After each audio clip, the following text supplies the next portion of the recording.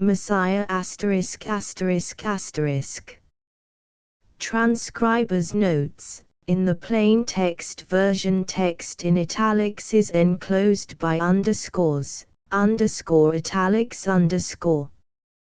A number of words in this book have both hyphenated and non-hyphenated variants. For the words with both variants present, the one more used has been kept. Obvious punctuation and other printing errors have been corrected. The modified book cover by the transcriber for this ebook is granted to the public domain. Messiah: The Novels of Gore Vidal, Willow War 1946 times In a Yellow Wood 1947 times The City and the Pillar 1948 times The Season of Comfort 1949 times A Search for the King 1950 times Dark Green, Bright Red 1950 times The Judgment of Paris 1952 times Messiah 1954. Messiah by Gore Vidal, E.P. Dutton and Co., Inc., New York 1954. Copyright 1954 by E.P. Dutton and Company, Incorporated. All rights reserved. Printed in the USA First edition. No part of this book may be reproduced in any form without permission in writing from the publisher, except by a reviewer who wishes to quote brief passages in connection with a review written for inclusion in magazine or newspaper or radio broadcast. Library of Congress Catalog Card Number 54 to 5053. For Tennessee Williams: I sometimes think the day will come when all the modern nations will adore a sort of American God, a God who will have been a man that lived on earth and about whom much will have been written in the popular press, and images of this God will be set up in the churches, not as the imagination of each painter may fancy him, not floating on a Veronica kerchief, but established, fixed once and for all by photography. Yes, I foresee a photographed God, wearing spectacles. On that day civilization will have reached its peak and there will be steam-propelled gondolas in Venice. November, 1861, The Goncourt Journals. Messiah 1: I envy those chroniclers who assert with reckless but sincere abandon, I was there. I saw it happen. It happened thus. Now I too, in every sense, was there, yet I cannot trust myself to identify with any accuracy the various events of my own life, no matter how vividly they may seem to survive in recollection, if only because we are all, I think, betrayed by those eyes of memory which are as mutable and particular as the ones with which we regard the material world, the vision altering, as it so often does, from near in youth to far in age. And that I am by a devious and unexpected route arrived at a great old age is to me a source of some complacency, even on those bleak occasions when I find myself attending inadvertently the body's dissolution, a process as imperceptible yet sure as one of those faint, persistent winds which shift the dunes of sand in that desert of dry Libya which burns, white and desolate, beyond the mountains I see from the window of my room, a window facing, aptly enough, the west where all the kings lie, buried in their pride. I am also conscious that I lack the passion for the business of familiar life which is the central preoccupation of our race while, worse still, I have never acquired the habit of judging the usual deeds of men, two inconvenient characteristics which render me uncertain whenever I attempt to recall the past, confounding me sadly with the knowledge that my recollections are, after all, tentative and private and only true in part. Then, finally, I have never found it easy to tell the truth, a temperamental infirmity due not so much to any wish or compulsion to distort reality that I might be reckoned virtuous but, rather, to a conception of the inconsequence of human activity which is ever in conflict with a profound love of those essential powers which result in human action, a paradox certainly, a dual vision which restrains me from easy judgments. I am tempted to affirm that historic truth is quite impossible, although I am willing to accept the philosophic notion that it may exist abstractly, perfect and remote in the imagination. A windy attic filled with lovely objects has always been my personal image of those absolutes Aristotle conceived with such mellifluous optimism, and I have always liked the conceits of philosophy, the more extravagant the better. I am especially devoted to Parmenides, who was so strenuously obsessed with the idea of totality that he was capable, finally, of declaring that nothing ever changed, that what has been must still exist if it is yet remembered and named, a metaphysical conception which will, I suspect, be of some use to me as I journey in memory back to that original crisis from which I have for so long traveled and to which, despite the peril, I must return.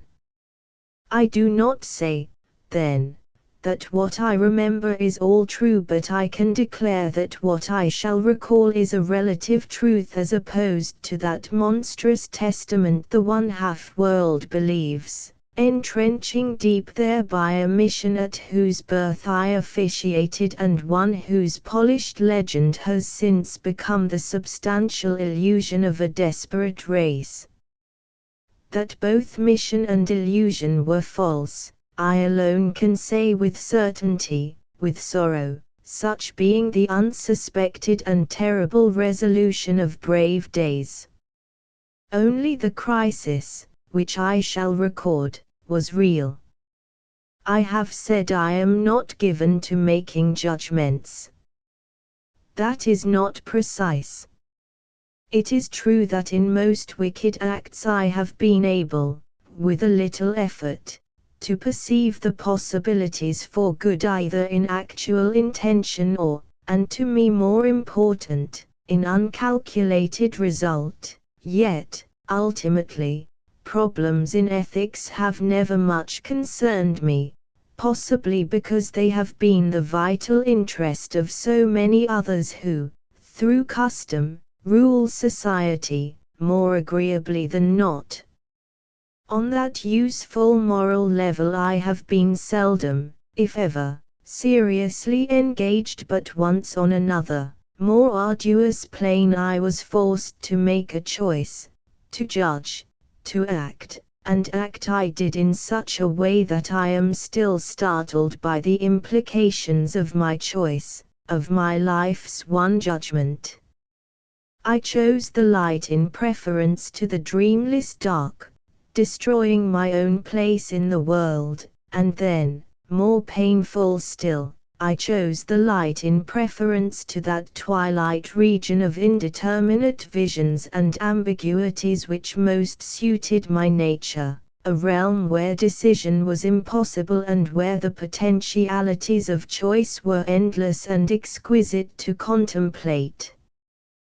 To desert these beloved ghosts and incalculable powers was the greater pain, but I have lived on, observing with ever-increasing intensity that blazing disk of fire which is the symbol as well as material source of the reality I have accepted entirely, despite the sure dominion in eternity of the dark other.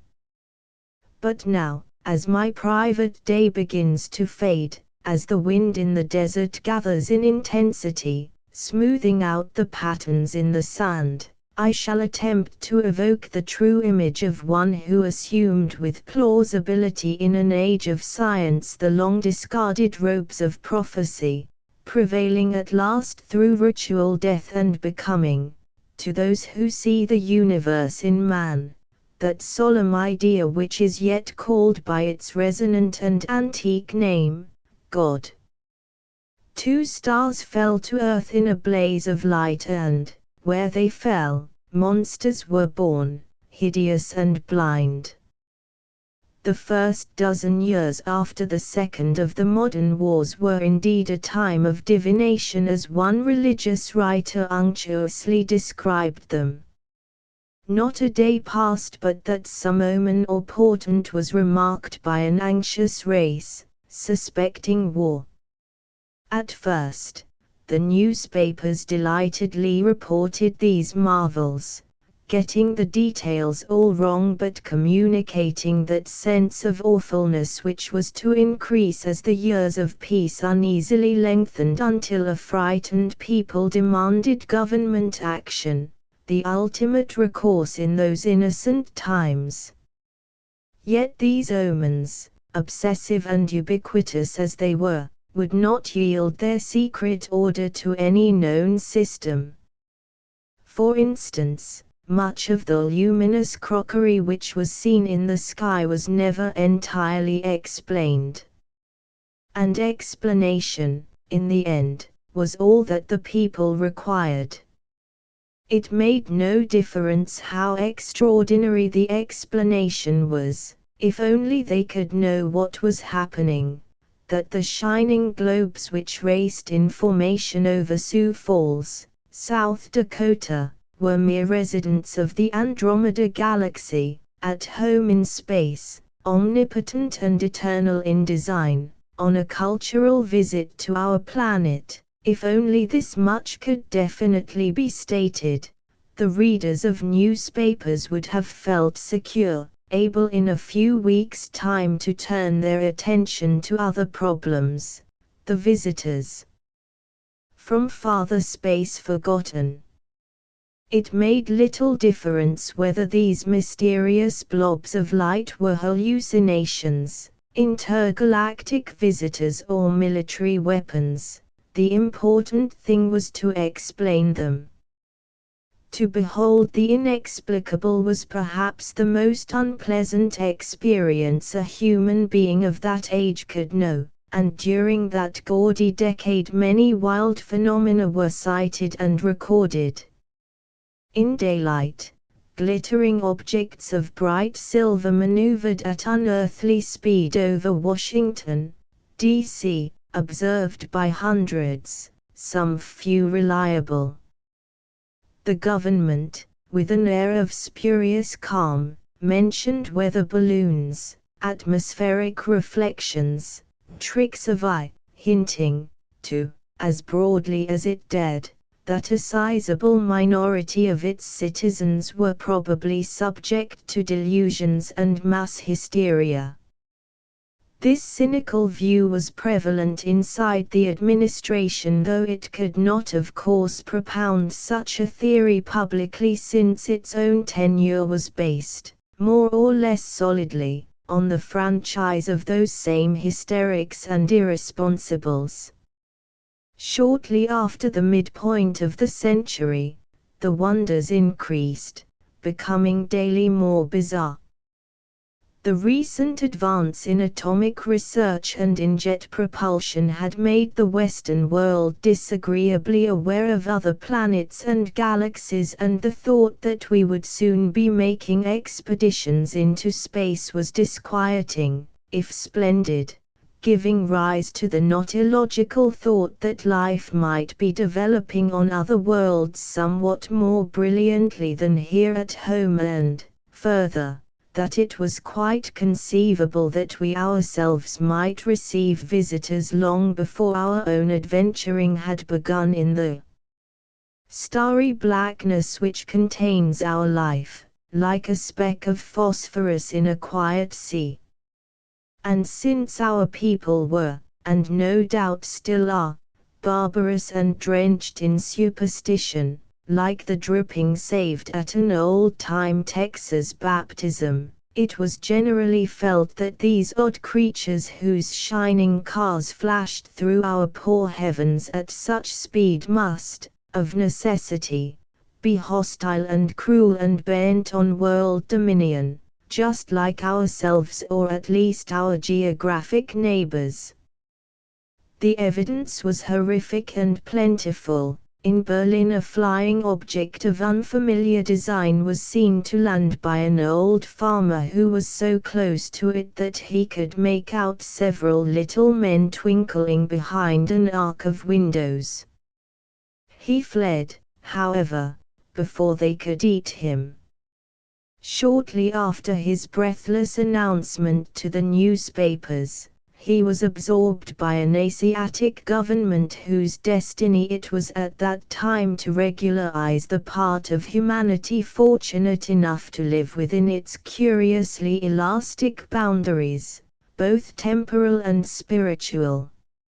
In West Virginia, a creature 10 feet tall, green with a red face and exuding a ghastly odor, was seen to stagger out of a luminous globe, temporarily grounded. He was observed by a woman and 4 boys, all of unquestionable probity. They fled before he could eat them. Later, in the company of sheriff and well-armed posse, they returned to the scene of horror only to find both monster and conveyance gone, but even the skeptical sheriff and his men could detect, quite plainly, an unfamiliar odor, sharp and sickening among the clean pines. This particular story was unique because it was the first to describe a visitor as being larger instead of smaller than a man. A significant proof of the growing anxiety. We could handle even the cleverest little creature, but something huge, and green, with an awful odor, it was too much. I myself, late one night in July of the mid-century, saw quite plainly from the eastern bank of the Hudson River where I lived, 2 red globes flickering in a cloudless sky. As I watched, one moved to a higher point at a 45-degree angle above the original plane which had contained them both.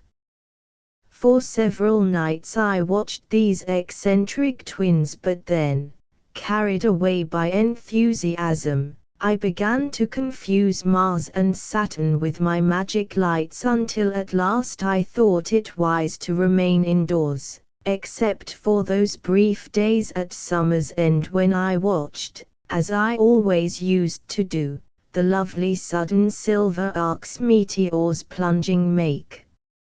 In later years, I learned that, concurrently with the celestial marvels, farm communities were reporting an unusual number of calves born 2-headed, chickens hatched 3-legged, and lambs born with human faces.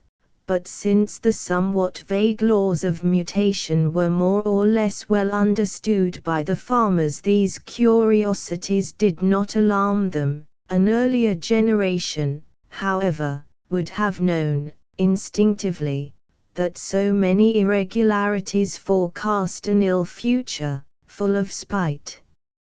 Eventually, all was satisfactorily explained or, quite as good, forgotten. Yet the real significance of these portents was not so much in the fact of their mysterious reality as in the profound effect they had upon a people who, despite their emphatic materialism, were as easily shattered by the unexpected as their ancestors who had, on other occasions, beheld eagles circling Capitoline Hill, observed the sky grow leaden on Golgotha, shivered in loud storms when the rain was red as blood and the wind full of toads, while in our own century, attended by a statesman Pope, the sun did a dance over Portugal.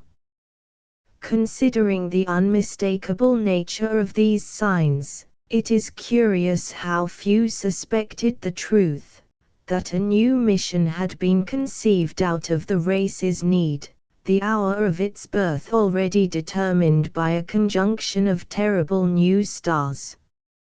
It is true of course that the established churches duly noted these spectacular happenings and, rather slyly, used them to enhance that abstract power from which their own mystical but vigorous authority was descended.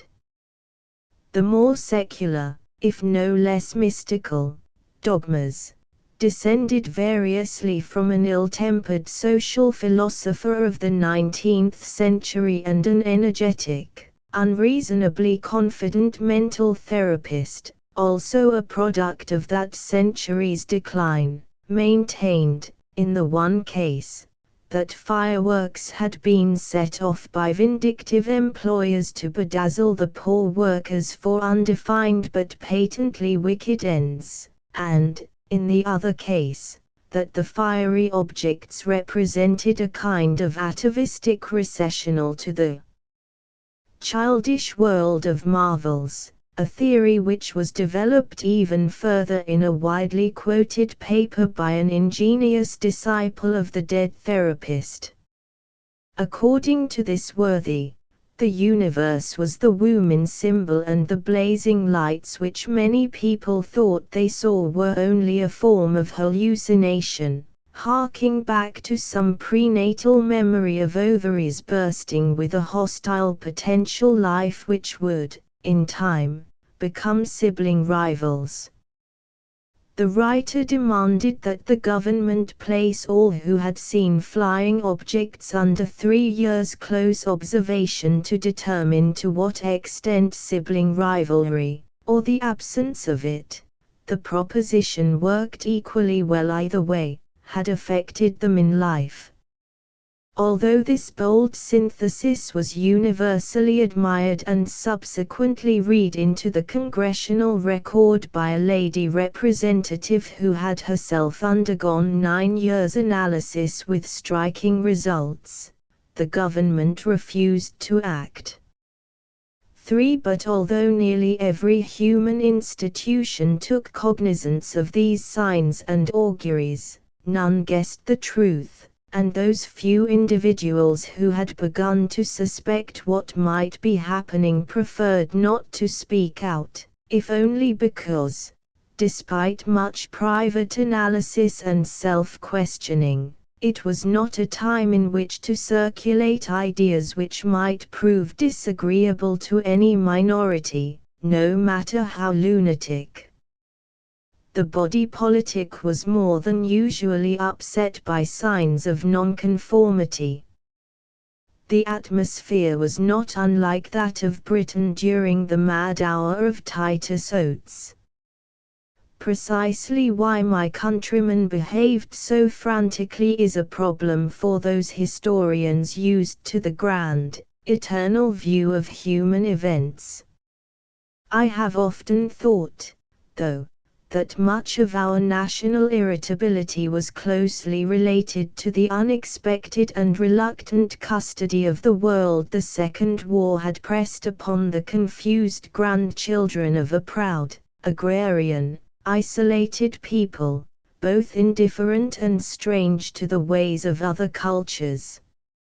More to the point, however, was the attitude of our intellectuals who constituted at this time a small, militantly undistinguished minority, directly descended in spirit if not in fact from that rhetorical 18th-century Swiss whose romantic and mystical love for humanity was magically achieved through a somewhat obsessive preoccupation with himself. His passion for self-analysis flourished in our mid-century, at least among the articulate few who were capable of analysis and who, in time, like their great ancestor, chose the ear of the world for their confessional. Men of letters lugubriously described their own deviations, usually apolitical or sexual, seldom aesthetic, while painters worked devotedly at depicting unique inner worlds which were not accessible to others except in a state of purest empathy hardly to be achieved without a little fakery in a selfish world.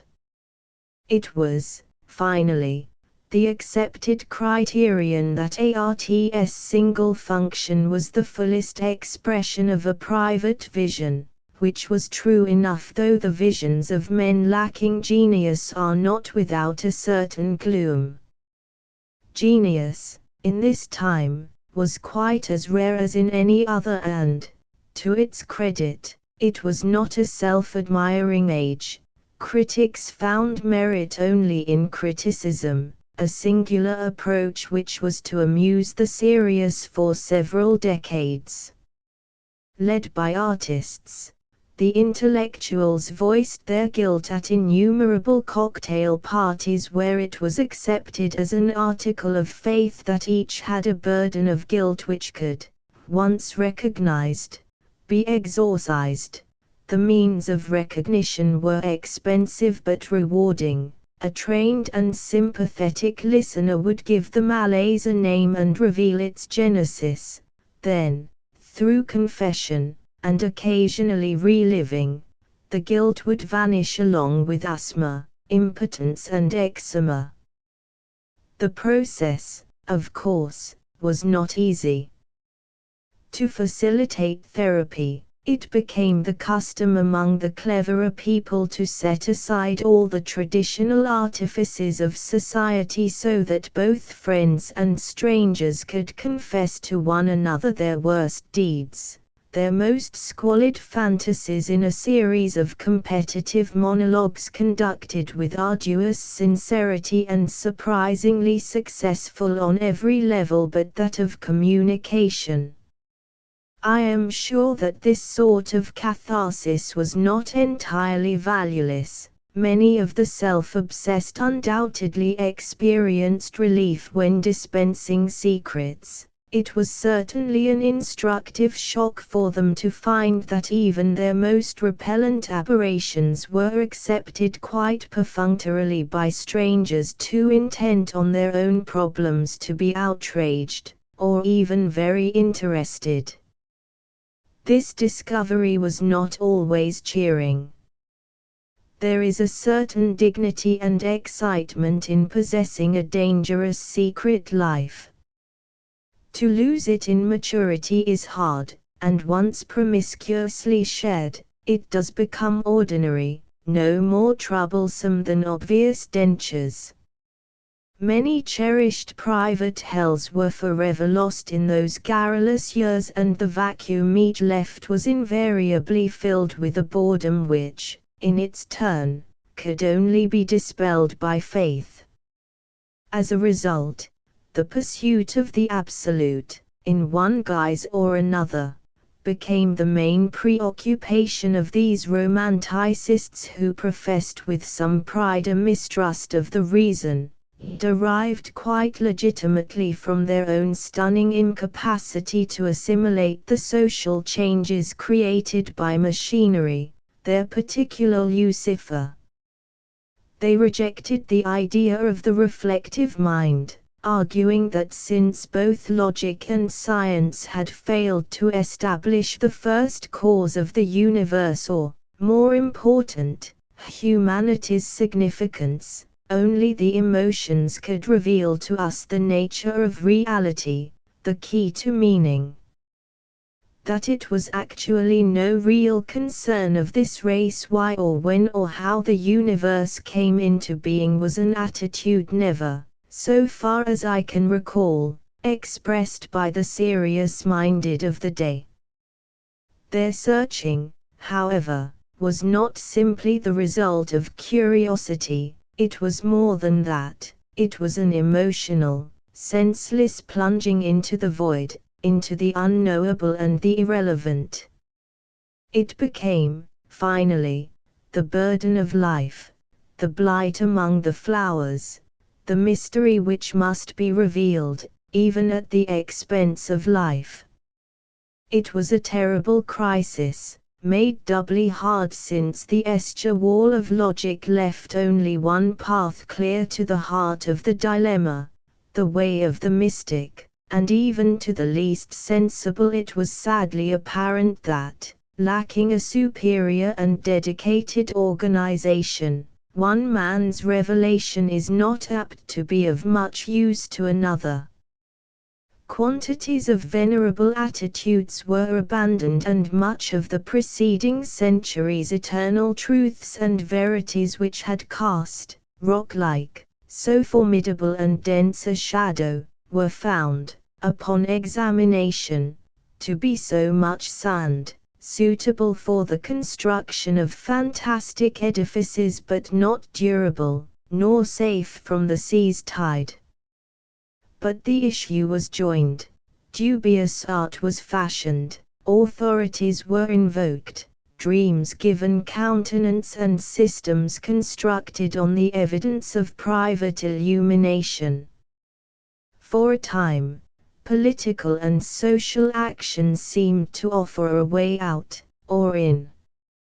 Foreign civil wars, foreign social experiments were served with a ferocity difficult to comprehend, but later, when the wars and experiments went wrong, revealing, after such high hopes, the perennial human inability to order society, a disillusion resulted, bitterly resolved in numerous cases by the assumption of some mystical dogma, preferably one so quaintly rich with history, so sweeping and unreasonable in its claims as to be thoroughly acceptable to the saddened romanticist who wanted, above all else, to feel, to know without reasoning. So in these portentous times, only the scientists were content as they constructed ever more fabulous machines with which to split the invisible kernels of life, while the anti-scientifics leaped nervously from one absolute to another, now rushing to the old for grace, now to the new for salvation, no two of them really agreeing on anything except the need for agreement, for the last knowledge, and that, finally, was the prevailing note of the age, since reason had been declared insufficient. Only a mystic could provide the answer, only he could mark the boundaries of life with a final authority, inscrutably revealed. It was so perfectly clear. All that was lacking was the man. The garden was at its best that first week in the month of June. The ponies were more opulent than usual, and I walked slowly through the green light on the terrace above the white river, enjoying the heavy odor of ponies and of new roses rambling in hedges. The Hudson was calm, no ripple revealed that slow tide which even here, miles to the north of the sea, rises brackishly at the moon's disposition. Across the river the Catskills, water blue, emerged sharply from the summer's green, as though the earth in one vivid thrust had attempted sky, fusing the two elements into yet another, richer blue, but the sky was only framed, not really touched, and the blue of hills was darker than the pale sky with its protean clouds all shaped by wind, like the stuff of auguries and human dreaming. The sky that day was like an idiot's mind, wild with odd clouds, but lovely too, guileless, natural, elusive. I did not want to go into lunch, although there was no choice in the matter. I had arrived at 1 o'clock, I was expected at 1:30. Meanwhile, avoiding the house until the last possible moment, I had taken a neighbor's privilege of strolling alone about the garden. The house behind me was gray and austere, granitic, more English than Hudson Valley. The grounds swept softly down toward the river nearly a mile away. A vista had been cleared from the central terrace, a little like the one at Versailles but more rustic, less royal. Dark green trees covered the hills to left and right of the sweep of lawn and meadow. No other house could be seen. Even the railroad between the terrace and the water was invisible, hidden by a bluff, only its sound and an occasional blur of smoke upon the blue marked that machine's essential passage. I breathed the air of early summer gladly, voluptuously.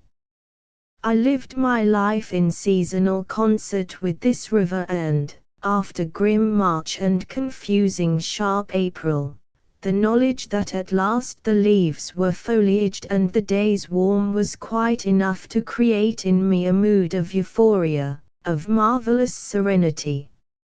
I contemplated love affairs. I prepared to meet strangers. The summer and I would celebrate our triumph soon, but, until the proper moment, I was a spectator. The summer love as yet unknown to me, the last dark blooming of ponies amid the wreckage of white lilacs still some weeks away, held in the future with my love. I could only anticipate. I savored my disengagement in this garden. But then it was time to go in and I turned my back resolutely on the river and ascended the white stone steps to the brick terrace which fronted the house on the riverside, pausing only to break the stem of a white and pink peony, regretting immediately what I had done. Brutally, I had wished to possess the summer, to fix the instant, to bear with me into the house a fragment of the day.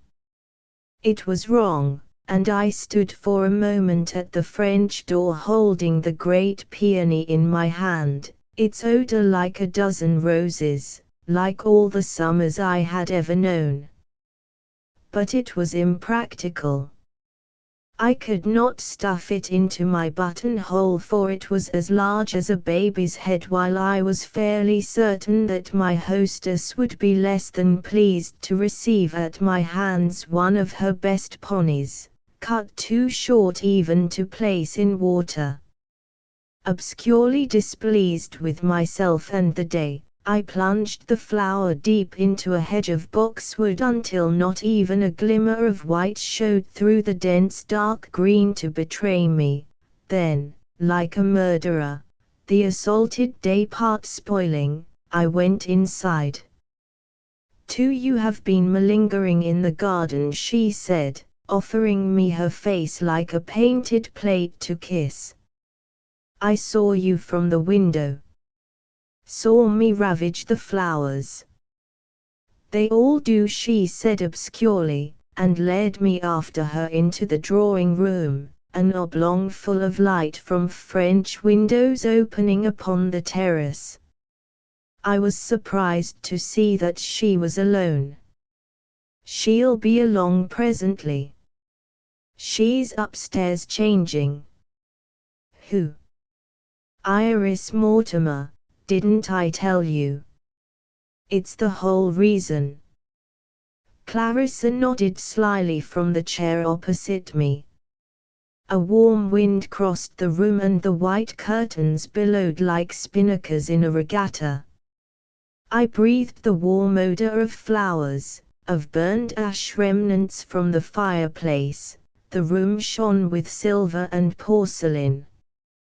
Clarissa was rich despite the wars and crises that had marked our days, leaving the usual scars upon us, like trees whose cross-sections bear a familial resemblance of concentric rings, recalling in detail the weather of past years, at least those few rings we shared in common, or Clarissa, by her own admission, was 2,200 years old with an uncommonly good memory. None of us had ever questioned her too closely about her past. There is no reason to suspect, however, that she was insincere. Since she felt she had lived that great length of time, and since her recollections were remarkably interesting and plausible, she was much in demand as a conversationalist and advisor, especially useful in those plots which require great shrewdness and daring. It was perfectly apparent that she was involved in some such plot at the moment. I looked at her thoughtfully before I casually rose to take the bait of mystery she had trailed so perfunctorily before me. She knew her man. She knew I would not be difficult in the early stages of any adventure. Whole reason. I repeated. I can say no more, said Clarissa with a melodramatic emphasis which my deliberately casual tone did not entirely justify. You'll love Iris, though. I wondered whether loving Iris, or pretending to love Iris, was to be the summer's game. But before I could inquire further, Clarissa, secure in her mystery, asked me idly about my work and, as idly, I answered her, the exchange perfunctory yet easy, for we were used to one another. I am tracking him down, I said. There is so little to go on, but what there is quite fascinating, especially Ammianus. Fairly reliable, as military men go, said Clarissa, suddenly emerging from her polite indifference. Any reference to the past she had known always interested her, only the present seemed to bore her, at least that ordinary unusable present which did not contain promising material for one of her elaborate human games. Did you know him? I never accepted, literally, Clarissa's unique age. 2,000 years is an unlikely span of life even for a woman of her sturdy unimaginativeness, yet there was no ignoring the fact that she seemed to have lived that long, and that her references to obscure episodes, where ascertainable, were nearly always right and, more convincing still, where they differed from history's records, differed on the side of plausibility, the work of a memory or a mind completely unsuperstitious and unenthusiastic. She was literal, she was, accepting always her central fantasy, matter of fact. To her the death or Caesar was the logical outcome of a system of taxation which has not been preserved for us except in quaintly obscure references, while the virtue of the Roman Republic and the ambitions of celebrated politicians, she set aside as being of only minor importance. Currency and taxation were her forte, and she managed to reduce all the martial splendor of ancient days to an economic level. She had one other obsession, however, and my reference to Ammianus reminded her of it. The Christians, she exclaimed significantly, then she paused. I waited. Her conversation at times resembled chapter headings chosen haphazardly from an assortment of Victorial novels. They hated him. Ammianus. No, your man Julian. It is the Emperor Julian you are writing about. Reading about. Ah, you will write about him, she said with an abstracted Python stare which suggested that I was indefatigable in my eccentric purpose, which, for some years, had been the study of history in a minor key. Of course they hated him. As well they should have, that's the whole point to my work. Unreliable, the lot of them. There is no decent history from the time they came to Rome up until that fat little Englishman, you know, the one who lived in Switzerland, with rather staring eyes. Gibbon. Yes, that one. Of course he got all the facts wrong, poor man, but at least he tried. The facts of course were all gone by then. They saw to that, burning things, rewriting things, not that I really ever read them. You know how I am about reading, I prefer a mystery novel any day. But at least Gibbon got the tone right. Yet, of course Julian was something of a prig, you know. He posed continually and he wasn't, what do they call him now? An apostate. He never renounced Christianity. He what? Clarissa in her queer way took pleasure in rearranging all accepted information. I shall never know whether she did it deliberately to mystify or whether her versions were, in fact, the forgotten reality. He was a perfectly good Christian or fond despite his peculiar diet. He was a vegetarian for some years but wouldn't eat beans, as I recall, because he thought they contained the souls of the dead, an old Orphic notion. Which is hardly Christian. Isn't that part of it? No. Well, in any case the first proclamation of Paris was intended, but I was never to hear Julian's intent, for Iris was in the doorway, slender, dressed in white, her hair dark and drawn back in a classical line from her calm face. She was handsome and not at all what I had expected, but then Clarissa had, as usual, not given me much lead. Iris Mortimer was my own age, I guessed, about 30, and although hardly a beauty she moved with such ease, spoke with such softness, created such an air of serenity that one gave her perhaps more credit for the possession of beauty than an American devoted to regular features ought, in all accuracy, to have done. The impression was one of lightness, of this month of June in fact.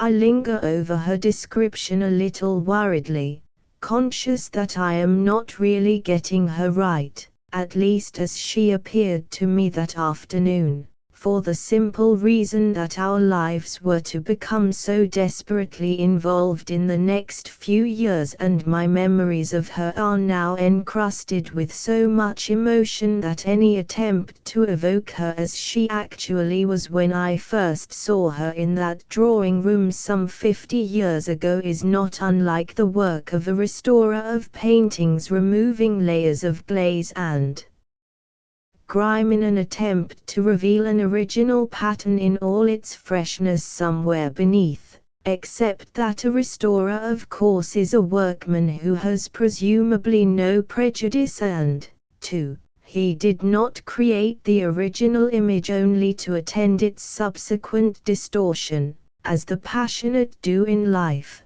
for the Iris of that day was, I suppose, no less and no more than what she was to become. It was merely that I could not suspect the bizarre course our future was to take. I had no premonition of our mythic roles, though the temptation is almost overpowering to assert, darkly, that even on the occasion of our first meeting I knew. The truth is that we met, we became friends. We lunched amiably and the future cast not one shadow across the mahogany table around which we sat, listening to Clarissa and eating fresh shad caught in the river that morning. Eugene here is interested in Julian, said our hostess, lifting a spring asparagus to her mouth with her fingers. Julian who? The Emperor of Rome.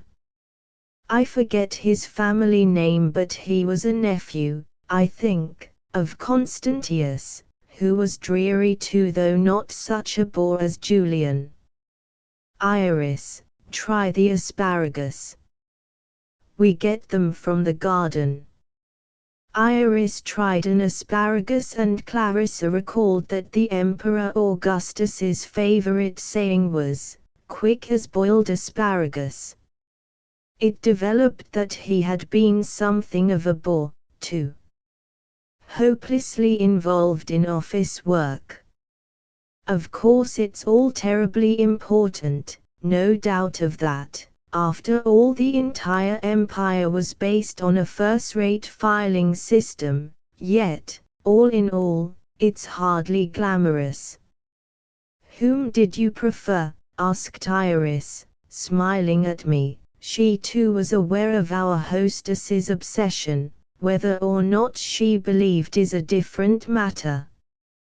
I assumed not, yet the assumption of truth is perhaps, for human purposes, the same as truth itself, at least to the obsessed. "None of the obvious ones," said Clarissa, squinting nearsightedly at the window through which a pair of yellow-spangled birds were mating on the wing like eccentric comets against the green of box. "But of course, I didn't know everyone, darling. Only a few. Not all of them were accessible. Some never dined out. Some that did go out were impossible, and then of course I traveled a good deal. I loved Alexandria and wintered there for over 200 years, missing a great deal of the unpleasantness at Rome, the instability of those tiresome generals, although Vitellius was great fun, at least as a young man. I never saw him when he was emperor that time, for 5 minutes wasn't it? Died of greed. Such an appetite.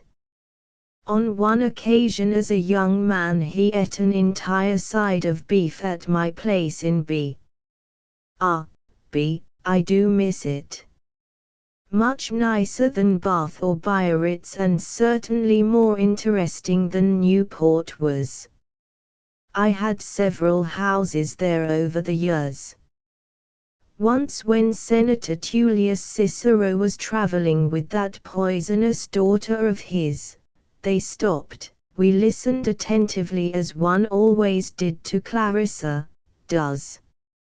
I wonder if she is still alive. If she is, then perhaps the miracle has indeed taken place and one human being has finally avoided the usual fate. It is an amiable miracle to contemplate. Lunch ended without any signs of that revelation which Clarissa had led me to expect. Nothing was said which seemed to possess even a secret significance. Wondering idly whether or not Clarissa might, after all, be entirely mad, I followed the two women back into the drawing room where we had our coffee in a warm mood of satiety made only faintly disagreeable for me by that mild nausea which I always used to experience when I drank too much wine at lunch. Now of course I never see wine, only the Arabs' mint tea and their Sunday bitter coffee, which I have come to like. A warm breeze fluttered the curtains. The noise of insects responding to the sun's increasing heat droned all upon the same note, dry and insistent, a bass to the coloratura of birds, while the scent of flowers filled the airy room and I detected lilies as well as ponies, their odor almost too sweet, quite drowning the more delicate rose, the pale Hudson lilac. Clarissa reminisced idly. She possessed a passion for minor detail which was often a good deal more interesting than her usual talks on currency devaluation. Neither Iris nor I spoke much, It was as if we were both awaiting some word from Clarissa which would throw into immediate relief this luncheon, this day, this meeting of strangers. But Clarissa only gossiped on. At last, when I was beginning to go over in my mind the various formulae which make departure easy, our hostess, as though aware that she had drawn out too long the overture, said abruptly, "Eugene, show Iris the garden. She has never seen it before." And then, heartily firing fragments of sentences at us as though in explanation of this move of hers, she left the room, indicating that the rest was up to us. Puzzled, we both went on to the terrace and into the yellow afternoon. We walked slowly down the steps towards the rose arbors, a long series of trellis arches forming a tunnel of green, bright with new flowers and ending in a cement fountain of ugly tile with a bench beside it, shaded by elms. We got to facts. By the time we had burrowed through the roses to the bench, we had exchanged those basic bits of information which usually make the rest fall, often incorrectly, into some pattern, a foundation for those various architectures people together are pleased to build to celebrate friendship or enmity or love or, on very special occasions, in the case of a grand affair, one of those fine palaces with rooms for all three, and much else besides. Iris was from the Middle West, from a rich suburb of Detroit. This interested me in many ways, for there still existed in those days a real disaffection between East and Midwest and Far West which is hard to conceive nowadays in that grey homogeneity which currently passes for a civilized nation. I was an Easterner, a New Yorker from the valley with Southern roots, and I felt instinctively that the Outlanders were perhaps not entirely civilized.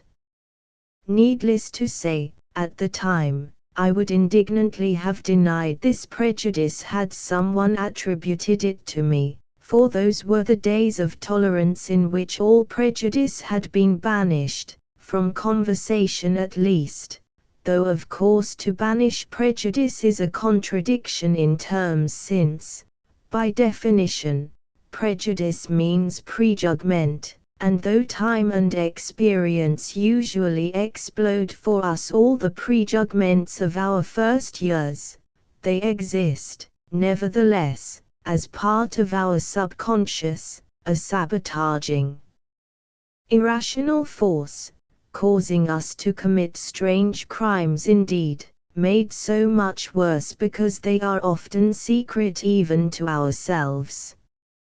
I was, then, prejudiced against the Midwesterner, against the Californians too. I felt that the former especially was curiously hostile to freedom, to the interplay of that rational Western culture which I had so lovingly embraced in my boyhood and grown up with, always conscious of my citizenship in the world, of my role as a humble but appreciative voice in the long conversation. I resented the automobile manufacturers who thought only of manufacturing objects, who distrusted ideas, who feared the fine with the primitive intensity of implacable ignorance. Could this cool girl be from Detroit? From that same rich suburb which had provided me with a number of handsome vital classmates at school.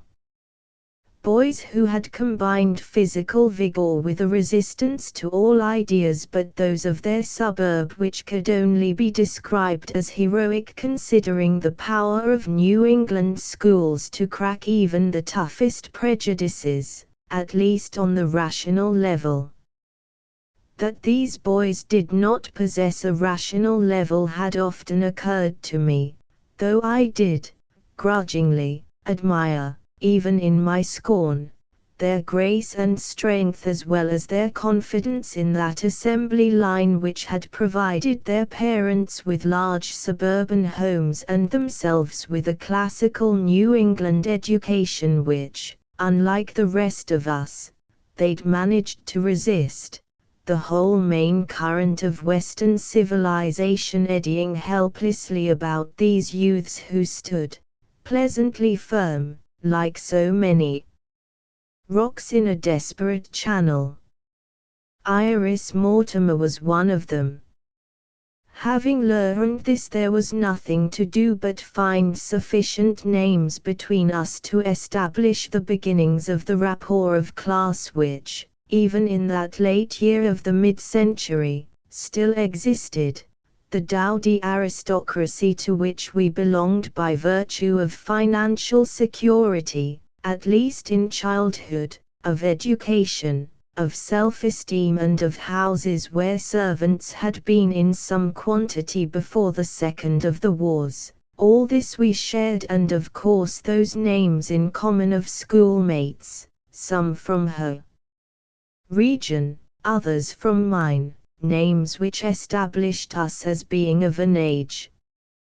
We avoided for some time any comment upon the names, withholding our true selves during the period of identification. I discovered too that she, like me, had remained unmarried, an exceptional state of affairs, for all the names we had mentioned represented two people now instead of one.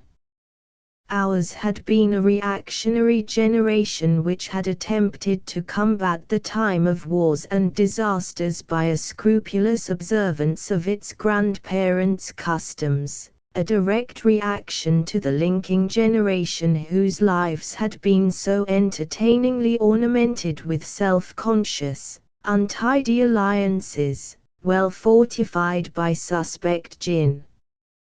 The result was no doubt classic, but, at the same time, it was a little shocking. Their children were decorous, subdued, they married early, conceived glumly, surrendered to the will of their own children in the interests of enlightened psychology, their lives enriched by the best gin in the better suburbs, safe among their own kind. Yet, miraculously, I had escaped, and so apparently had Iris. Both, simultaneously, were aware of this, that sort of swift, unstated communication which briefly makes human relationships seem more potential, more meaningful than actually they are. It is the promise perhaps of a perfect harmony never to be achieved in life's estate. You live here alone.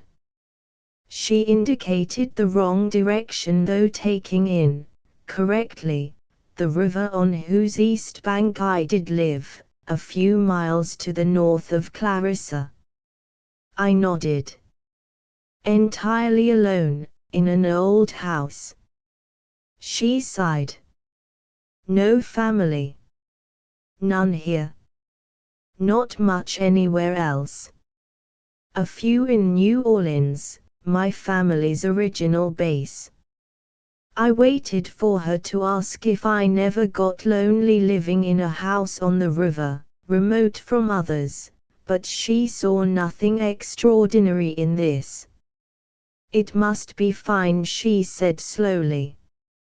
She broke a leaf off a flowering bush whose branch, heavy with blooming, quivered above our heads as we sat on the garden bench and watched the dim flash of goldfish in the muddy waters of the pond.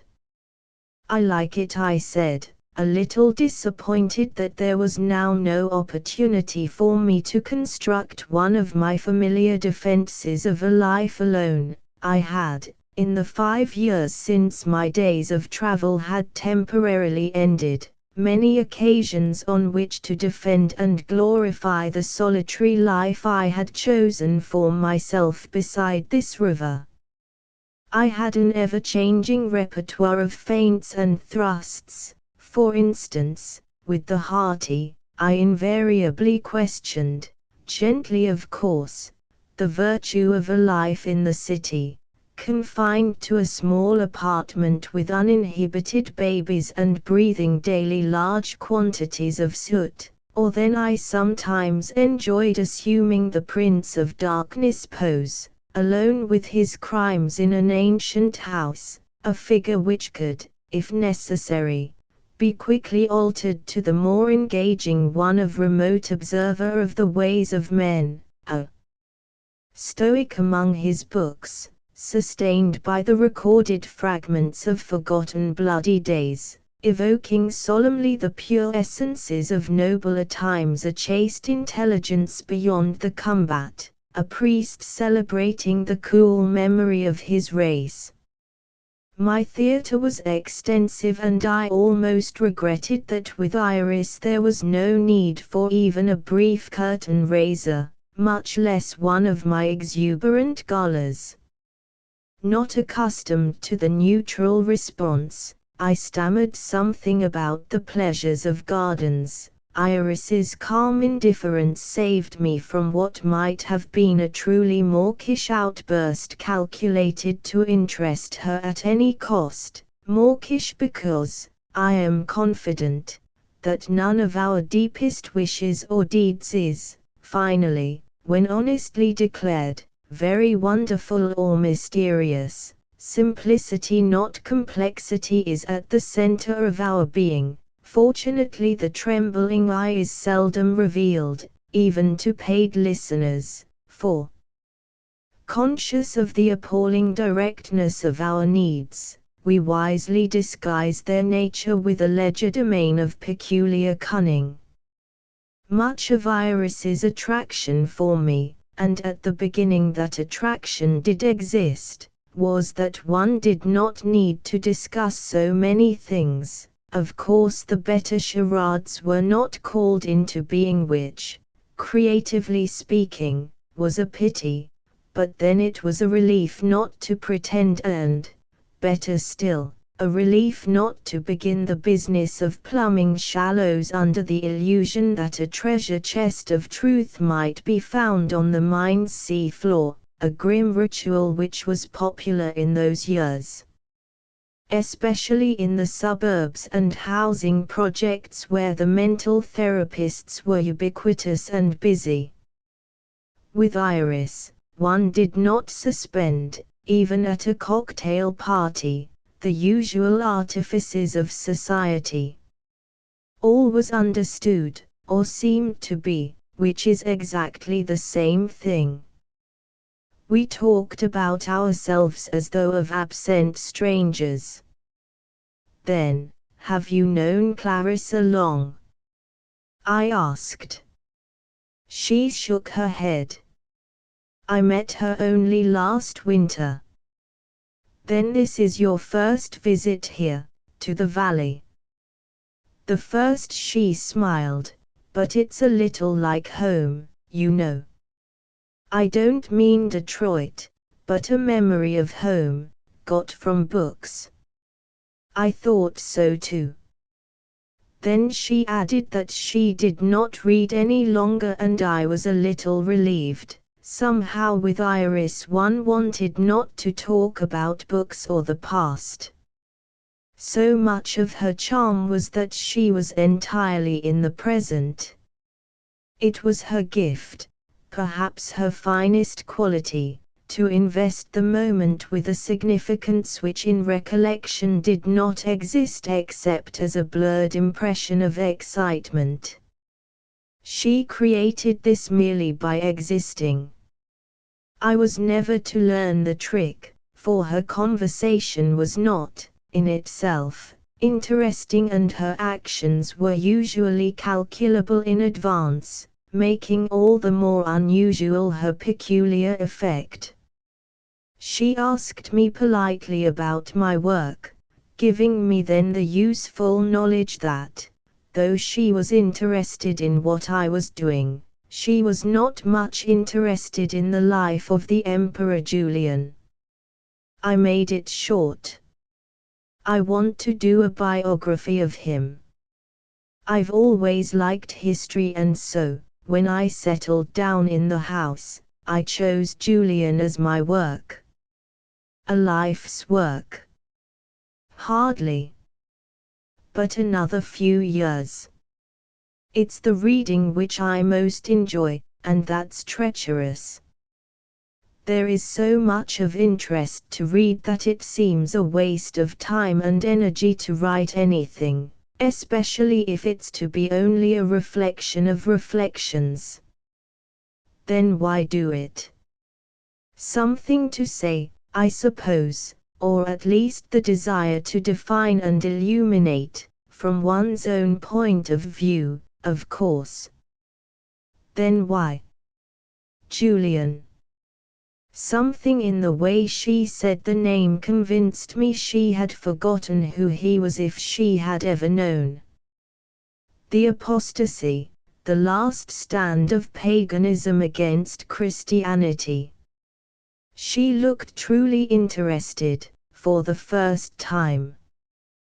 They killed him, didn't they? No, he died in battle. Had he lived longer, he might at least have kept the empire divided between the old gods and the new Messiah. Unfortunately, his early death was their death, the end of the gods. Except they returned as saints. Yes, a few found a place in Christianity, assuming new names. Mother of God, she murmured thoughtfully. An unchristian concept, one would have thought, I added, though the beautiful illogic had been explained to me again and again by Catholics, how God could and could not at the same time possess a mother, that gleaming Queen of Heaven, entirely regnant in those days. I have often thought about these things, she said, diffidently. I'm afraid I'm not much of a student, but it fascinates me. I've been out in California for the past few years, working. I was on a fashion magazine. The note was exactly right. She knew precisely what that word meant, and she was neither apologetic nor pleased. We both resisted the impulse to begin the names again, threading our way through the maze of fashion, through that frantic world of the peripheral arts. You kept away from Vedanta. A group of transplanted English writers at this time had taken to Oriental mysticism with great eagerness, an atonement no doubt for their careers as movie writers. Swamis and temples abounded among the billboards and orange trees, but since it was the way for some, it was, for those few at least, honorable. I came close. She laughed. But there was too much to read, and even then I always felt that it didn't work for us, for Americans, I mean. It's probably quite logical and familiar to Asiatics, but we come from a different line, with a different history, their responses aren't ours. But I did feel it was possible for others, which is a great deal. Because so much is really not possible. Exactly. But then I know very little about these things. She was direct, no implication that what she did not know either did not exist or was not worth the knowing, the traditional response in the fashionable world. Are you working now? She shook her head. No, I gave it up. The magazine sent somebody to take my place out there. I didn't have the personality they wanted, and so I came on to New York, where I've never really been, except for weekends from school. The magazine had some idea that I might work into the New York office, but I was through. I have worked. And had enough. for that sort of thing, yes. So I've gone out a lot in New York, met many people, thought a little. She twisted the leaf that she still held in her fingers, her eyes vague as though focused on the leaf's faint shadow which fell in depth upon her dress, part upon her dress and more on a tree's branch ending finally in a tiny fragment of shadow on the ground, like the bottom step of a frail staircase of air. And here you are, at Clarissa's. What an extraordinary woman she is. The eyes were turned upon me, hazel eyes, very clear, the whites luminous with youth. She collects people, but not according to any of the usual criteria. She makes them all fit, somehow, but what it is they fit, what design, no one knows. I don't know, that is. I suppose I was collected. Though it might have been the other way around, since I am sure she interests me more than I do her. There is no way of telling. Anyway, I'm pleased she asked me here. We talked of Clarissa with some interest, getting nowhere. Clarissa was truly enigmatic. She had lived for 20 years on the Hudson. She was not married, but it was thought she had been. She entertained with great skill. She was in demand in New York and also in Europe where she often traveled. But no one knew anything of her origin or of the source of her wealth and, oddly enough, although everyone observed her remarkable edé-fixe, no one ever discussed it, as though in tactful obedience to some obscure sense of form. In the half-dozen years that I had known her, not once had I discussed with anyone her eccentricity.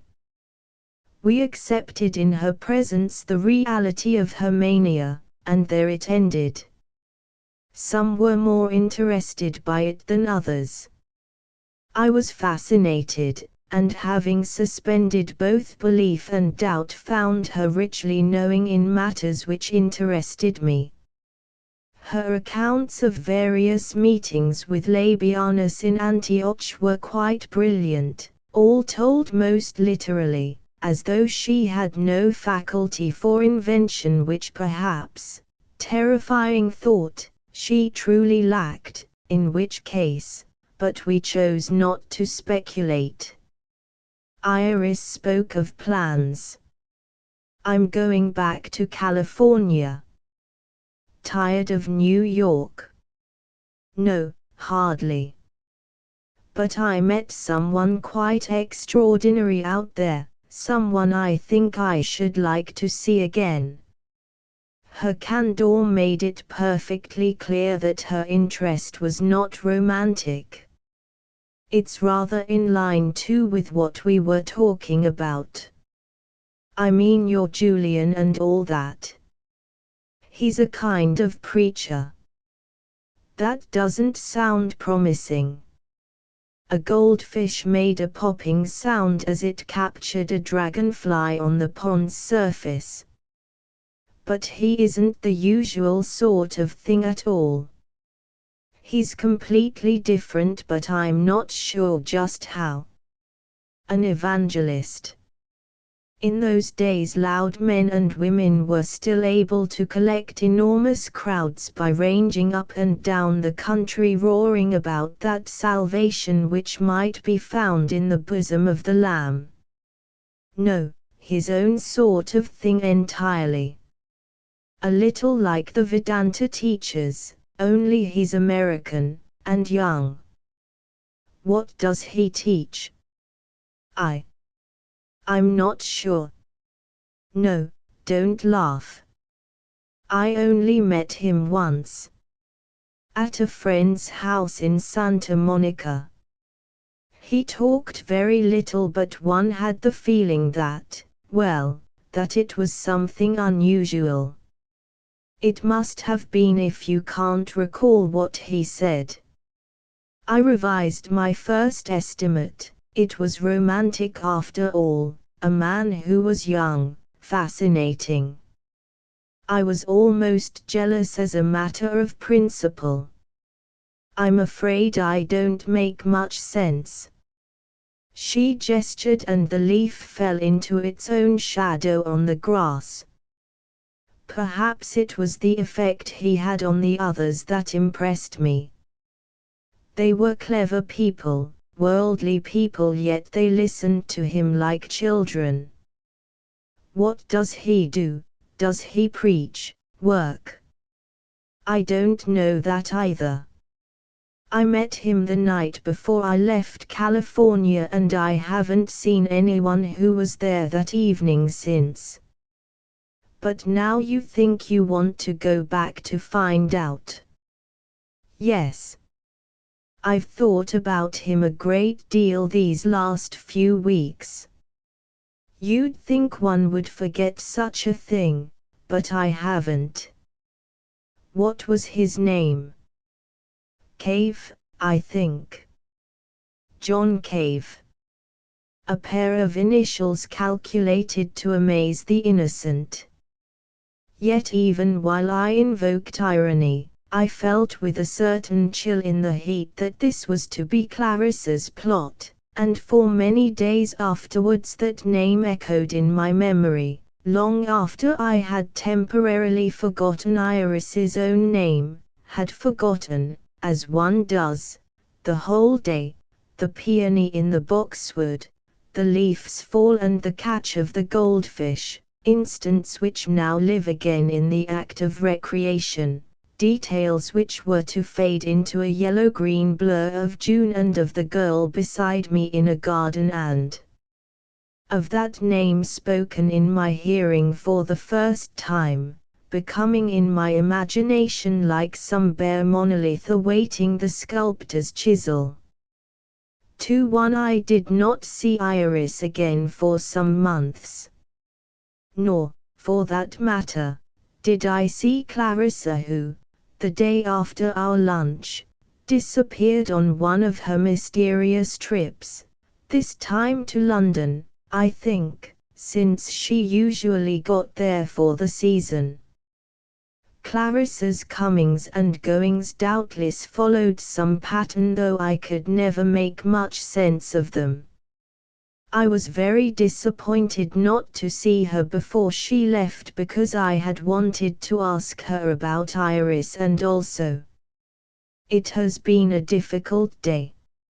Shortly after I wrote the lines above, this morning, I heard the sound of an American voice on the street side of the hotel, the first American voice I've heard in some years, for, excepting me, none has been allowed in Upper Egypt for 20 years. The division of the world has been quite thorough, religiously and politically, and had not some official long ago guessed my identity, it is doubtful that I should have been granted asylum even in this remote region. I tried to continue with my writing, but it was impossible. I could recall nothing. My attention would not focus on the past, on those wraiths which have lately begun to assume again such startling reality as I go about the work of memory, but the past was lost to me this morning. The doors shut and I was marooned in the meager present. Who was this American who had come to Luxor? And why? For a moment the serenity which I have so long practiced failed me and I feared for my life. The long-awaited assassins had finally come. But then that animal within who undoes us all with his fierce will to live, grew quiet, accepting again the discipline I have so long maintained over him. His obedience due less perhaps to my strong will than to his fatigue, for he is no longer given to those rages and terrors and exaltations which once dominated me as the moon does the tide. his defeat being my old age's single victory, and a bitter one. I took the pages that I had written and hid them in a wide crack in the marble-topped Victorian washstand. I then put on a tie and linen jacket and, cane in hand, my most bemused and guileless expression upon my face, I left the room and walked down the tall dim corridor to the lobby, limping perhaps a little more than was necessary, exaggerating my quiet genuine ability to suggest, if possible, an even greater helplessness. If they had come at last to kill me, I thought it best to go to them while I still held in check the creature terror. As I approached the lobby, I recalled Cicero's death and took courage from his example. He too had been old and tired, too exasperated at the last even to flee. My assassin, if such he is and I still do not know, looks perfectly harmless, a red-faced American in a white suit crumpled from heat and travel. In atrocious Arabic he was addressing the manager who, though he speaks no English, is competent in French, is accustomed to speaking French to Occidentals. My compatriot, however, was obstinate and smothered with a loud voice the polite European cadences of the manager. I moved slowly to the desk, tapping emphatically with my cane on the tile floor. Both turned. It was the moment which I have so long dreaded. The eyes of an American were turned upon me once again. Would he know? Does he know? I felt all the blood leave my head. With a great effort, I remained on my feet, steadying my voice, which has nowadays a tendency to quaver even when I am at ease. I said to the American, in our own language, the language I had not once spoken in nearly 20 years, "Can I be of assistance, sir?" The words sounded strange on my lips and I was aware that I had given them an ornateness which was quite unlike my usual speech. His look of surprise was, I think, perfectly genuine. I felt a cowardly relief. Not yet, not yet. Oh, the American stared at me stupidly for a moment. His face is able to suggest a marvelous range of incomprehension, as I have since discovered. My name is Richard Hudson, I said, pronouncing carefully the name by which I am known in Egypt, the name with which I have lived so long that it sometimes seems as if all my life before was only a dream, a fantasy of a time which never was except in reveries. In those curious waking dreams which I often have these days when I am tired, at sundown usually, when my mind often loses all control over itself and the memory grows confused with imaginings, and I behold worlds and splendors which I have never known yet, which are vivid enough to haunt me even in the lucid mornings. I am dying, of course, and my brain is only letting up, releasing its images with a royal abandon, confusing everything like those surrealist works of art which had some vogue in my youth. Oh, said the American again, and then, having accepted my reality, he pushed a fat red hand toward me. The name is Butler, Bill Butler. Glad to meet you. Didn't expect to find another white, didn't expect to meet up with an American in these parts. I shook the hand. Let me help you, I said, letting go the hand quickly. The manager speaks no English. I've been studying Arabic, said Butler with a certain sullenness. Just finished a year's course at Ottawa Centre for this job. They don't speak it here like we studied it. It takes time, I said soothingly. You'll catch the tone. Oh, I'm sure of that. Tell them I got a reservation. Butler mopped his full glistening cheeks with a handkerchief. You have a reservation for William Butler? I asked the manager in French. He shook his head, looking at the register in front of him. Is he an American? He looked surprised when I said that he was. But it didn't sound like English. He was trying to speak Arabic. The manager sighed. Would you ask him to show me his passport and authorizations? I communicated this to Butler, who pulled a bulky envelope from his pocket and handed it to the manager. As well as I could, without appearing inquisitive, I looked at the papers. I could tell nothing. The passport was evidently in order. The numerous authorizations from the Egyptian government in the Pan-Arabic League, however, seemed to interest the manager intensely. Perhaps, I began, but he was already telephoning the police. Though I speak Arabic with difficulty, I can understand it easily. The manager was inquiring at length about Mr. Butler and about his status in Egypt. The police chief evidently knew all about him and the conversation was short. Would you ask him to sign the register? The manager's expression was puzzled. I wondered what on earth it was all about.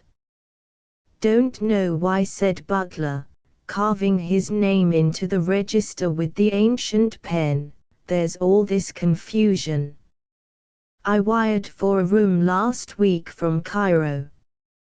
Communications have not been perfected in the Arab countries, I said. Fortunately for me, I thought to myself. When he had done registering, a boy came and took his bags and the key to his room.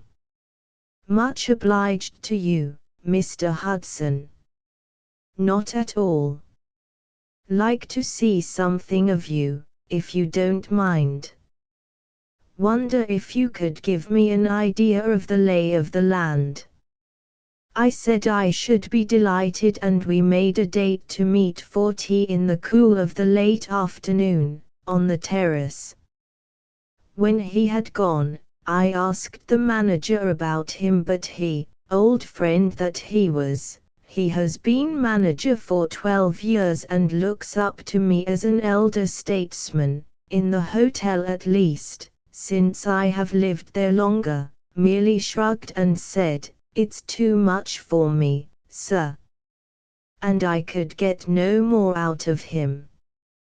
The terrace was nearly cool when we met at 6 o'clock, at the hour when the Egyptian sun has just lost its unbearable gold, falling, a scarlet disk, into the white stone hills across the dull river which, at this season, winds narrowly among the mud flats, a third of its usual size, diminished by heat.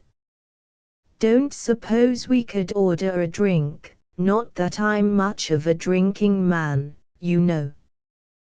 Get quite a thirst, though, on a day like this. I told him that since foreigners had ceased to come here, the bar had been closed down. Muslims for religious reasons did not use alcohol. I know, he said. Studied all about them, even read the Quran. Frightful stuff, too. No worse than most documents revealed by heaven, I said gently, not wanting to get onto that subject. But tell me what brings you to these parts. I was going to ask you the same thing, said Butler genially, taking the cup of mint tea which the servant had brought him. On the river a boat with a red sail tacked slowly in the hot breeze. The manager tells me you've been up here for 20 years. You must have found a language in common. Butler chuckled. These devils understand you well enough if they want to. But you, I was an archaeologist at one time, I said, and I told him the familiar story which I have repeated so many times now that I have almost come to believe it. I was from Boston originally. Do you know Boston? I often think of those cold winters with a certain longing.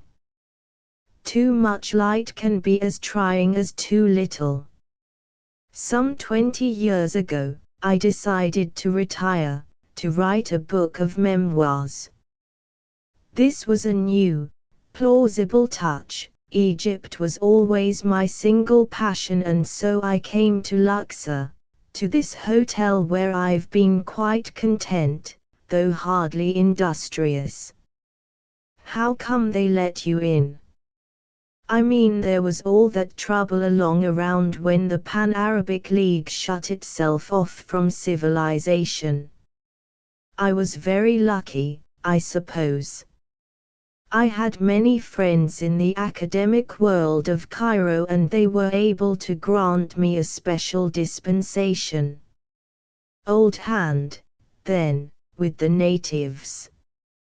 But a little out of practice. All my Egyptian friends have seen fit to die, and I live now as though I were already dead myself. This had the desired effect of chilling him. Though he was still young, hardly 50, the immediacy of death, even when manifested in the person of a chance acquaintance, did inspire a certain gravity. He mumbled something which I did not catch. I think my hearing has begun to go, not that I am deaf, but I have, at times, a monotonous buzzing in my ears which makes conversation difficult, though not impossible. According to the local doctor, my arteries have hardened, and at any moment one is apt to burst among the convolutions of the brain, drowning my life. But I do not dwell on this, at least not in conversation. There's been a big shake-up in the Atlantic community. Don't suppose you'd hear much about it around here, since from the newspapers I've seen in Egypt they have a pretty tight censorship. I said I knew nothing about recent activities in the Atlantic community or anywhere else, other than Egypt. Well, they've worked out an alliance with Pan-Arabia which will open the whole area to us. Of course no oil exploitation is allowed, but there'll still be a lot of legitimate business between our sphere and these people. I listened to him patiently while he explained the state of the world to me. It seemed unchanged. The only difference was that there were now new and unfamiliar names in high places. He finished with a patriotic harangue about the necessity of the civilized to work in harmony together for the good of mankind. And this opening up of Egypt has given us the chance we've been waiting for years, and we mean to take it. You mean to extend trade? No, I mean the word. The word. I repeated numbly, the old fear returning. Why sure, I'm a Cavite communicator. He rapped perfunctorily on the table twice. I tapped feebly with my cane on the tile. In the days of the Spanish persecution, such signals were a means of secret communication, Not that the persecution had really been so great, but it had been our decision to dramatize it in order that our people might become more conscious of their splendid if temporary isolation and high destiny. It had not occurred to me that, triumphant, the Kavits should still cling to those bits of fraternal ritual which I'd conceived with a certain levity in the early days. But of course the love of ritual, of symbol is peculiar to our race, and I reflected bleakly on this as I returned the solemn signal which identified us as brother Kavits. The world must have changed indeed, I said at last. It was a Moslem law that no foreign missionaries be allowed in the Arab League. Pressure. Butler looked very pleased. Nothing obvious, of course, had to be done though. For economic reasons. No, for Kavesord. That's what we're selling because that's the one thing we've got. And he blinked seriously at the remnant of scarlet sun. His voice had grown husky, like a man selling some commodity on television in the old days. Yet the note of sincerity, whether simulated or genuine, was unmistakably resolute. You may have a difficult time, I said, not wanting to go on with this conversation but unable to direct it short of walking away. The Moslems are very stubborn in their faith. Butler laughed confidently. We'll change all that. It may not be easy at first because we've got to go slow, feel our way, but once we know the lay of the land, you might say, we'll be able to produce some big backing, some real backing. His meaning was unmistakable. Already I could imagine those squads of the word in action throughout this last terrestrial refuge.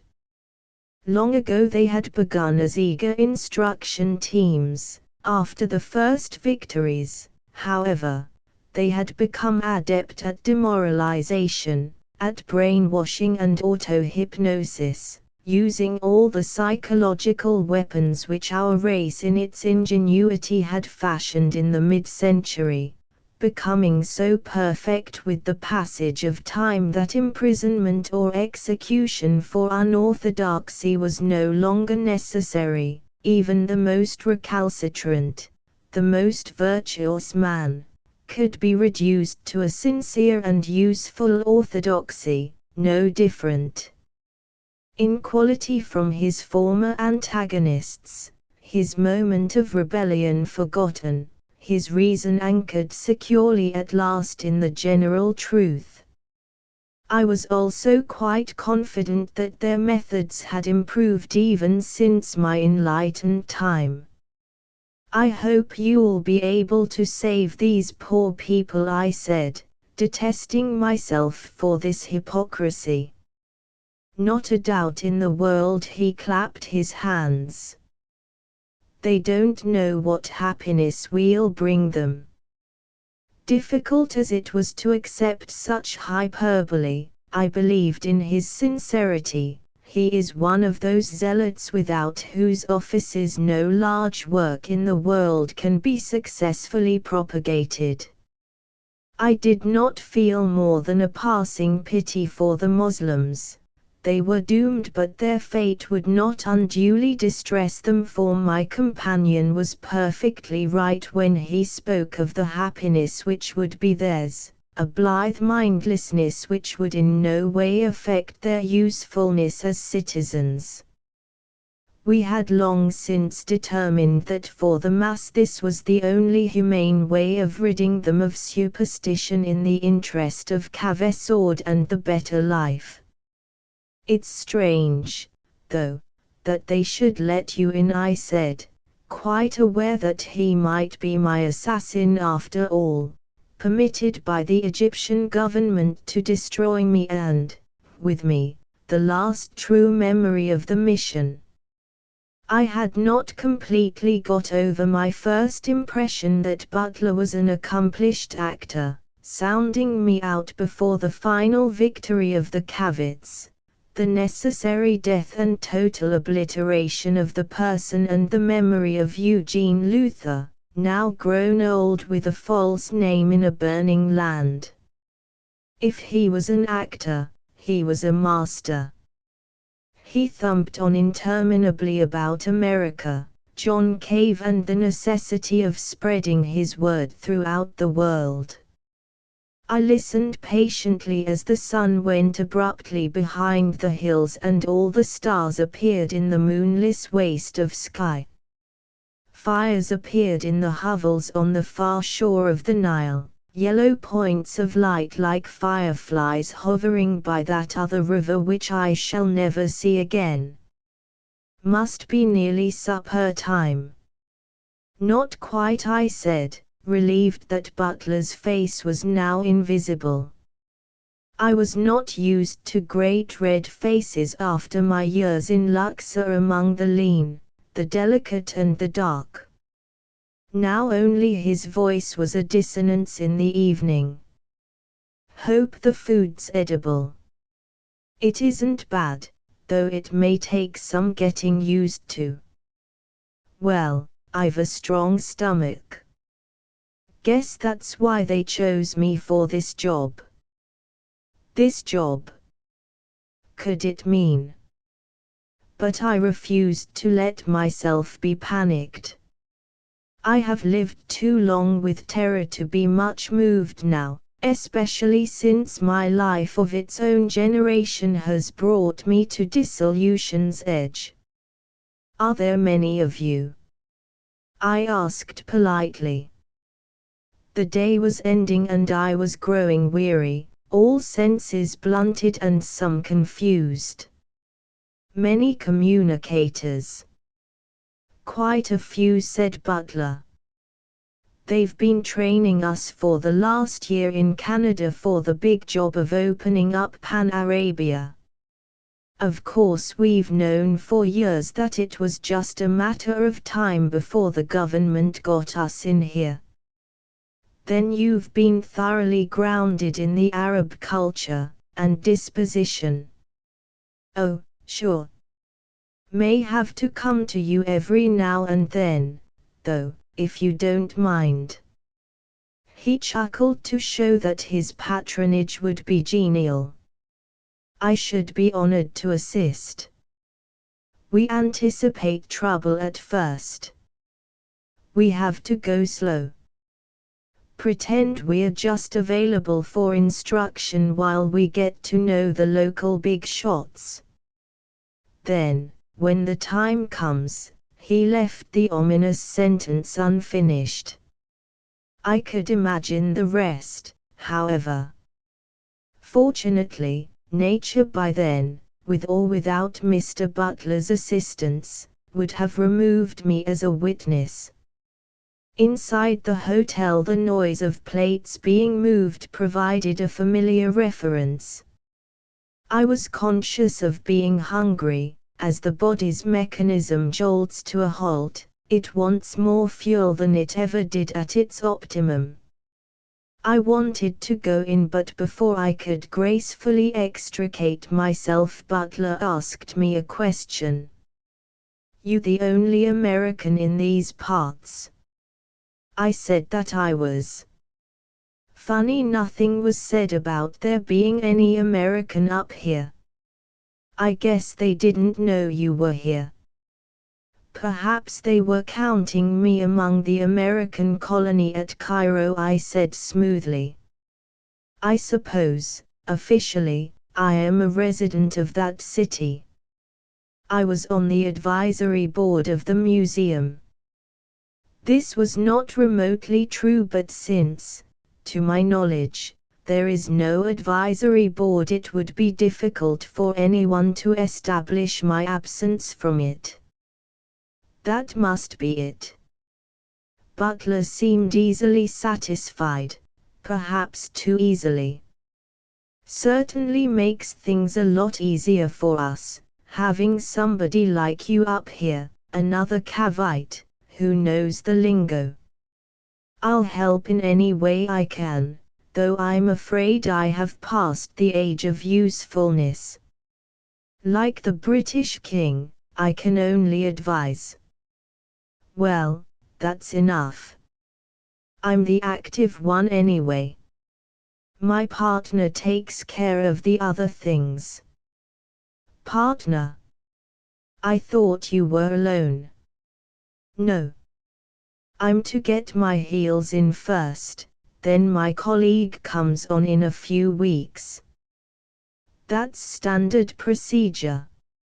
He's a psychologist and an authority on Cavesord.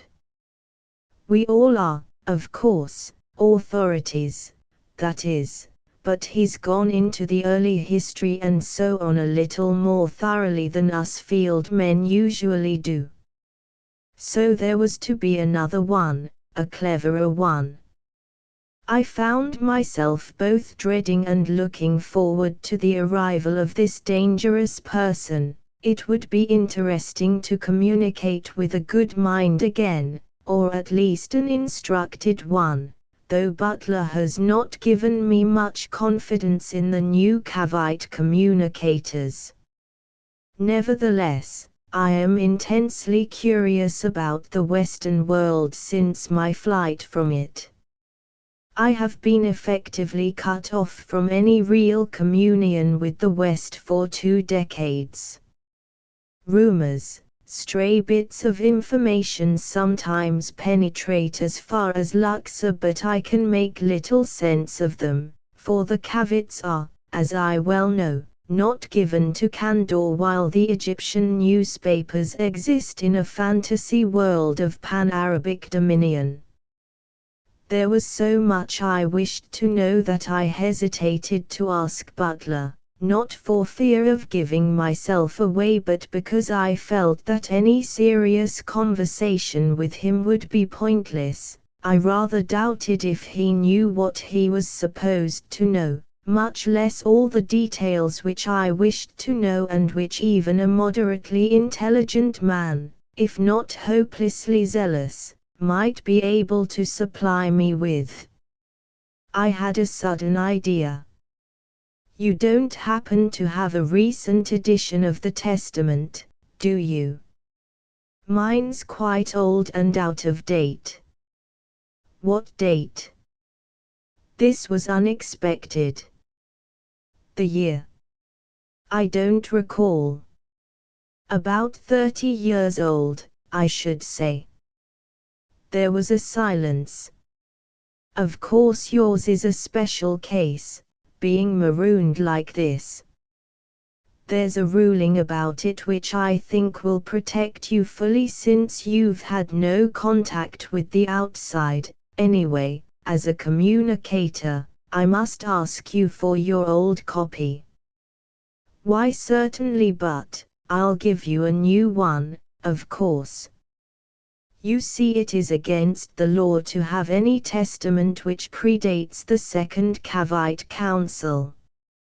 I was beginning to understand, after the schism, a Second Council had been inevitable even though no reference to it has ever appeared in the Egyptian press. The censorship here is thorough, I said. I had no idea there had been a new council. What a bunch of savages. Butler groaned with disgust. That's going to be one of our main jobs, you know, education, freeing the press. There has been almost no communication between the two spheres of influence. How easily the phrase came to his lips. All the jargon of the journalists of 50 years ago has, I gather, gone into the language, providing the inarticulate with a number of made-up phrases calculated to blur even their none too clear meanings. I assume, of course, that Butler is as inarticulate as he seems, that he is typical of the first post-Cavite generation. You must give me a clear picture of what has been happening in America since my retirement. But I rose to prevent him from giving me, at that moment at least, any further observations on spheres of influence. I stood for a moment, resting on my cane. I had stood up too quickly and as usual suffered a spell of dizziness. I was also ravenously hungry. Butler stamped out a cigarette on the tile. Be glad to tell you anything you want to know. That's my business. He laughed shortly. Well, time for chow.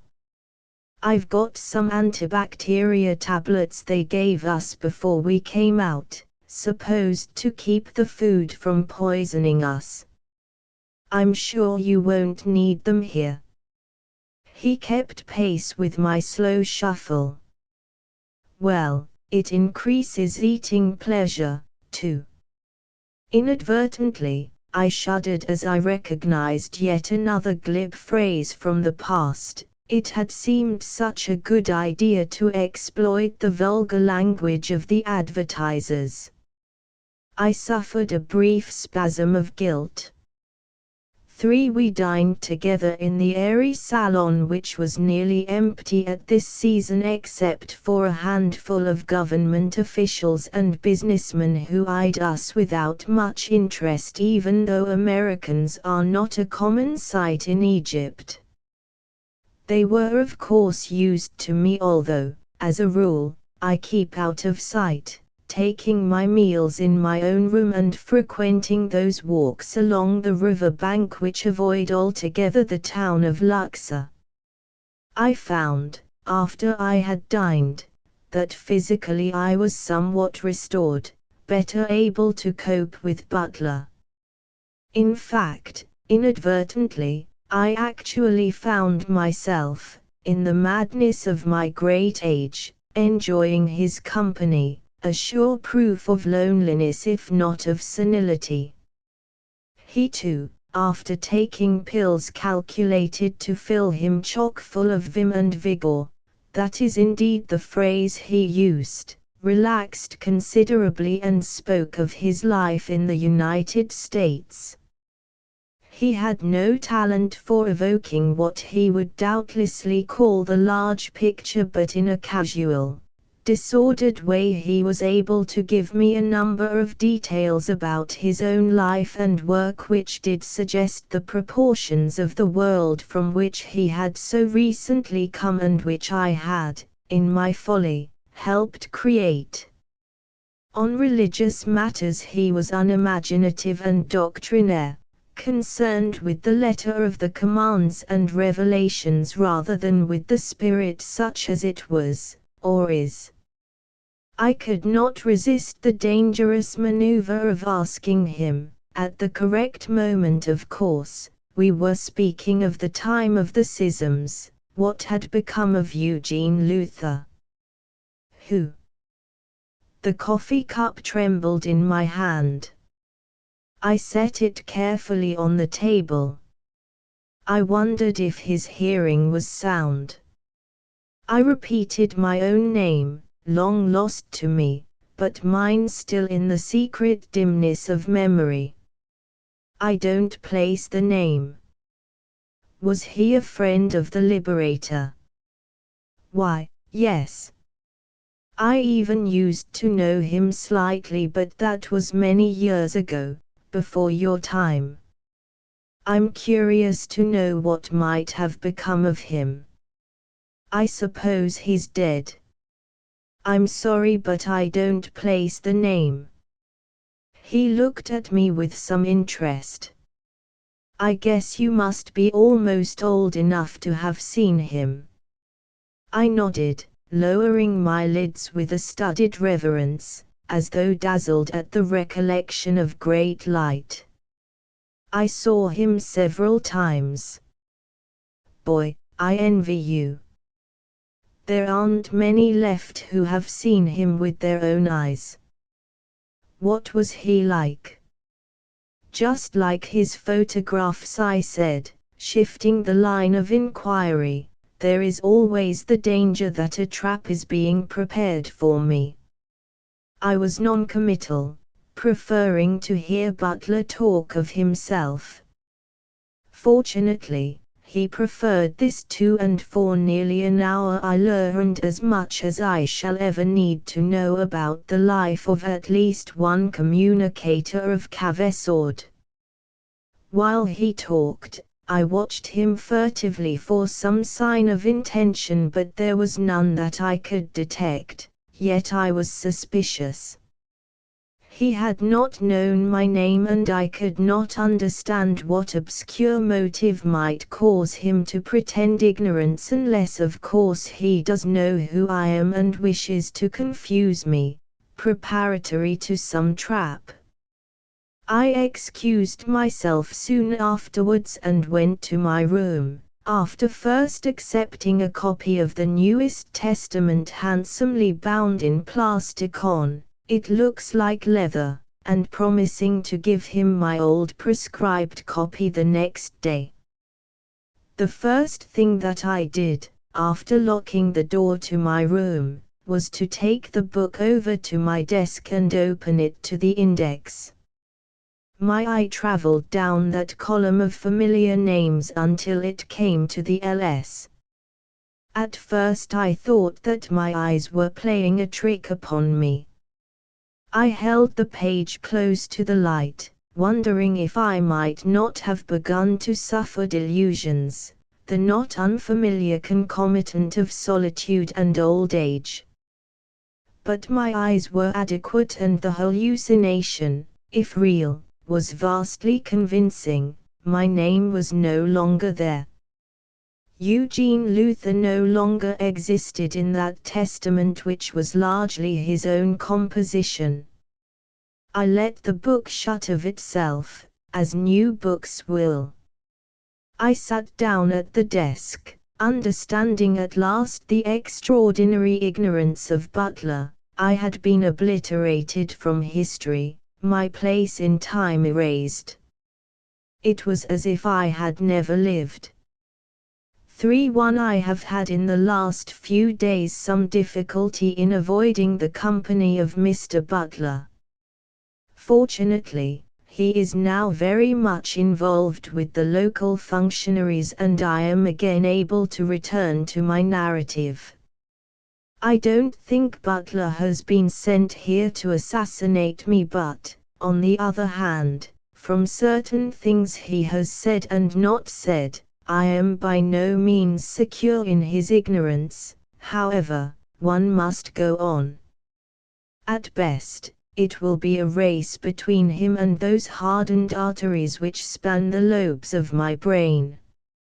My only curiosity concerns the arrival next week of his colleague, who is, I gather, of the second generation and of a somewhat bookish turn according to Butler, who would not, I fear, be much of a judge. Certain things, though, which I have learned during the last few days about Iris Mortimer, make me more than ever wish to recall our common years as precisely as possible, for what I feared might happen has indeed, if Butler is to be believed, come to pass, and it is now with a full burden of hindsight that I revisit the scenes of a half-century ago. 2. I had got almost nowhere with my life of Julian. I had become discouraged with his personality, though his actual writings continued to delight me. As it so often happens in history, I had found it difficult really to get at him. The human attractive part of Julian was undone for me by those bleak errors in deed and in judgment which depressed me, even though they derived most logically from the man and his time, that fatal wedding which finally walls off figures of earlier ages from the present, keeping them strange despite the most intense and imaginative recreation. They are not we. We are not they. and I refused to resort to the low trick of fashioning Julian in my own image of him. I respected his integrity in time and deplored the division of centuries. My work at last came to a halt and, somewhat relieved, I closed my house in the autumn of the year and traveled west to California. I had a small income which made modest living and careful travel easy for me, a fortunate state of affairs since, in my youth, I was of an intense disposition, capable of the passions and violence of a rimboard without, fortunately, the will to translate them into reality. Had I had more money, or none, I might have died young, leaving behind the brief memory of a minor romanticist. As it was, I had a different role to play in the comedy, one for which I was, after some years of reading beside my natal river, peculiarly fitted to play. I journeyed to Southern California where I had not been since my service in one of the wars. I had never really explored that exotic land and I was curious about it, more curious than I have ever been before or since about any single part of the world. Egypt one knows without visiting it, and China the same, but that one area of sandy beaches and orange groves which circles the city of Los Angeles, an artificial place created from desert and sure to lapse back again into dust the moment some national disaster breaks its line of life and the waters no longer flow, has always fascinated me. I was of course interested in the movies, though they no longer had the same hold over the public imagination that they had had in earlier decades when a process of film before light could project, larger than life, not only on vast screens but also upon the impressionable minds of an enormous audience made homogeneous by a common passion, shadowy figures which, like the filmy envelopes of the Stoic deities, floated to earth in public dreams, suggesting a braver, more perfect world where love reigned and only the wicked died. But then time passed and the new deities lost their worshippers.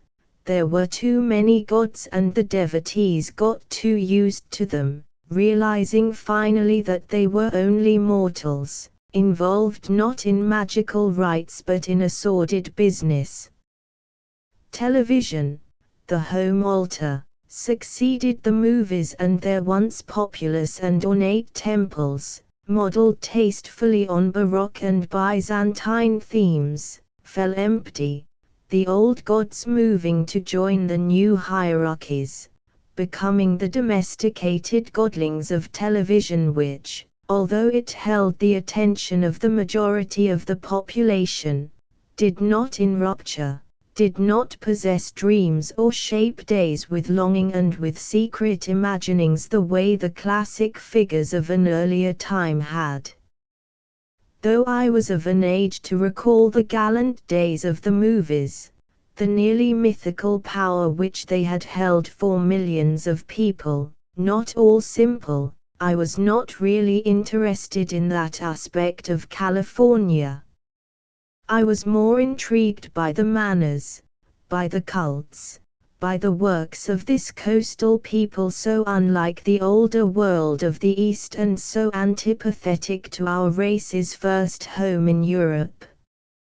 Needless to say, I found them much like everyone else, except for minor differences of no real consequence. I stayed at a large hotel not too happily balanced in design between the marble and potted palm decor of the Continental Hotel in Paris and the chrome and glass of an observation car on a newer train. I unpacked, telephoned friends most of whom were not home. The one whom at last I found in was the one I knew the least, a minor film writer who had married money with great success and had, most altruistically, given up the composition of films for which the remaining moviegoers were no doubt thankful. He devoted his time to assisting his wife in becoming the first hostess of Beverly Hills. She had, I recalled from one earlier meeting, the mind of a child of 12, but an extremely active child and a good one. Hastings, such was the writer's name. Her name was either Ethel or Valerie, two names which I always confused due to a particularly revolutionary course I once took in mnemonics, invited me immediately to a party. I went. It seemed like spring though it was autumn, and it seemed like an assortment of guests brought together in a ship's dining room to celebrate New Year's Eve though, in fact, the gathering was largely made up of close acquaintances. Since I knew almost no one, I had a splendid time. My hostess, beyond a brilliant greeting, a gold figure all in green with gold dust in her hair, left me alone. Hastings was more solicitous, a nervous grey man with a speech impediment which took the form of a rather charming sign before any word which began with an aspirate. We have a better place coming up. Farther up the mountains with a marvelous view of the whole city. You will love it, Jean. Haven't signed a lease yet, but soon. While we talked he steered me through the crowds of handsome and bizarre people. None of them was from California I discovered, most were Central Europeans or British. Those who were not pretended to be one or the other, some sounded like both. I was introduced to magnificent girls exactly like their movie selves, but since they all tended to look a great deal alike, the effect was somehow spoiled. But I was a tourist and not critical. I told a striking blonde that she would indeed be excellent in a musical extravaganza based upon the seagull. She thought so too, and my host and I moved on to the patio. Beside a jade green pool illuminated from beneath, and a little dirty, I noticed, with leaves floating upon the water, the decker was becoming tarnished, the sets had been used too long and needed striking. Hollywood was becoming old without distinction. A few of the quieter guests sat in white iron chairs while paper lanterns glowed prettily on the palms, and everywhere, untidily, grew roses, jasmine and lilac. It was a fantastic garden, all out of season and out of place. The guests beside the pool were much the same, except for one, Clarissa. You know each other. Hastings' voice, faintly pleased, was drowned by our greetings, and I was pulled into a chair by Clarissa, who had elected to dress herself like a noodlesk, which made her look, consequently, more indigenous than any of the other guests. This was perhaps her genius, her marvelous adaptiveness. "We'll be quite happy here," said Clarissa, waving our host away. "Go and abuse your other guests." Hastings trotted off. Those who had been talking to Clarissa talked to themselves, and beneath a flickering lantern the lights of Los Angeles, revealed in a wedge between two hills, added the proper note of lunacy, for at the angle from which I viewed those lights they seemed to form a monster Christmas tree, poised crazily in the darkness. Clarissa and I exchanged notes on the months that had intervened since our luncheon. "And you gave up Julian, to. Yes, but why to? I was irritated by the implication that I gave up all things before they were properly done. I feel you don't finish things, Eugene. Not that you should, but I do worry about you. It's good of you, I said, discovering that at a certain angle the Christmas tree could be made to resemble a rocket's flare arrested in space. Now don't take that tone with me. I have your interest at heart. She expressed herself with every sign of sincerity in that curious flat language which she spoke so fluently yet which struck upon the ear untruly, as though it were, in its homeliness, the highest artifice. But I've taken care of everything, you know. Wait and see. If you hadn't come out here on your own I should have sent for you, and I would have come. Naturally.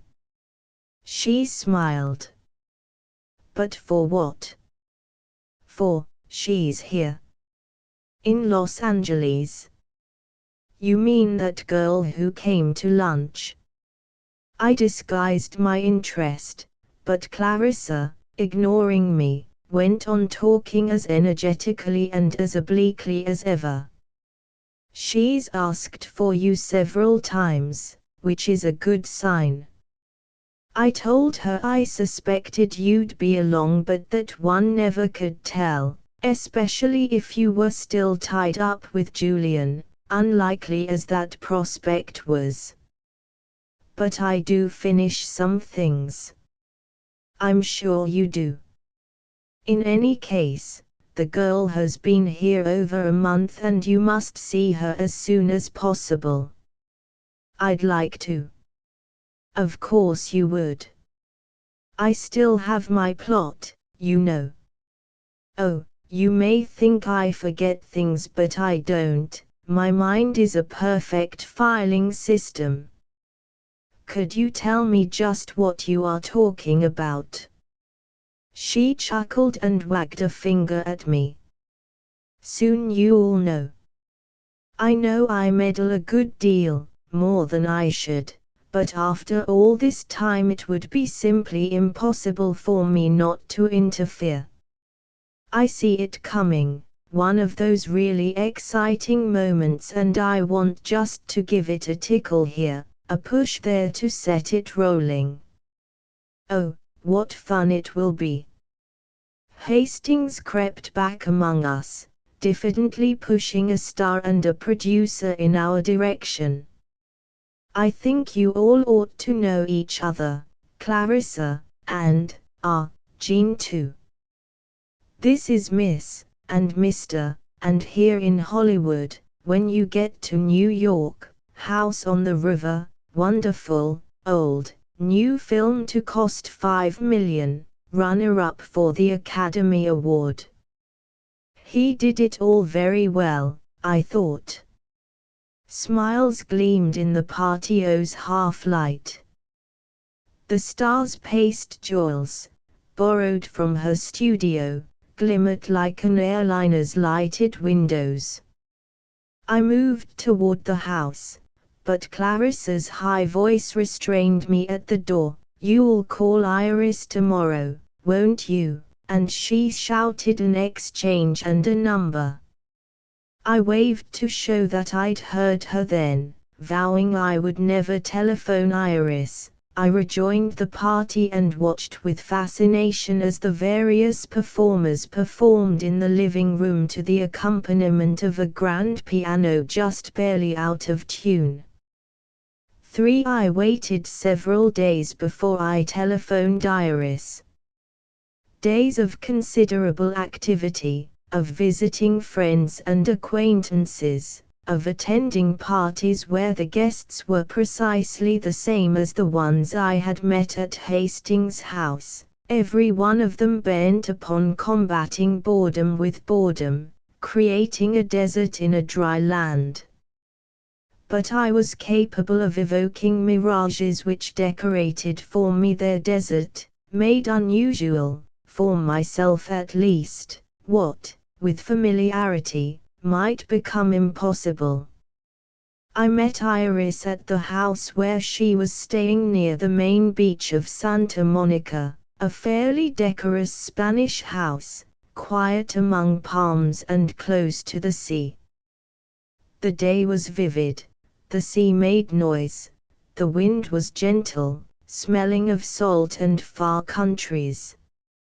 I parked my rented car and walked around to the seaside of the house. Iris came forward to meet me, smiling, hand outstretched. Her face, which I had remembered as being remarkably pale, was flushed with sunlight. "I hoped you'd come," she said, and she slipped her arm in mine as though we'd been old friends and led me to a deck chair adjoining the one where she'd been seated, reading. We sat down. "Friends let me have this place. They went to Mexico for 2 months and lent me the house. Useful friends, aren't they? I've already put down roots here in the sand and I'll hate to give it back." "Don't. Ah, wouldn't it be wonderful?" She smiled vaguely and looked beyond me at the flash of sea in the flat distance. An automobile horn sounded through the palms. A mother called her child. We were a part of the world, even here. "Clarissa told me you've been out several months." Iris nodded. "I came back. I think I told you I was going to see the man. Would you like something to drink?" She changed the subject with a disconcerting shift of her gaze from the ocean to me, her eyes still dazzled with the brilliance of light on water. I looked away and shook my head. "Too early in the day. But I want to take you to dinner tonight, if I may. Somewhere along the coast. I'd like it very much. Do you know of a place?" She suggested several. Then we went inside and she showed me a room where I might change into my bathing suit. We were to swim. We walked through the trees to the main road, on the other side of which the beach glowed white in the sun. It was deserted at this point, although, in the distance, other bathers could be seen, tiny figures black against the startling white, moving about like insects on a white cloth. For a time we swam contentedly, not speaking, not thinking. Our various urgencies, or their lack, no longer imposed upon the moment. At such times, in those days, I was able through the body's strenuous use to reduce the miserable demands of the yearning self to a complacent harmony, with all things in proper proportion, a part of the whole and not the whole itself, though, metaphorically speaking, perhaps that which conceives reality is reality itself. But such nice divisions and distinctions were of no concern to me that afternoon in the sun, swimming with Iris, the mechanism which spoils time with questioning switched off by the body's euphoria. And yet, for all this, no closer to one another, no wiser about one another in any precise sense, we drove that evening in silence to a restaurant of her choosing on the beach to the north, a ramshackle place filled with candlelight, the smell of tar, old nets, atmosphere which was nearly authentic. After wine and fish and coffee, we talked. "Clarissa is bringing us together." I nodded, accepting the plain statement as a fact. The matchmaking instinct is, I suppose, not that at all, Her face was in a half-light and looked as it had when we first met, pale, withdrawn, all the day's color drained out of it. Above the sea, Orion's belt dipped in the deep sky. The evening star all silver set. We were early and had this place to ourselves. Then what? Clarissa's motives are always clear, at least to herself. She never does anything that doesn't contribute to some private design, though what she's up to half the time I don't dare guess. Iris smiled. Nor I. But she is at least up to something which concerns us both, and I'm not sure that she may not be right, about the two of us, I mean, though of course it's too soon to say. I was conventional enough at first to assume that Iris was speaking of ourselves, most boldly, in terms of some emotional attachment, and I wondered nervously how I might indicate without embarrassment to her that I was effectively withdrawn from all sexuality, and that, while my emotions were in no way impaired, I had been forced to accept a physical limitation to any act of affection which I might direct at another. Consequently, I avoided as well as I could those situations which might betray me, and distress another. Though I have never been unduly grieved by this incompletion, I had come to realize only too well from several disquieting episodes in my youth that this flaw in me possessed the unanticipated power of shattering others who, unwarily, had moved to join with me in the traditional duet only to find an implacable surface where they had anticipated a creature of flesh like themselves, as eager as they, as governed by the blood's solemn tide. I had caused pain against my will, and I did not want Iris hurt.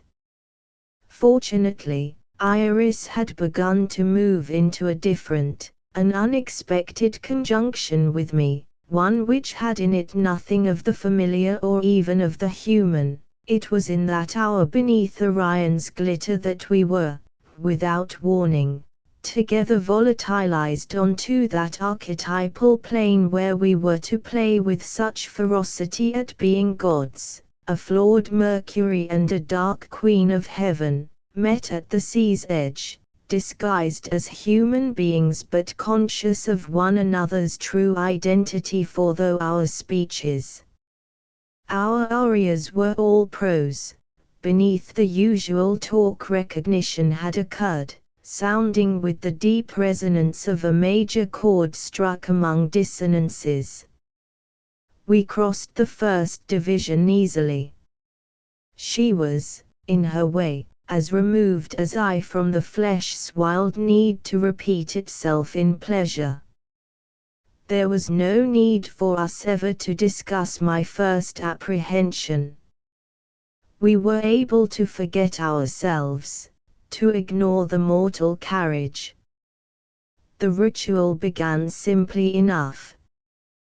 Clarissa knows what is happening here. That's why she has come west, though she can't bear California. She wants to be in on it the way she's in on everything else, or thinks she is. You mean John Cave, your Magus? It was the first time I had ever said that name. The sword was between us now, both edges sharp. You guessed, or did she tell you that was why I came back? I assumed it. I remembered what you said to me last spring. He is more than Magus, Eugene. And this was the first time she had said my name. Closer, closer. I waited. You will see him.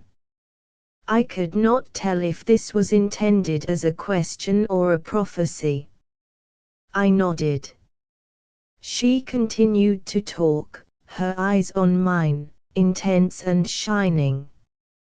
Over her shoulder the night was black and all the stars flared twice, once in the sky and again upon the whispering smooth ocean at our feet, one real and one illusion, both light. "It is really happening," she said, and then, deliberately, she lightened her voice. "You'll see when you meet him. I know of course that there have been thousands of these prophets, these saviors in every country and in every time. I also know that this part of America is particularly known for religious maniacs. I started with every prejudice, just like you. Not prejudice, skepticism, perhaps indifference. Even if he should be an effective one of the chosen gods and wonder-workers, should I care? I must warn you, Iris, that I'm not a believer. And though I'm sure that the revelations of other men must be a source of infinite satisfaction to them, individually, I shouldn't for 1 second be so presumptuous as to make a choice among the many thousands of recorded revelations of truth, accepting one at the expense of all the others. I might so easily choose wrong and get into eternal trouble. And you must admit that the selection is wide, and dangerous to the amateur." "You're making fun of me," said Iris, but she seemed to realize that I was approaching the object in my own way. "He's not like that at all.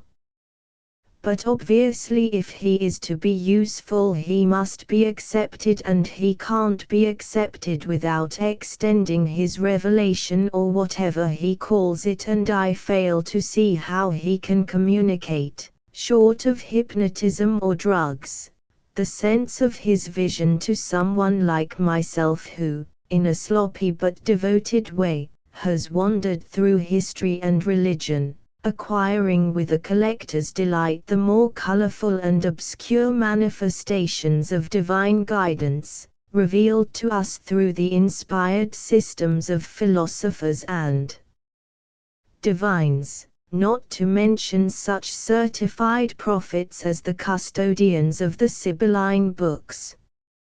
Illodi hostum Romanorum Esperitorum was the instruction given poor Maxentius when he marched against Constantine. Needless to say he perished and consequently fulfilled the prophecy by himself becoming the enemy of Rome, to his surprise I suspect. My point, though, in honoring you with the only complete Latin sentence which I can ever recall, is that at no time can we escape the relativity of our judgments.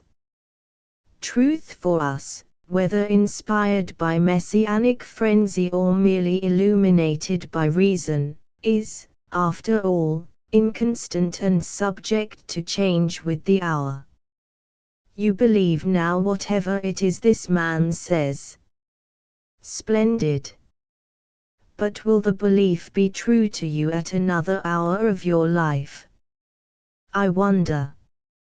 For even if you wish to remain consistent and choose to ignore inconvenient evidence in the style of the truly devoted, the truly pious, will not your prophet himself have changed with time's passage?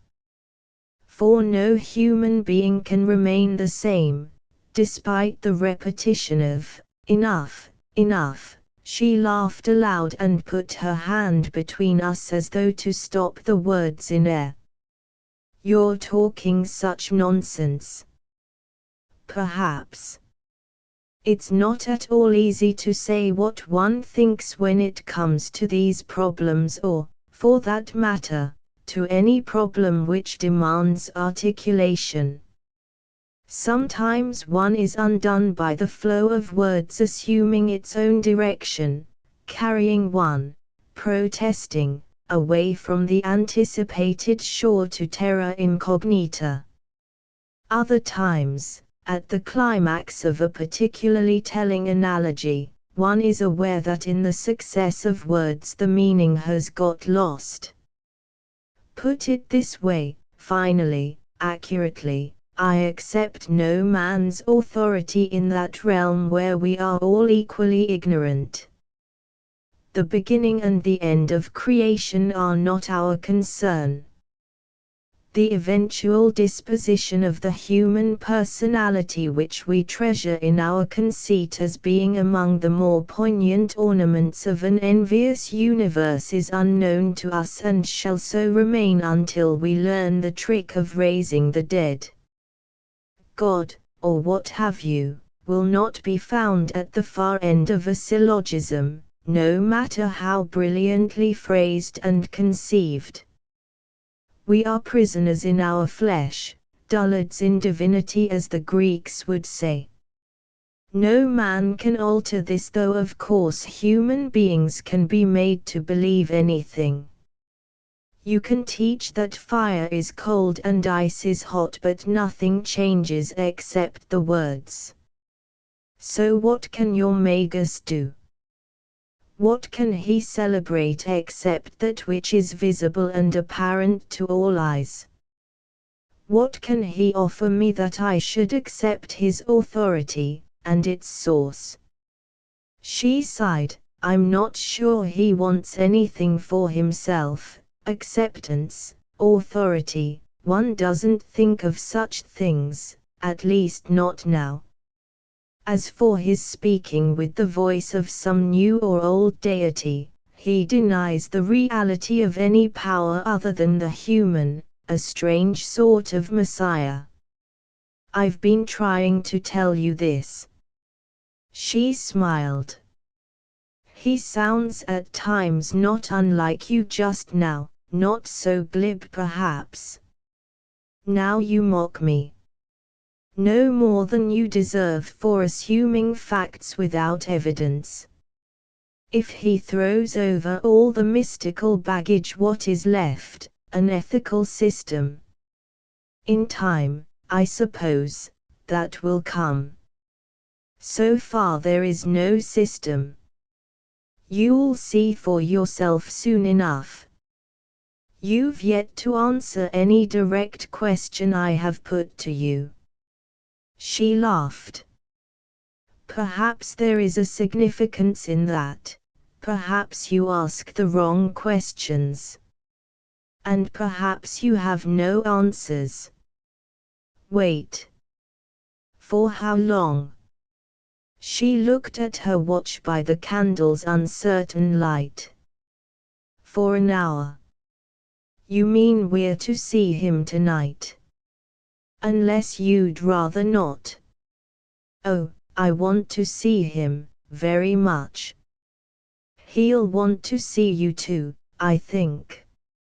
She looked at me thoughtfully, but I could not guess her intention. It was enough that two lines had crossed, both moving inexorably toward a third, toward a temporary terminus at the progression's heart. For it is difficult now to recall just what I expected. Iris deliberately chose not to give me any clear idea of either the man or of his teachings or even of the meeting which we were to attend. We talked of other things as we drove in the starlight north along the ocean road, the sound of waves striking sand loud in our ears. It was nearly an hour's drive from the restaurant to the place where the meeting was to be held. Iris directed me accurately, and we soon turned from the main highway into a neon-lighted street, then off into a suburban area of comfortable-looking middle-class houses with gardens. Trees lined the streets, dogs barked, yellow light gleamed at downstairs windows. Silent families were gathered in after-dinner solemnity before television sets, absorbed by the spectacle of figures singing, dancing and telling jokes. As we drove down the empty streets, I saw ruins and dust where houses were, and, among the powdery debris of stucco all in mounds, the rusted antennae of television sets like the bones of awful beasts whose vague but terrible proportions will alone survive to attract the unborn stranger's eye. But the loathing of one's own time is a sign of innocence, of faith. I have come since to realize the wholeness of man in time. That year, perhaps that ride down a deserted evening street of a California suburb, was my last conscious moment of particular disgust. Television, the blues and the greens, the perfidy of Carthage, the efficacy of rights to the moon, all were at last the same. That house over there, with the light in front, with the clock. The house, to my surprise, was a large Neo-Georgian funeral parlor with a lighted clock in front crowned by a legend discreetly fashioned in Gothic gold on black, Whitaker and Dormer, funeral directors. A dozen cars had been parked closely together in the street and I was forced to park nearly a block away.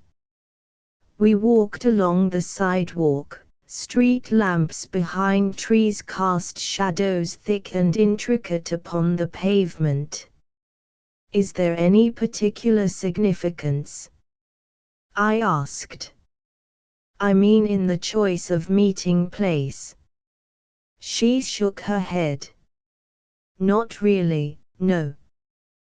We meet wherever it's convenient.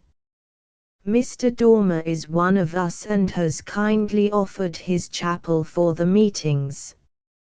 Is there any sort of ritual I should observe? She laughed. Of course not. This isn't at all what you think. I think nothing. Then you are prepared. I should tell you, though, that until this year when a number of patrons made it possible for him, already I could identify the hymn whenever it fell from her lips, round with reverence and implication, to devote all his time to teaching. He was for 10 years an undertaker's assistant in Oregon and Washington. I said nothing. It was just as well to get past this first obstacle all at once. There was no reason of course to scorn that necessary if overwrought profession, yet somehow the thought of a savior emerging from those unctuous formaldehyde-smelling ranks seemed ludicrous.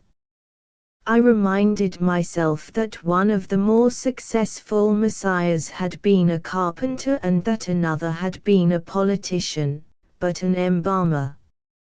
My anticipation of great news was chilled. I prepared myself for grim comedy. Iris would tell me nothing more about the meeting or about him as we crossed the lawn. She opened the door to the house and we stepped into a softly lighted anteroom. A policeman and a civilian, the one gloomy and the other cheerful, greeted us. "Ah, Miss Mortimer," said the civilian, a grey, plump pigeon of a man. "And a friend, how good to see you both." No, this was not he. I was introduced to Mr. Dormer, who chirped on until he was interrupted by the policeman. "Come on, you two, in here. Got to get the prints and the oath." Iris motioned me to follow the policeman into a sideroom, an office. I'd heard of this national precaution, but until now I had had no direct experience of it. Since the attempt of the communists to control our society had, with the collapse of Russian foreign policy, quite failed, our government in its collective wisdom had decided that never again would any sect or party, other than the traditional ones, be allowed to interrupt the rich flow of the nation's life.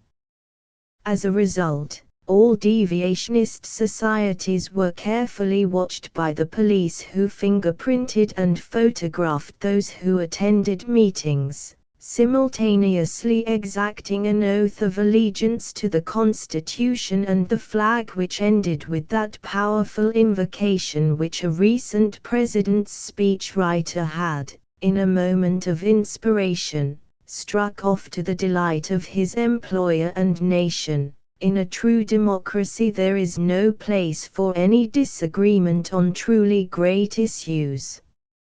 It is a comment on those years, now happily become history, that only a few ever considered the meaning of this resolution, proving of course that words are never a familiar province to the great mass which prefers recognizable pictures to even the most apposite prose.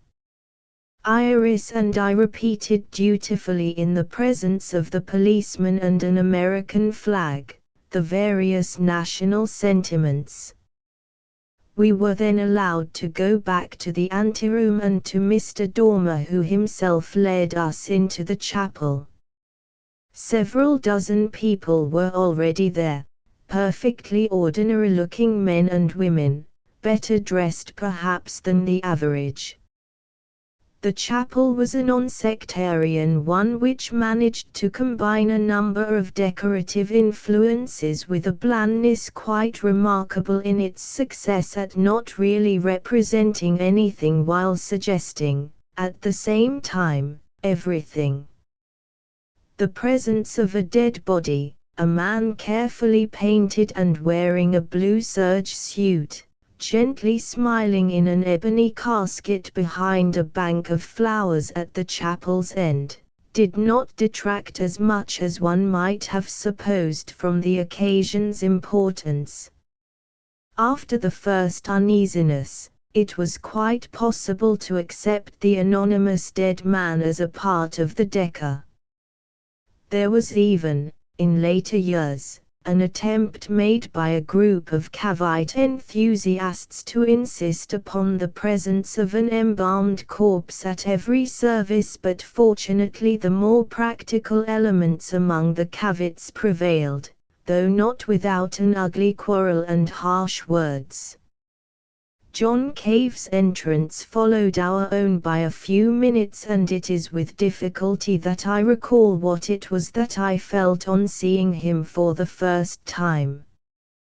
Though my recollections are well known to all, at least they were well known, although now I am less certain, having seen Butler's testament so strangely altered, I must record here that I cannot, after so many years, so much history, recall in any emotional detail my first reaction to this man who was to be the world's, as well as my own, peculiar nemesis.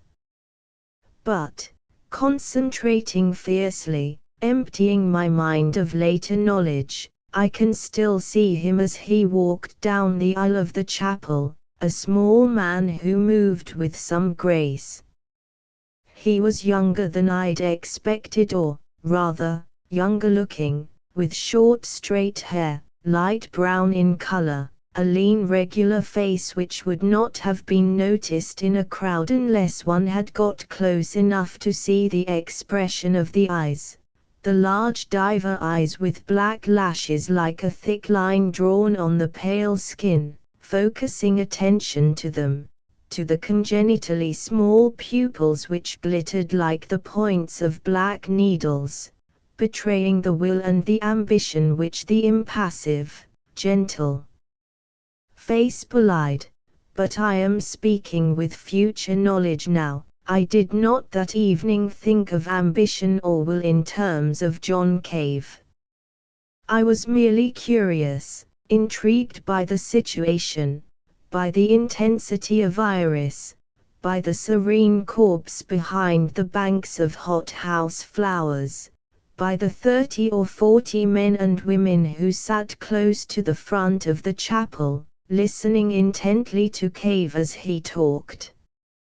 At first I paid little attention to what was being said, more interested in observing the audience, the room and the appearance of the speaker. Immediately after his undramatic entrance he had moved to the front of the chapel and sat down on a gilt chair to the right of the coffin. There was a faint whisper of interest at his appearance. Newcomers like myself were being given last-minute instruction by the habitués who had brought them there. Cave sat easily on the gilt chair, his eyes upon the floor, his small hands, bony and white, folded in his lap, a smile on his narrow lips. He could not have looked more ineffectual, more ordinary. His opening words by no means altered this first impression. The voice, as he spoke, was good, though he tended to mumble at the beginning, his eyes still on the floor, his hands in his lap, motionless. So quietly did he begin that he had spoken for several seconds before many of the audience were aware that he had begun. His accent was the national one, learned doubtless from the radio and the movies, a neutral pronunciation without any strong regional overtone. The popular if short-lived legend of the next decade that he had begun his mission as a backwoods revivalist was certainly untrue. Not until he had talked for several minutes did I begin to listen to the sense rather than to the tone of his voice. I cannot render precisely what he said, but the message that night was not much different from the subsequent ones which are known to all. It was, finally, the manner which created the response, not the words themselves, though the words were interesting enough, especially when heard for the first time. His voice, as I have said, faltered unsurely at the beginning and he left sentences unfinished, a trick which I later discovered was deliberate, for he had been born a remarkable actor, an instinctive rhetorician. What most struck me that first evening was the purest artifice of his performance. The voice, especially when he came to his climax, was sharp and clear while his hands stirred like separate living creatures, and the eyes, those splendid unique eyes, were abruptly revealed to us in the faint light, displayed at that crucial moment which had been as carefully constructed as any work of architecture or of music, the instant of communication. Against my will and judgment and inclination, I found myself absorbed by the man, not able to move or to react. The same magic which was always to affect me, even when later I knew him only too well, held me fixed to my chair as the words, supported by the clear voice, came in a resonant line from him to me alone, to each of us alone, separate from the others. And both restless mass and fast-breathing particular were together his. The moment itself lasted only a second in actual time. It came suddenly, without warning. One was riven, then it was over and he left the chapel, left us chilled and weak, staring foolishly at the gilt chair where he had been. It was some minutes before we were able to take up our usual selves again. Iris looked at me. I smiled weakly and cleared my throat. I was conscious that I ached all over. I glanced at my watch and saw that he had spoken to us for an hour and a half, during which time I had not moved. I stretched painfully and stood up. Others did the same. We had shared an experience, and it was the first time in my life that I knew what it was like to be the same as others. My heart's beat no longer individual, erratic, but held for at least this one interval of time in concert with those of strangers. It was a new, disquieting experience, to be no longer an observer, a remote intelligence, for 90 minutes to have been a part of the whole. Iris walked with me to the anteroom where we stood for a moment watching the others who had also gathered here to talk in low voices, their expressions bewildered. She did not have to ask me what I thought.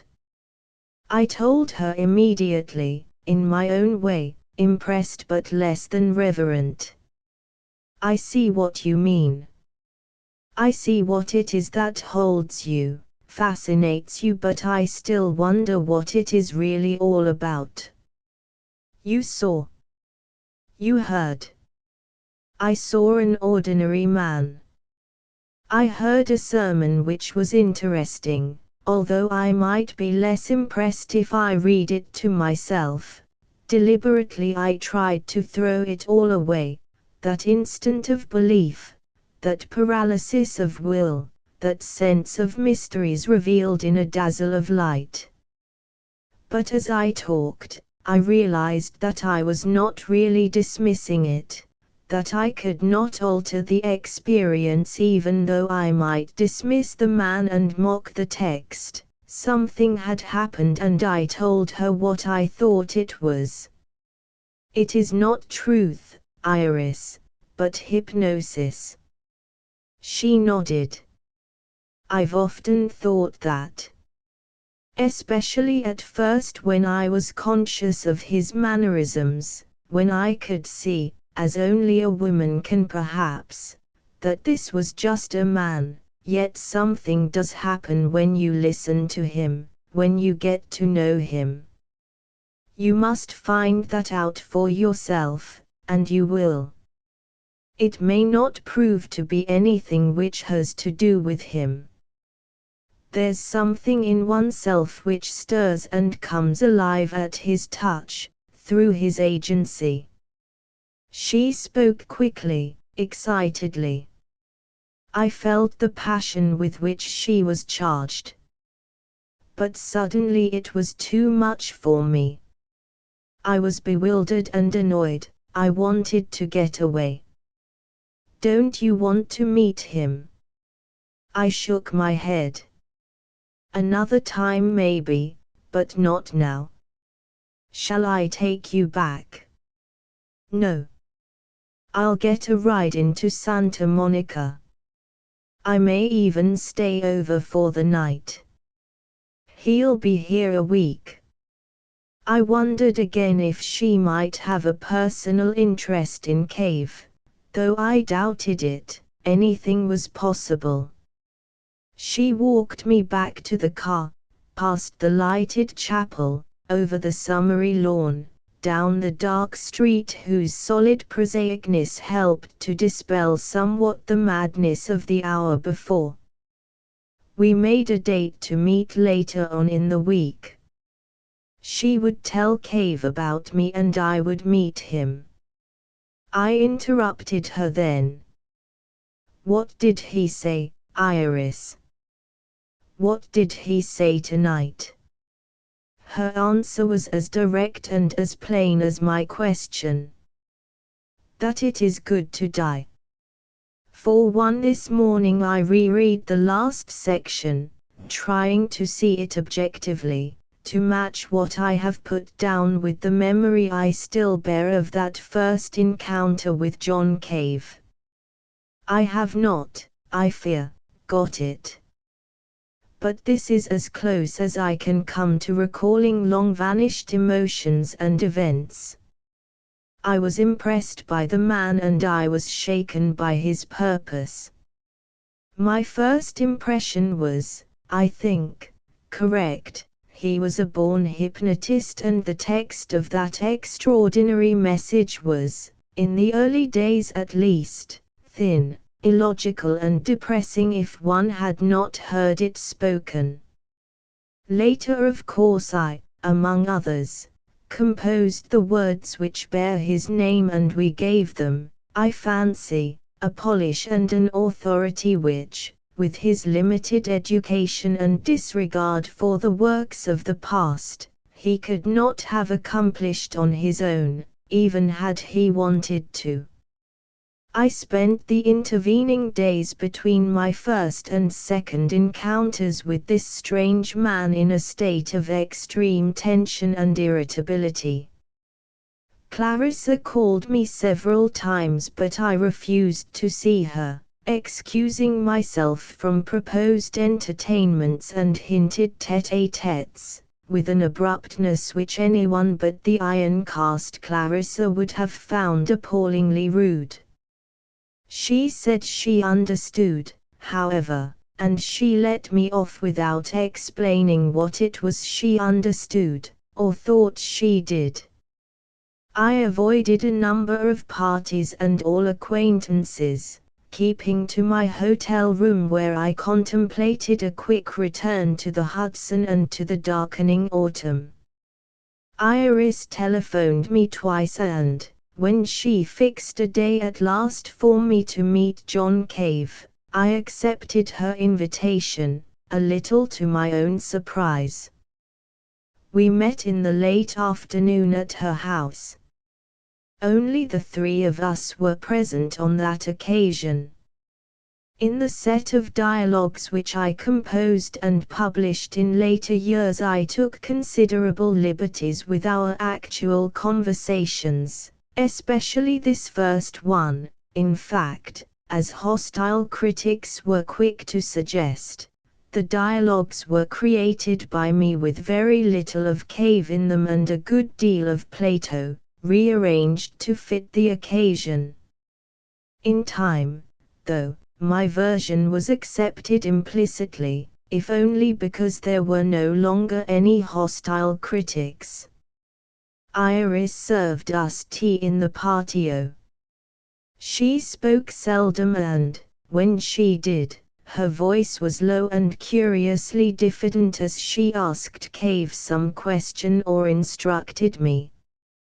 Cave himself was relaxed, quite different from my first view of him. In fact, I might not even have recognized his face had I seen him in a group. He rose promptly when I came out onto the patio. He shook my hand vigorously but briefly and sat down again, indicating that I sit next to him while Iris went for tea.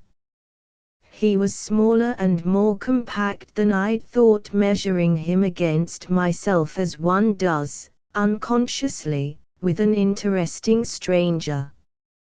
He wore a plain brown suit and a white shirt open at the collar, a modified Lord Byron collar which became him. The eyes, which at first I did not dare look at, were, I soon noticed, sheathed. An odd word which was always to occur to me when I saw him at his ease, his eyes half shut, ordinary, not in the least unusual. Except for a restless folding and unfolding of his hands, suggesting a recently reformed cigarette smoker, he was without physical idiosyncrasy. "It's a pleasure to meet you," were the first words, I fear, John Cave ever spoke to me, so unlike the dialogue on the spirit which I later composed to celebrate this initial encounter between master and disciple-to-be. "Iris has told me a lot about you." His voice was light, without resonance now. He sat far back in his deck chair. Inside the house I could hear Iris moving plates. The late afternoon sun had just that moment gone behind trees and the remaining light was warmly gold. "And I have followed your career with interest too," I said, knowing that career was precisely the word he would not care to hear used, but, at that moment, neither of us had got the range of the other. We fired at random. "Iris told me you write history." I shook my head. "No, I only read it." I think it's all been written anyway. I was allowed to develop this novel conceit for some moments, attended by a respectful silence from my companion, who finally dispatched my faintly hysterical proposition with a vague maybe so, and then we got to him. I haven't been east, you know. He frowned at the palm trees. I was born up in Washington State and I've spent all my life in the Northwest, until last year. He paused as though he expected me to ask him about that year. I did not. I waited for him to do it in his own way.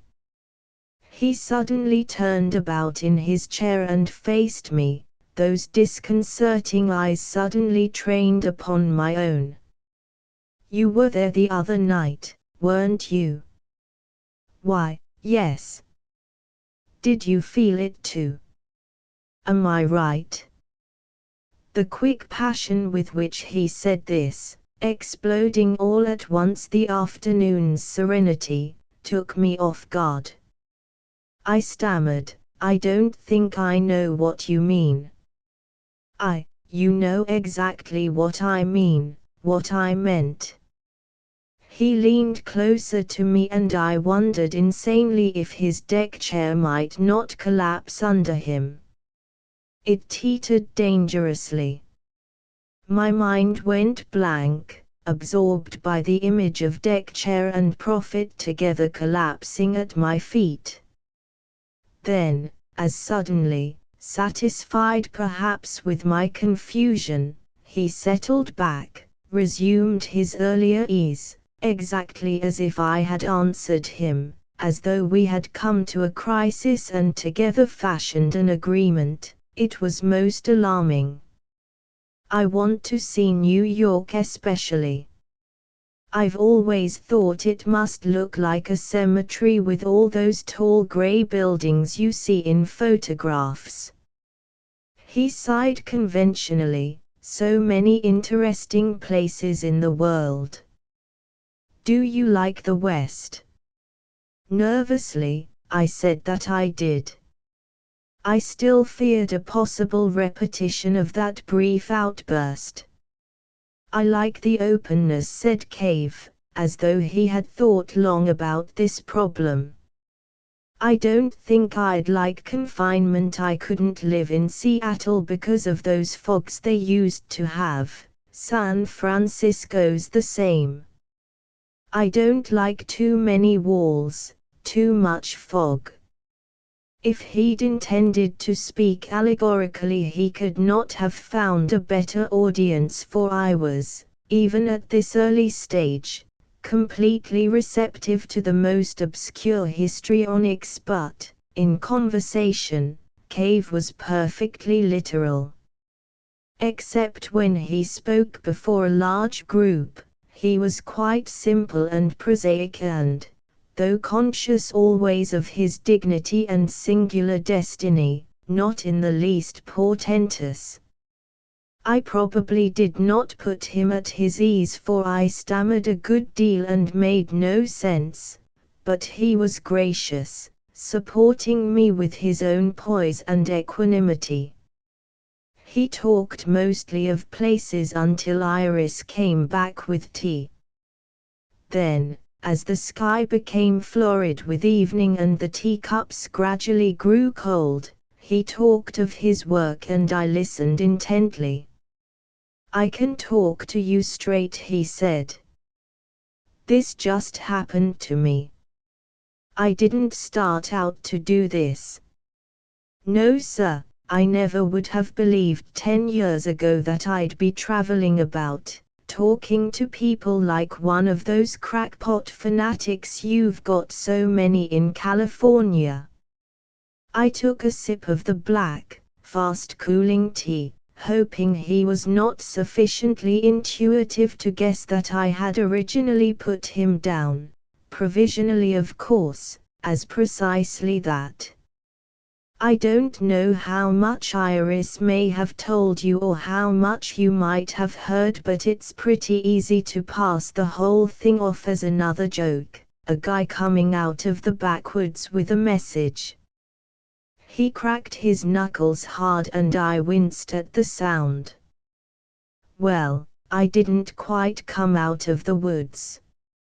I had a year back at State University and I had a pretty good job in my field with the best firm of funeral directors in Washington state. Then I started on this. I just knew one day and so I began to talk to people and they knew too and I quit my job and started talking to bigger and bigger crowds all along the coast. There wasn't any of this revelation stuff. I just knew one day, that was all, and when I told other people what I knew they seemed to get it. And that's the strange part. Everybody gets ideas about things which he thinks are wonderful but usually nothing happens to the people he tries to tell them to. With me, it's been different from the beginning. People have all listened, and agreed, what I know they know. Isn't that a funny thing? Though most of them probably would never have thought it out until they heard me and it was all clear. His eyes dropped to his hands, he added softly, so since it's been like this, I've gone on. I've made this my life. This is it. I shall come to the people. There was silence. The sentence had been spoken which I was later to construct the first dialogue upon. I shall come to the people. The 6 words which were to change our lives were spoken softly over tea. Iris looked at me challengingly over Cave's bowed head. I remember little else about that evening. We dined, I think, in the house and Cave was most agreeable, most undemanding. There was no more talk of the mission. He asked me many questions about New York, about Harvard where I had gone to school, about Roman history. He appeared to be interested in paganism and my own somewhat ambiguous approach to Julian. I was to learn later that though he seldom read, he had a startling memory for any fact which seemed relevant. I am neither immodest nor inaccurate when I say that he listened to me attentively for some years and many of his later views were a result of our conversations. I should mention, though, one significant omission in his conversation during those first crucial years. He never discussed ethical questions, that was to come much later. At the beginning he had but one vision and it was, in its terrible truth, quite inhuman and anarchic. Man dies, consciousness dies with him, it is good to die, good not to be. On this the Cavite system was constructed and what came after in the moral and ethical spheres was largely the work of others in his name. Much of this I anticipated in that first conversation with him, so unlike, actually, the dialogue which I composed ending, I still think complacently despite the irony with which time has tarnished all those bright toys for me, with the essential line, death is neither hard nor bad, only the dying hurts. With that firmly postulated, the rest was inevitable. Cave talked that evening about California and Oregon and Washington, geography. Places were always to fascinate and engage him while people, especially after the early years, ceased to be remarkable to him. He tended to get confused those myriad faces which passed before him like successive ripples in a huge sea. He talked of the cities he had visited on the seaboard, new cities to him, all of them. He compared their climates and various attractions like a truly devoted tourist, eager to get the best of each place, to encounter the genius loci and possess it. But I don't like staying in any place long.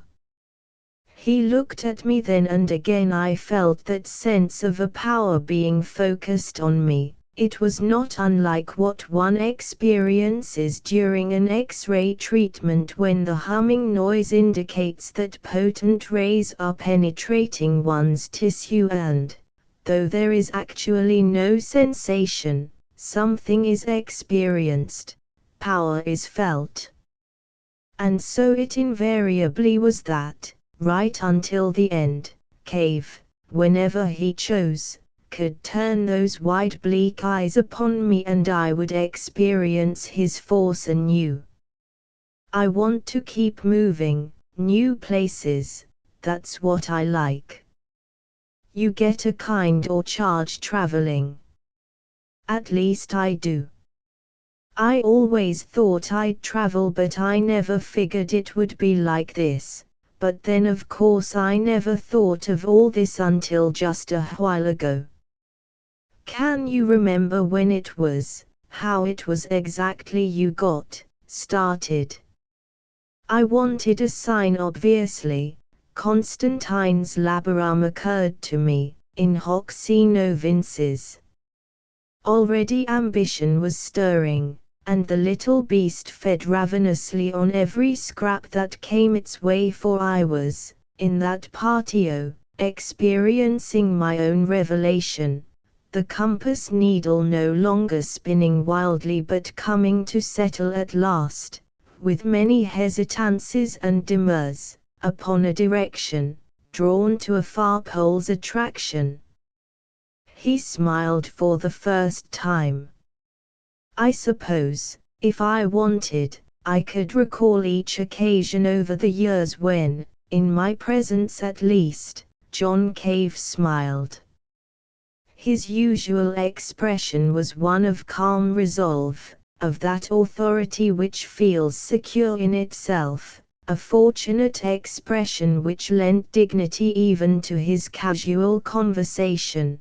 The fact that this serene mask hid a nearly total intellectual vacuity, I suspected as early in my dealings with him as this first meeting, yet I did not mind, for I had experienced his unique magic and already I saw the possibilities of channeling that power, of using that force, or turning it like a flame here, there, creating and destroying, shaping and shattering. So much for the spontaneous nature of my ambition at its least responsible, and at its most exquisite. I could have set the one-half world aflame for the sheer splendor and glory of the deed.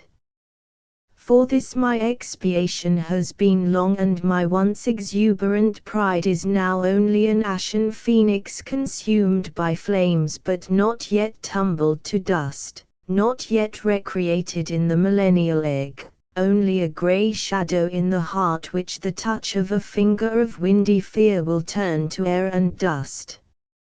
Yet the creature was a-borning that day. One seed had touched another and a monster began to live.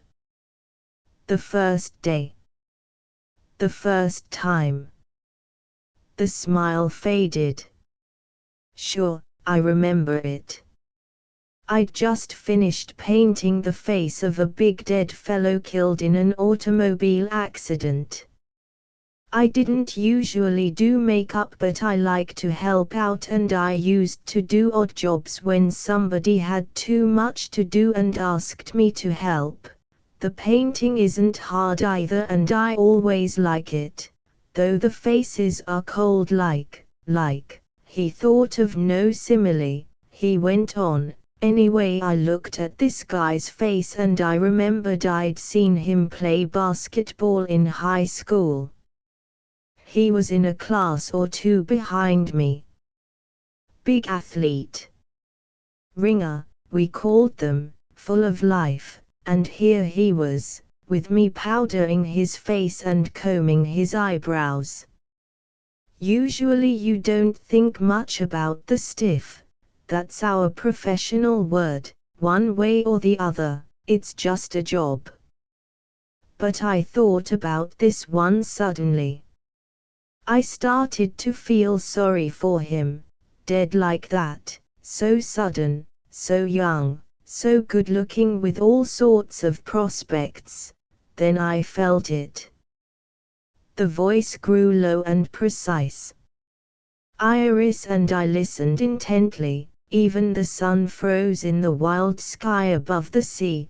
The young knight stumbled in the darkening east.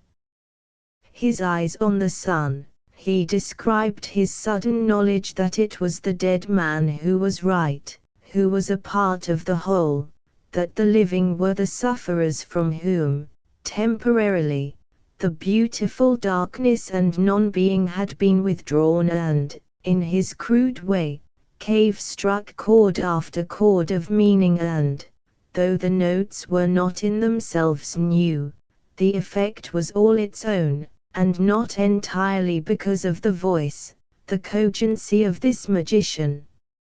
No, the effect was achieved only in part through his ability to make one experience with him an occasion of light, of absolute knowing.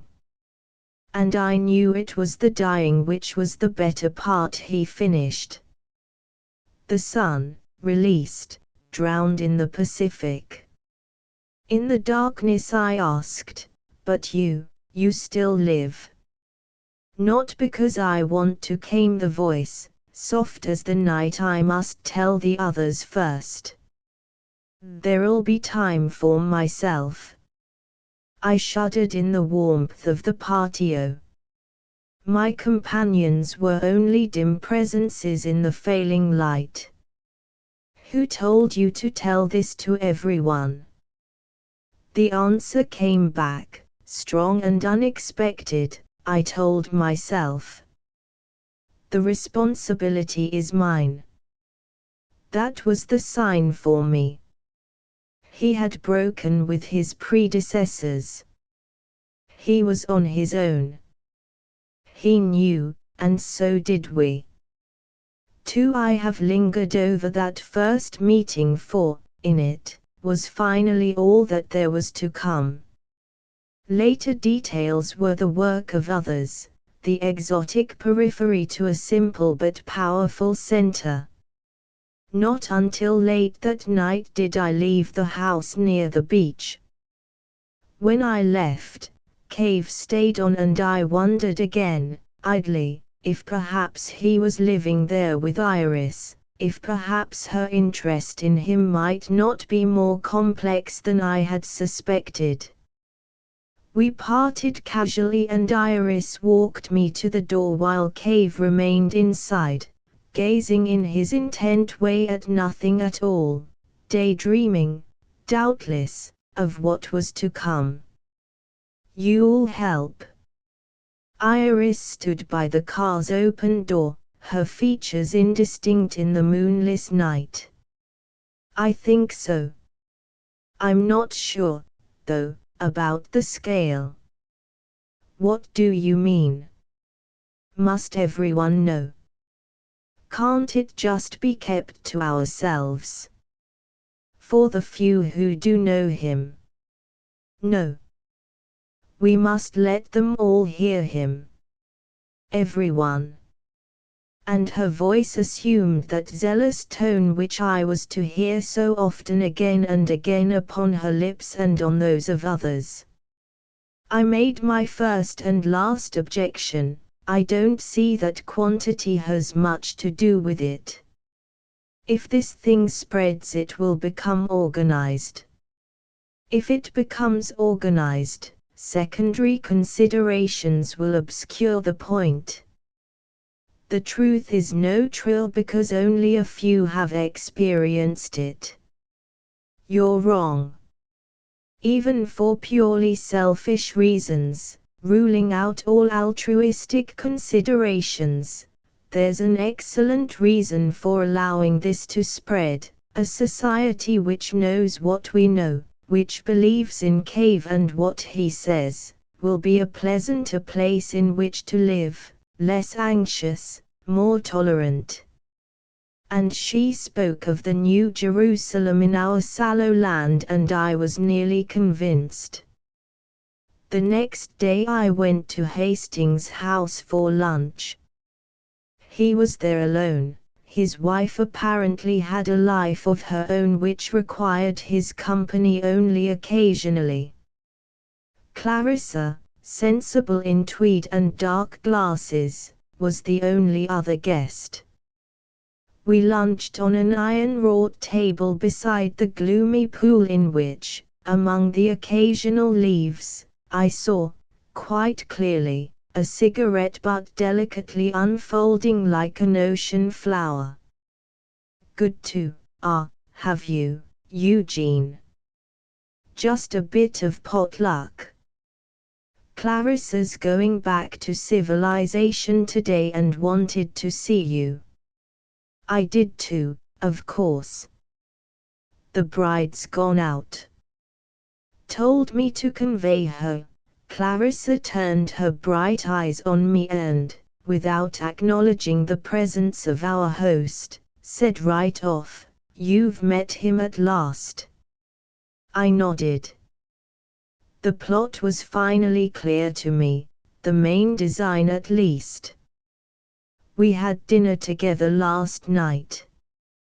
I know. Iris told me. You're going to help out, of course. I'd like to, but I don't know what there is I might do. I don't think I'd be much use with a tambourine on street corners, preaching the word. Don't be silly. Clarissa chuckled. We're going to handle this quite differently. Oh, I've been involved for over a year now. It's going to be the greatest fun, you wait and see. But I was the one who got Iris herself involved. I thought she looked a little peaked, a little bored.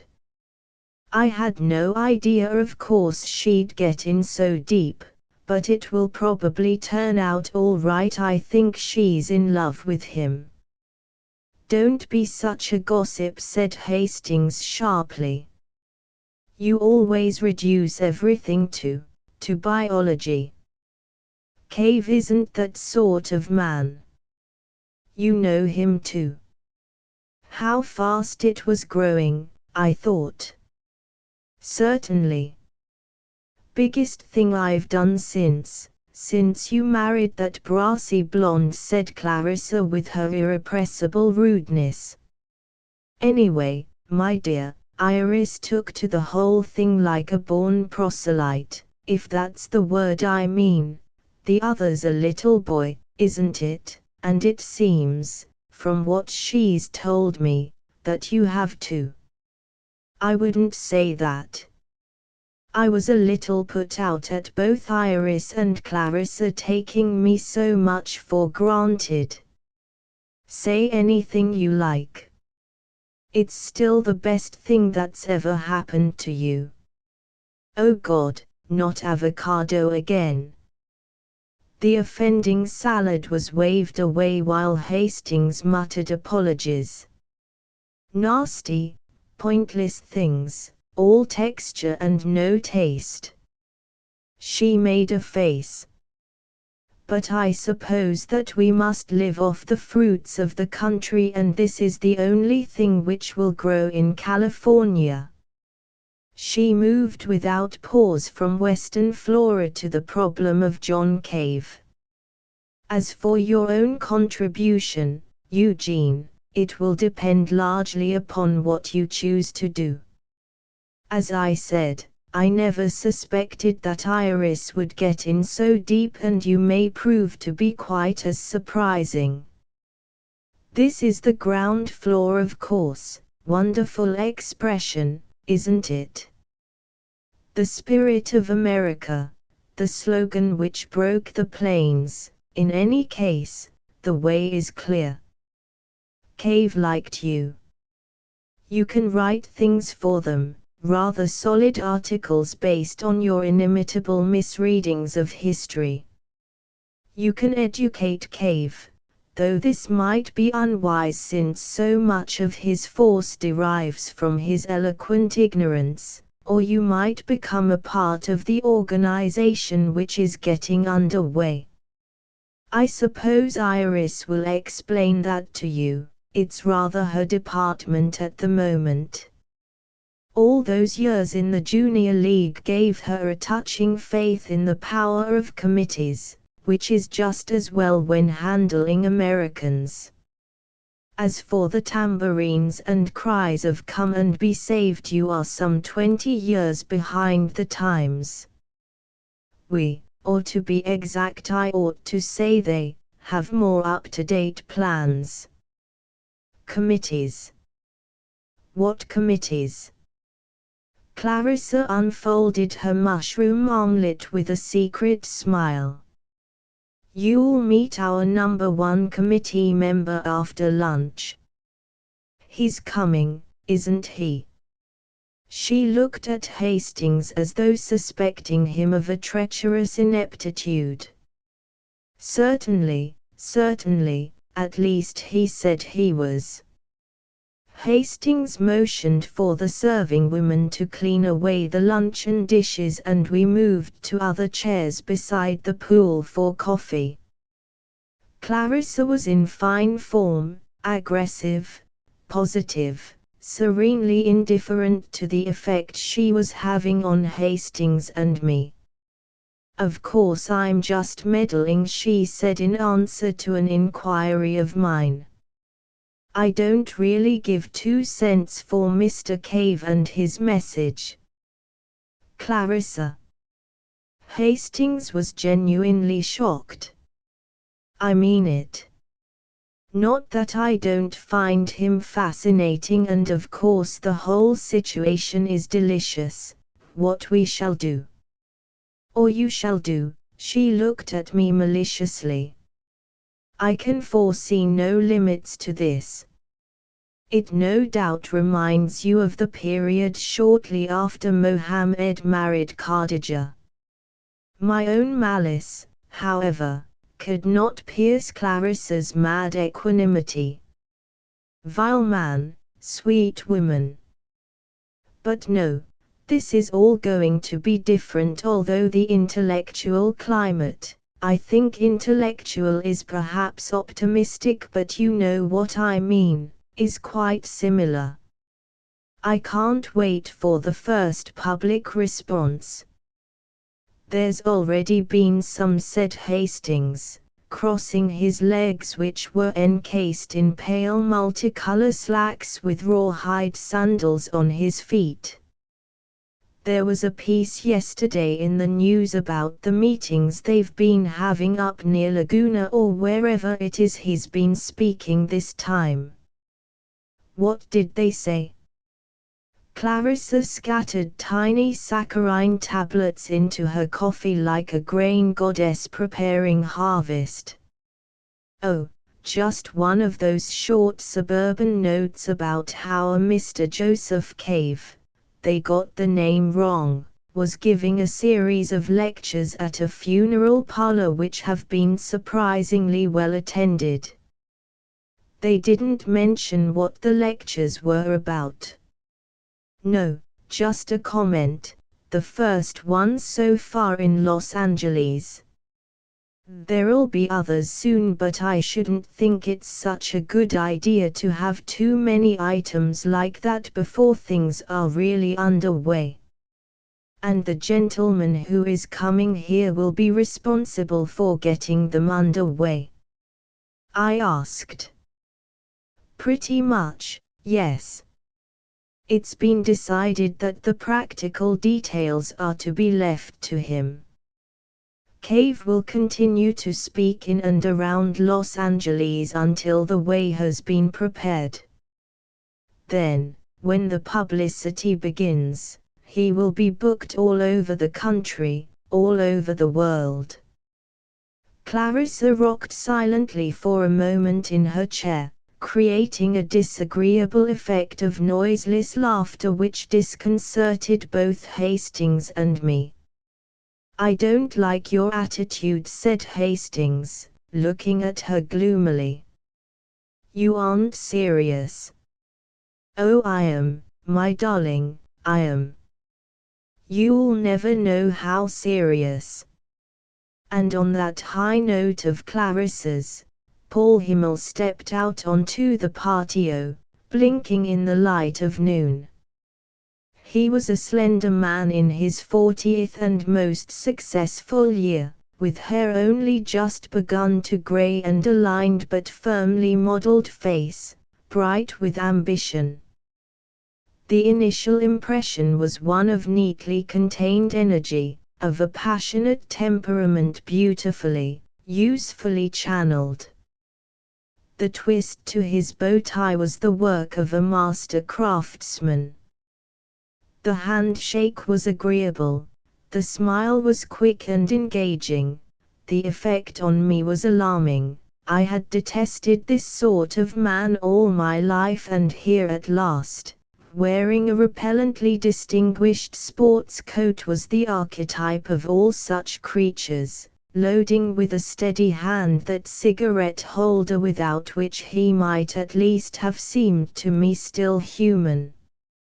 He was identified by Hastings, who, with a few excited snorts and gasps, told me beneath the conversation that this was the most successful young publicist in Hollywood, which meant the world. "I'm happy to meet you, Jean," he said as soon as Hastings had introduced us. He was perfectly aware that he had been identified while the first greetings with Clarissa had been exchanged. He had the common gift of the busy worldling of being able to attend two conversations simultaneously, profiting from both. I hate, of course, being called by my first name by strangers, but in his world there were of course no strangers. The Freemasonry of self-interest made all men equal in their desperation. He treated me like a buddy. He knew, he was, after all, clever, that I detested him on sight and on principle, and that presented him with a challenge to which he rose with confidence, and continued to rise through the years, despite the enduring nature of my disaffection. But then to be liked was his business, and I suspect that his attentions had less to do with me, with a sense of failure in himself for not having won me, than with a kind of automatic charm, a response to a situation which was produced quite inhumanly, mechanically, the smile, the warm voice, the delicate flattery, or not so delicate, depending on the case. "Iris and Cave both told me about you, and I'm particularly glad to get a chance to meet you, to see you too. Clarissa, will you be long in the East?" Conscious perhaps that I would need more work than a perfunctory prelude, he shifted his attention to Clarissa, saving me for later. "I never have plans, Paul, but I've got one or two chores I've got to do. Anyway, I've decided that Eugene is just the one to give the enterprise its tone, a quality concerning which you, dear Paul, so often have so much to say." "Why, yes," said the publicist genially, obviously not understanding. "Always use more tone." "You're quite right." Clarissa's eyes met mine for a brief amused instant. She was onto everything, doubtless onto me too, in that way one can never be about oneself. I always felt at a disadvantage with her. "What we're going to need for the big New York opening is a firm historical and intellectual base. Cave hasn't got it and of course doesn't need it. We are going to need commentary and explanation, and though you happen to be a genius in publicity, you must admit that that group which has been characterized as intellectual, the literate few who, in their weakness, often exert enormous influence, are not apt to be much moved by your publicity. In fact, they will be put off by it. Well, now I'm not so sure my methods are that crude. Of course I never. They are superbly, triumphantly, providentially crude, and you know it. Eugene must lend dignity to the enterprise. He has a solemn and highly respectable misunderstanding of philosophy which will appeal to his fellow intellectuals. He and they are quite alike, liberal, ineffectual, scrupulous, unsuperstitious, irresolute and lonely. When he addresses them they will get immediately his range, you might say, pick up his frequency, realizing he is one of them, a man to be trusted. Once they are reached the game is over, or begun. Clarissa paused and looked at me expectantly, the exuberant malice veiled by excitement. I didn't answer immediately. Hastings, as a former writer, felt that he too had been addressed, and he worried the subject of tone while Paul gravely added a comment or two. Clarissa watched me, however, conscious perhaps of the wound she had dealt. Was it all really so simple? Was I so simple? So typical? Vanity said not, but self-doubt, the shadow which darkens even those triumphs held at noon, prevailed for a sick moment or two. I was no different from the others, from the little pedagogues and analysts, the self-obsessed and spiritless company who endured shame and a sense of alienation without even that conviction of virtue which can dispel guilt and apathy for the simple, for all those who have accepted without question one of the systems of absolutes which it has amused both mystics and tyrants to construct for man's guidance. I had less baggage to rid myself of than the others, I was confident of that. Neither Christianity nor Marxism nor the ugly certainties of the mental therapists had ever engaged my loyalty or suspended my judgment. I had looked at them all, deploring their admirers and servants, interested though by their separate views of society and of the potentialities of a heaven on earth. The medieval conception of a world beyond life was always interesting to contemplate, even if the evidence in its favor was whimsical at best, conceived either as a system of rewards and punishments to control living man, or else as lovely visions of what might be were man indeed consubstantial with a creation which so often resembled the personal aspirations of gifted divines rather more closely than that universe the rest of us can only observe with mortal eyes.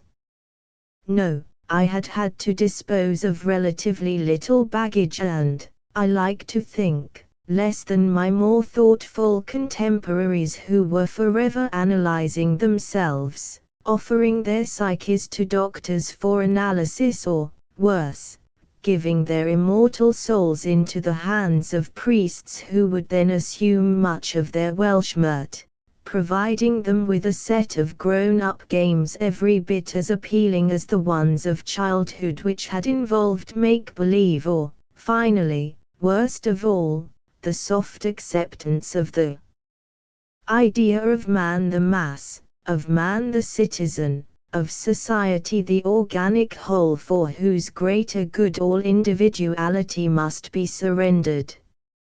My sense then of all that I had not been, negative as it was, saved my self-esteem. I was, in this, unlike my contemporaries.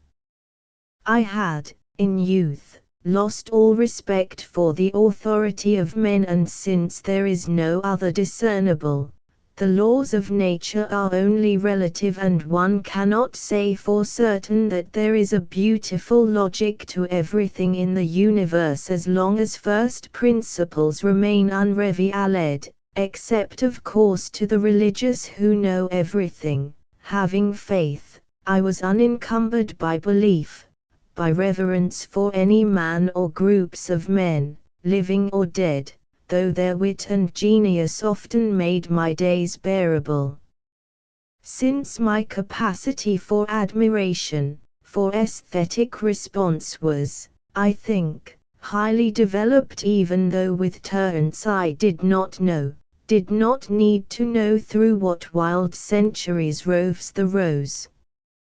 Yet Clarissa's including me among the little hamlets was irritating, and when I joined in the discussion again I was careful to give her no satisfaction. It would have been a partial victory for her if I had denied my generic similarity to my own contemporaries.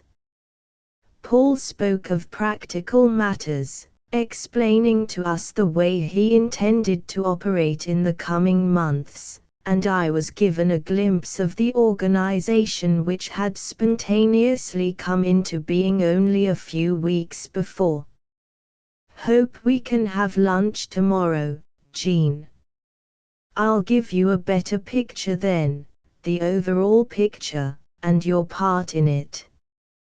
Briefly, for now, the organization has been set up as a company under California law with Cave as president and myself, Iris and Clarissa as directors. I'm also secretary-treasurer, but only for now. We're going to need a first-rate financial man to head our campaign fund, and I'm working on several possibilities right now. What's the company called? I asked. Cavits, Incorporated. We didn't want to call it anything, but that's the law here, and since we intended to raise money we had to have a legal setup. Got a nice sound, Cavite, said Hastings, nodding. What on earth should we have done if he'd had your name, Paul? Exclaimed Clarissa, to the indignation of both Hastings and Paul. They shut her up quickly. Paul went on in his smooth deep voice, I've had a lot of experience, of course, but this is something completely new for me, a real challenge and one which I'm glad to meet head on. How did you get into it? I asked. Paul pointed dramatically to Hastings. Him. He took me to a meeting in Laguna last year. I was sold the first time. I got the message. There was a hush as we were allowed to contemplate this awesome information. Then, smiling in a fashion which he doubtless would have called wry, the publicist continued, I knew this was it. I contacted Cave immediately and found we talked the same language. He was all for the idea, and so we incorporated. He said he wasn't interested in the organizational end and left that to us, with Iris sort of representing him, though of course we all do since we're all Cavits. This thing is big and we're part of it. He almost smacked his lips. I listened, fascinated. Anyway, he's going to do the preaching part and we're going to handle the sales end, if you get what I mean. We're selling something which nobody else ever sold before, and you know what that is.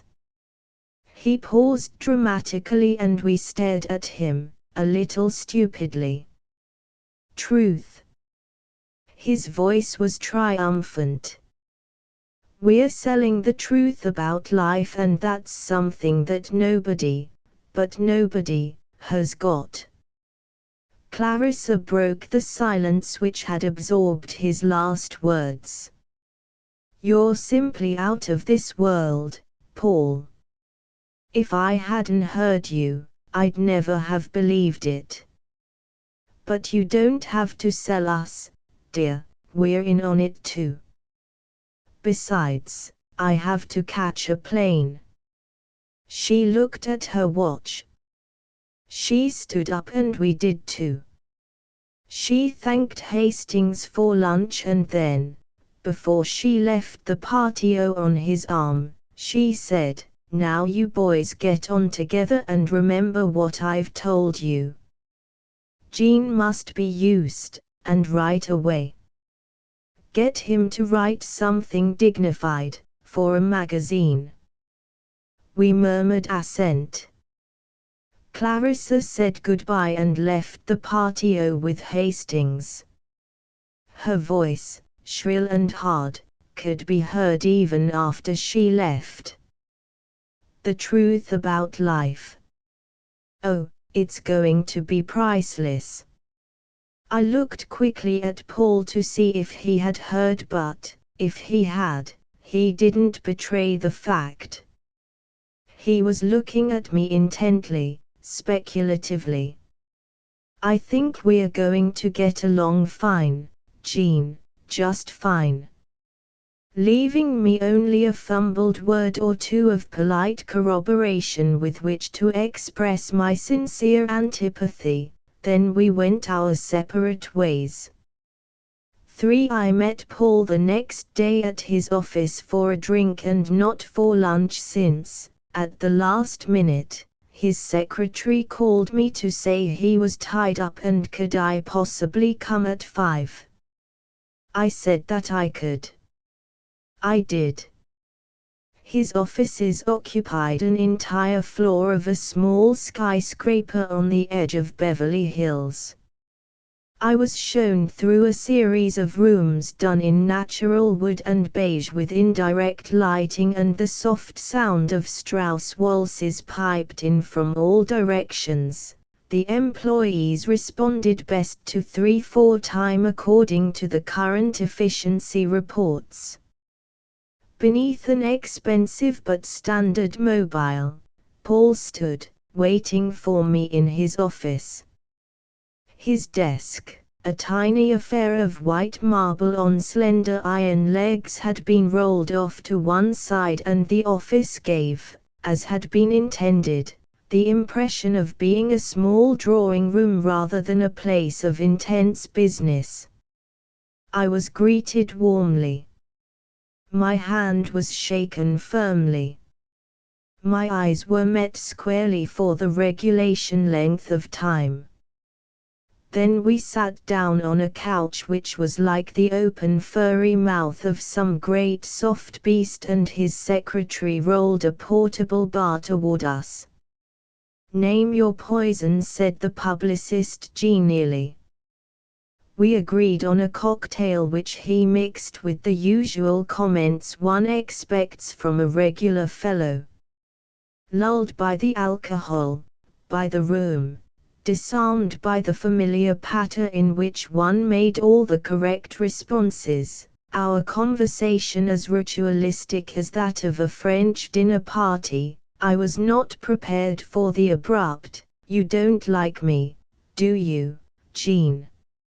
Only once or twice before had anyone ever said this to me, and each time that it happened I had vowed grimly that the next time, no matter where or with whom, I should answer with perfect candor, with merciless accuracy, "No, I don't." But since I am neither quick nor courageous, I murmured a pale denial. "It's all right, Gene. I know how you probably feel." And the monster was magnanimous. He treated me with pity. We've got two different points of view. That's all. I have to make my way in this rat race and you don't. You don't have to do anything, so you can afford to patronize us poor hustlers. Patronize isn't quite the word. I was beginning to recover from the first shock. A crushing phrase or two occurred to me, but the publicist knew his business and he changed course before I could begin my work of demolition. Well, I just wanted you to know that there are no hard feelings. In my business you get used to this sort of thing, occupational hazard, you might say. I've had to fight my way every inch and I know that a lot of people are going to be jostled in the process, which is just too bad for them. He smiled suddenly, drawing the sting. But I have a hunch we're going to be seeing a lot of each other, so we ought to start on a perfectly plain basis of understanding. You're on to me and I'm on to you. The man was diabolic in the way he could enrage yet not allow his adversary sufficient grounds for even a perfunctory defense. He moved rapidly, with a show of spurious reason which quite dazzled me. His was what, presently, he called the common-sense view. I told him I had no objection to working with him, that everything I had heard about him impressed me, that he was wrong to suspect me of disdaining methods whose efficacy was so well known. I perjured myself for several impassioned minutes and, on a rising note of coziness, we passed on to the problem in hand, congenial enemies for all time, the first round clearly his. Clarissa got you into this. He looked at me over his glass. More or less. Clarissa to Iris to Cave was the precise play. She got me to Cave last summer, or rather to Hastings first. I was sold right off. I think I told you that yesterday. This guy's got everything. Even aside from the message, he's the most remarkable salesman I've ever seen, and believe me when I tell you there isn't anything I don't know about salesmen. I agreed that he was doubtless expert in these matters. I went to about a dozen of those early meetings and I could see he was having the same effect on everyone, even on Catholics, people like that. Of course I don't know what happens when they get home, but while they are there they are sold, and that's all that matters, because, in the next year, we're going to have him there, everywhere, and all the time. I told him I didn't exactly follow this metaphysic flight. I mean, we're going to have him on television, on movie screens, in the papers, so that everybody can feel the effect of his personality, just like he was there in person. This prayer meeting stuff he's been doing is just a warming up. That's all. That kind of thing is outmoded, can't reach enough people even if you spoke at Madison Square every night for a year, but it's good practice, and it's got him started. Now the next move is a TV half-hour show once a week, and when that gets started we're in. Who's going to pay for all this? We've got more money than you can shake a stick at. He smiled briefly and refilled our glasses with a flourish. I haven't been resting on my laurels, and neither has Clarissa. We've got three of the richest men in LA drooling at the mouth for an opportunity to come in with us. They're sold, they've talked to him, they've heard him. That's been enough. Will you sell soap on television at the same time? Come off it, Gene. Cave is the product. Then in what way will you, or his sponsors, profit from selling him? In the first place, what he says is the truth, and it's meant a lot to me and also to them, to the tycoons. They are willing to do anything to put him across. I should think that the possession of the truth and its attendant sense of virtue is in itself enough, easily spoiled by popularization, I said with chilling pomp. Now that's a mighty selfish attitude to take. Sure, it makes me happy to know at last nothing matters a hell of a lot, since I'm apt to die any time, and that's the end of yours truly, a nice quiet nothing, like sleeping pills after a busy day. All that's swell, but it means a lot more to me to see the truth belong to everybody, and also, let's face it, I'm ambitious. I like my work. I want to see this thing get big, and with me part of it. Life doesn't mean a thing and death is the only reality, like he says, but while we're living we've got to keep busy and get ahead, and the best thing for me, I figured about 6 months ago, was to put Cave over on the public, which is just what I'm going to do. Anything wrong with that? Since right and wrong had not yet been reformulated and codified, I gave him the comfort he hardly needed. I see what you mean. I suppose you're right. Perhaps the motive is the same in every case, mine as well as yours, yet we've all experienced Cave, and that should be enough. No, we should all get behind it and push.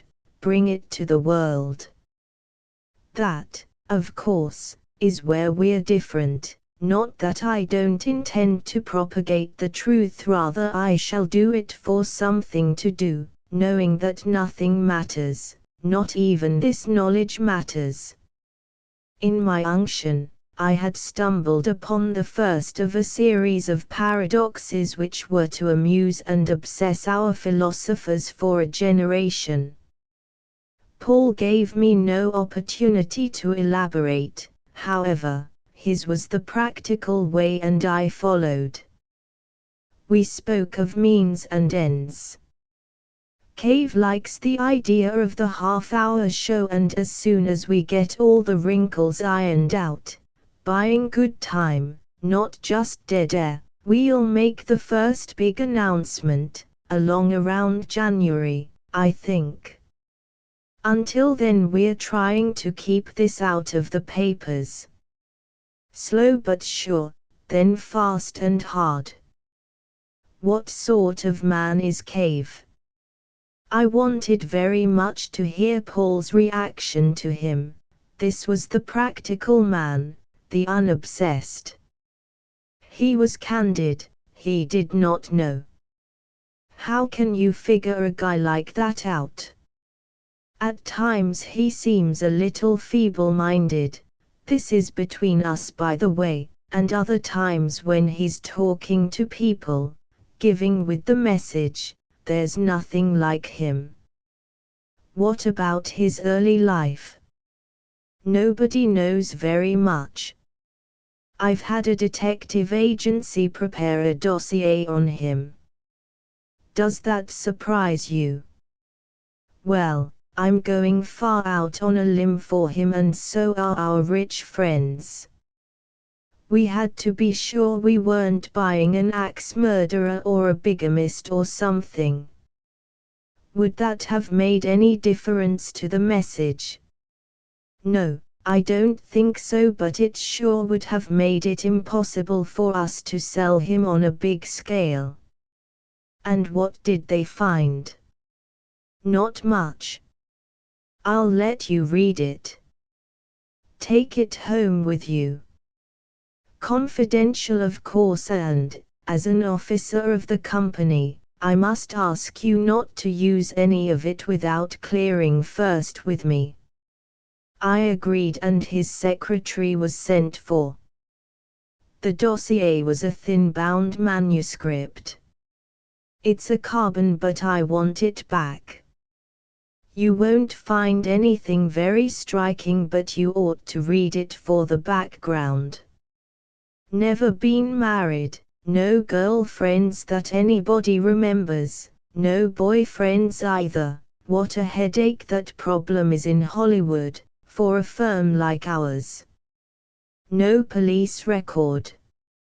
No tickets for double parking, even. A beautiful, beautiful record on which to build. Perhaps a little negative. That's what we like. As for the guy's character, his IQ, your guess is as good as mine, probably better. When I'm with him alone, we talk about the campaign and he's very relaxed, very sensible, businesslike, doesn't preach or carry on. He seems to understand all the problems of our end. He's cooperative. Can you look him straight in the eye?" Paul laughed. "Gives you the creeps, doesn't it?" "No, I guess I don't look at him very much." "I'm glad you mentioned that because I've a hunch he's a hypnotist of some kind, though there's no record of his ever having studied it. I think I'll get a psychologist to take a look at him." "Do you think he'll like that?" "Oh, he'll never know unless he's a mind reader. Somebody to sort of observe him at work. I've already had him checked out physically." "You're very thorough." "Have to be. He's got a duodenal ulcer and there's a danger of high blood pressure when he's older, otherwise he's in fine shape." "What do you want me to do first?" He became serious. "A pamphlet. You might make a highbrow magazine article out of it for the Reader's Digest or something first. We'll want a clear, simple statement of the Cavite philosophy." "Why don't you get him to write it?" "I've tried. He says he can't write anything. In fact, he even hates to have his sermons taken down by a recorder. God knows why. But, in a way, it's all to the good because it means we can get all the talent we like to do the writing for us, and that way, sooner or later, we can appeal to just about everybody." "Whom am I supposed to appeal to in this first pamphlet?" "The ordinary person, but make it as foolproof as you can. Leave plenty of doors open so you can get out fast in case we switch the party line along the way." I laughed. "You're extraordinarily cynical." "Just practical. I had to learn everything the hard way. I was kicked around by some mighty expert kickers in my day." I checked his flow of reminiscence. "Tell me about Cave and Iris." This was the secondary mystery which had occupied my mind for several days. But Paul did not know, or, if he did, would not say. "I think they're just good friends, like we say in these parts. Except that I doubt if anything is going on. They don't seem the type, and she's so completely gone on what he has to say." A long-legged girl secretary in discreet black entered the room unbidden and whispered something to the publicist. Paul started as though she had given him an electric shock from the thick carpeting. He spoke quickly. "Get Furlow. Tell him to stand bail." Also get a writ. I'll be right down there. She ran from the room. He pushed the bar away from him and it rolled aimlessly across the floor, its bottles and glasses chattering. Paul looked at me distractedly. He's in jail. Cave's in jail. 5-1 last night. The noise of my heart's beating kept me awake until nearly dawn. Then, as the grey warm light of the morning patterned the floor, I fell asleep and dreamed uneasily of disaster, my dreams disturbed by the noise of jackals, by that jackal-headed god who hovers over me as these last days unfold confusedly before my eyes. It will end in heat and terror, alone beside a muddy river, all time as one and that soon gone. I awakened, breathless and cold, with the terror of the dying still ahead. After coffee and pills, those assorted pellets which seemed to restore me for moments at a time to a false serenity, I put aside the nightmare world of the previous restless hours and idly examined the pages which I had written with an eye to rereading them straight through, to relive again for a time the old drama which is already, as I write, separating itself from my memory and becoming real only in the prose. I think now of these events as I have told them and not as they occur to me in memory. For the memory now is of pages and not of scenes or of actual human beings still existing in that baleful, tenebrous region of the imagination where fancy and fact together confuse even the most confident of narrators. I have, thus far at least, exorcised demons, and to have lost certain memories to my narrative relieves my system, like a cancer cut whole from a failing organism. The boy brought me my morning coffee and the local newspaper whose Arabic text pleases my eye, though the sense, when I do translate it, is less than strange. I asked the boy if Mr. Butler was awake and he said he had gone out already. These last few days I have kept to my room even for the evening meal, delaying the inevitable revelation as long as possible. After the boy left and while I drank coffee and looked out upon the river and the western hills, I was conscious of a sense of well-being which I have not often experienced in recent years. Perhaps the work of evoking the past has, in a sense, enhanced the present for me. I thought of the work done as life preserved, as part of me which will remain. Then, idly, I riffled the pages of John Cave's testament for the first time since I had discovered my name had been expunged. The opening was the familiar one which I had composed so many years before in Cave's name. The time of divination, a straightforward account of the apparent wonders which had preceded the mission. No credence was given the supernatural, but a good case was made, borrowed a little from the mental therapists, for the race's need of phenomena as a symptom of unease and boredom and anticipation. I flicked through the pages. An entire new part had been added which I did not recognize, still written as though by Cave, but, obviously, it could not have been composed until at least a decade after his death.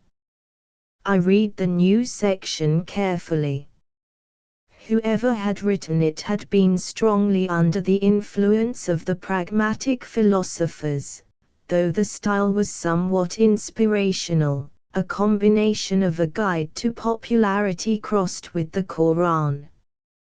A whole system of ideal behavior was sketched broadly for the devout, so broadly as to be fairly useless, though the commentary and the interpretive analysis of such lines as property really belongs to the world, though individuals may have temporary liens on certain sections, must be already prodigious.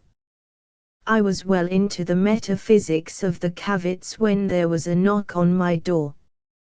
It was Butler, looking red and uncomfortable from the heat, a spotted red bandana tied, for some inscrutable reason, about his head in place of a hat. "Hope you don't mind my barging in like this, but I finished a visit with the mayor earlier than I thought." He crumpled, on invitation, into a chair opposite me. He sighed gloomily. "This is going to be tough, tougher than I ever imagined back home. I told you it would be. The Muslims are very obstinate, I'll say, and the old devil of a mayor practically told me point blank that if he caught me proselyting he'd send me back to Cairo. Imagine the nerve." "Well, it is their country," I said, reasonably, experiencing my first real hope. Might the caveats not get themselves expelled from Islam? I knew the mayor of Luxor, a genial merchant who still enjoyed the obsolete title of Pasha. The possibilities of a daring plot occurred to me. All I needed was another year or two, by which time nature would have done its work in any case, and the conquest of humanity by the caveats could then continue its progress without my bitter presence. I looked at Butler speculatively. He was such a fool. I could, I was sure, undo him, for a time at least, unless of course he was, as I first expected, an agent come to finish me, in fact as absolutely as I have been finished in effect by those revisionists who have taken my place among the caveats, arranging history. I'd experienced, briefly, while studying Butler's copy of the Testament, the unnerving sense of having never lived, of having dreamed the past entire. Maybe it is their country, but we got the truth, and like Paul Himmel said, a truth known to only half the world is but half a truth. Did he say that? Of course he did. Don't you? He paused, his eye taking in at last the book in my hand. His expression softened somewhat, like a parent in anger noticing suddenly an endearing resemblance to himself in the offending child. "But I forget how isolated you've been up here. If I've interrupted your studies, I'll go away." "Oh no, I was finished when you came. I've been studying for several hours, which is too long for an old man." "If a contemplation of Cavesord can ever be too long," said Butler reverently. "Yes, Himmel wrote that even before Cavesord, in the month of March, I believe, though we'll have to ask my colleague when he comes. He knows all the dates, all the facts. Remarkable guy.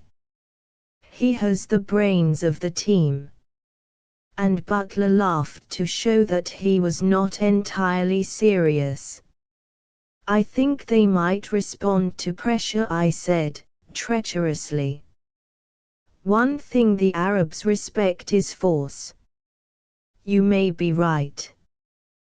But our instructions are to go slow." "Still, I didn't think it would be as slow as this." "Why, we haven't been able to get a building yet. They've all been told by the Pasha fellow not to rent to us." "Perhaps I could talk to him."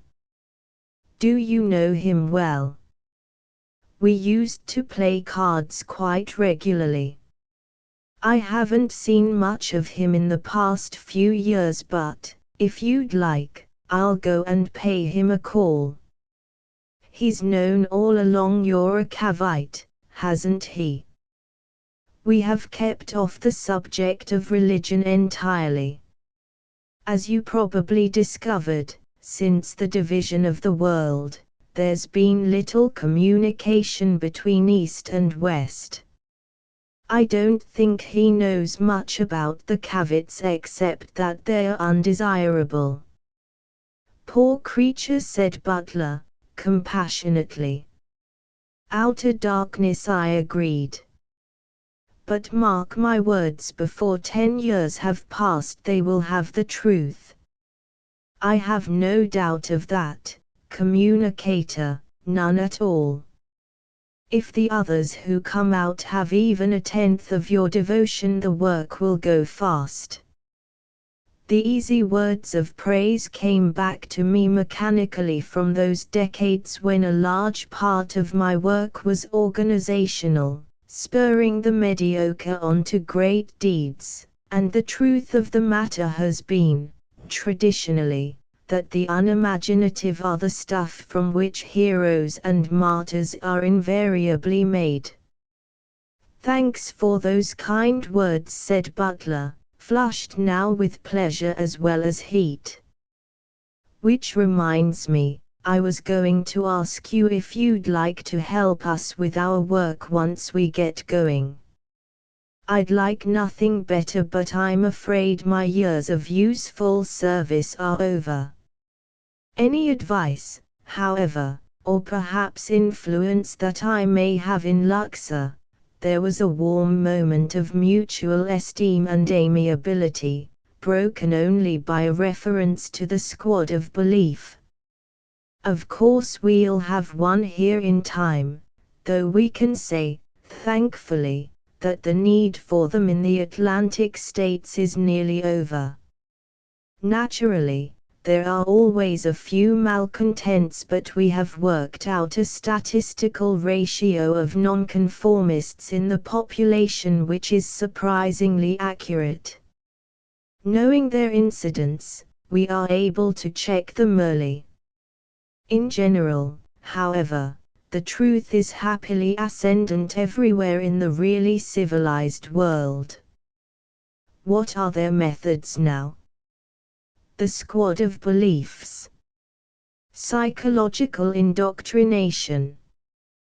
We now have methods of converting even the most obstinate Lutherist. Of course, where usual methods fail, and once in every 1500 they do, the squad is authorized to remove a section of brain which effectively does the trick of making the Lutherist conform, though his usefulness in a number of other spheres is somewhat impaired. I'm told he has to learn all over again how to talk and to move around. Lutherist. I don't recognize the word. You certainly have been cut off from the world. Butler looked at me curiously, almost suspiciously. I thought even in your day that was a common expression. It means anybody who refuses willfully to know the truth. What does it come from? Come from? Semantics were either no longer taught or else Butler had never been interested in them. Why, it just means, well, a Lutherist. I wonder, though, what the derivation of it was. I was excited. This was the only sign that I had ever existed, a word of obscure origin connoting nonconformist. I'm afraid we'll have to ask my sidekick when he comes. I don't suppose it came from one of those Christian sects, you know, the German one which broke with Rome. That must be it, I said. I don't suppose in recent years there have been as many Lutherists as there once were. Very, very few. As I say, We've got it down to a calculable minority, and our psychologists are trying to work out some method whereby we can spot potential Lutherists in childhood and indoctrinate them before it's too late. But of course the problem is a negligible one in the Atlantic states. We've had no serious trouble for 40 years. 40 years. That was the time of all the trouble, I said. Not so much trouble, said Butler, undoing the bandana and mopping his face with it. The last flare-up, I gather, of the old Christians. History makes very little of it, though I suppose at the time it must have seemed important. Now that we have more perspective, we can view things in their proper light. I was only a kid in those days and, frankly, I don't think I paid any attention to the papers. Of course you remember it. He looked at me suddenly, his great vacuous eyes focused. My heart missed one of its precarious beats. Was this the beginning?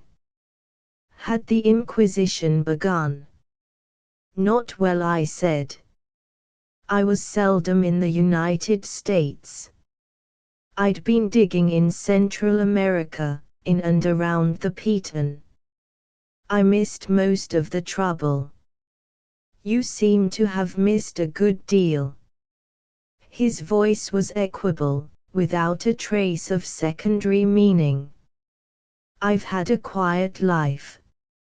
I'm grateful though for your coming here, otherwise I should have died without any contact with America, without ever knowing what was happening outside the Arab League. Well, we'll shake things up around here. Shake well before using, I quoted absently. What did you say? I said I hoped all would be well. I'm sure it will.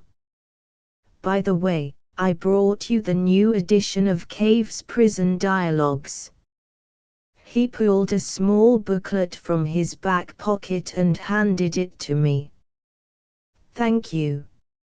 I took the booklet, Dialogues Between Cave and Iris Mortimer. I had never before heard of this particular work. Is this a recent discovery?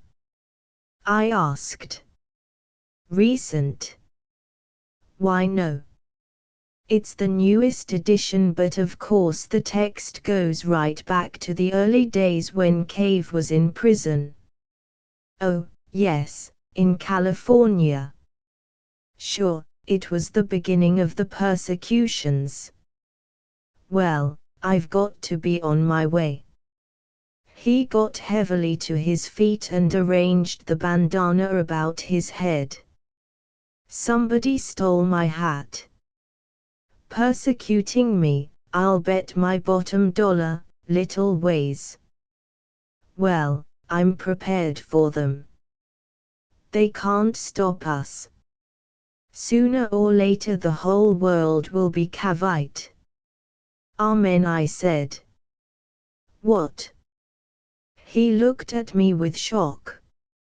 I'm an old man, I said hastily. You must recall I was brought up in the old Christianity. Such expressions still linger on, you know. It's a good thing there's no squad of belief in Luxor, said Butler cheerily. They'd have you up for indoctrination in a second. I doubt if it'd be worth their trouble. Soon I shall be withdrawing from the world altogether. I suppose so. You haven't thought of taking Cavesway, have you? Of course, many times, but since my health has been good I've been in no great hurry to leave my contemplation of those hills. I pointed to the western window. Now I should hesitate to die until the very last moment, out of curiosity. I'm eager to learn, to help as much as possible in your work here. Well, that of course is good news, but should you ever want to take his way, let me know. We have some marvelous methods now, extremely pleasant to take, and, as he said, it's not death which is hard but dying. We've finally made dying simply swell. Will wonders never cease? In that department, never. It is the firm basis of our truth. Now I must be off. Is your colleague due here soon? Haven't heard recently. I don't suppose the plans have been changed, though. You'll like him. I'm sure I shall. And so John Cave's period in jail was now known as the time of persecution, with a pious prison dialogue attributed to Iris. Before I returned to my work of recollection, I glanced at the dialogue whose style was enough like Iris's to have been her work. But of course her style was not one which could ever have been called inimitable, since it was based on the most insistent of 20th century advertising techniques. I assumed the book was the work of others, of those anonymous counterfeiters who had created, according to a list of publications on the back of the booklet, a wealth of Cavite doctrine. The conversation with Cave in prison was lofty in tone and seemed to deal with moral problems. It was apparent that since the task of governing is largely one of keeping order, it had become, with the passage of time, necessary for the Cavite rulers to compose in Cave's name different works of ethical instruction to be used for the guidance and control of the population. I assume that since they now control all records, all original sources, it is an easy matter for them to discover some relevant text which gives clear answer to any moral or political problem which has not been anticipated in previous commentaries. The work of falsifying records, expunging names is, I should think, somewhat more tricky, but they seem to have accomplished it in Cave's testament, brazenly assuming that those who recall the earlier versions will die off in time, leaving a generation which knows only what they wish it to know, excepting of course the calculable minority of nonconformists, of base Lutherists. Cave's term in prison was far less dramatic than official legend, though more serious.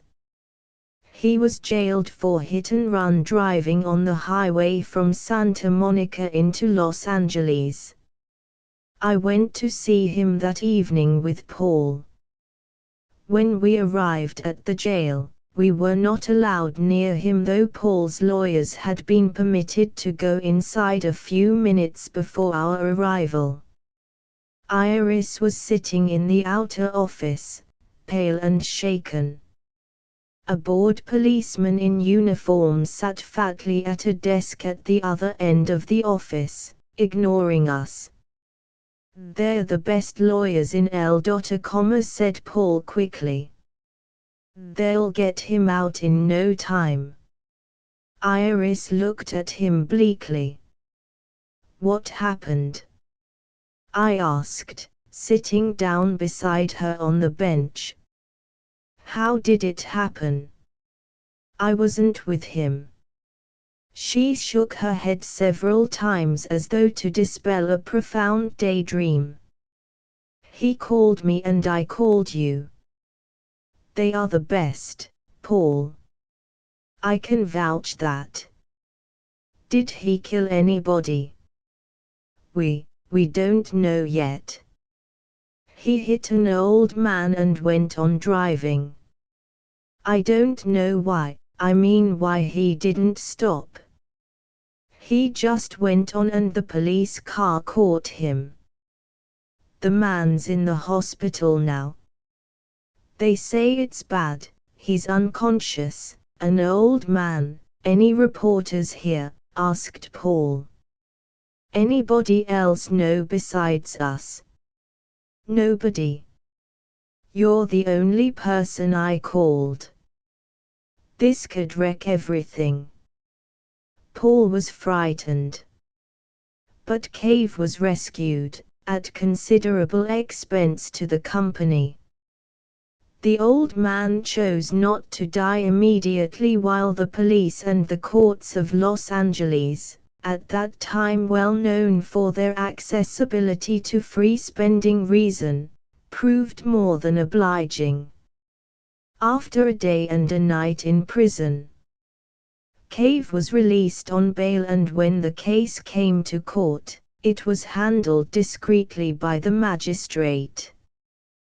The newspapers, however, had discovered John Cave at last, and there were photographs of present-day Messiah in court.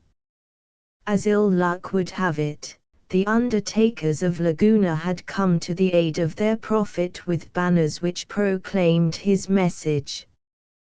This picketing of the court was photographed and exhibited in the tabloids. Paul was in a frenzy. Publicist though he was, in his first rage he expressed to me the novel sentiment that not all publicity was good. But we'll get back at those bastards, he said grimly, not identifying which ones he meant but waving toward the city hidden by the Venetian blinds of his office window. I asked for instructions. Cave had, the day before, gone back to Washington to lie low until the time was right for a triumphant reappearance.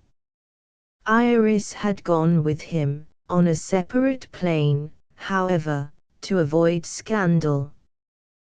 Clarissa had sent various heartening if confused messages from New York while Paul and I were left alone to gather up the pieces and begin again. Our close association during those difficult days impressed me with his talents, and though, fundamentally, I still found him appalling, I couldn't help but admire his superb operativeness. I'm going ahead with the original plan, just like none of this happened. The stockholders are willing and we've got enough money, though not as much as I'd like, for the publicity build-up.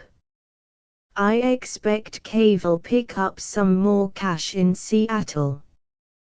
He always does, wherever he goes. Millionaires just flock to him. Strange to tell, yes. But then nearly everybody does. It's funny since the truth he offers is all there is to it. Once experienced, there's no longer much need for Cave or for an organization. This of course was the paradox which time and the unscrupulous were bloodily to resolve. Paul's answer was reasonable. That's true, but there's the problem of sharing it. If millions felt the same way about death, the whole world would be happier, and, if it's happier, why, it'll be a better place to live in. Do you really believe this? Still think of me as 100% phony? Paul chuckled good-naturedly. Well, it so happens, I do believe that. It also so happens that if this thing clicks, we'll have a world organization, and if we have that, there'll be a big place for number one in it. It's all mixed up, Gene. I'd like to hear your motives, straight from the shoulder.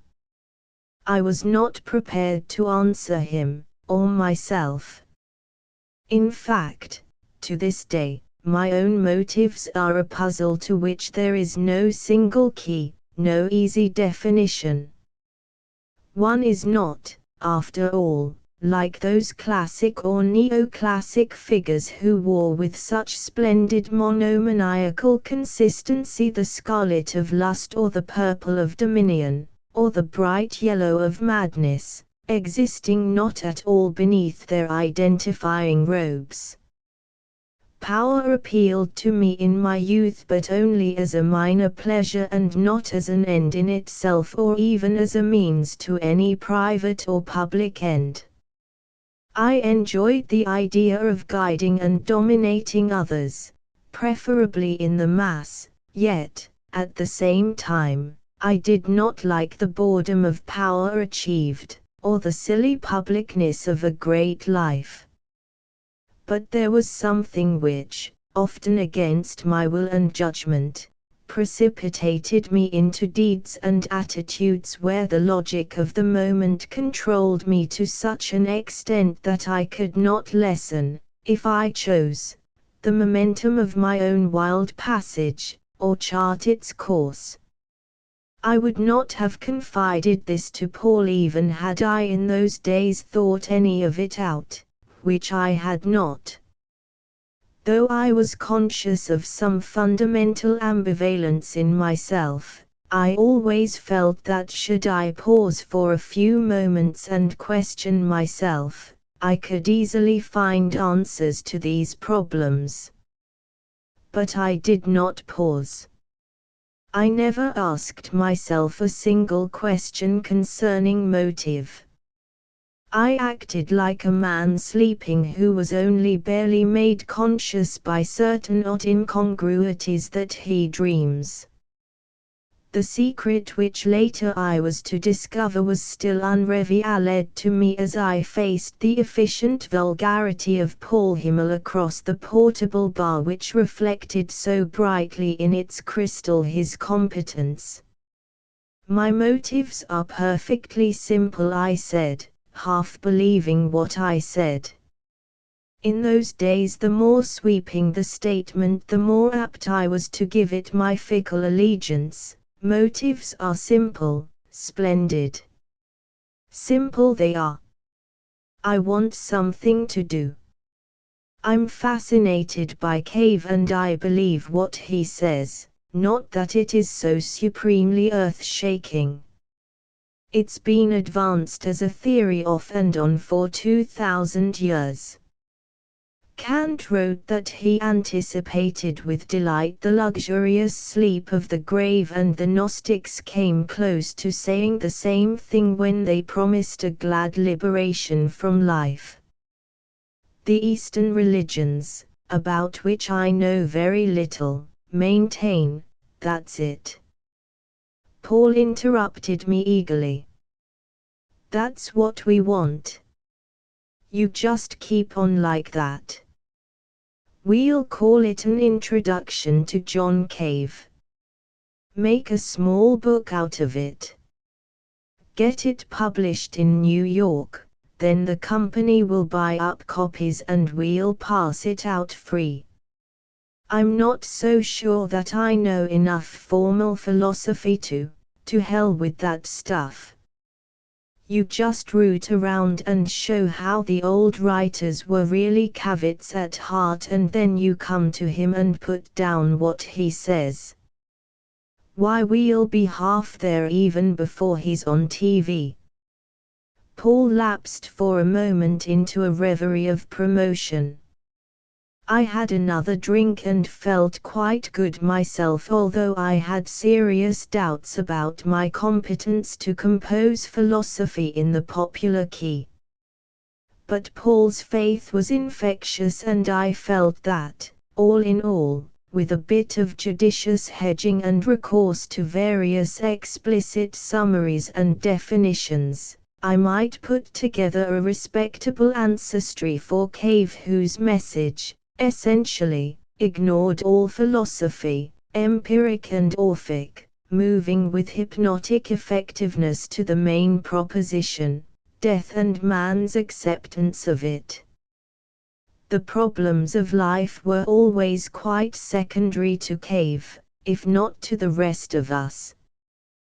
When will you want this piece done? the sooner the better. Here he scribbled an address on a pad of paper. This is Cave's address. He's on a farm outside Spokane. It belongs to one of his undertaker friends. Iris is with him. Yes. Now I wonder if that's wise, Iris seeing so much of him. You know he's going to have a good many enemies before very long, and they'll dig around for any scandal they can find. Oh, it's perfectly innocent, I'm sure. Even if it isn't, I can't see how it can do much harm. For a public relations man, you don't seem to grasp the possibilities for bad publicity in this situation. All pub is good. But Cave, it appears, is a genuine ascetic. And the word genuine, as I spoke it, was like a knife blade in my heart. And, since he is, you have a tremendous advantage in building him up. There's no use in allowing him, quite innocently, to appear to philander. Paul looked at me curiously. You wouldn't by chance be interested in Iris yourself? And of course that was it. I had become attached to Iris in precisely the same sort of way a complete man might have been, but of course for me there was no hope, nothing. The enormity of that nothing shook me, despite the alcohol we had drunk. I was sufficiently collected, though, not to make the mistake of vehemence. I like her very much, but I'm more attached to the idea of Cave than I am to her. I don't want to see the business get out of hand. That's all. I'm surprised you, of all people involved, aren't more concerned. You may have a point.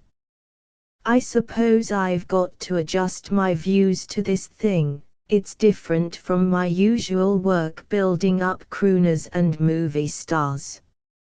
In that line the romance angle is swell, just as long as there are no bigamies or abortions involved. I see your point, though. With Cave we have to think in sort of Legion of Decency terms. No rough stuff. No nightclub pictures or posing with blondes. You're absolutely right. Put that in your piece. Doesn't drink, doesn't go out with dames. I laughed at this seriousness. Maybe we won't have to go that far. The negative virtues usually shine through all on their own. The minute you draw attention to them you create suspicion. People are generally pleased to suspect the opposite of every avowal. You talk just like my analyst. And I felt that I had won, briefly, Paul's admiration. Anyway, you go to Spokane, talk to Iris, tell her to lay off, in a tactful way of course. I wouldn't mention it to him, you never can tell how he'll react. She'll be reasonable even though I suspect she's stuck on the man. Try and get your piece done by the 1st of December.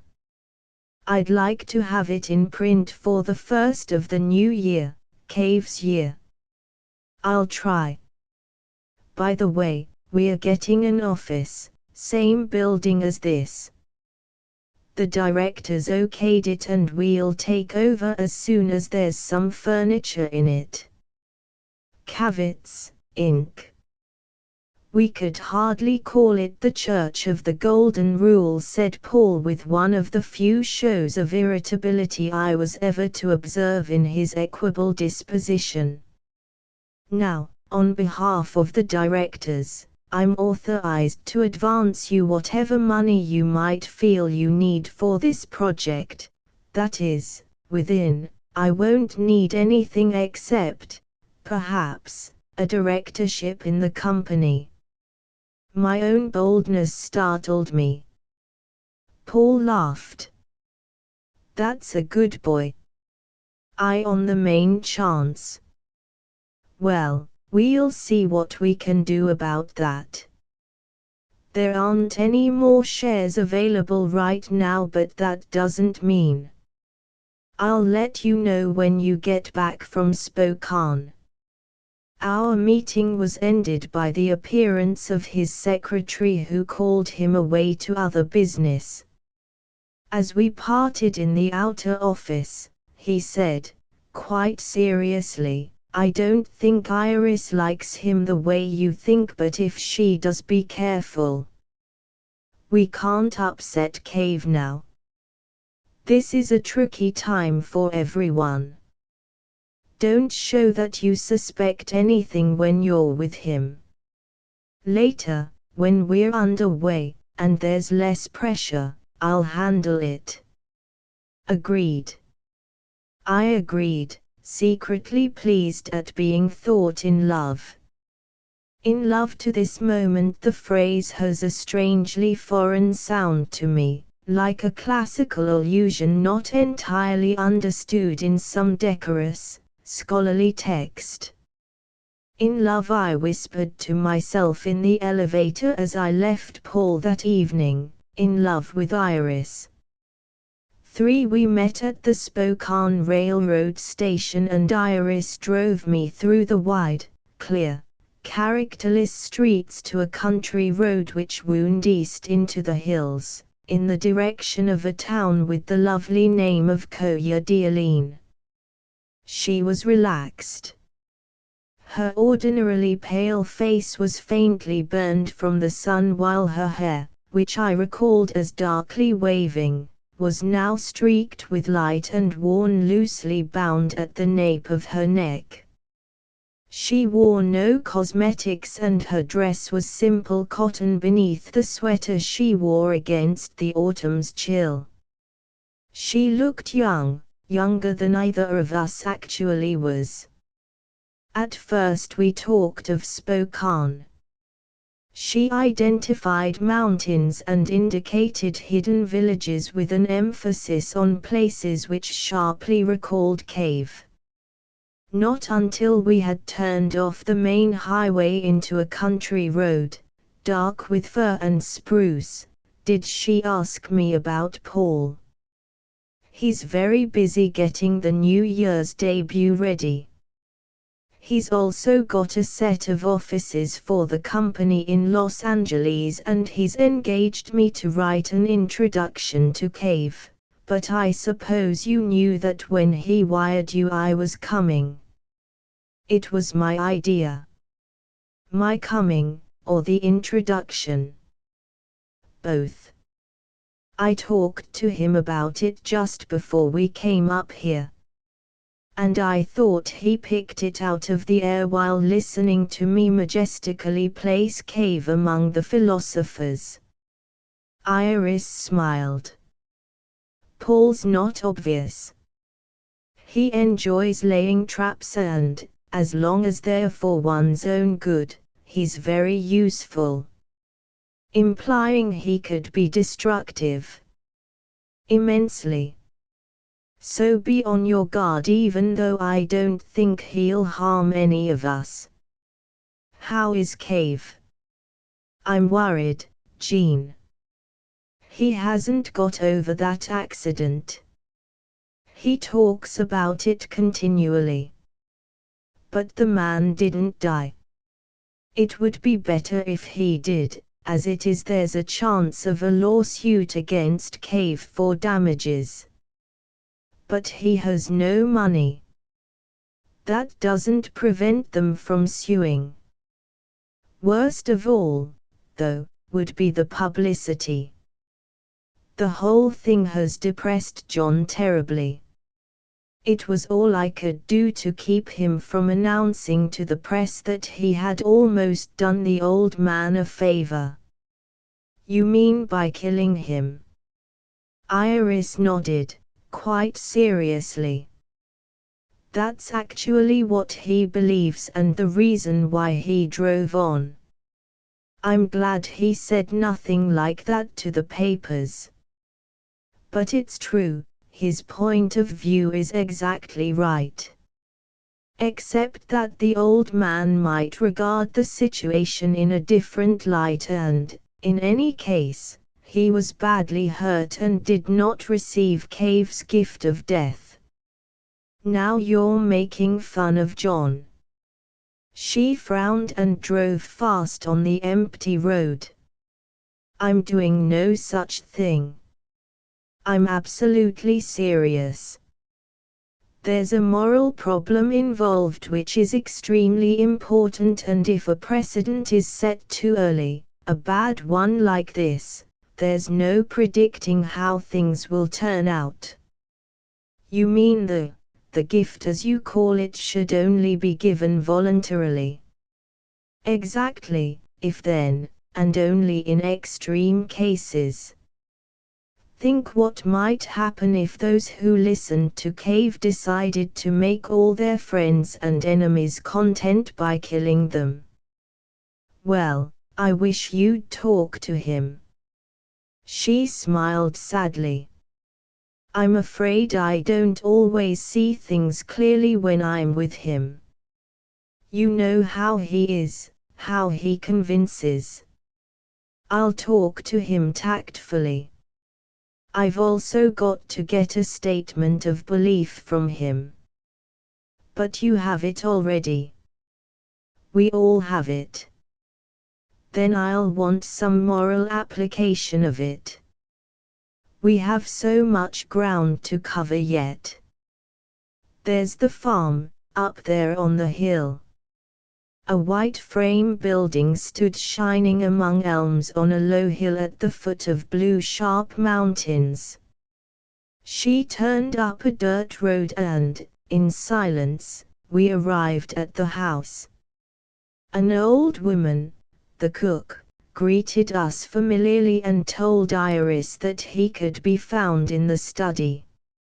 In a small warm room, sitting beside a stone fireplace empty of fire, Cave sat, a scrapbook on his knees, his expression vague, unfocused. Our arrival recalled him from some dense reverie. He got to his feet quickly and shook hands. I'm glad you came, he said. I wanted to see you, I said awkwardly. It was Cave's particular gift to strike a note of penetrating sincerity at all times, even in his greetings, which became, as a result, disconcertingly like benedictions. Iris excused herself and I sat beside him in front of the fireplace. Have you seen these? He asked, pushing the scrapbook toward me. I took it and nodded when I saw, neatly pasted and labeled, the various newspaper stories concerning the accident. It had got a surprisingly large amount of space, as though, instinctively, the editors had anticipated a coming celebrity for hit-and-run profit. Look what they say about me. I've read them all, I said, handing the scrapbook back to him, a little surprised that, considering his unworldliness, he had bothered to keep such careful track of his appearance in the press. It showed a new, rather touching side to him. He was like an actor hoarding his notices, good and bad. I don't think it's serious. After all, you were let off by the court, and the man didn't die. It was an accident, of course, yet that old man nearly received the greatest gift a man can have, a quick death. I wanted to tell the court that. I could have convinced them, I'm sure, but Paul said no. It was the first time I've ever gone against my own instinct, and I don't like it. Emphatically, he shut the book. We watched the cook who came into the room and lit the fire. When the first crackling filled the room and the pine had caught, she left, observing that we were to eat in an hour. "You want to wash up?" asked Cave mechanically, his eyes on the fire, his hands clasped in his lap like those dingy marble replicas of hands which decorate medieval tombs.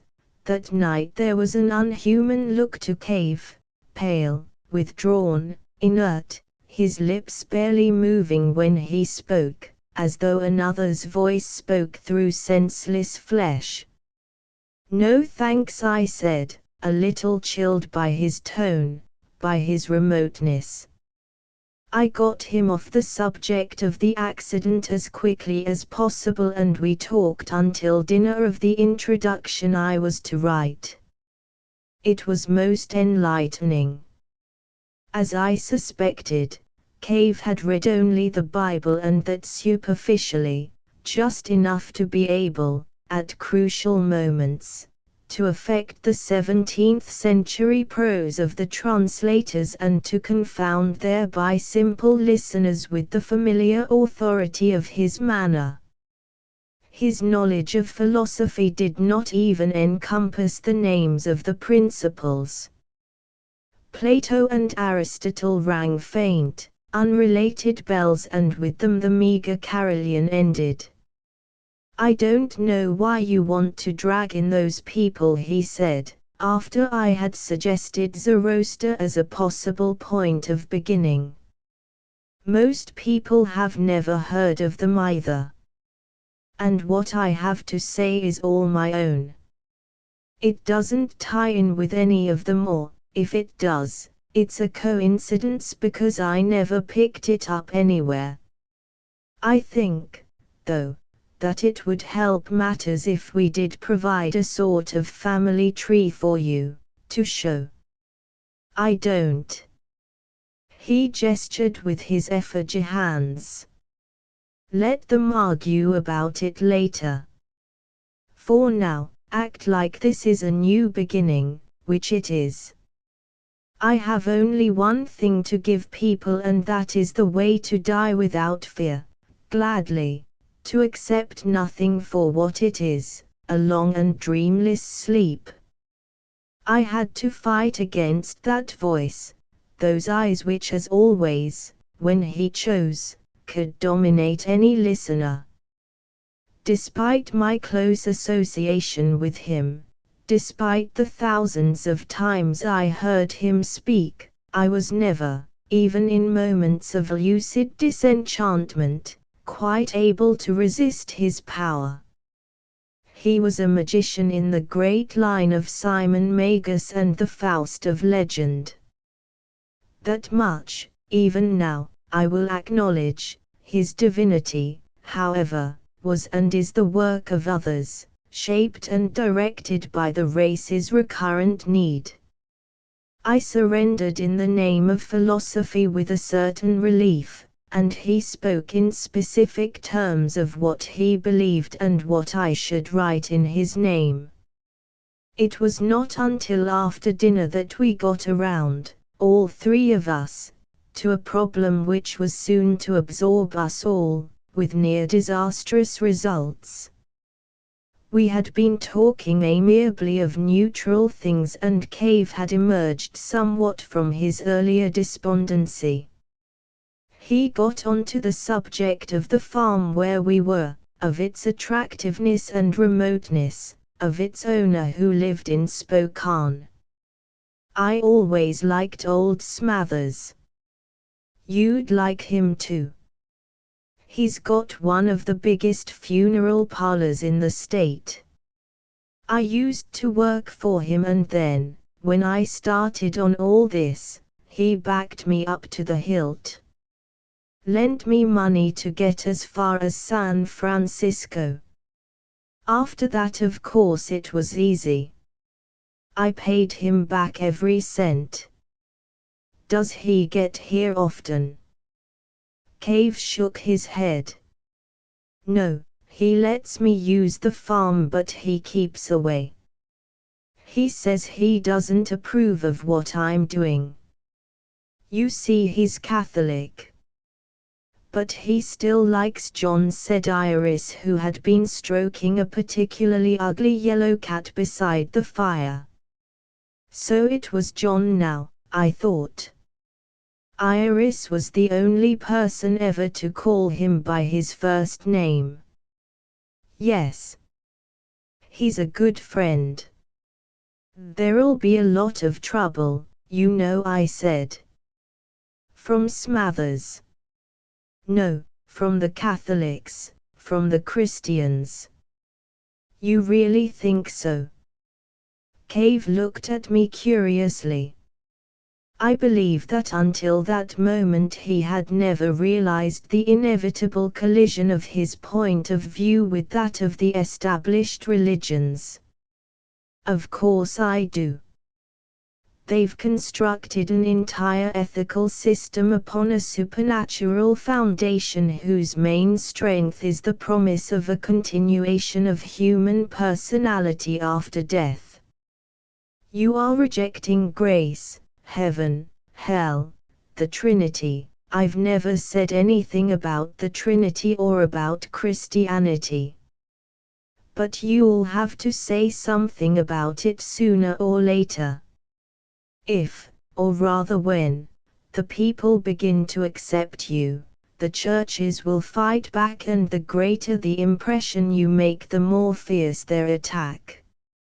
I suspect John is the Antichrist, said Iris, and I saw from her expression that she was perfectly serious. He's come to undo all the wickedness of the Christians. Though not, I hope, of Christ, I said. There's some virtue in his legend, even as corrupted at Nicaea 3 centuries after the fact.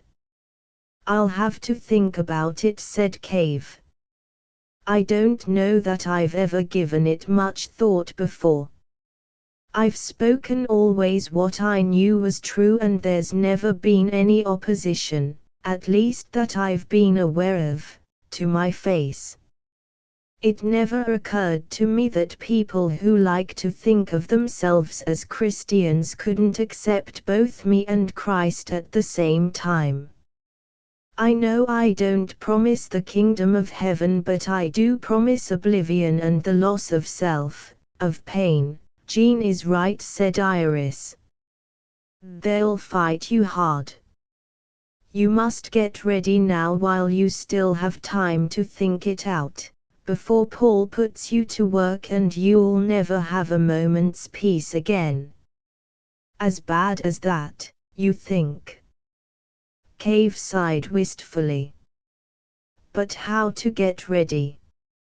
What shall I do? I never think things out, you know. Everything occurs to me on the spot. I can never tell what may occur to me next. It happens only when I speak to people. When I'm alone, I seldom think of the main things, yet, when I'm in a group talking to them, I hear, no, not hear, I feel voices telling me what I should say. That's why I never prepare a talk, why I don't really like to have them taken down. They are something which are meant only for the instant they are conceived, a child, if you like, made for just a moment's life by the people listening and myself speaking. I don't mean to sound touched, he added, with a sudden smile. I'm not really hearing things, but I do get something from those people, something besides the thing I tell them. I seem to become a part of them, as though what goes on in their minds also goes on in me, at the same time, 2 lobes to a single brain. We know that, John, said Iris softly. We've felt it. I suppose, then, that's the key, said Cave. Though it isn't much to write about, you can't put it across without me to say it. You may be wrong there, I said. Of course in the beginning you will say the word, but I think in time, properly managed, everyone will accept it on the strength of evidence and statement, responding to the chain of forces you have set in motion.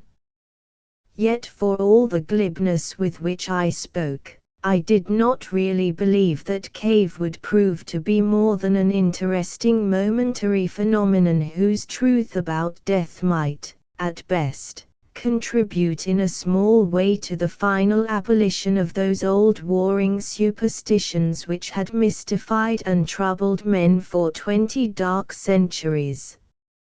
A doubt which displayed my basic misunderstanding of our race's will to death and, worse, to a death in life made radiant by false dreams, by desperate adjurations.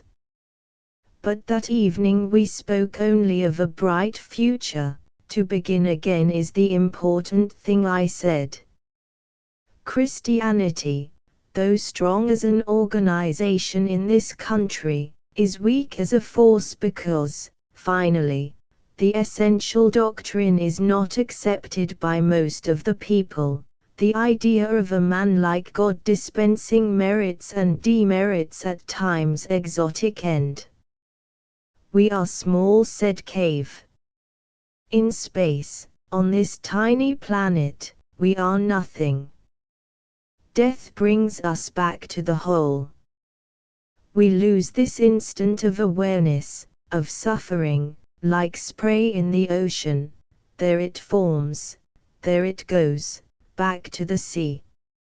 I think people will listen to you because they realize now that order, if there is any, has never been revealed, that death is the end of personality even for those passionate, self-important eyes who insist upon a universal deity like themselves, carefully presented backwards in order not to give the game away. How dark, how fine the grave must be, only sleep and an end of days, an end of fear, the end of fear in the grave as the eye goes back to nothing. How wonderful life will be when men no longer fear dying. When the last superstitions are thrown out and we meet death with the same equanimity that we have met life. No longer will children's minds be twisted by evil, demanding, moralizing gods whose fantastic origin is in those barbaric tribes who feared death and lightning, who feared life. That's it. Life is the villain to those maniacs who preach reward in death, grace and eternal bliss, or dark revenge, neither revenge nor reward, only the not knowing in the grave which is the same for all. And without those inhuman laws, what societies we might build. Take the morality of Christ. Begin there. Or even earlier with Plato, or earlier yet with Zoroaster. Take the best ideas of the best men, and should there be any disagreement as to what is best, use life as the definition, life as the measure. What contributes most to the living is the best. But the living is soon done, and the sooner done the better. I envy those who have already gone. If they listen to you, Cave, it will be like the unlocking of a prison. At first they may go wild, but then, on their own, they will find ways to life. Fear and punishment in death has seldom stopped the murderer's hand. The only two things which hold him from his purpose are, at the worst, fear of reprisal from society and, at the best, a feeling for life, a love for all that lives, and not the wide smiling idiot's love but a sense of the community of the living, of life's marvelous regency. Even the most ignorant has felt this. Life is all while death is only the irrelevant shadow at the end, the counterpart to that instant before the seed lives. Yes, I believed all that and more too, and I felt Cave was the same as I. By removing fear with that magic of his, he would fulfill certain hopes of my own and, I flatter myself perhaps, of the long line of others, nobler than I, who had been equally engaged in attempting to use life more fully. And so that evening it welled up suddenly. The hidden conviction behind a desultory life broke through that chill hard surface of disappointment and disgust which had formed a brittle carapace about my heart. I had, after all, my truth too, and Cave had got to it, broken the shell, and for that I shall remain grateful, until we are at last the same, both taken by dust. Excitedly, we talked. I talked mostly, I think. Cave was the theme and I the counterpoint, or so I thought. He had stated it and I built on it, built outward from what I conceived to be the luminosity of his vision. Our dialogue was one of communion, I believed and he believed too. Only Iris guessed, even then, that it was not. She saw the difference, she was conscious of the division which that moment had, unknown to either of us, separated me from Cave. Each time I said life he said death. In true amity but false concord war began. Iris, more practical than we, deflated our visions by pulling the dialogue gently back to reality, to ways and dull means. It was agreed that we had agreed on fundamentals, that the end of fear was desirable, that superstition should be exorcised from human affairs, that the ethical systems expressed by the major religious figures from Zoroaster to Mohammed all contained useful and applicable ideas of societal behavior which need not be entirely discarded. At Iris's suggestion, we left the problem of Christianity itself completely alone. Cave's truth was sufficient cause for battle. There was no reason, she felt, for antagonizing the ultimate enemy at the very beginning. Let them attack you, John. You must be above quarreling, you must act as if they are too much in error even to notice. I reckon I am above it, said Cave, and he sounded almost cheerful for the first time since my arrival. I want no trouble, but if trouble comes I don't intend to back down. I'll just go on saying what I know. At midnight, Cave excused himself and went to bed. Iris and I sat silently before the last red embers on the hearth. I sensed that something had gone wrong, but I could not tell then what it was. When she spoke, her manner was abrupt. Do you really want to go on with this? What an odd time to ask me that. Of course I do. Tonight's the first time I really saw what it was Cave meant, what it was I'd always felt but never before known, consciously, that is.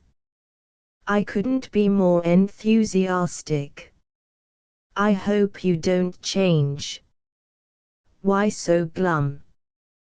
What are you trying to say? After all you got me into this. I know I did and I think I was right. It's only that this evening I felt, well, I don't know. Perhaps I'm getting a bit on edge. She smiled and, through all the youth and health, I saw that she was anxious and ill at ease. That business about the accident. Mainly, yes. The lawyers say that now that the old man's all right, he'll try to collect damages. He'll sue Cave. Nasty publicity. The worst. It's upset John terribly, he almost feels it's an omen. I thought we were dispensing with all that, with miracles and omens. I smiled, but she did not. Speak for yourself. She got up and pushed at the coals with the fire shovel. Paul says he'll handle everything, but I don't see how. There's no way he can stop a lawsuit. But I was tired of this one problem, which was, all things considered, out of our hands in any case. I asked her about herself and Cave. Is it wise my being up here with John, alone? No, I'm afraid not, but that's the way it is. Her voice was hard and her back, which was turned to me, grew stiff, her movements with the fire shovel angry and abrupt. People will use it against both of you. It may hurt him, and all of us. She turned suddenly, her face flushed. I can't help it, Jean. I swear I can't. I've tried to keep away. I almost flew east with Clarissa, but when he asked me to join him here, I did. I couldn't leave him. Will marriage be a part of the new order? Don't joke. She sat down angrily in a noise of skirts crumpling. Cave must never marry. Besides, it isn't like that. Really. I must confess I thought we were having an affair.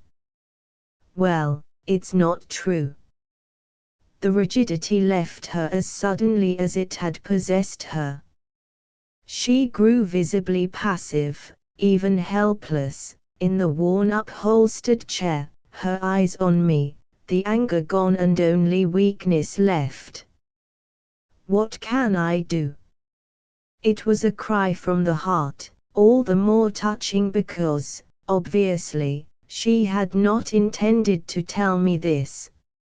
She'd turned to me because there was no one else to whom she could talk.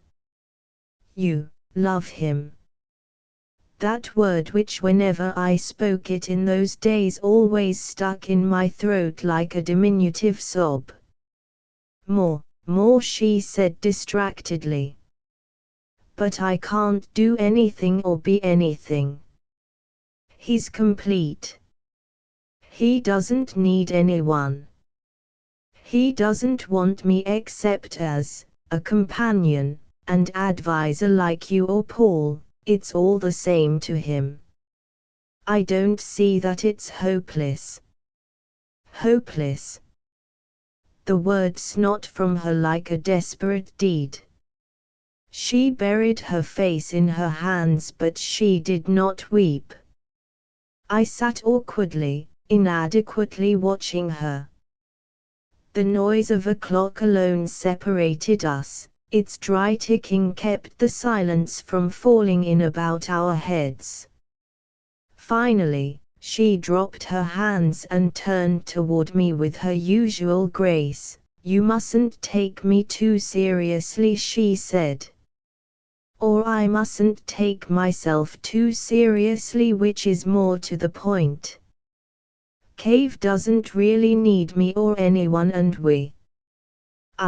perhaps you, certainly others, need him. It's best no one try to claim him all as a woman would do, as I might, given the chance. She rose. It's late and you must be tired.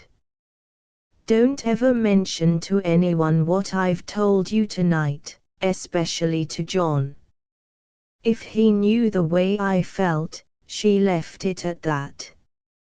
I gave my promise and we went to our rooms.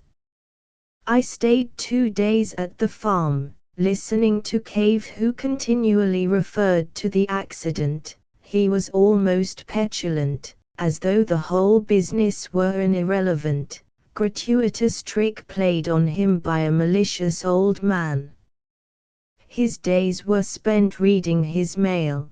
There was quite a bit of it even then, composing answers which Iris typed out for him, and walking in the wooded hills which surrounded the farm on 2 sides. The weather was sharp and bright, and the wind, when it blew, tasted of ice from the glaciers in the vivid mountains. Winter was nearly with us, and red leaves decorated the wind, so many ribbons for so much summer color. Only the firs remained unchanged, warm and dark in the bright chill days.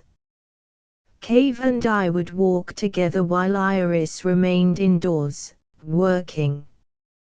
He was a good walker, calm, unhurried, sure-footed, and he knew all the trails beneath the yellow and red leaves fallen.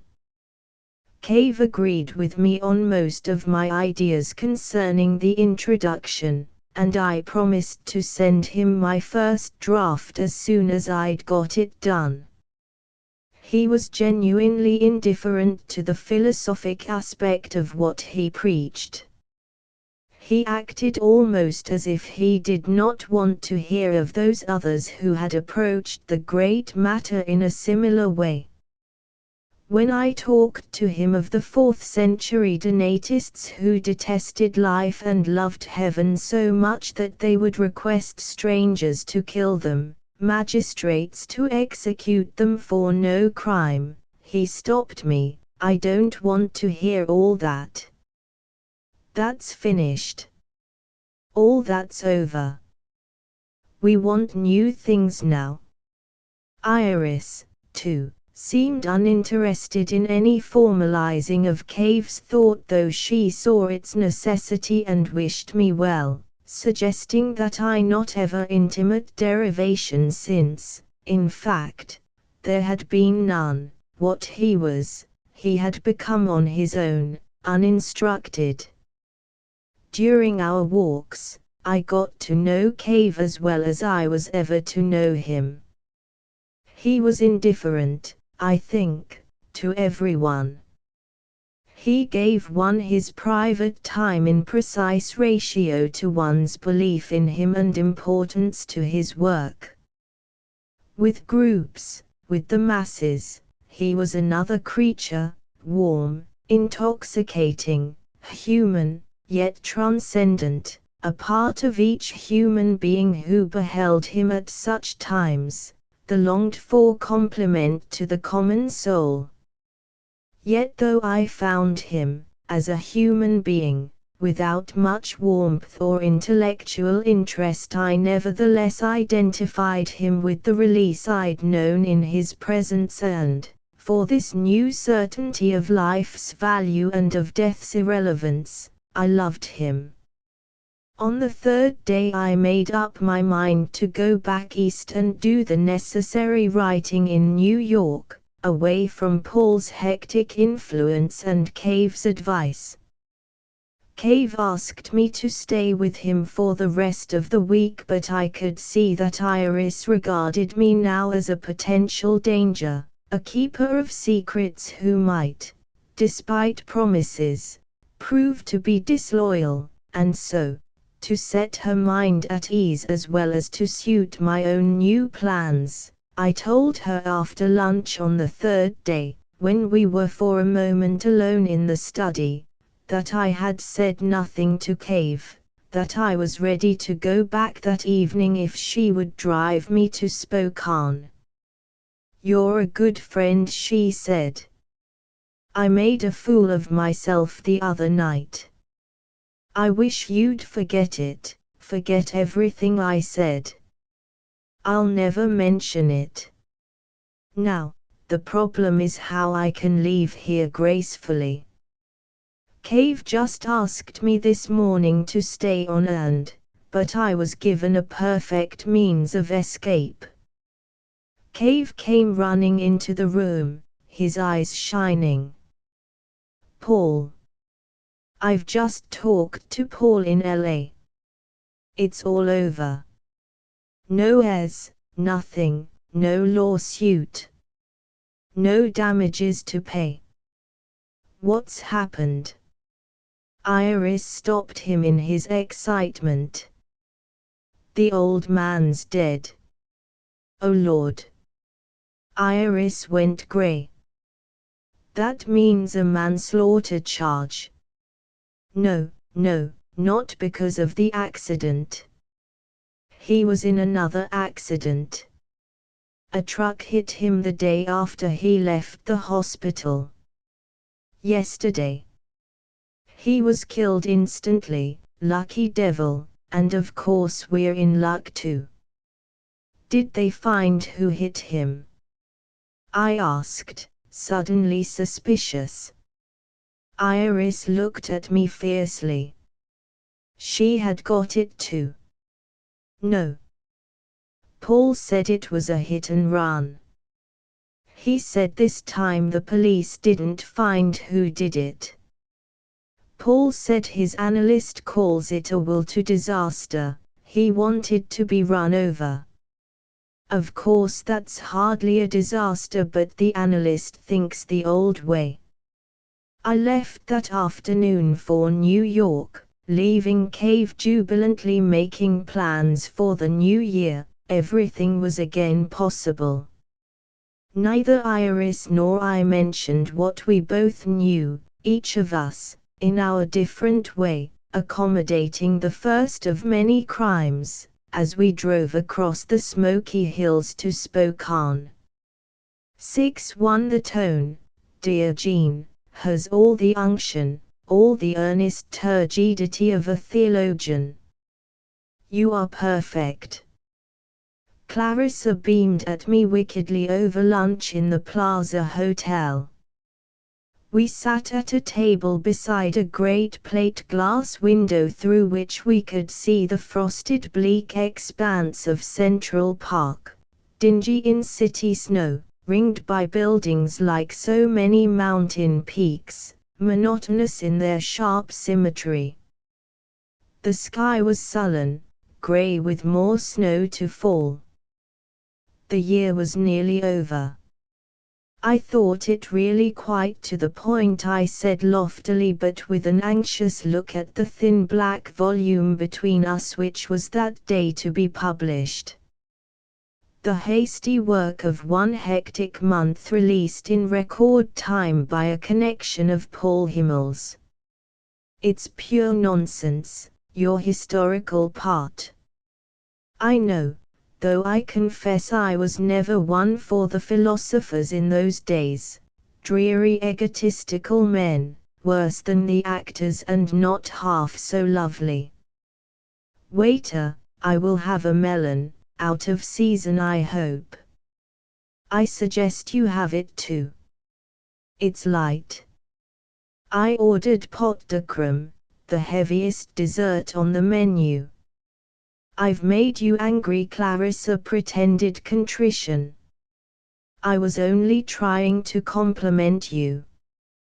What I meant was that the sort of thing you're doing I think is nonsense only because action is what counts, action on any level, not theorizing.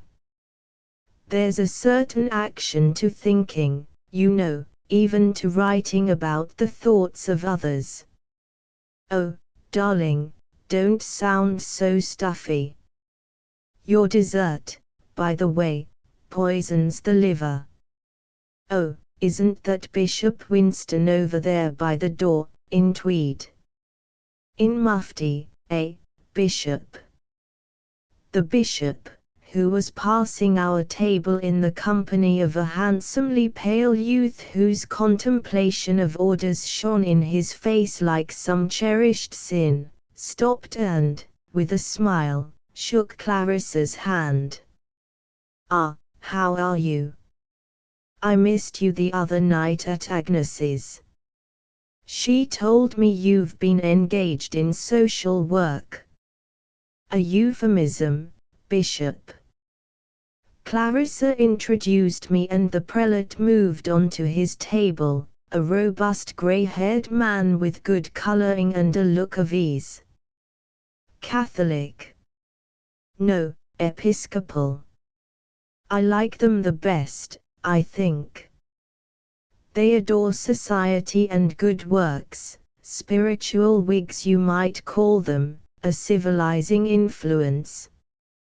Best of all, so few of them believe in God, unlike the Catholics or those terrible Calvinist peasants who are forever saving themselves and damning others. I think, Clarissa, you're much too hard on the Episcopalians. I'm sure they must believe what they preach. At least the clergy do. Well, we shall probably never know. Social work. I knew Agnes would come up with something altogether wrong. Still, I'm just as glad it's not out yet. Not until the big debut tomorrow afternoon.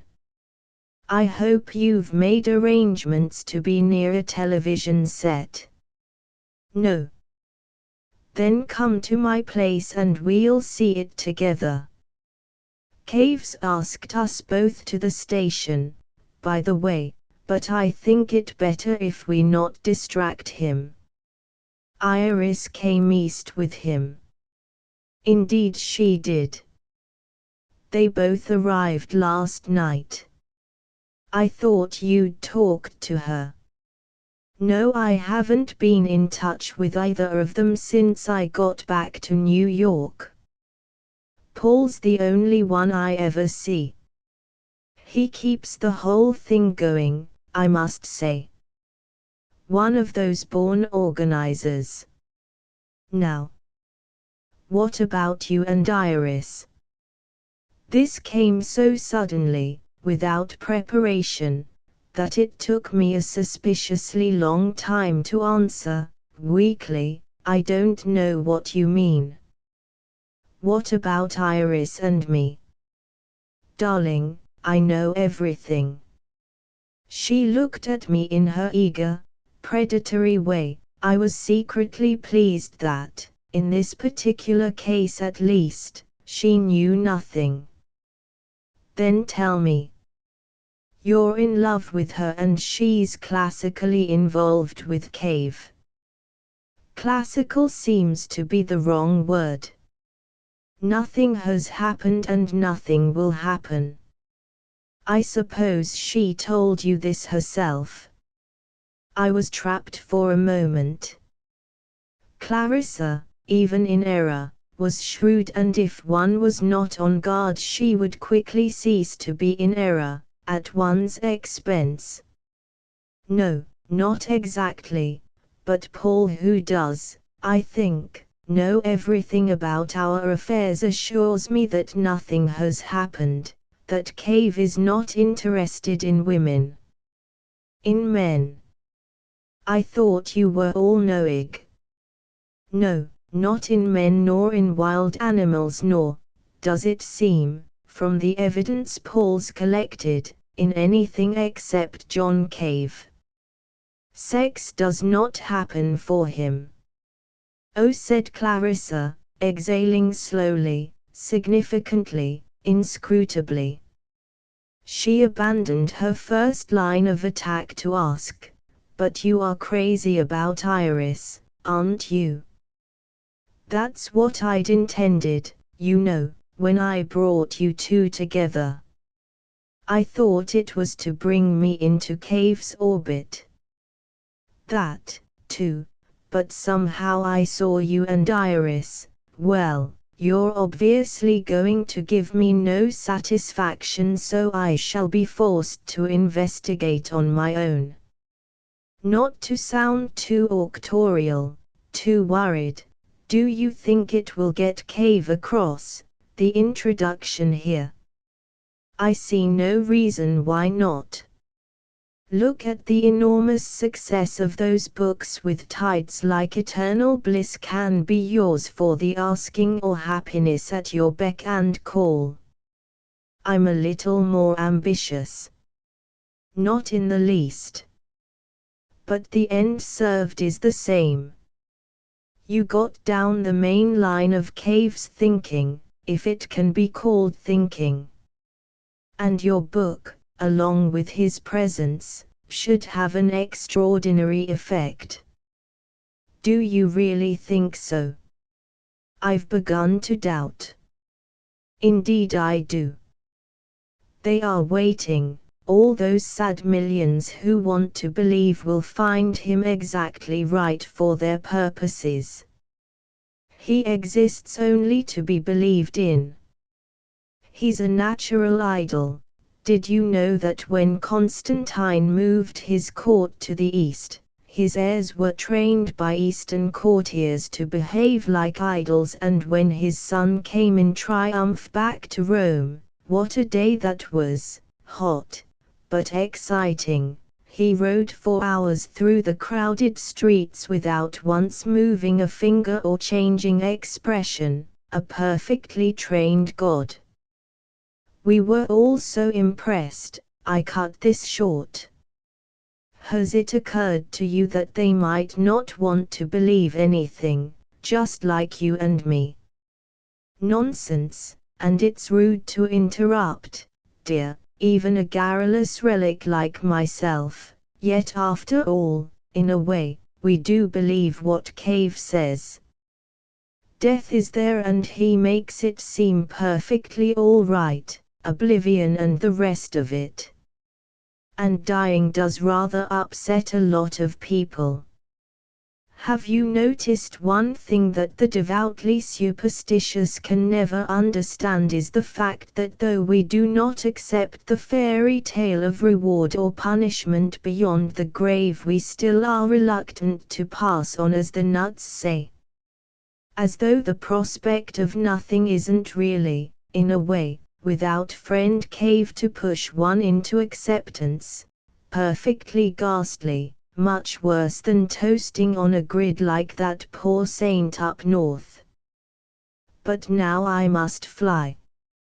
Come to the apartment at 7 and I'll give you dinner. He's on at 8. Afterwards they'll all join us. Clarissa flew. I spent the afternoon gloomily walking up and down Fifth Avenue filled with doubt and foreboding, wishing now that I had never lent myself to the conspiracy, confident of its failure and of the rude laughter or, worse, the tactful silence of friends who would be astonished to find that after so many years of promise and reflection my first book should prove to be an apologia for an obscure evangelist whose only eminence was that of having mesmerized myself and an energetic publicist, among a number of others more likely perhaps than we, to take to a crank.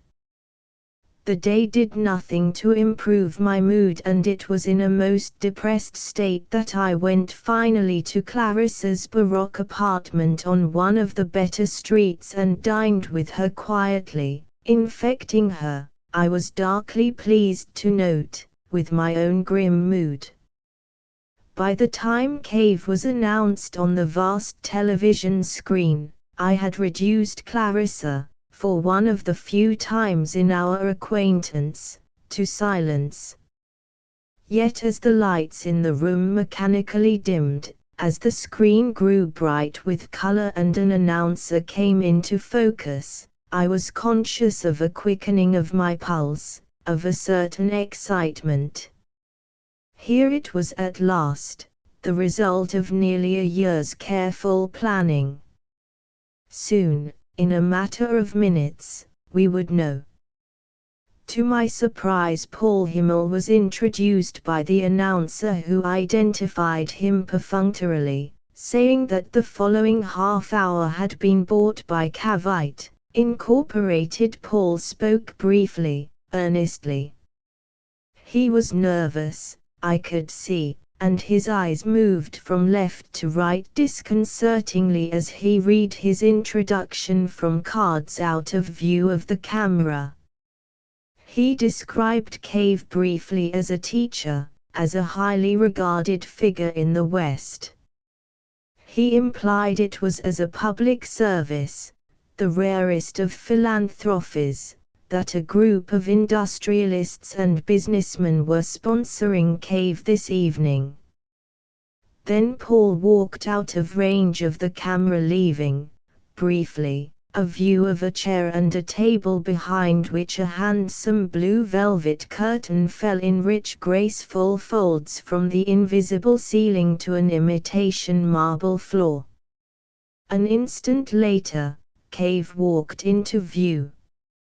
Both Clarissa and I leaned forward in our chairs tensely, eagerly, anxiously. We were there as well as he. This was our moment too. My hands grew cold and my throat dry. Cave was equal to the moment. He looked tall, the scale of the table, the chair was exactly right. He wore a dark suit and a dark unfigured tie with a white shirt that gave him an austereness which, in person, he lacked. I saw Paul's stage managing in this. He moved easily into range, his eyes cast down.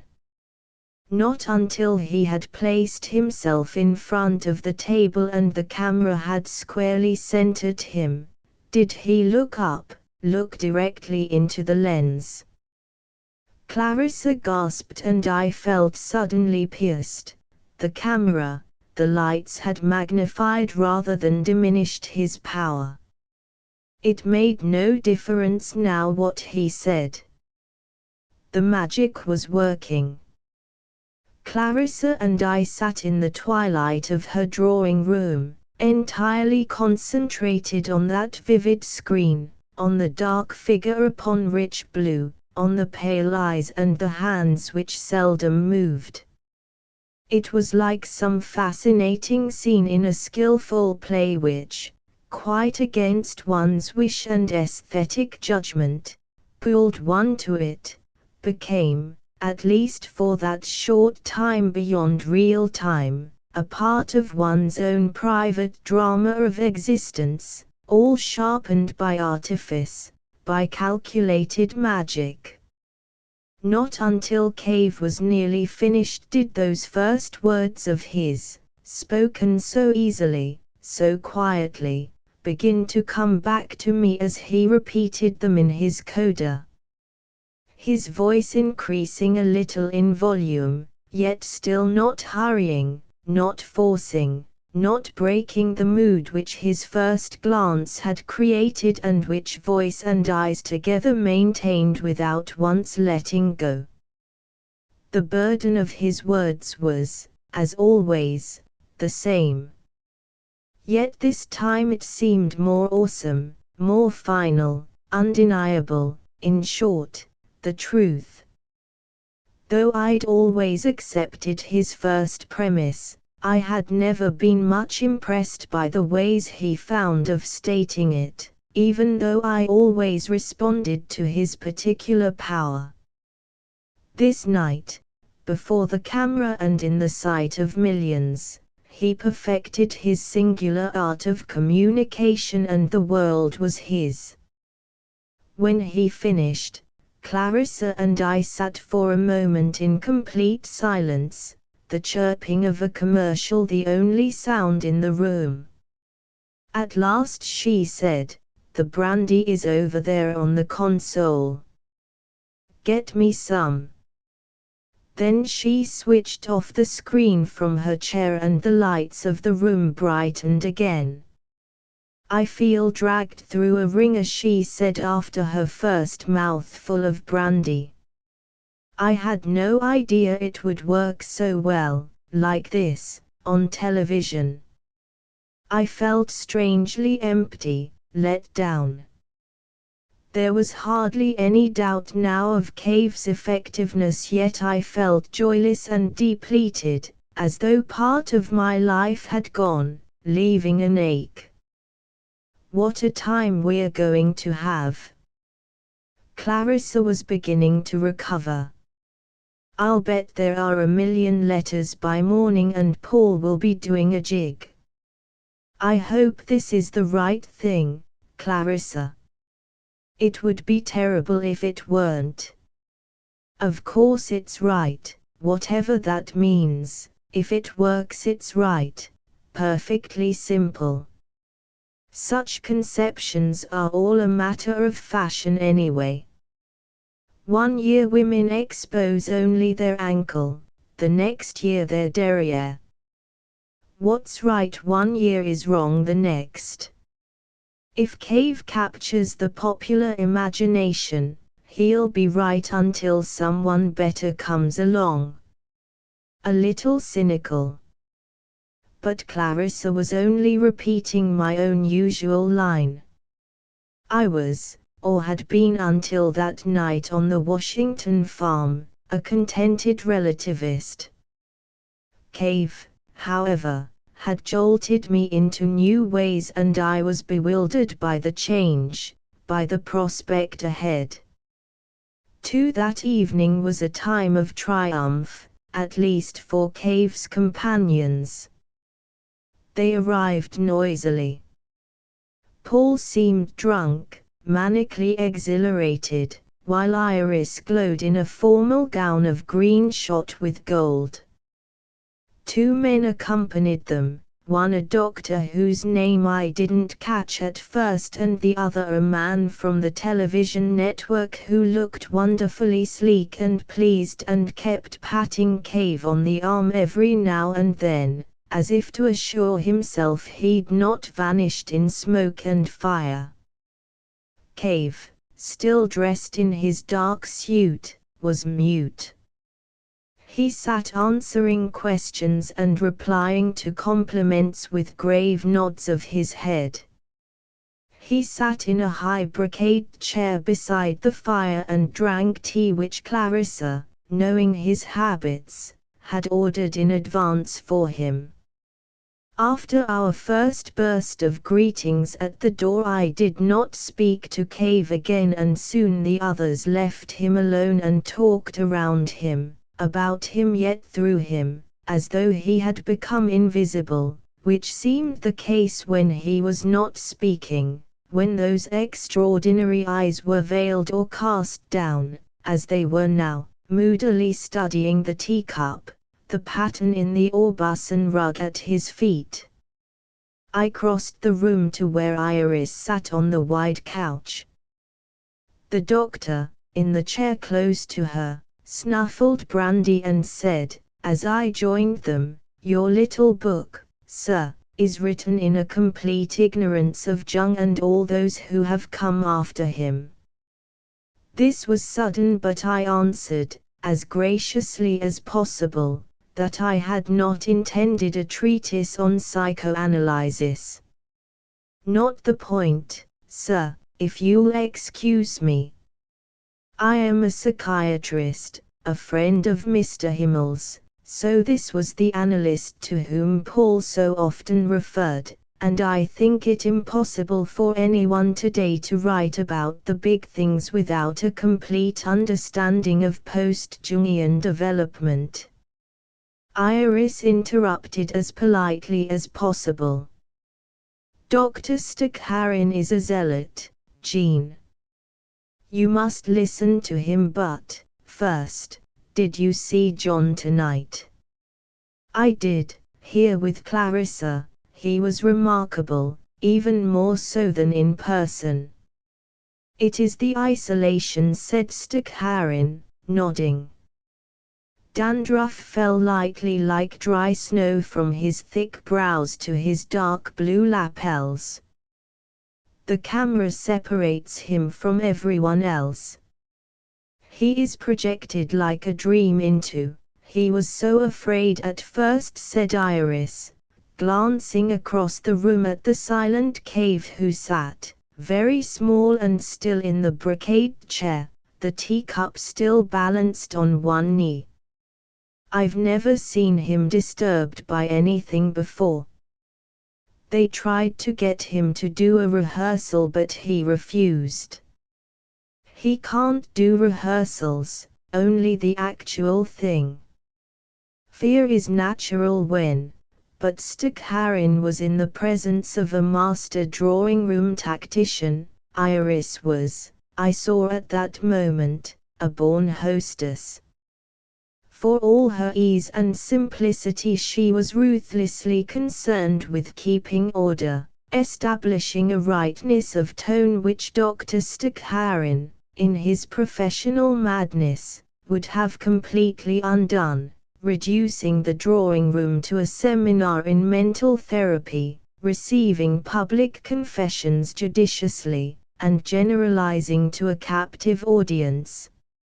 I admired Iris's firmness, her devotion to the civilized. At first we hardly knew what to do. Iris's voice rose serenely over the East European rumblings of the doctor. He'd always made such a point of the audience. He needed actual people to excite him. Paul wanted to fill the studio with a friendly audience, but John said no. He'd try it without. When the talk began, there were only a half-dozen of us there, Paul, myself, and the technicians. No one else. How did he manage? It was the camera. He said when he walked out there he had no idea if anything would happen or not, if he could speak. Paul was nearly out of his mind with terror, we all were. Then John saw the lens of the camera.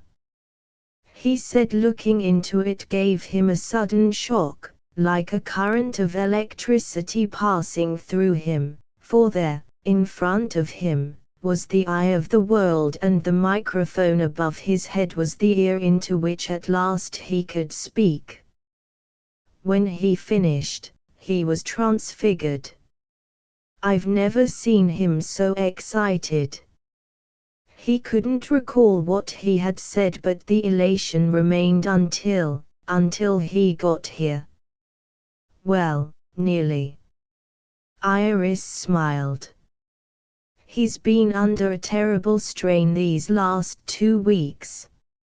It'll be nothing like the traumatizing shocks in store for him during the next few days, said Stakharin, rubbing the bowl of a rich dark pipe against his nose to bring out its luster.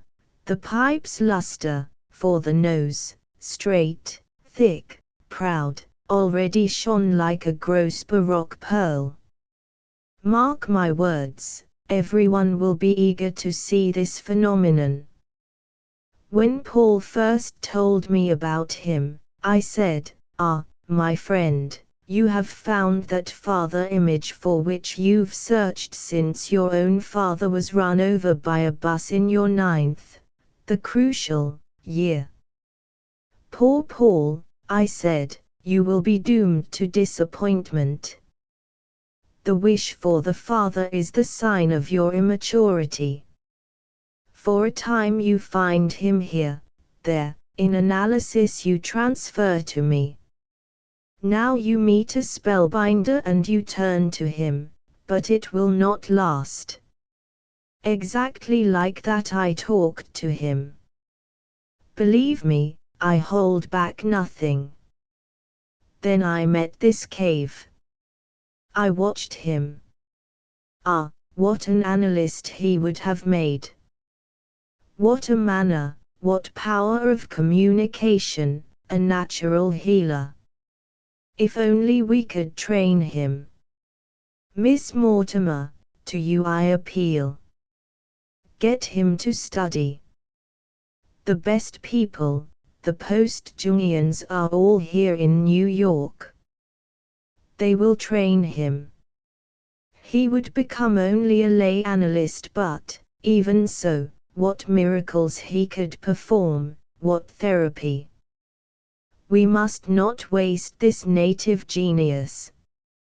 I'm afraid, Doctor, that he's going to be too busy wasting himself to study your procedures. Iris smiled, engagingly, dislike apparent in her radiant eyes. Stakharin, however, was not sensitive to hostility, no doubt attributing such emotions to some sad deficiency in the other's adjustment. Iris turned to me. "Will you be in the city the whole time?" "The whole time Cave's here?" "Yes. I wouldn't miss it for anything." "I'm glad. I've so much I want to talk to you about. So many things are beginning to happen. Call me tomorrow. I'll be staying at my old place. It's in the book." Cave is staying with Paul, out on Long Island at someone's house. We want to keep him away from pests as much as possible. "Manic depression, I should say," said Stakharin thoughtfully, his pipe now clenched between his teeth and his attention on Cave's still figure. "With latent schizoid tendencies which—" "Miss Mortimer, you must have an affair with him. You must marry him if necessary. Have children. Let him see what it is to give life to others, to live in a balanced—" "Doctor, you are quite mad," said Iris, and she crossed the room, cool in her anger. I too got away from the doctor as quickly as I could. False modesty, inhibited behavior, too early bowel training and similar phrases ringing in my ears. Paul caught me at the door. I'd intended to slip away without saying good night, confident that Clarissa would understand, that the others would not notice. "Not going so soon, are you?" He was a little drunk, his face scarlet with excitement. "But you ought to stay and celebrate." I murmured something about having an early appointment the next day. "Well, see me tomorrow. We've taken temporary offices in the Empire State Building. The money has begun to roll in. If this thing tonight turns out the way I think it has, I'm going to be able to quit my other racket for good and devote all my time to Cave." Already the name Cave had begun to sound more like that of an institution than of a man.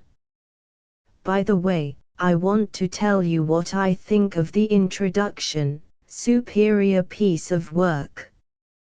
Tried it out on several highbrow friends of mine and they liked it. I'm afraid that, together with the talks on television, should put this thing over with the biggest bang in years. We'll probably need some more stuff from you, historical background, rules and regulations, that kind of thing, but Cave will tell you what he wants. We've hired a dozen people already to take care of the mail and inquiries. There's also a lecture tour being prepared, all the main cities, while, Paul, you're not trying to make a religion of this, are you?" I could hold it back no longer, even though both time and occasion were all wrong for such an outburst. "Religion? Hell, no, but we've got to organize. We've got to get this to as many people as we can. People have started looking to us, to him, that is, for guidance. We can't let them down. Clarissa's maid ushered in a Western Union messenger, laden with telegrams. "Over 300, said the boy. "The station said to send them here." Paul paid him jubilantly and, in the excitement, I slipped away. The results of the broadcast were formidable. My small book, which until then had enjoyed the obscurity of being briefly noted among the recent books, was taken up by excited editors who used it as a basis for hurried but exuberant accounts of the new marvel. One night a week for the rest of that winter, Cave appeared before the shining glass eye of the world, and on each occasion new millions in all parts of the country listened and saw and pondered this unexpected phenomenon, the creation of their own secret anxieties and doubts, a central man. The reactions were too numerous for me to recollect in any order or with any precise detail, but I do recall the first few months vividly. After that, of course, the work moved swiftly of its own, and one lost track of events which tended to blur, the way casualties late in a large war do, not wringing the wearied heart as the death of one or a particular few might earlier have done. A few days after the first broadcast, I went to see Paul at the offices which he had taken in the Empire State Building, as high up as possible. I noted with amusement, always the maximum, the optimum. Halfway down a corridor, between lawyers and exporters, Cavite ink was discreetly identified in black upon a frosted glass door. I went inside. It appeared to me the way I'd always thought a newspaper office during a crisis might look. 4 rooms opening in a row off one another, all with doors open, all crowded with harassed secretaries and clean-looking young men in blue serge suits carrying papers, talking in loud voices which together made the room sound like a hive at swarming time. Though none of them knew me, no one made any attempt to ask my business or to stop me as I moved from room to room in search of Paul. Everywhere there were placards with Cave's picture on them, calm and gloomy looking, dressed in what was to be his official costume, a dark suit, an unfigured tie, a white shirt. I tried to overhear conversations as I passed the busy desks and groups of excited debaters, but their noise was too loud. Only one word was identifiable, sounding regularly, richly emphatic like a cello note: cave, cave, cave. In each room I saw piles of my introduction, which pleased me even though I had come already to dislike it. The last room contained Paul, seated behind a desk with a dictaphone in one hand, 3 telephones on his desk, none fortunately ringing at this moment, and 4 male and female attendants with notebooks and pencils eagerly poised. Paul sprang from his chair when he saw me. The attendants fell back. "Here he is." He grabbed my hand and clung to it vice-like. I could almost feel the energy pulsing in his fingertips, vibrating through his body. His heartbeat was obviously true to my every one. "Team, this is Eugene Luther." The team was properly impressed, and one of the girls, slovenly but intelligent-looking, said, "It was you who brought me here." "First you, I mean, and then of course Cave." I murmured vaguely, and the others told me how clear I had made all philosophy in the light of Cavesord. I believe it was that day, certainly that week, Cavesord was coined by Paul to denote the entire message of John Cave to the world. Paul then shooed the team out with instructions he was not to be bothered. The door, however, was left open. "Well, what do you think of them?" He leaned back, beaming at me from his chair. "They seem very earnest," I said, wondering not only what I was supposed to think but, more to the point, what I did think of the whole business. I'll say they are. I tell you, Jean, I've never seen anything like it. The thing's bigger even than that damned crooner I handled. You may remember the one everyone has been calling up and, look. He pointed to several bushel baskets containing telegrams and letters. This is only a fraction of the response since the telecast. From all over the world. I tell you, Jean, we're in. What about Cave? Where is he? He's out on Long Island.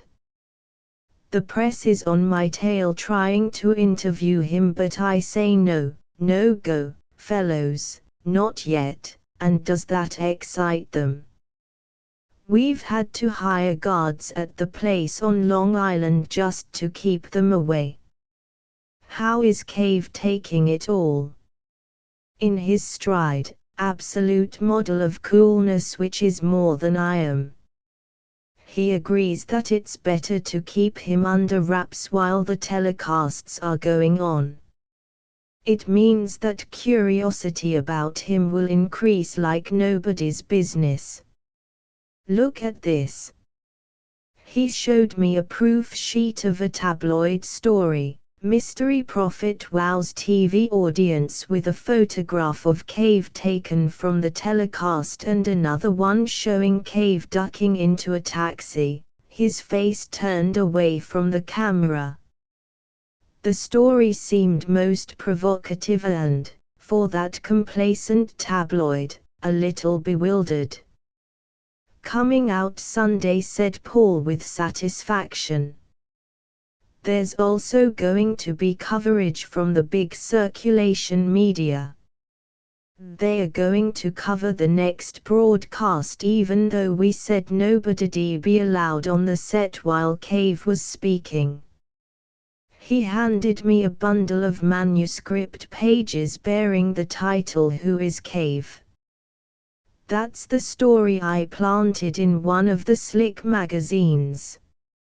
Hired a name writer, as you can see, to do it. The name writer's name was not known to me, but, presumably, it would be familiar to the mass audience. And, biggest of all, we got a sponsor. We had 11 offers already and we've taken Domain Chemicals.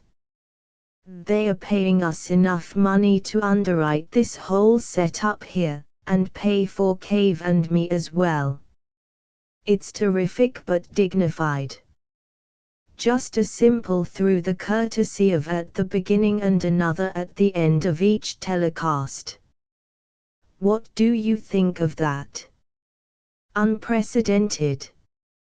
I had chosen my words some minutes before, one which would have a cooling effect. I'll say. By the way, we're getting a lot of stuff on that book of yours. He reached in a drawer and pulled out a manila folder which he pushed toward me. Take them home if you like.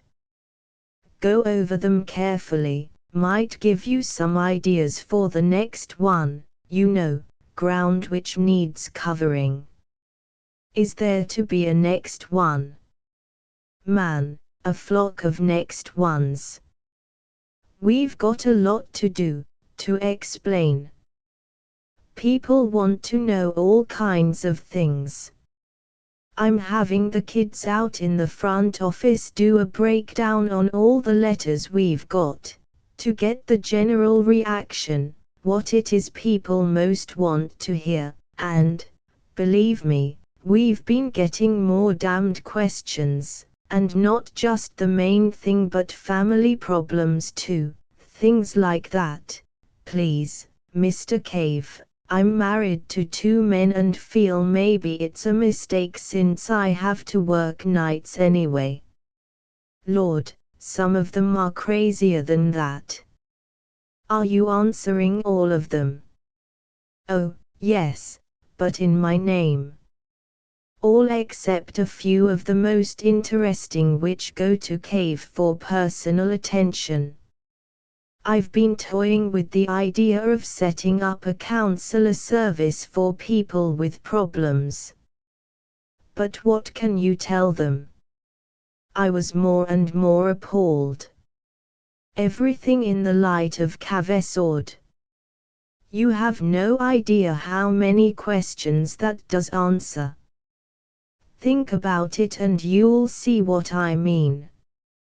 But of course we follow standard psychiatric procedure, only it's speeded up so that after a couple of visits there can be a practical and inspirational answer to their problems. Stakharin said he'd be happy to give it a try, but we haven't yet worked out all the details.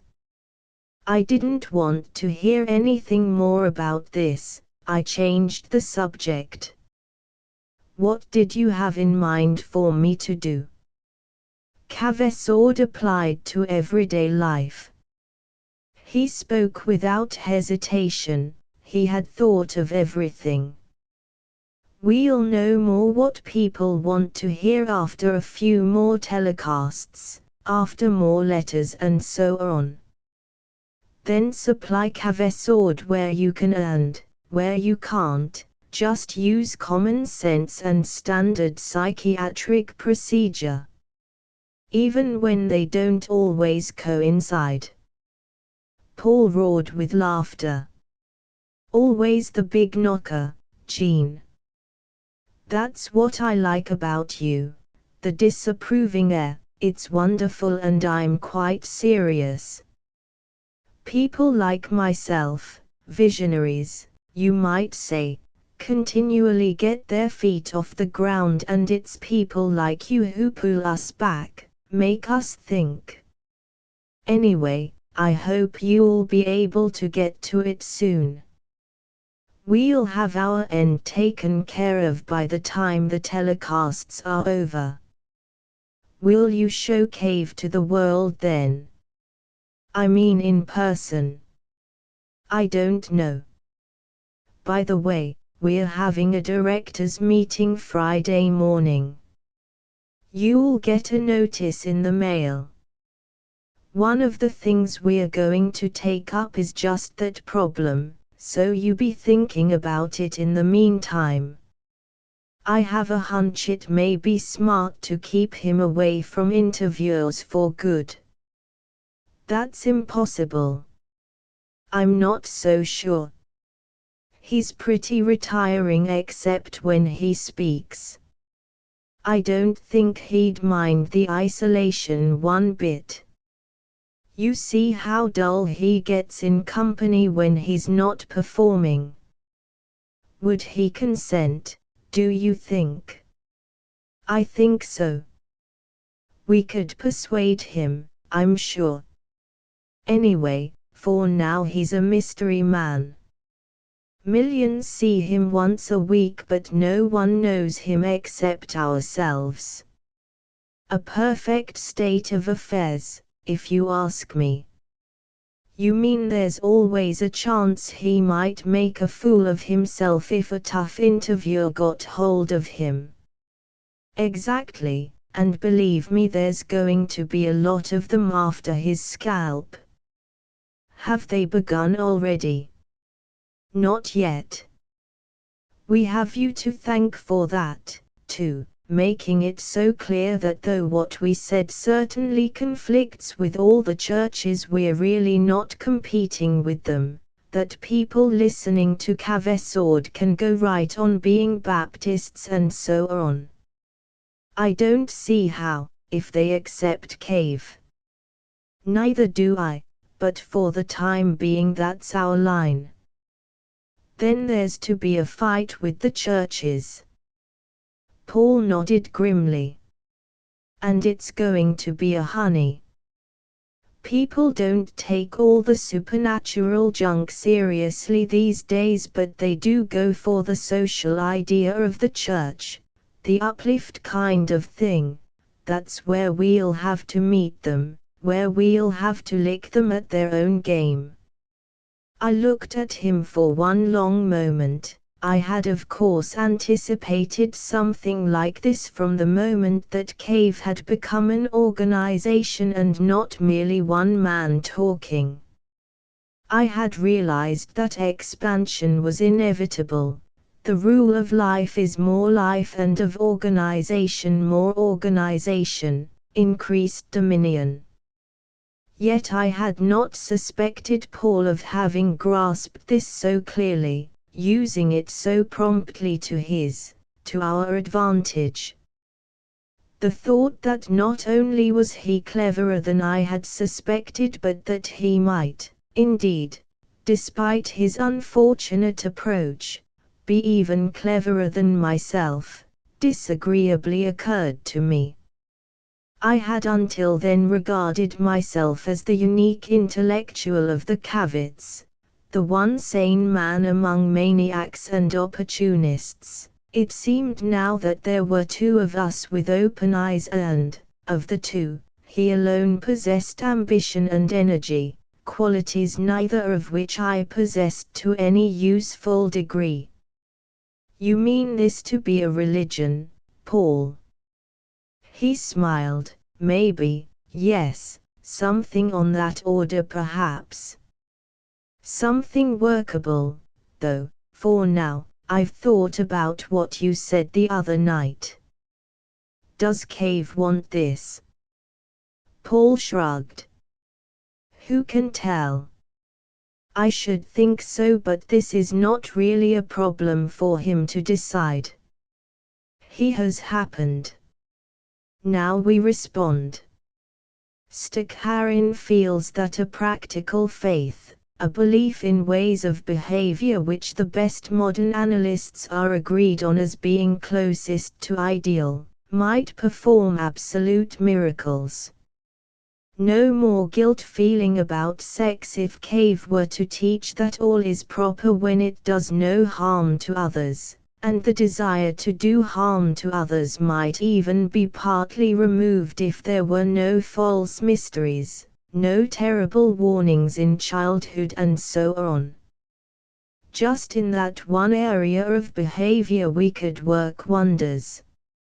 Of course there would still be problems, but the main ones could be solved if people take to CAVE and to us. Cavesword is already known and it's a revelation to millions, we know that. Now they are looking to him for guidance in other fields. They know about death at last. Now we must tell them about living, and we are lucky to have available so much first-rate scientific research in the human psyche. I suspect we can even strike on an ideal behavior pattern by which people can measure themselves, and to which they will be made to conform. Direction was becoming clear already. How can we force anyone to do anything? Our whole power is that people come to us, to CAVE voluntarily because they feel here, at last, is the answer. Paul might very well have been sincere, there is no way of determining, even now. Well, remember, Paul, that you will do more good than harm by attempting to supplant old dogmas and customs with new dogmas. It will be the same in the end, except that the old is less militant, less dangerous than a new law imposed by enthusiasts. Don't say you. Say we. You're as much a part of this as I am. After all, you're a director. You've got a say-so in these matters. Just speak up, Friday. Paul was suddenly genial and placating. I don't pretend I've got all the answers. I'm just talking off the top of my head, like they say. A member of the team burst into the office with the news that Bishop Winston was outside. Now it starts, said Paul with a grimace. The bishop did not recognize me as we passed one another in the office. He looked grim and he was wearing clerical garb. "He's too late," said a lean youth, nodding at the churchman's back. "Professional con men," said his companion with disgust. "They've had their day." And with that in my ears, I walked out into the snow-swirling street, into the bleak opening of the new year, of Cave's year. I was more alarmed than ever by what Paul had told me and by what I heard on every side. In drugstores and bars and restaurants, people talked of Cave. I could even tell when I did not hear the name that it was of him they spoke, a certain intentness, a great curiosity, a wonder.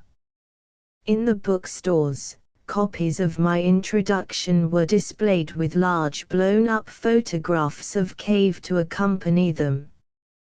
Alone in a bar on Madison Avenue where I'd taken refuge from the cold, I glanced at the clippings Paul had given me. There were 2 sets. The first were the original perfunctory ones which had appeared, short, puzzled. The reviewers, knowing even less philosophy than I, tended to question my proposition that Caveswood was anything more than a single speculation in rather a large field. I'd obviously not communicated his magic, only its record which, like the testament of miracles, depends entirely on faith, and to inspire faith one needed Cave himself. "What do you think about the guy?" The waiter, a fragile sensitive Latin with parchment-lidded eyes, mopped the spilled gin off my table. He'd seen a picture of Cave among my clippings. "It's hard to say," I said. "How did he strike you?" "Boy, like lightning." The waiter beamed. A smile which showed broken teeth spoiled the delicate line of his face. "Of course I'm Catholic, but this is something new. Some people been telling me you can't be a good Catholic and go for this guy. But why not? I say. You still got Virgin Mary and now you got him, too, for right now. You ought to see the crowd we get here to see the TV when he's on. It's wild." It was wild, I thought, putting the clippings back into the folder. Yet it might be kept within bounds. Paul had emphasized my directorship, my place in the structure. Well, I would show them what should be done, or, rather, not done. Then I went out into the snow-dimmed street and hailed a cab. All the way to Iris's apartment I was rehearsing what I would say to Paul when next we met. "Leave them alone," I said aloud. "It is enough to open the windows." "Open the windows." The driver snorted. "It's damn near 40 in the street." For Iris occupied several rooms on the second floor of a brownstone in a street with, pleasantest of New York anachronisms, trees. When I entered, she was doing yogi exercises on the floor, sitting cross-legged on a mat, her slender legs in leotards and her face flushed with strain. "It just doesn't work for me," she said, and stood up without embarrassment, for, since I'd found the main door unlocked, I'd opened this one too, without knocking. "I'm sorry, Iris, the downstairs door was." "Don't be silly."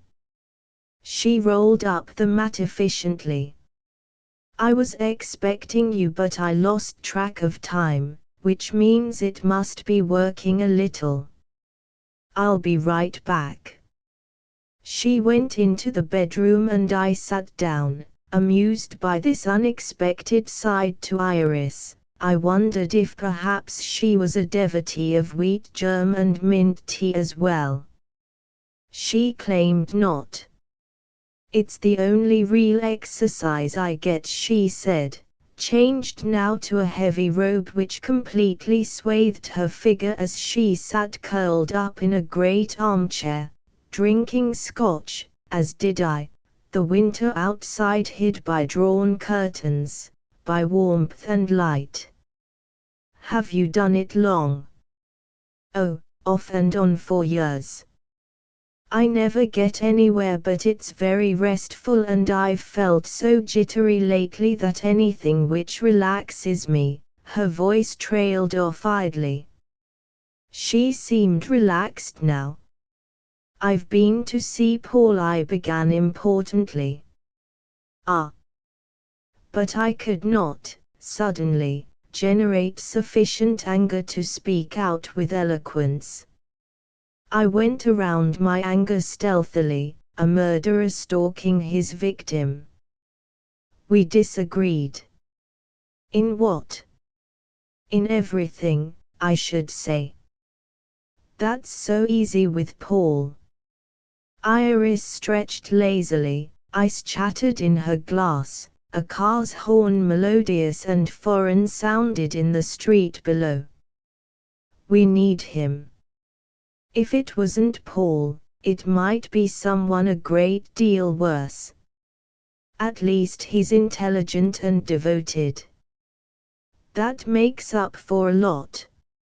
I don't think so, Iris. He's establishing a sort of supermarket, short-order church for the masses. She laughed delightedly. I like that, and, in a way, you're right. That's what he would do left to himself.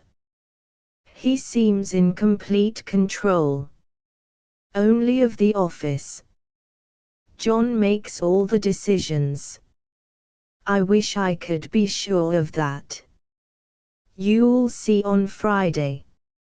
You'll be at the meeting, won't you? I nodded. I have a feeling that between Paul and Stakharin this thing is going to turn into a worldwide clinic for mental health. I expect worse things could happen, but Paul must still contend with me and you, and of course the final word is with John. How is Cave, by the way? I haven't seen him since the night of the first telecast. Quite relaxed, unlike the rest of us. You should come out with me one day to Long Island and see him. I go nearly every day for a few hours. He's kept completely removed from everyone except the servants and Paul and me. Does he like that? He doesn't seem to mind. He walks a good deal. It's a big place and he's used to the cold. He reads a little, mostly detective stories, and then of course there's the mail that Paul sends on. He works at that off and on all day. I help him, and when we're stuck, you should see the questions. We consult Stakharin, who's very good on some things, on problems, and a bore the rest of the time. That's right, Iris giggled. I couldn't have been more furious the other night, but, since then, I've seen a good deal of him and he's not half bad. We've got him over the idea that John should become a lay analyst. The response to the telecast finally convinced Stakharin that here was a racial folk father figure, his very own words. Now he's out to educate the father so that he will fulfill his children's needs on the best post-Jungian lines. Does Cave take him seriously? He's bored to death with him. Stakharin's the only man who's ever had the bad sense to lecture John, who absolutely hates it, but he does feel that Stakharin's answers to some of the problems we're confronted with are ingenious. All that hints to the lovelorn is too much for John, so we need the Stakharins to take care of details. I hope he's careful not to get too involved. John's incorruptible. Not because he is so noble or constant, but because he can only think a certain way and other opinions, other evidence, can't touch him. I paused, wondering if this was true. Then, I'm going to make a scene on Friday. I'm going to suggest that Paul is moving in a dangerous direction, toward organization and dogma, and that if something is not done soon we'll all be ruined by that which we most detest, a militant absolutist doctrine. Iris looked at me curiously. Tell me, Jean, what do you want? Why are you still with Cave, with all of us, when you so apparently suspect the general direction? You've always been perfectly clear about what you did not want. I can recall, I think, every word you said at the farm that night. But, to be specific, what would you like all this to become? How would you direct things if you could? I'd been preparing myself for such a question for several months, yet I still had no single answer to make which would sharply express my own doubts and wishes. But I made an attempt. I would not organize, for one thing. I'd have Cave speak regularly, all he likes, but there would be no Cavite ink. No Paul planting articles and propagandizing. I'd keep just Cave, nothing more. Let him do his work.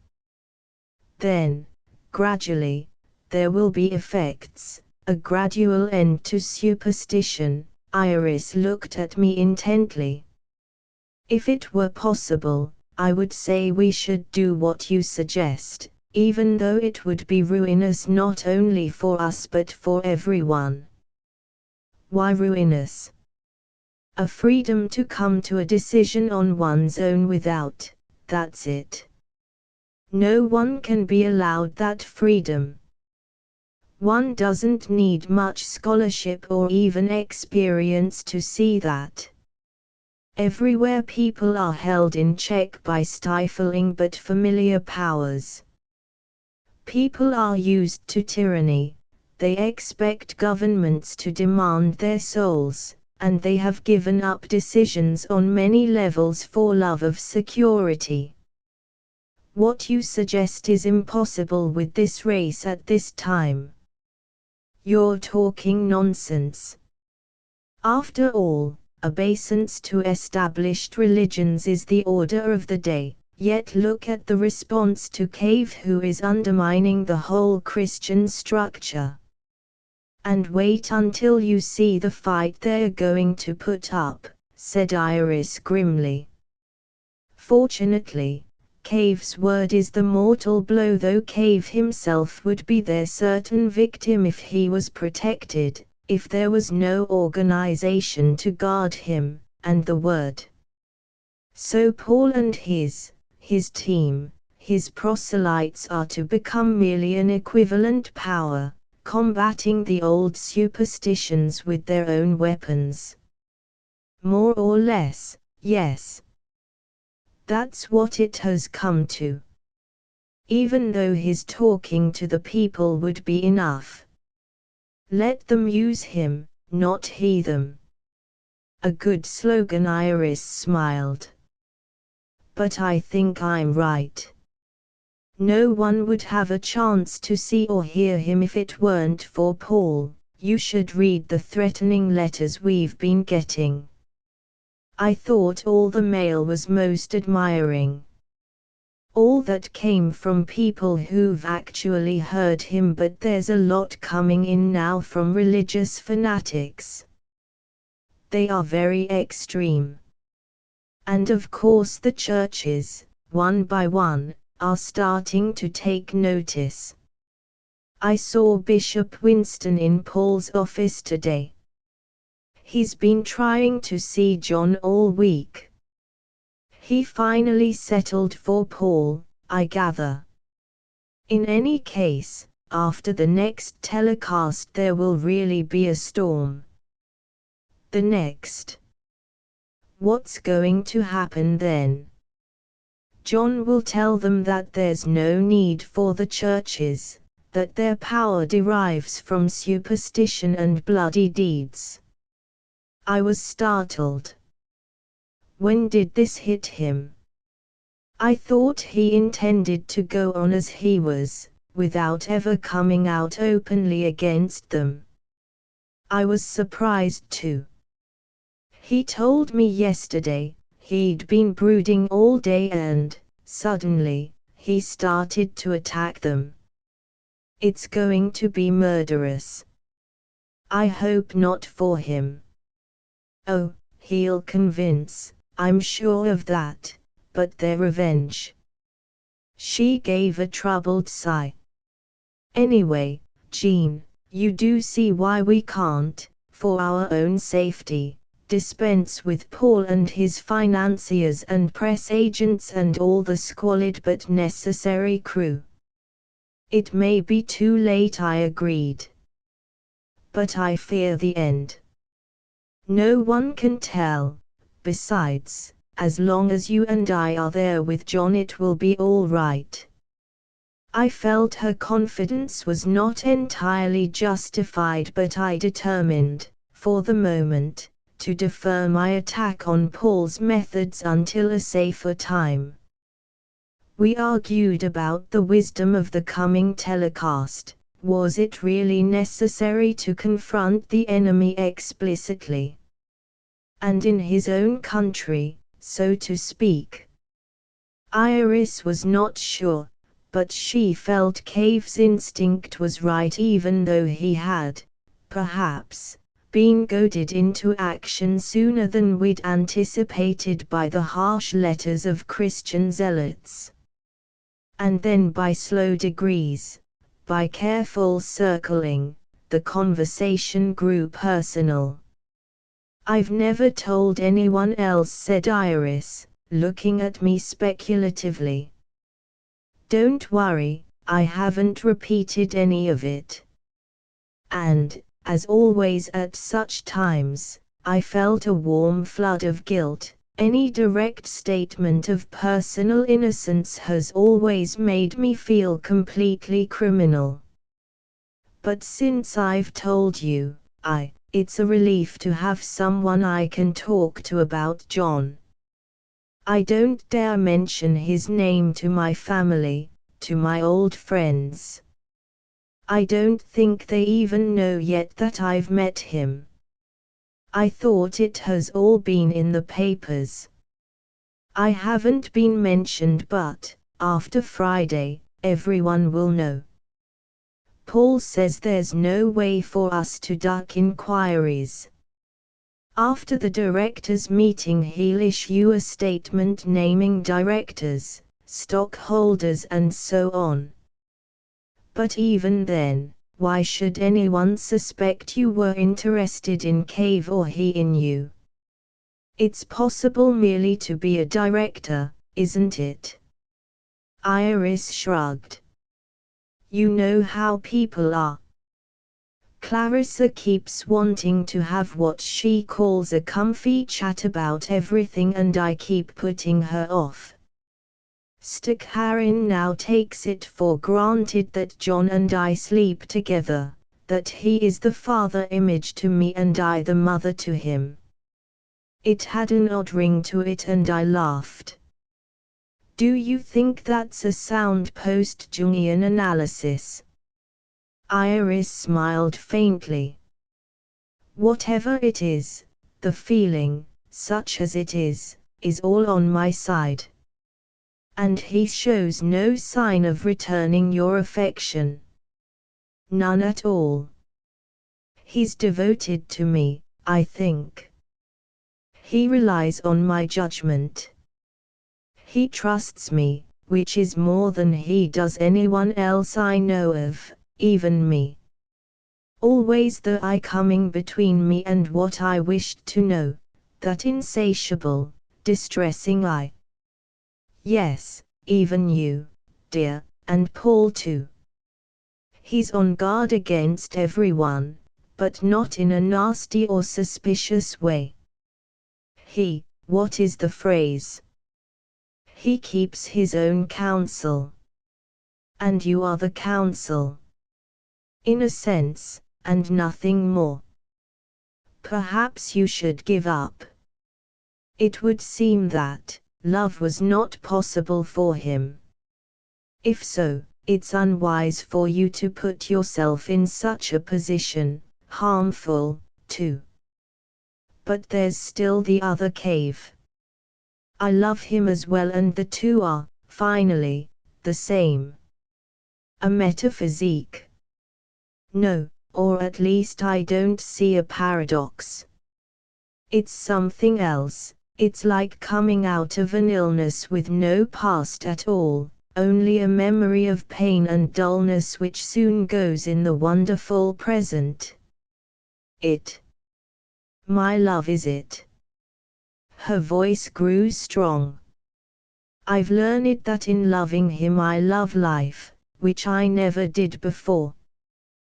Why, I can even value others now. Value all those faceless creatures whom I knew without ever bothering to see, to bring in focus the dim blurs of all that world alive. I lived asleep. Now I am awake. He does not love you. Why should he? It's gone beyond that. I'm no longer the scales most lovers are, weighing the deeds and gifts and treasures proffered against those received or stolen from the other, trying always to bring into fatal balance two separate imponderables.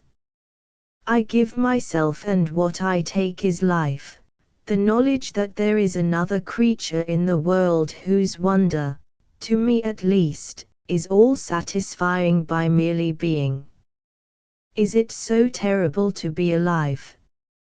Beyond all expectation, my poor friend. And then I left her to return to winter, to the snow-filled streets and my old pain. 5. The second telecast had the anticipated effect. The day after, Friday, nearly 100,000 letters and telegrams had been received, and Cave's life had been threatened 4 times over the telephone. I was awakened at 5 o'clock on Friday morning by a newspaper man begging an interview. Half asleep, irritably, I told him to go to hell and hung up, though not before I'd heard the jeer, "Thought you fellows did away with hell." This woke me up and I made coffee, still keeping my eyes half shut in the dim winter light, hoping sleep might return to its accustomed perch, but more telephone calls demoralized my fragile ally and I was left wide awake, unshaven, with fast-beating heart beside the telephone, drinking coffee. Every few minutes there was a call from some newspaper man or editor requesting information. They had all been shocked by the telecast. When I told them they should get in touch with Cave himself, or at least with Paul's office, they only laughed. Thousands were trying to get to speak to Paul, tens of thousands to Cave. The result was chaos. Shakily, I took the phone off its hook and got dressed. When I opened my door to get the morning paper, a thin young man leaped past me into my living room and anchored himself to a heavy chair. "What?" I began. he was only too eager to explain the what and the why. And so he ended, breathlessly, "The star has authorized me to advance you not only that money but expenses, too, for an exclusive feature on Cave and the Caveats." I wish I said, very gentle in the presence of such enthusiasm, that you would go away. "It's 5 in the morning, you're our only hope," the boy wailed. "Every paper and news service has been trying to get past the gate out on Long Island for 3 weeks and failed. They couldn't even shoot him at long range." "Shoot him? Get a picture. Now please, Paul Himmel is your man. He's authorized to speak for Cave. He has an office in the Empire State Building and he keeps respectable hours, so why don't you? We haven't been able to get even a release out of him for 3 days now. It's censorship, that's what it is." I had to smile. "We're not the government. Cave is a private citizen and this is a private organization. If we choose not to give interviews, you have no right to pester us." "Oh, come off it." The young man was at an age where the needs of ambition were often less strong than the desire for true expression. For a moment he forgot that he needed my forbearance and I liked him better. "This is the biggest news that's hit town since the war. You guys have got the whole country asking questions and the big one is, who is Cave? There'll be an announcement today, I think, about the company.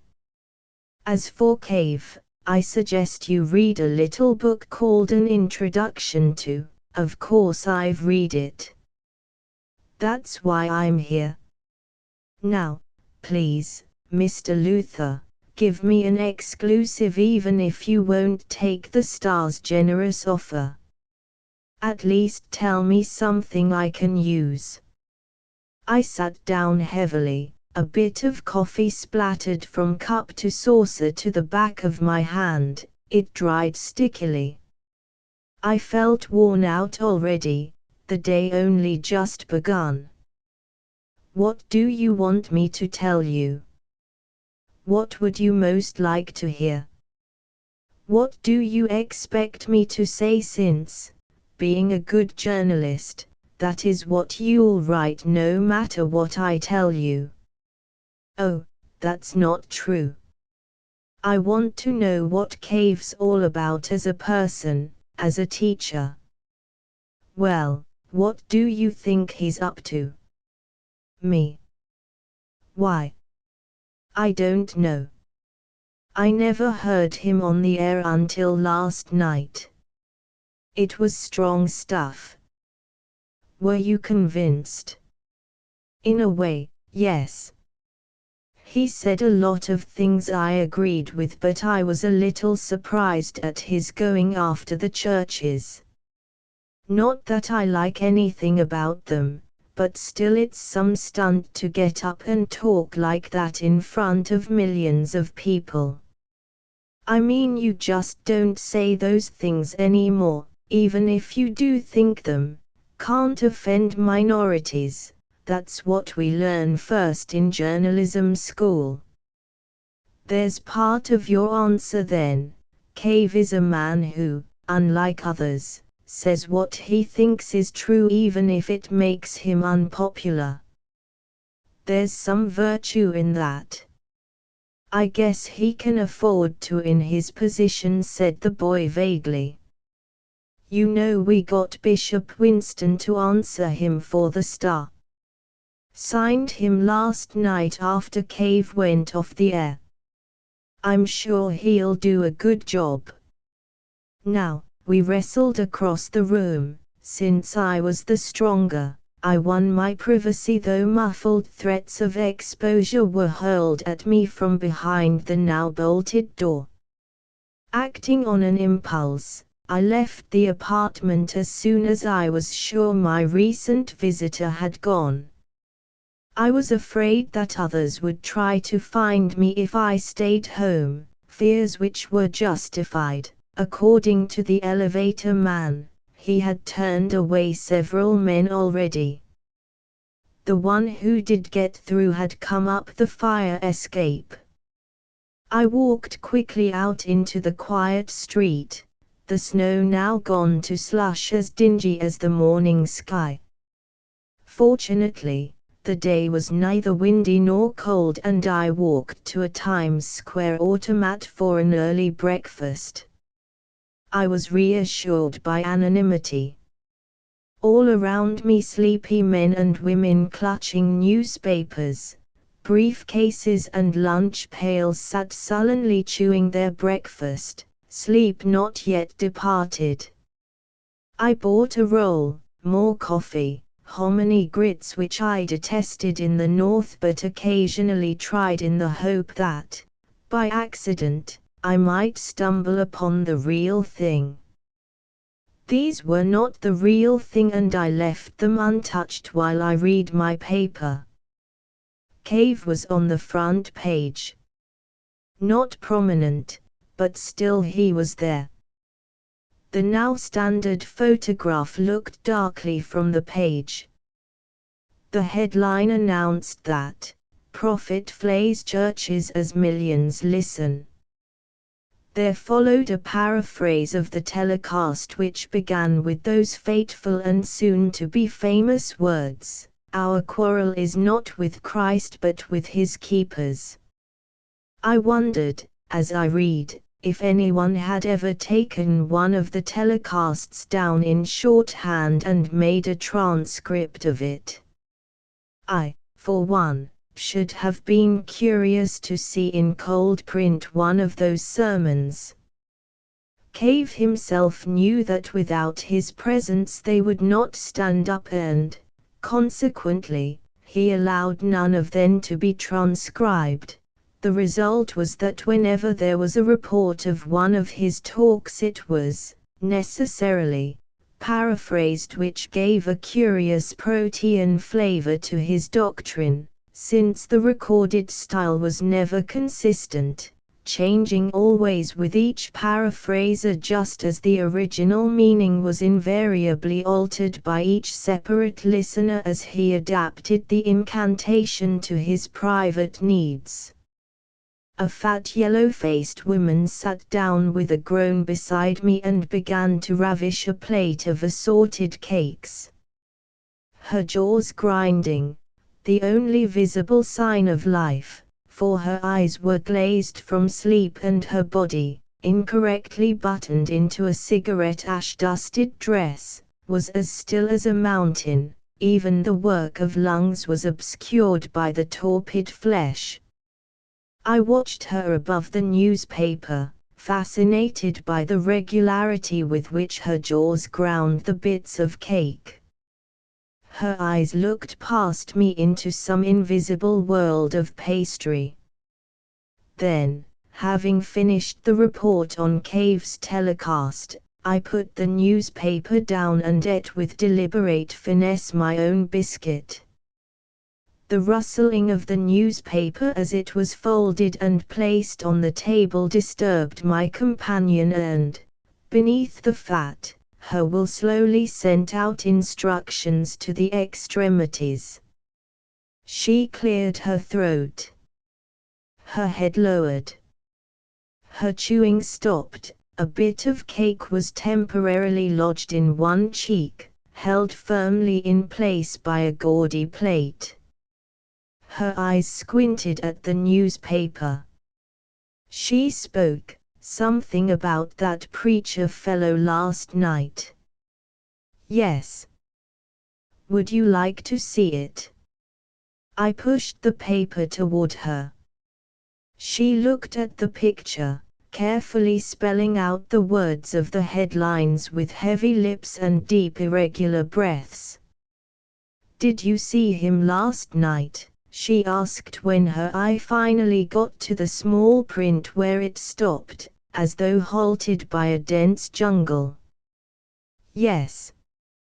As a matter of fact, I did. He sure gave it to them bastards, didn't he? Her face lit up joyously. I thought of CAIA. You mean the clergy? That's just what I mean. They had it too good, too long. People afraid to say anything. Takes somebody like him to tell us what we know and tell them where to head in. Do you like what he said about dying? About there being nothing? Why, hell, mister, I knew it all along. But it's good to hear someone else say it. Don't do no harm. She belched softly. I expect they are going to be on his tail, she added with gloomy pleasure, spearing a fragment of eclair which she had missed on her first circuit of her crowded dish. I spent that morning in the street buying newspapers, eavesdropping. I heard several arguments about Cave. The religiously orthodox were outraged but clearly interested. The others were triumphant, though all seemed to feel that they, as the automat woman had said, would soon be on his tail. Ours was no longer a country where the nonconformist could escape disaster if he unwisely showed a strange face to the multitude. I tried to telephone Iris and then Clarissa, but both telephones were reported busy. I called the office but was told by a mechanical voice that if I left my name and address and business, Mr. Himmel would call me as soon as possible. The siege had begun.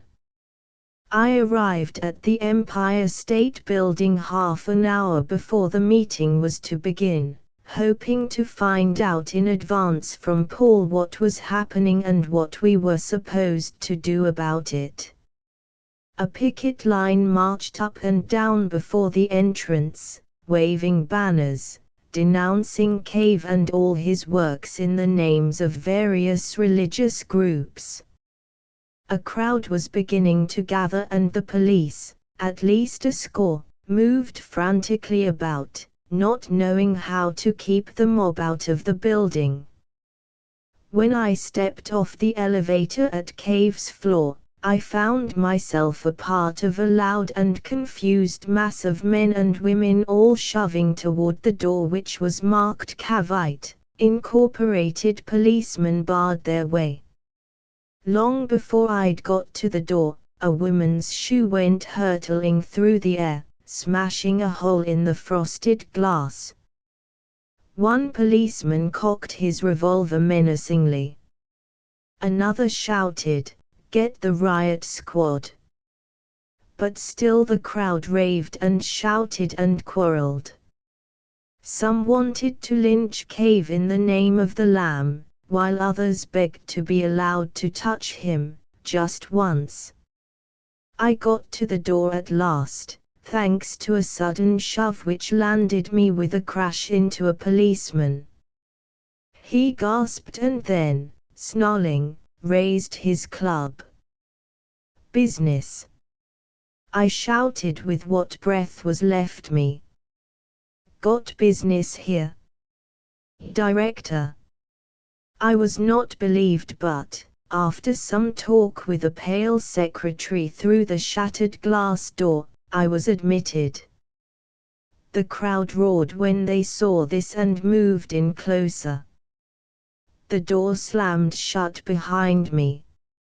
"It's been like this since 9 o'clock," said the secretary, looking at me with frightened eyes. "You mean after 2 hours the police still can't do anything?" "We didn't call them right away. When we did it was too late. We're barricaded in here." The team sat about at their desks pretending to work, pretending not to notice the noise from the corridor. Paul, however, was not in the least disturbed. He was standing by the window in his office looking out. Clarissa, her hat and her hair together awry, a confusion of straw and veil and bolts of reddish hair apparently not all her own, was making up in a pocket mirror. Ravenous, wild beasts, she hailed me. I've seen their likes before. Jean, good fellow. Got through the mob all right. Here, have a bit of brandy. No. Perhaps some scotch. I said it was too early for me to drink. Shakily, I sat down. Paul laughed at the sight of us. You both look like the end of the world has come. I'd always pictured the end as being quite orderly. I began stuffily, but Dr. Stakharin's loud entrance interrupted me. His spectacles were dangling from one ear and his tie had been pulled around from front to back quite neatly. No authority, he bellowed, ignoring all of us. The absence of a traditional patriarch, the center of the tribe, has made them insecure. Only together do they feel warmth in great swarming hives. His voice rose sharply and broke on the word hives into a squeak. He took the proffered brandy and sat down, his clothes still disarranged. My hair, said Clarissa grimly, may never come out right again today. She put the mirror back into her purse, which she closed with a loud snap. I don't see, Paul, why you didn't have the foresight to call the police in advance and demand protection. I had no idea it would be like this. Believe me, Clarissa, it's not deliberate. But from his excited chuckling, I could see that he was delighted with the confusion. The triumph of the publicist's dark art. I wondered if he might not have had a hand in it. It was a little reminiscent of the crowds of screaming women which in earlier decades, goaded by publicists, had howled and, as Stakharin would say, swarmed about singers and other theatrical idols. Paul anticipated my suspicions. Didn't have a thing to do with it, I swear. Doctor, your tie is hanging down your back. I don't mind, said Stakharin disagreeably, but he did adjust his glasses. I'd a feeling we'd have a few people in to see us, but no idea it would be like this. He turned to me as the quietest, the least dangerous of the three. You wouldn't believe the response to last night's telecast if I told you. Why don't you tell me? The comic aspects were becoming apparent. Stakharin's assaulted dignity and the ruin of Clarissa's ingenious hair both seemed to me suddenly funny. I cleared my throat to obscure the tickling of a smile. Paul named some stupendous figures with an air of triumph. And there are more coming all the time. Think of that.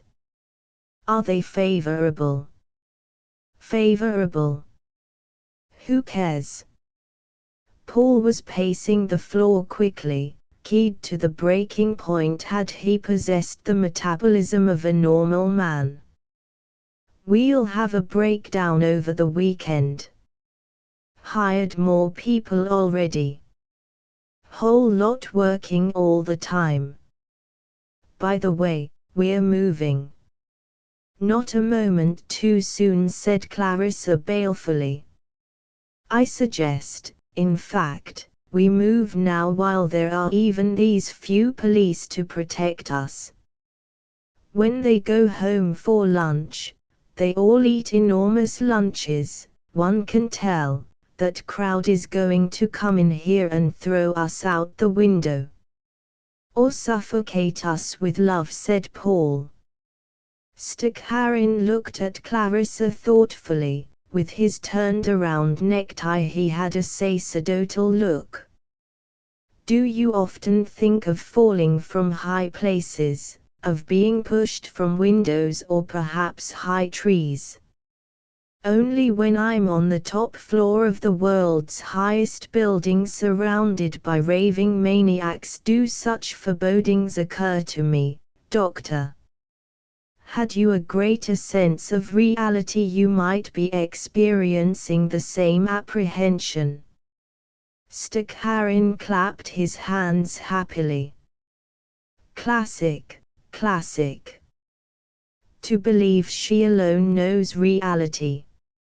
Madam, I suggest that you.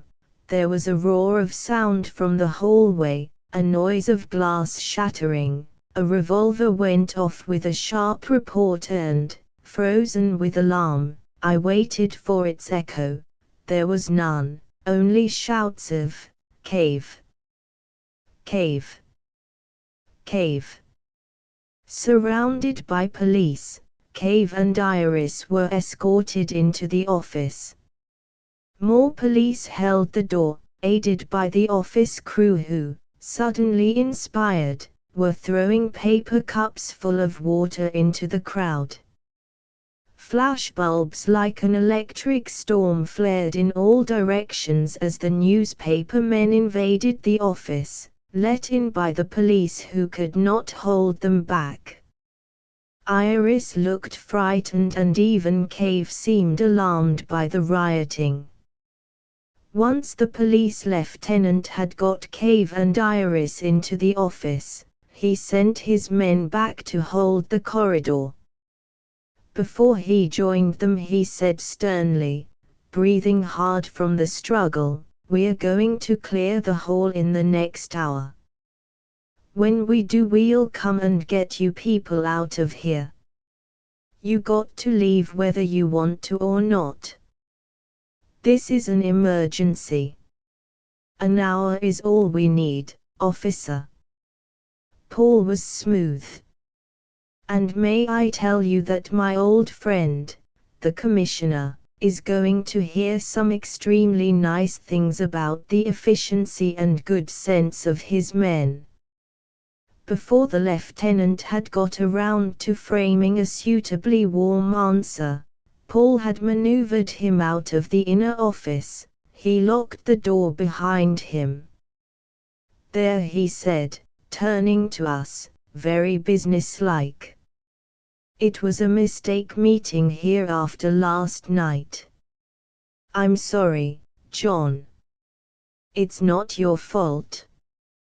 Cave, having found himself an uncomfortable straight chair in a corner of the room, sat very erect, like a child in serious attendance upon adults. "I had a hunch we should hold the meeting out on Long Island." Paul scowled. "I hate the idea of the press getting a look at you.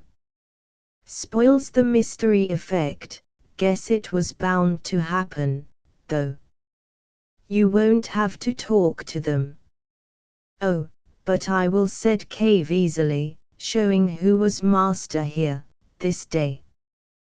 "But, well, after what we decided, the initial strategy being—" "No.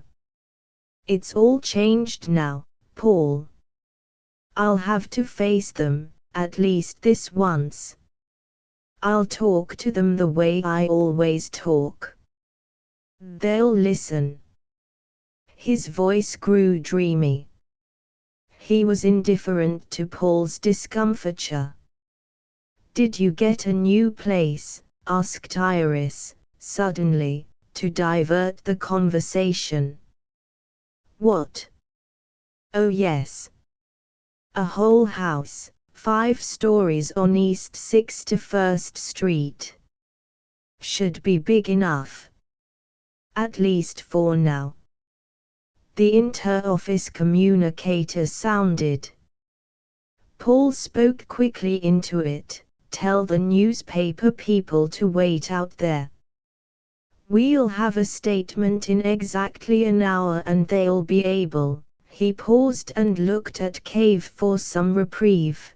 Then, seeing none, he finished, they'll be able to interview Cave.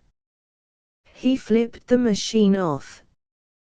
Through the locked door, we heard a noise of triumph from the gathered journalists and photographers. "Well, come along," said Clarissa. "I thought this was to be a board of directors meeting." "Cave, dear, you've got to preside." But, though he said he'd rather not, Clarissa, in a sudden storm of legality, insisted that he must. She also maliciously demanded a complete reading of the last meeting's minutes by Paul, the secretary. We were able to save him by a move to waive the reading which was proposed, recorded and passed by a show of hands, only Clarissa dissenting. Cave conducted the meeting solemnly. Then Clarissa demanded a report from the treasurer, and this time Paul was not let off. For the first time I had a clear picture of the company of which I was a director. Shares had been sold. Control was in the hands of Clarissa, while Paul and several West Coast industrialists whose names were not familiar to me, also had shares. The main revenue of the company now came from the sponsor of Cave's television show. There was also a trickle of contributions which, in the last few weeks, had increased considerably. Then Paul read from a list of expenses, his voice hurrying a little over his own salary, which was, I thought, a bit large. Cave's expenses were recorded and, with Clarissa goading from time to time, Paul gave an accounting of all that had been spent since the arrival in New York. John Cave was a big business. "The books are audited at standard intervals," said Paul, looking at Clarissa as he finished, some of his good humor returning. "We will not declare dividends unless Mrs. Lessing insists the company become a profit-making enterprise." "It might not be a bad idea," said Clarissa evenly. "Why not get a little return?" But Paul had launched into policy. We listened attentively. From time to time, Cave made a suggestion. Iris and I made no comment. Stakharin occasionally chose to illuminate certain human problems as they arose, and Paul, at least, heard him out respectfully. Clarissa wanted to know all about costs, and her interruptions were always brief and shrewd. Several decisions were made at that meeting. It was decided that a center be established and headed by Dr. Stakharin to take care of those caveats whose problems might be helped by therapy. "We just apply classical concepts to their little troubles," he said. "But it shouldn't seem like a clinic," said Iris suddenly. "It's all part of what John says." "We'll make that perfectly clear," said Paul quickly. Stakharin nodded agreeably. "After all, it is in his name they come to us. We take it from there. No more problems, all is contentment." He smacked his lips. It was then decided that Cave would spend the summer quietly and, in the autumn, begin a tour of the country to be followed by more telecasts in the following winter. "The summer is to think a little in," were Cave's words. Next, I was assigned the task of writing a defense of Cave for certain vast syndicates. I was also requested to compose a set of dialogues which would record Cave's views on such problems as marriage, the family, world government and various other problems, all in urgent need of answering. I suggested, diffidently, that it would be very useful if Cave were to tell me what he thought about such things before I wrote my dialogues. Cave said, quite seriously, that we would have the summer in which to handle all these subjects. Paul then told us the bad news. There was a good deal of it.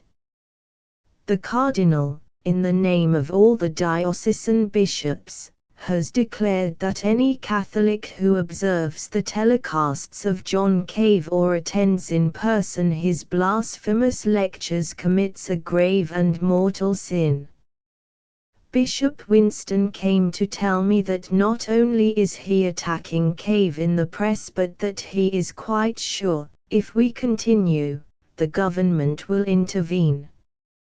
It was a hint, and not too subtle. On what grounds intervene? Asked Cave. What have I done that breaks one of their laws? They'll trump up something, said Clarissa. I'm afraid you're right. They can always find something to get us on. So far, that is about the worst that can happen. But do you think it will? I asked. Free speech is still on the books. Paul chuckled grimly. That's just where it stays, too. And he quoted the national credo, in a true democracy there is no place for a serious difference of opinion on truly great issues. Sooner or later they'll try to stop Cave. But they can't, said Iris. The people won't stand for it. He's the father of too many now, said Stakharin sagely. No son will rise to dispute him, yet. No use to get excited in advance. Paul was reasonable. Now let's get a statement ready for the press. While Paul and Cave worked over the statement, the rest of us chatted quietly about other problems. Stakharin was just about to explain the origin of alcoholism in terms of the new Cavite pragmatism, when Iris said, "Look," and pointed to the window where, bobbing against the glass, was a bright red child's balloon on which had been crudely painted, "Jesus Saves." Stakharin chuckled when he saw it. Very ingenious. Someone gets on the floor beneath and tries to shake us with his miracle. Now we produce the counter-miracle. He slid the window open. The cold air chilled us all. He took his glowing pipe and jabbed it into the balloon, which exploded loudly. Then he shut the window, beaming. "It will be that easy," he said. "I promise you." A little fire and, pop. They disappear like bad dreams. 7-1 The next 6 months after the directors' meeting were full of activity and danger. Paul was forced to hire bodyguards to protect Cave from disciples as well as from enemies, while the rest of us, who were now known publicly as Cave's associates, were obliged to protect our privacy with unlisted telephone numbers and numerous other precautions, none of which did much good, for we were continually harassed by maniacs and interviewers. The effect Cave had made on the world was larger than even Paul, our one optimist, had anticipated. I believe even Cave himself was startled by the vastness and the variety of the response. As I recall, seldom did a day pass without some new expose or interpretation of this phenomenon. Bishop Winston attacked after nearly every telecast.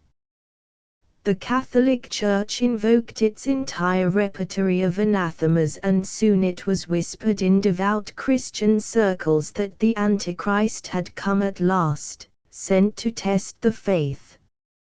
Yet, despite the barrage of attacks, the majority of those who heard Cave became his partisans, and Paul, to my regret but to the delight of everyone else, established a number of Cavite centers in the major cities of the United States, each provided with a trained staff of analysts who had also undergone an intensive indoctrination in Cavesord. Staccarin headed these clinics with great energy. At Cave's suggestion, one evening a week, the same evening, Cavites would gather to discuss Cavesord, to meditate on the beauty of death, led in their discussions and meditations by a disciple of Cave who was, in the opinion of the directors, equal to the task of representing Cave himself and his word before vast congregations. Iris was placed in charge of recruiting and training the proselytizers, while Paul handled the business end, obtaining property in different cities and managing the large sums of money which poured in from all over the world. Except for Cave's one encounter with the press that day in the Empire State Building, an occasion which, despite its ominous beginning, became a rare triumph, Cave's magic had worked even with the hostile. He was seen by no one except his intimates and the technicians of the television studio. Ways were found to disguise him so that he would not be noticed in the lobbies or elevators of the television network building. Later he spoke only from his Long Island retreat, his speeches being recorded on film in advance. By the time summer had arrived, there were over 3 million registered Cavites in the United States as well as numerous, unorganized believers abroad.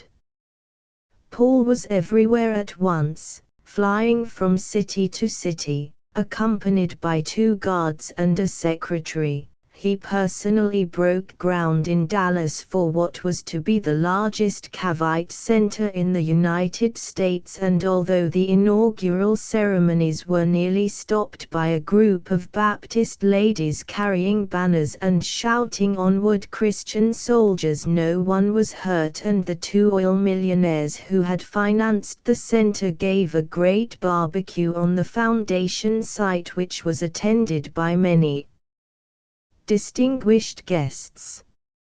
Iris was entirely changed by her responsibilities. She had become, in the space of a few months, brisk, energetic, as deeply involved in details as a housewife with a new home. I saw very little of her that spring. Her days were mostly spent in a rented loft in the Chelsea district, where she lectured the candidates for field work and organized a makeshift system of indoctrination for these potential residents, as the heads of the various centers were known. She was extraordinarily well fitted for this work, to my surprise. And before the year ended she had what was in fact a kind of university where as many as 300 men and women at a time were regularly transformed into residents and deputy residents, and so on down through an ever-proliferating hierarchy.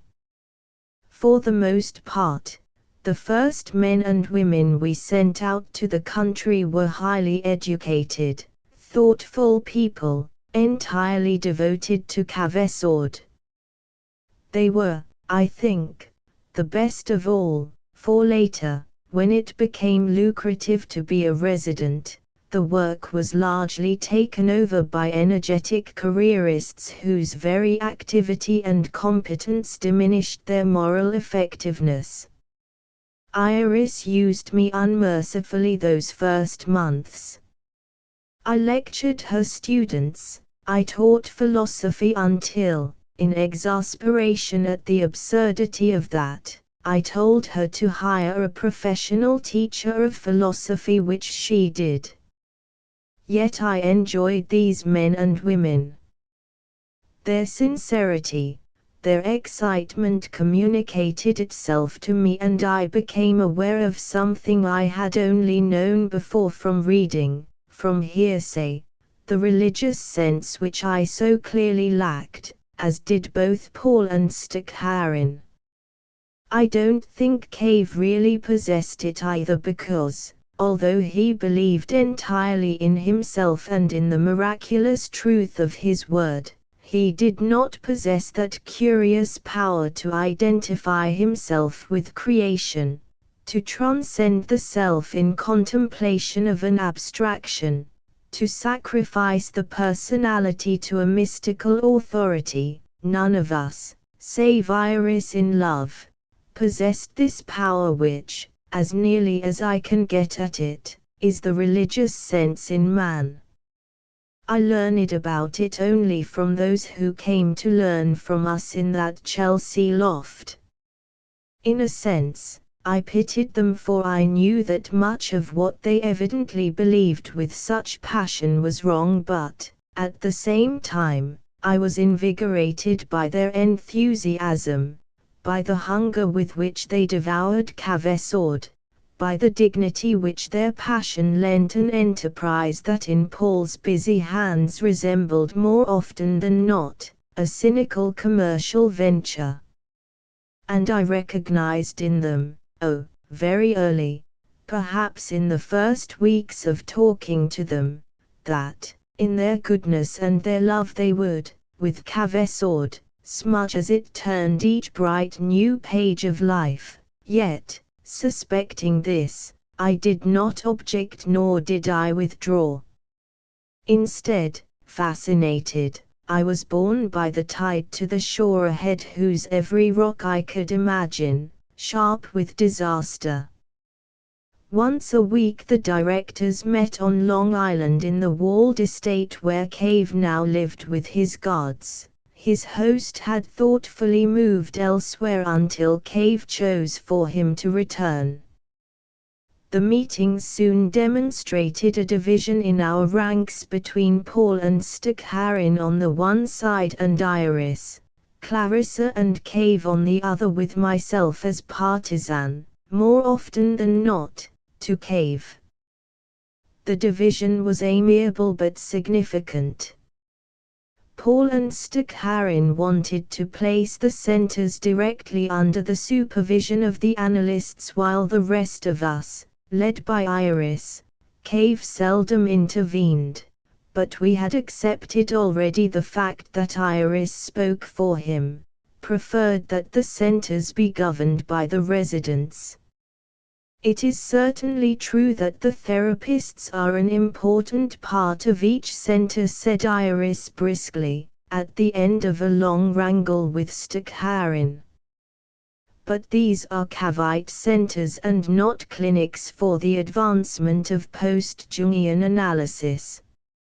It is Cavesord which draws people to the centers, not mental illness. Those who have problems are of course helped by Staccarin's people, but, finally, it is Cave who has made it possible for them to face death. Something no one has done before. And thus the point was won in our council, though Staccarin and Paul were still able at times, slyly, to insinuate their own creatures into important residences. My own work went on fitfully. I composed an answer to Bishop Winston which brought down on my head a series of ecclesiastical thunderbolts, each louder than the one before. I wrote a short life of Cave in simple declarative sentences which enjoyed a considerable success for many years and, finally, seriously, my first attempt at a real counterattack, I began the several dialogues in which Cave and I purportedly traversed the entire field of moral action. I felt that in these dialogues I could quietly combat those absolutist tendencies which I detected in the disciples. Cave himself made no pretense of being final on any subject other than death where, even without his particular persuasiveness, he stood on firm, even traditional ground. The attacks he received he no longer noticed. It was as simple as that. He'd never enjoyed reading, and to watch others make telecasts bored him, even when they spoke of him. After the fateful Empire State Building Conference he ceased to attend the World, except for a few letters which Paul forwarded to him and his relations with us. He was completely cut off from ordinary life, and perfectly happy.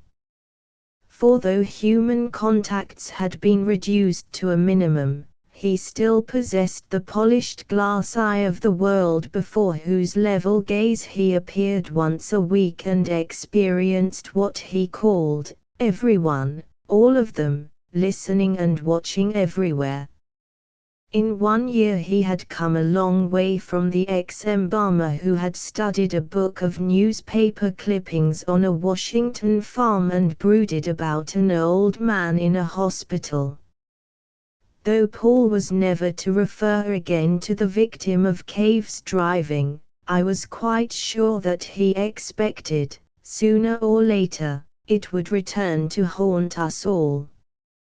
By midsummer, however, Cave had grown restless and bored, and since the telecasts had been discontinued until the following November, he was eager to travel.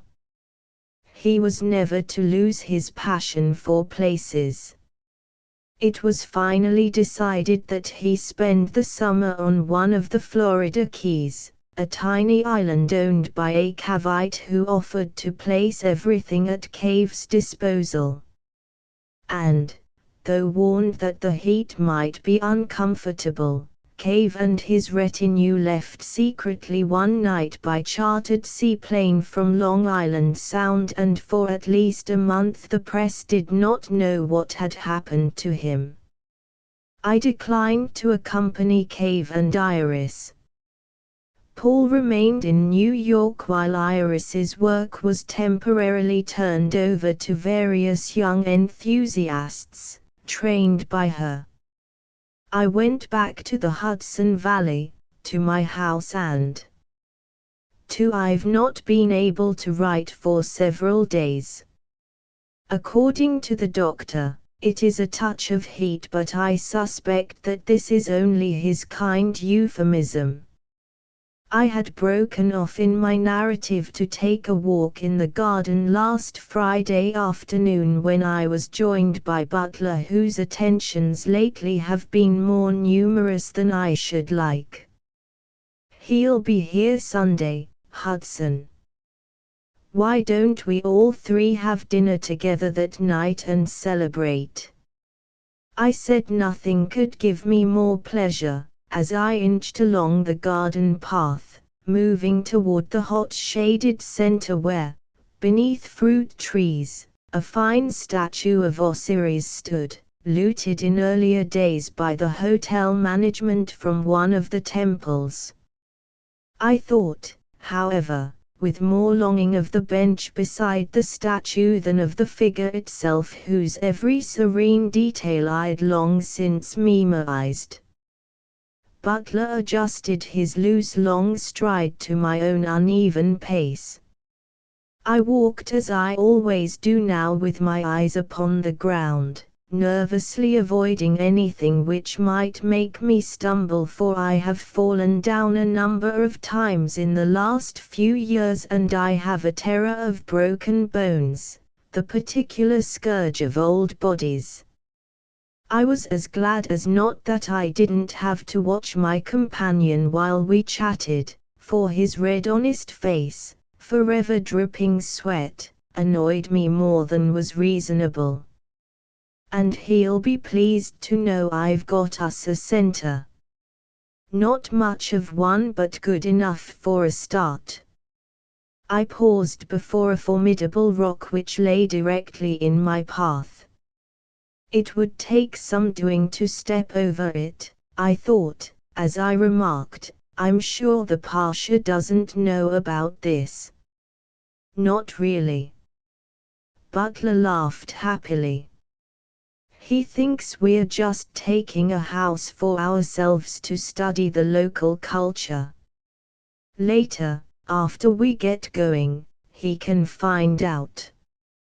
I should be very careful, I said, and, very careful myself, I stepped over the rock. My legs detested the extra exertion, one nearly buckled as it touched the ground. I threw my weight on my cane and was saved a fall. Butler had not noticed. Jessup is going to bring in the literature. We'll say it's our library. All printed in Arabic, too. The Dallas Center thinks of everything. Are they equipped for such things? Oh yes. That's where the main university is now. Biggest one in the world. I didn't go there myself. Marks weren't good enough, but Jessup did. He'll tell you all about it. Quite a crew they turn out, best in the business, but then they get the cream of the crop to begin with. Tell me, are the residents still in charge of the centers, or do they share the administration with the therapists? Therapists. Butler seemed bewildered. In the old days there used to be the resident and his staff and then a clinic attached. Where? You really are behind the times. Butler looked at me as though I'd betrayed a first-hand knowledge of Earth's creation. All residents and their staffs, including the communicators like myself, get the same training. Part of it is in mental therapy. Others who show particular aptitude for it are assigned clinical work, just as I do communication work in foreign countries. People who get to be residents are usually teachers and administrators. Sometimes a communicator gets a residency in his old age as a reward for the highest services. He then explained to me the official, somewhat Byzantine structure of the Kavits. There were many new tides, indicating a swollen organization under the direction of a council of residents which, in turn, was responsible for the election from among their number of a unique chief resident whose reign lasted for the remainder of his lifetime. With relief, I sat down on the bench beside Osiris. Butler joined me. Dallas, of course, is the main residency, he said. It used to be in New York, years ago, I said, thinking of the brownstone house, of the loft on 23rd Street. Around 20 years ago it was moved to Dallas by the chief resident. Not only did they have the best equipped center there, but the Texans make just about the best Kavits in the country. What they won't do for Kavesord isn't worth mentioning. They burned the old churches, you know, everyone in the state. And 1 or 2 Baptist ministers as well. You can't break eggs without making an omelette, said Butler sententiously. I see what you mean. Still, Cave was against persecution. He always felt it was enough for people to hear Cavesord. You got a lot of reading to do, said Butler sharply. Looks like you've forgotten your text, and, if they persist in superstition, strike them, for one idolater is like a spoiled apple in the barrel, contaminating the others. Butler's voice, as he quoted, was round and booming, rich in vowel sounds, while his protruding eyes gazed without blinking into the invisible radiance of truth which hovered, apparently, above a diseased hibiscus bush. I've forgotten that particular quotation, I said. Seems funny you should, since it's just about the most famous of the texts. But, though my ignorance continued to startle Butler, I could see that he was beginning to attribute it to senility rather than to laxity or potential idolatry. I was a close follower in the first few years, I said, currying favor. But I've been out of touch since, and I suppose that, after Cave's death, there was a whole mass of new doctrine with which I am unfamiliar, to my regret. Doctrine? Butler was shocked. We have no doctrine. We are not one of those heathen churches with claims to divine guidance. We're simply listeners to Cavesord. That's all. He was the first to tell the plain truth, and, naturally, we honor him, but there is no doctrine, even though he guides us the way a good father does his children. I am very old, I said in my best dying fall voice. You must remember that when you are with me you are in the company of a man who was brought up in the old ways, who uses Christian terms from time to time. I was 30 when Cave began his mission. I am, as a matter of fact, nearly the same age as Cave himself if he were still alive. This had its calculated effect. Butler looked at me with some awe. Golly, he said. It doesn't really seem possible, does it? Of course there are still a few people around who were alive in those days, but I don't know of anybody who actually saw Cave. You did tell me you saw him.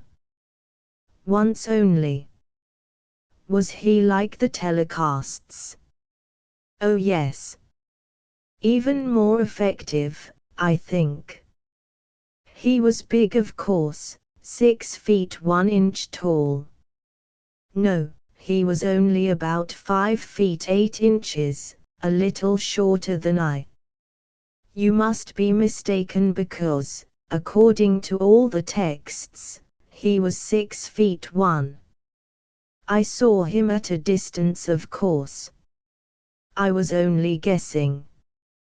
I was amused that they should have seen fit to change even Cave's stature. You can tell he was a tall man from the telecasts. Do they still show them? Still show them. They're the main part of our weekly get-togethers. Each residency has a complete library of Cave's telecasts, 108 including the last.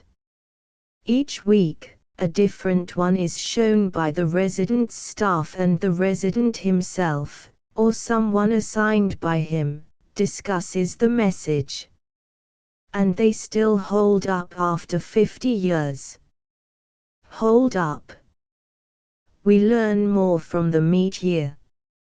You should see all the books and lectures on Cavesord, several hundred important ones which we have to read as part of our communication duties, though they are not for the layman. We discourage non-professionals from going into such problems, much too complicated for the untrained mind. I should think so.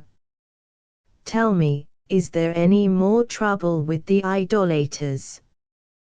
Butler shook his head. Just about none. They were licked when the parochial schools were shut down.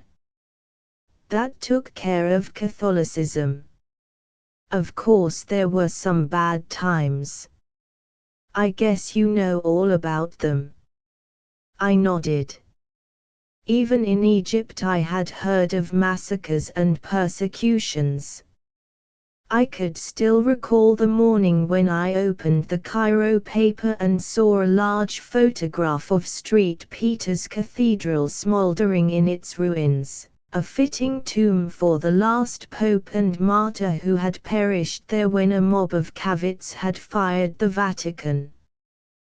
The Cairo paper took an obvious delight in these barbarities, and I had not the heart to read of the wanton destruction of Michelangelo's and Bernini's works, the looting of the art galleries, the bonfire which was made in the papal gardens of the entire Vatican library.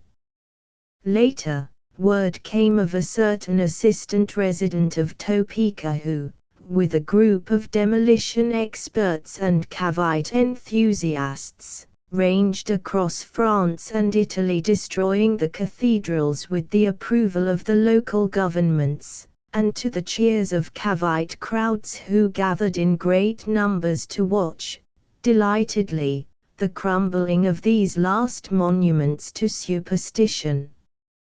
Fortunately, the tourist bureaus were able to save a few of the lesser churches. The Edict of Washington, which outlawed idolatrous schools, did the trick. The Atlantic government has always believed in toleration. Even to this day it is possible for a man to be a Christian, though unlikely since the truth is so well known. But he has no churches left and no clergy. True, and if that discourages him he's not likely to remain too long in error. As I've told you, though, we have our ways of making people see the truth. The calculable percentage. Exactly. I looked at Osiris in the green shade. His diorite face smiled secretly back at me. Did you have much trouble in the Latin countries? Less than you might think. The ignorant were the big problem because, since they didn't know English, we weren't able to use the telecasts.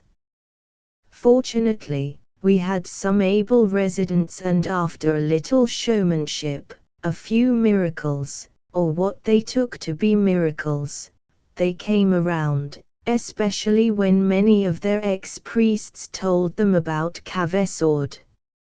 Nearly all of the older residents in the Mediterranean countries were once Catholic priests. Renegades.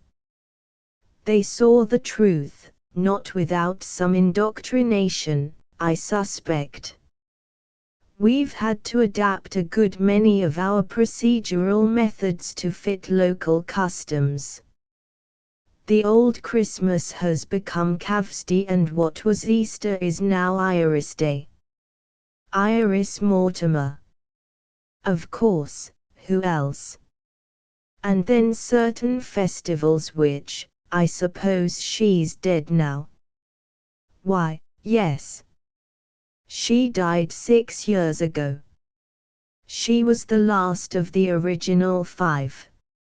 Ah, yes, the 5, Paul Himmel, Iris Mortimer, Ivan Staccarin, Clarissa Lessing and Edward Hastings. We still use his introduction even though it's been largely obsolete by later tests. His dialogues will of course be the basis for that final book of Cave which our best scholars have been at work on for over 20 years. Hastings, of all people. I nearly laughed aloud. Poor feckless Hastings was now the author of my dialogues with Cave. I marveled at the ease with which the innumerable references to myself had been deleted. I began to doubt of my own existence. I asked if Hastings were still alive and was told that he too was long dead. I then asked again about Iris. "Some very exciting things have come to light," said Butler. "Certain historians at the Dallas Center feel that there is some proof that she was Cave's sister." I was startled by this. How could that be? Wasn't she from Detroit? And wasn't he from Seattle? And didn't they meet for the first time in Southern California at the beginning of his mission? "I see you know more Cavite history than you pretend," said Butler amiably. "That of course has been the traditional point of view. Yet as her influence increased in the world, in Italy, you know, one sees her picture nearly as often as Cave's. Our historians became suspicious. It was all perfectly simple, really. If she could exert nearly the same power as Cave himself, then she must, in some way, be related to him. I suppose you know about the Miami business?" "No." "Well, their resident, some years ago, openly promulgated the theory that Cave and Iris Mortimer were man and wife. A great many people believed him, and though the chief resident at Dallas issued a statement denying the truth of all this, Miami continued in error, and it took our indoctrination team several years to get the situation back to normal. But the whole business did get everyone to thinking, and, with the concurrence of Dallas himself, investigations have been made.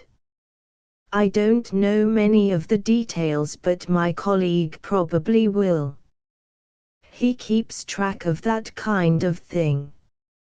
If she is proven to be Cave's sister, will she have equal rank with him? Certainly not. Cavesord is everything, but she will be equal to him on the human level, though his inferior in truth. At least that appears to be the Dallas interpretation. She was very active, I suppose. Right until the end. She traveled all over the world with Cavesord, and, when she grew too old to travel, she took over the residency of New York City, which she held until she died. As a matter of fact, I have a picture of her which I always carry. It was taken in the last years." He pulled out a steel mesh wallet in which, protected by cellophane, was a photograph of Iris, the first I had seen in many years. My hand shook as I held the picture up to the light. For a split second I felt her presence, saw in the saddened face, framed by white hair, my summer love which had never been except in my own dreaming, where I was whole and loved this creature whose luminous eyes had not altered with age, their expression the same as that night beside the western sea. But then my fingers froze, the wallet fell to the ground, I fainted into what I supposed with my last vestiges of consciousness to be death, to be nothing. 3. I awakened in my own bed with my old friend Dr. Hussain beside me. He looked much concerned while, at the foot of the bed, stood Butler, very solemn and still. I resolved not to die with him in the room. "My apologies, Mr. Butler," I said, surprised that I could speak at all. "I'm afraid I dropped your picture." I had no difficulty in remembering what had happened.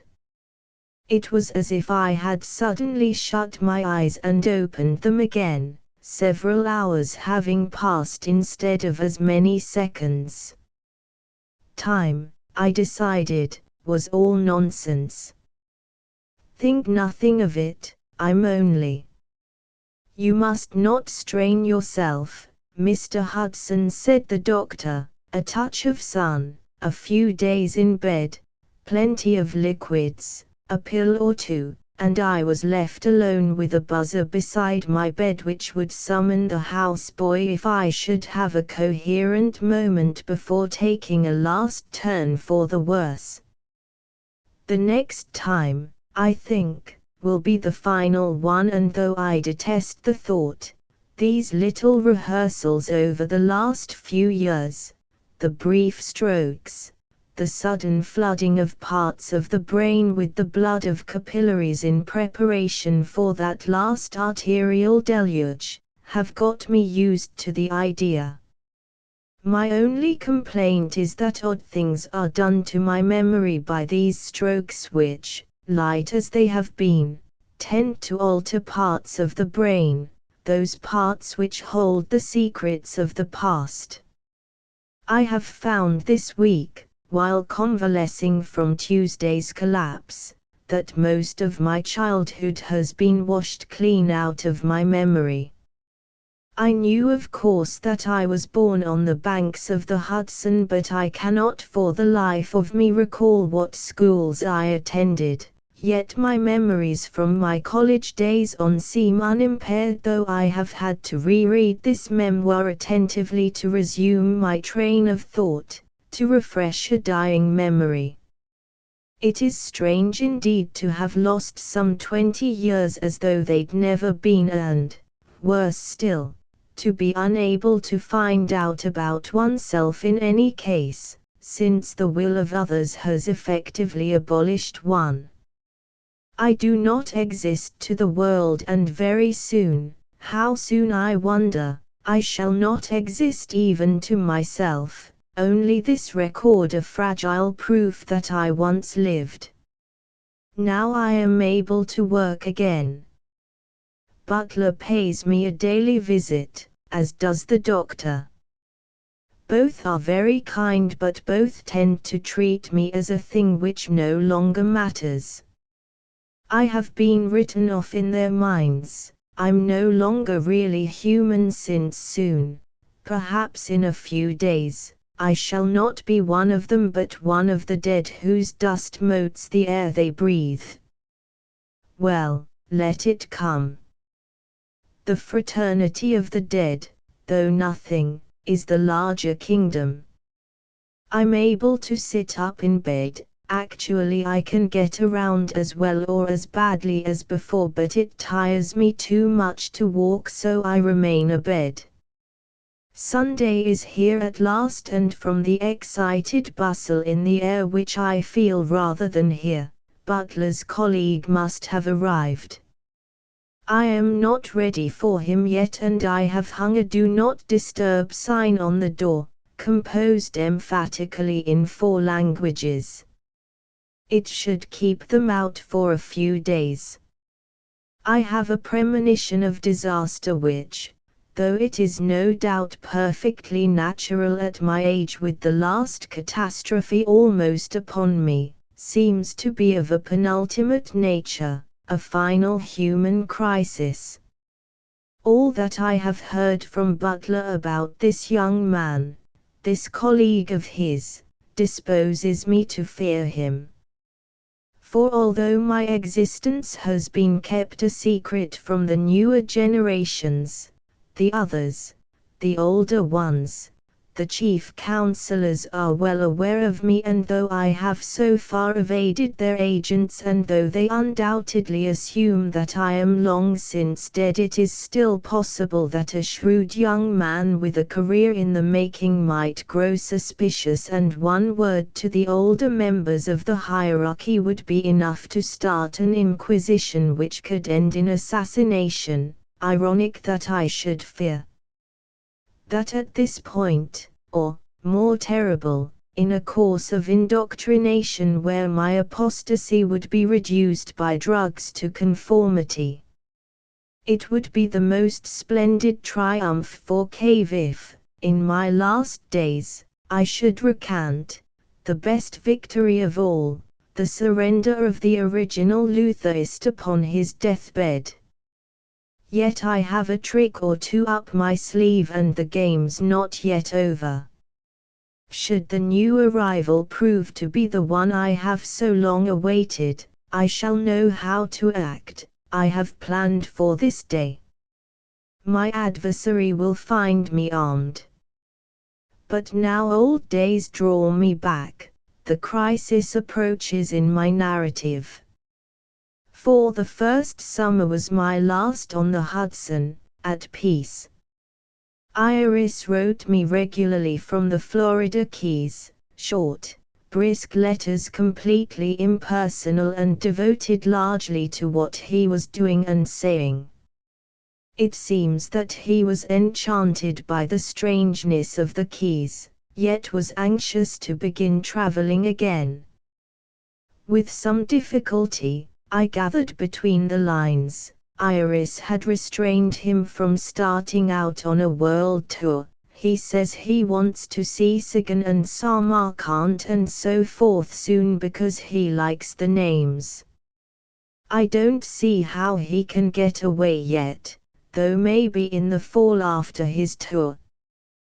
They say now he can make his talks on film all at once, which will mean of course he won't have to go through anything like last winter again. There followed more news. An inquiry into my health. In those days I was confident I should die early of a liver ailment. My liver of course now seems the one firm organ in my body. In any case, I enjoyed my hypochondria, and a reference to the various things I was writing for the instruction of converts and detractors both. I pushed the letter away and looked out across the river. I was alone, awaiting Clarissa for tea. I had actually prepared tea since she never drank alcohol and I myself was a light drinker at best, a non-drinker that summer when my liver rested. So powerful is imagination, like a brazen cannonball against the cage of bones. I sat on my porch which overlooked the lawn and the water. Unlike the other houses on that river, mine had the railroad behind it instead of in front of it, an agreeable state of affairs. I don't mind the sound of trains though the sight of them on their squalid tracks depresses me. Beside me, among the careful tray of tea things, the manuscript of my dialogue lay neglected. I had not yet made up my mind whether to read it to Clarissa or not.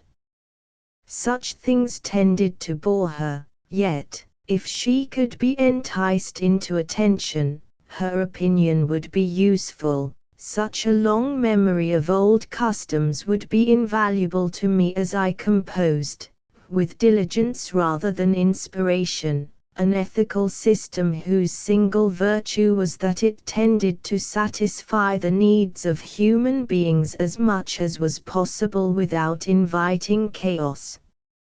I had, that morning over coffee, abolished marriage. During lunch, served me by my genteel but impoverished housekeeper, although servants still existed in those days in a few great houses, people like myself were obliged to engage the casual services of the haughty poor. I decided to leave marriage the way it was but make divorce much simpler. After lunch, suffering from a digestive-inspired headache, I not only abolished marriage again but resolutely handed the children over to the impersonal mercies of the state.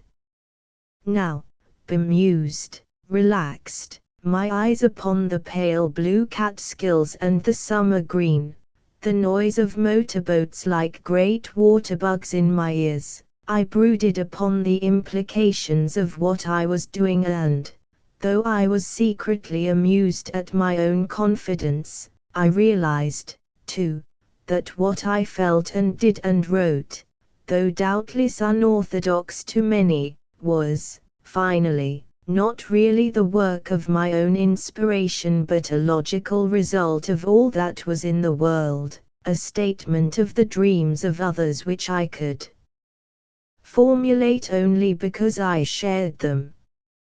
Cave regarded his own words as revelation when, actually, they only echoed the collective mind, a plausible articulation of what most men felt even though their conscious minds were antipathetic, corseted and constricted by stereotyped ways of thinking, the opposite of what they truly believed.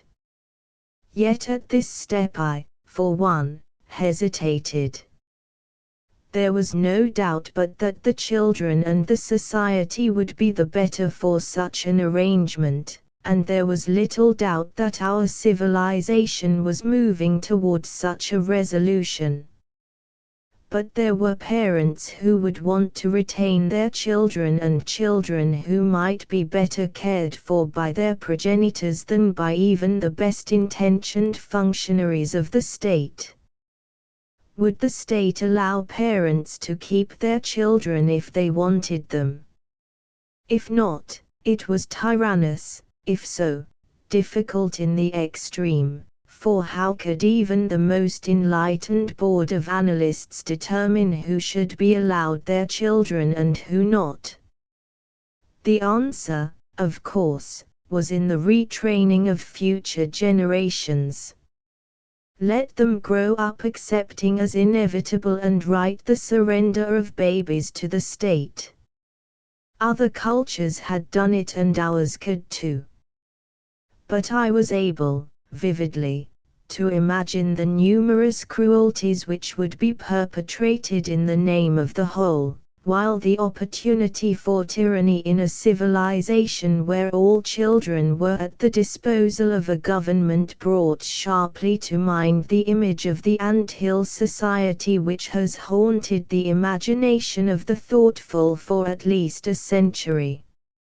I had got myself into a most gloomy state by the time Clarissa arrived, trailing across the lawn in an exotic ankle-length gown of grey which floated in yards behind her, like the diaphanous flags of some forgotten army. "Your lawn is full of moles," she shouted to me, pausing in her progress and scowling at a patch of turf. "And it needs cutting and more clover. Always more clover, remember that."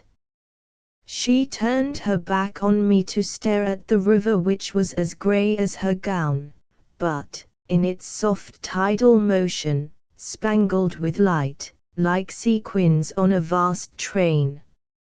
She had no criticism of the river when she at last turned and climbed the steps to the porch. She sat down with a gasp.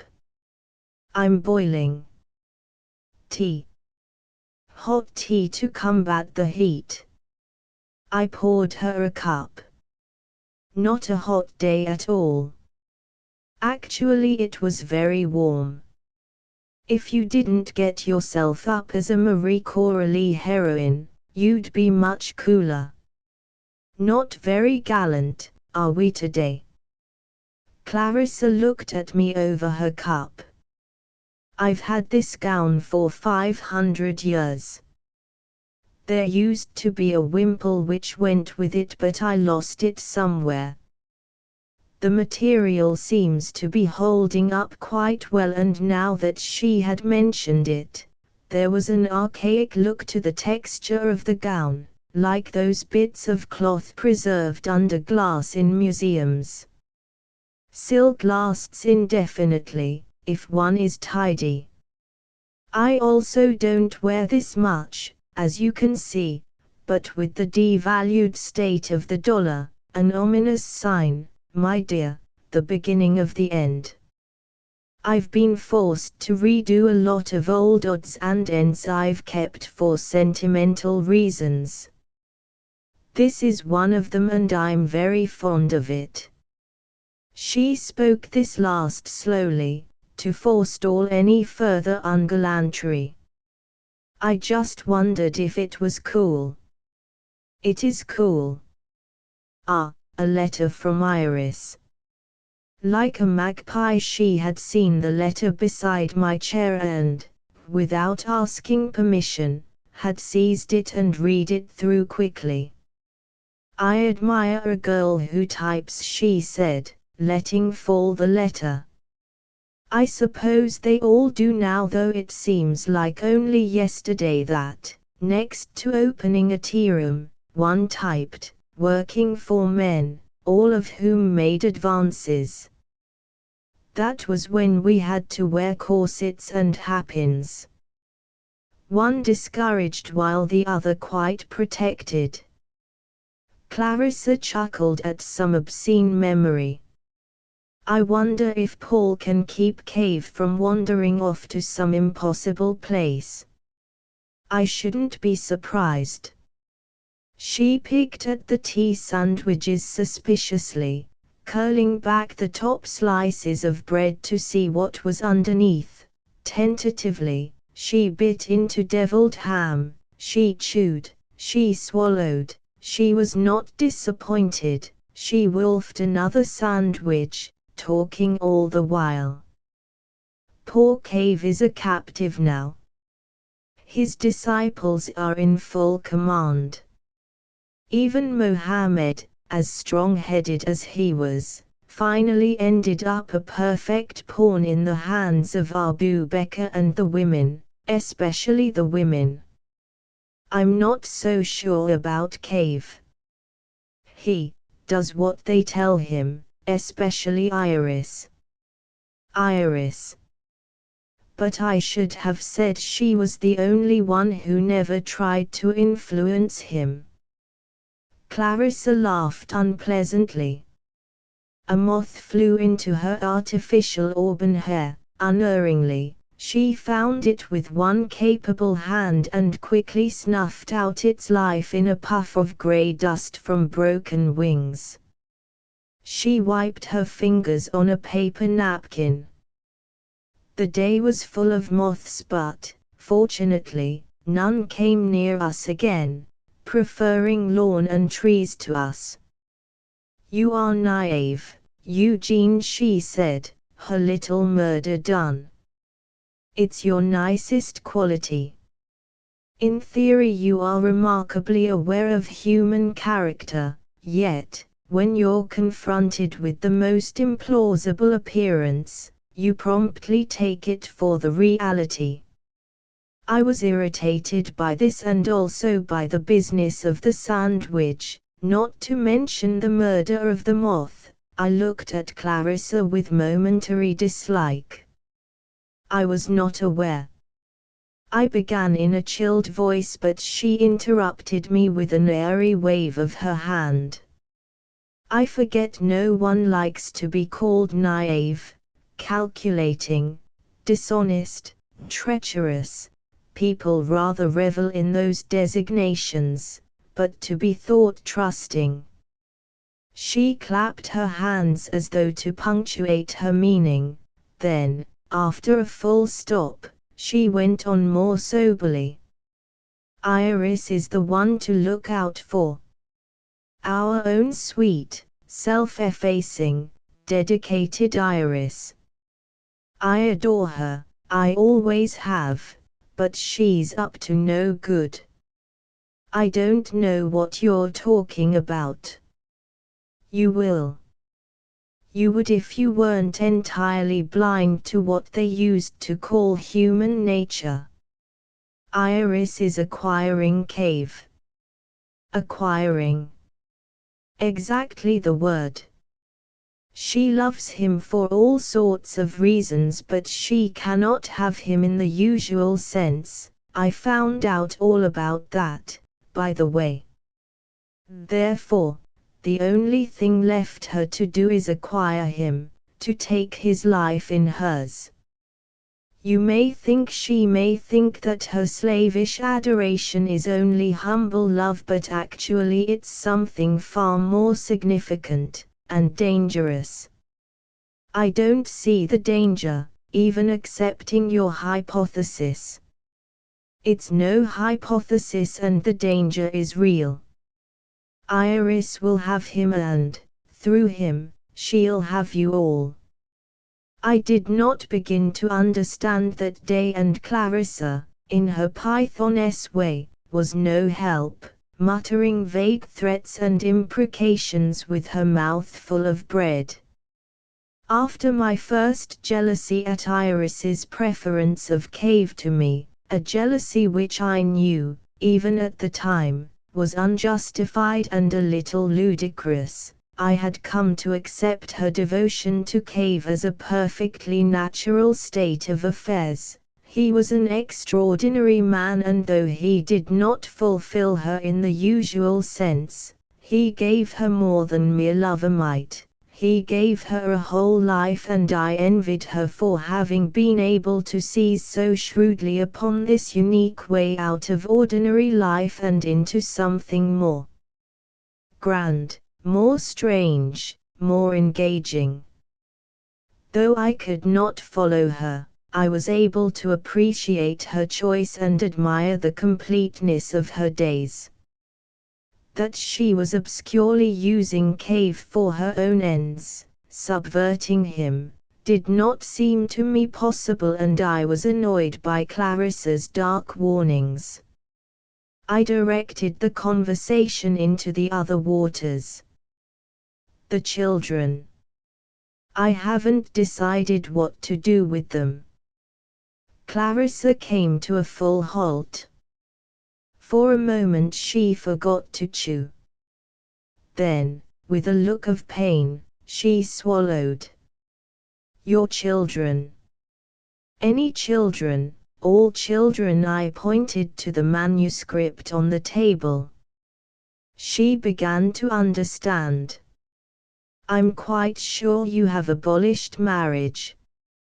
As a matter of fact, yes, this morning. And now you don't know what to do about the children. Precisely. Perfectly simple. Clarissa was brisk. This, apparently, was a problem she had already solved. The next step is controlled breeding. Only those whose bloodlines seem promising should be allowed to procreate. Now that oral contraceptives are so popular, no one will make babies by accident. In fact, it should be a serious crime if someone does. Quite neat, but I wonder whether, psychologically, it's simple. There's the whole business of instinct, of the natural desire of a woman to want her own child after bearing it. All habit, not innate. Children have been subordinate women's ace in the hole for generations. They have had to develop certain traits which, in other circumstances, they would not have entertained. Rats, whom we closely resemble, though they suckle their young, will, in moments of mild hunger or even exasperation, think nothing of eating an entire litter. You can condition human beings to accept any state of affairs as being perfectly natural. I don't doubt that. But how to break the habits of several thousand years? I suppose there are ways. Look what Cave is doing. Of course, making death popular is not so difficult since, finally, people want it to be nice.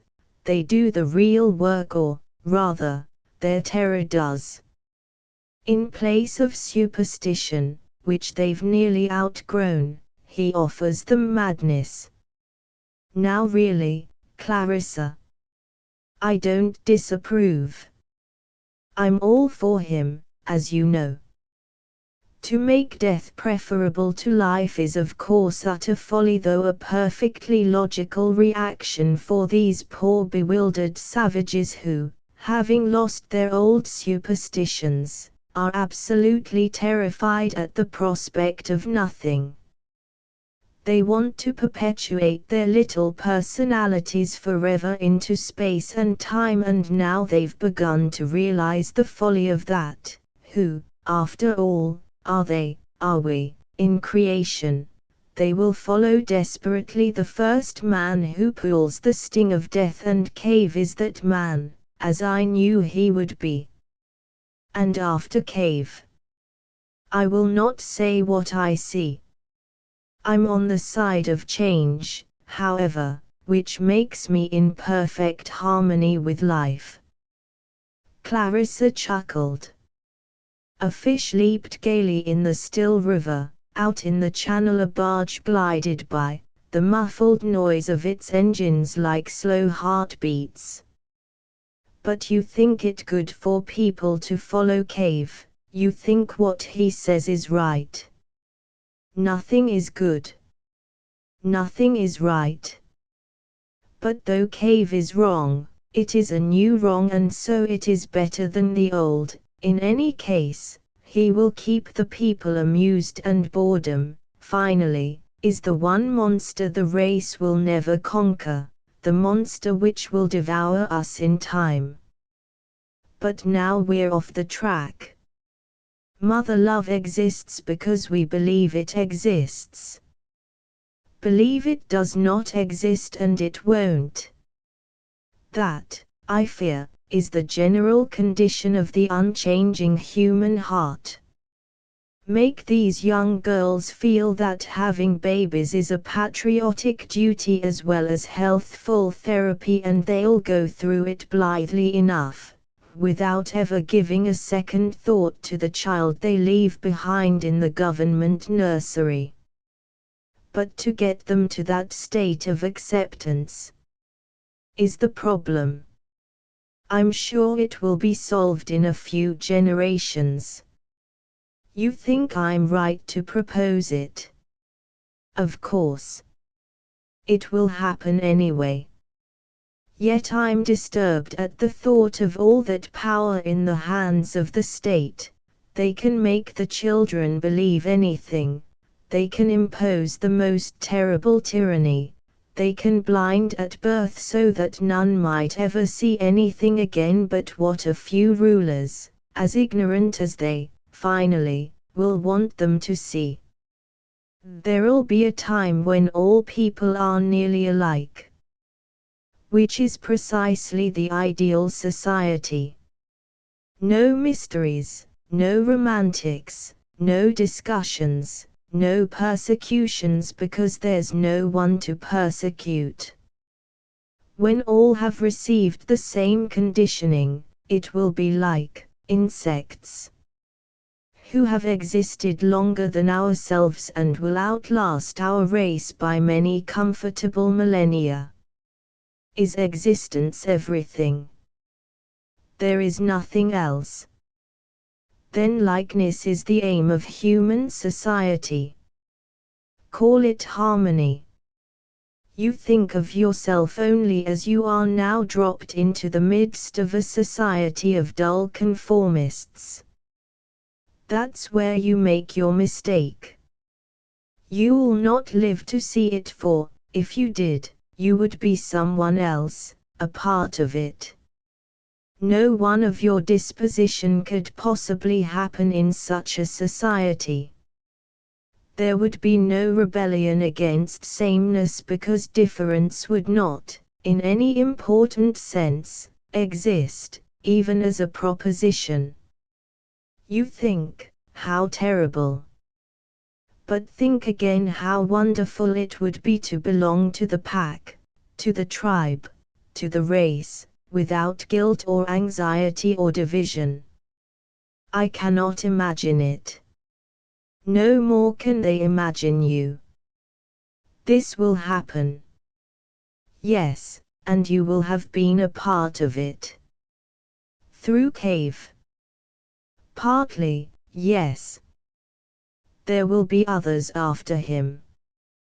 His work in the future will be distorted by others, but that's to be expected. I don't like your future, Clarissa. Nor does it like you, my dear. The idea of someone who is gloomy and at odds with society, bitter and angry, separate from others. I shouldn't wonder but that you yourself might really be used as a perfect example of the old evil days. Virtue dies. Virtue becomes the property of the race. Imagination is forbidden. No, only channeled for the good of all. And this is a desirable world, the future you describe. Desirable for whom? For you, no. For me, not really. For the people in it. Well, yes and no. They will not question their estate, but they will suffer from a collective boredom which, but my lips are sealed. Your tea was delicious though the bread was not quite fresh, but then bachelors never keep house properly. I've gone on much too long, do forget everything I've said. I'm indiscreet. I can't help it. She rose, a cloud of grey suspended above the porch. I walked her across the lawn to the driveway where her car was parked. The breeze had, for the moment, died and the heat prickled me unpleasantly, my temples itched as the sweat started. Go on with it, she said as she got into her car. You may as well be on the side of the future as against it. Not that it much matters anyway. When your adorable President Jefferson was in Paris, he said, but the noise of the car starting drowned the body of her anecdote. I caught only the end, that harmony was preferable. We were all amused. I was the only one who realized that he was serious. Dust swirled and Clarissa was gone down the drive at a great speed, keeping, I noticed, to the wrong side of the road. I hoped this was an omen. 5. I got through an unusually sultry July without much interference from either cave or the world. Paul paid me a quick visit to get the manuscript of the dialogues, and I was reminded of those accounts of the progresses made by monarchs in other days, or rather of great ministers, for his party occupied 4 large cars which gleamed side by side in my driveway like glossy beasts, while their contents, Paul and 14 assistants, all strange to me save Stakharin, wandered disconsolately about the lawn until their departure. Paul, though brisk, was cordial. Trouble all over the map, but Bigtrouble, he spelled it out with relish. Size was important, I knew, to a publicist, even to one turned evangelist. Is Cave disturbed by it? Doesn't pay any attention. Haven't seen him, but Iris keeps me posted. By the way, we're hiring a plane the first week in August to go see him, Stakharin and me. Want to come along? I didn't, but I said I would. I had no intention of being left out of anything, there was my work still to do. I'll let you know details. This is hot stuff. He waved the sheaf of papers I'd given him. Real hot, I said, but my irony was too pale, only primary colors caught Paul's eye. I hope so. Got any new stunts? I told him, briefly, about my thoughts on marriage, or rather Cave's thoughts. The literary device was for me to ask him certain questions and for him to answer them, or, at least, to ask pointed questions in his turn. Cheerfully, I had committed Cave to my own point of view and I was somewhat nervous about his reaction, not to mention the others. So far, only Clarissa knew and her approval was pleasant but perhaps frivolous. It carried little weight, I knew, with the rest. Paul whistled. You got us a tall order. I'm not sure we'll be able to handle that problem yet, if ever. I've done it carefully, I began. Stakharin, who had been listening with interest, came to my aid. In the centers we, how you say, Paul, soft pedal the family. We advise young boys to make love to the young girls without marrying or having babies.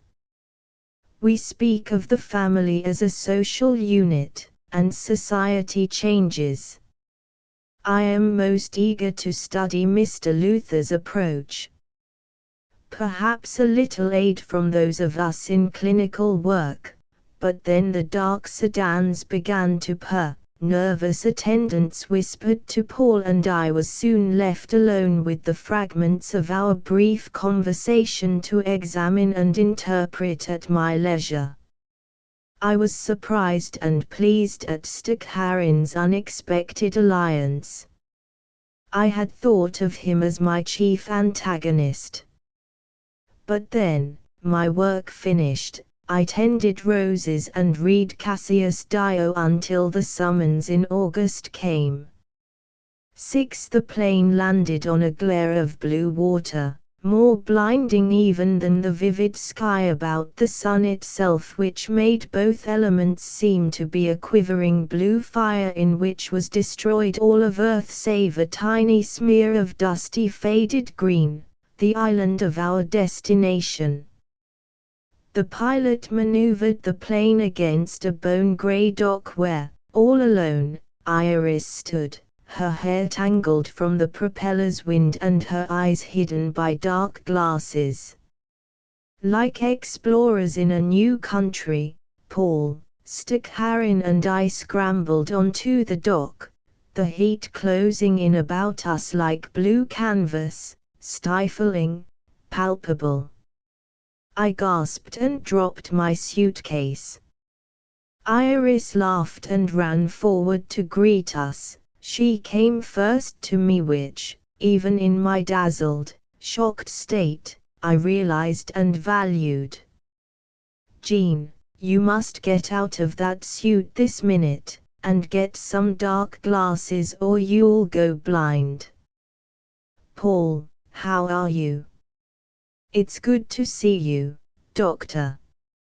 And, in the chatter of greetings, she escorted us off the dock and across a narrow white beach to a grove of palm trees where the cottage stood.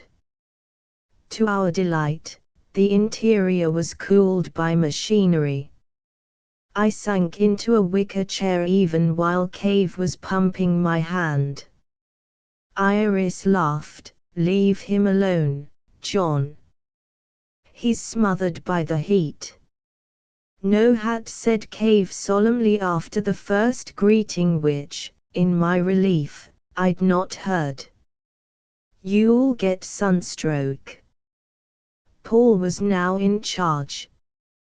The heat which had enervated both Stakharin and me filled him with manic energy, like one of those reptiles which absorb vitality from the sun.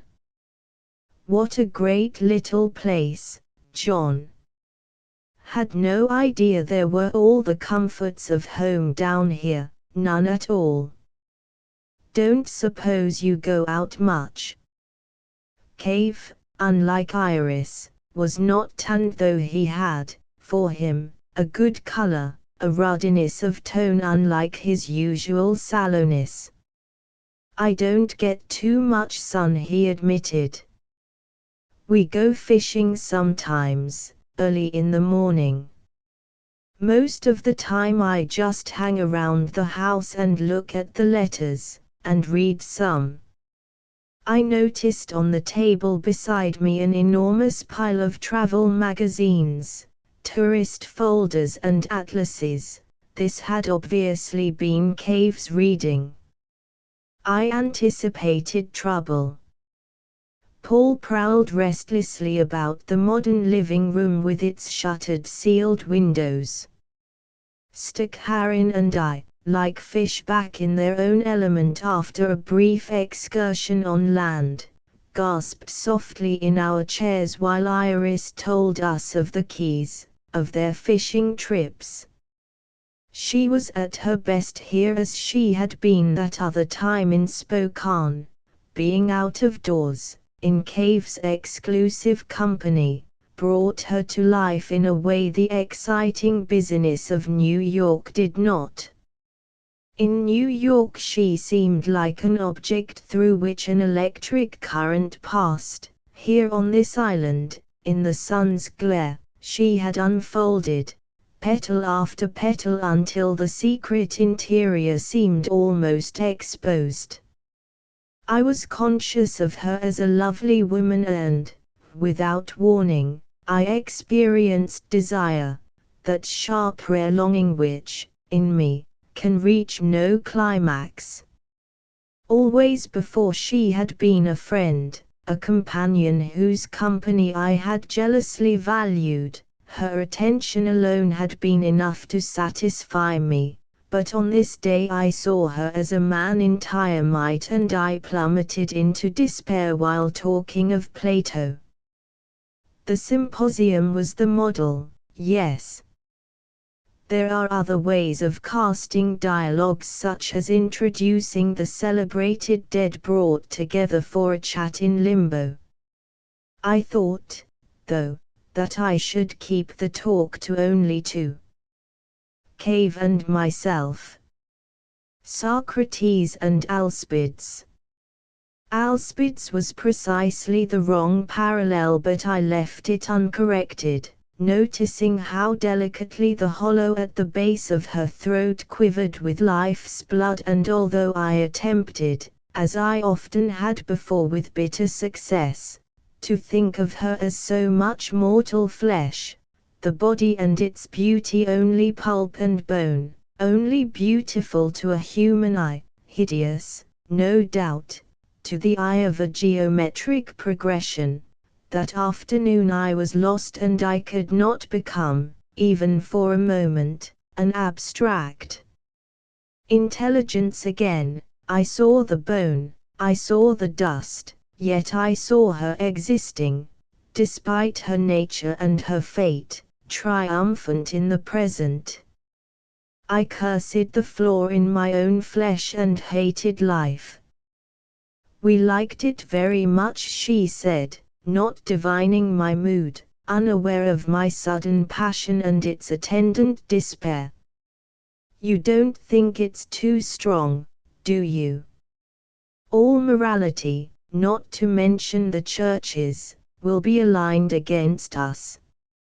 John was worried at first, not that opposition frightens him and it is his idea. I mean, you wrote the dialogue, but it reflects exactly what he's always thought. Though in love's agony, I looked at her sharply to make certain she was perfectly serious. She was. This helped soothe the pain. She had been hypnotized by Cave. I wondered how Clarissa could ever have thought it was the other way around. In a way we're already on record. Iris looked thoughtfully across the room at Cave, who was showing Paul and Stakharin a large map of some strange country. The centers have helped a good many couples to adjust to one another without marriage and without guilt. But then there's the problem of what to do with the children when the family breaks up. Iris sighed. I'm afraid that's already a problem. Our centers are taking care of a good many children already. A number, of course, go out for adoption to bored couples who need something to amuse them. I suppose we'll have to establish nurseries as a part of each center until, finally, the government assumes the responsibility. If it becomes Cavite. When it becomes Cavite. She was powerful in her casualness. Meanwhile, there are laws of adoption which vary from state to state, and, if we're not careful, we're apt to come up against the law. Paul looks after us, she smiled. Did you know that he has nearly 100 lawyers on our payroll? All protecting us. From what? I had not kept track of this. Lawsuits, mostly attempts by state legislatures to outlaw the centers on the grounds of immorality and so on. The lawyers are kept busy all the time. Why haven't I read about any of this in the papers? We've been able to keep things fairly quiet. Paul is marvelous with the editors, several have even joined us. By the way, secretly, of course. What's the membership now? Iris gestured. No one knows. We have 30 centers in the United States and each day they receive hundreds of new caveats. I suspect there are at least 4 million by now. I gasped, beginning to recover at last from the heat. From my unexpected crisis of love. I had no idea things were going so fast. Too fast.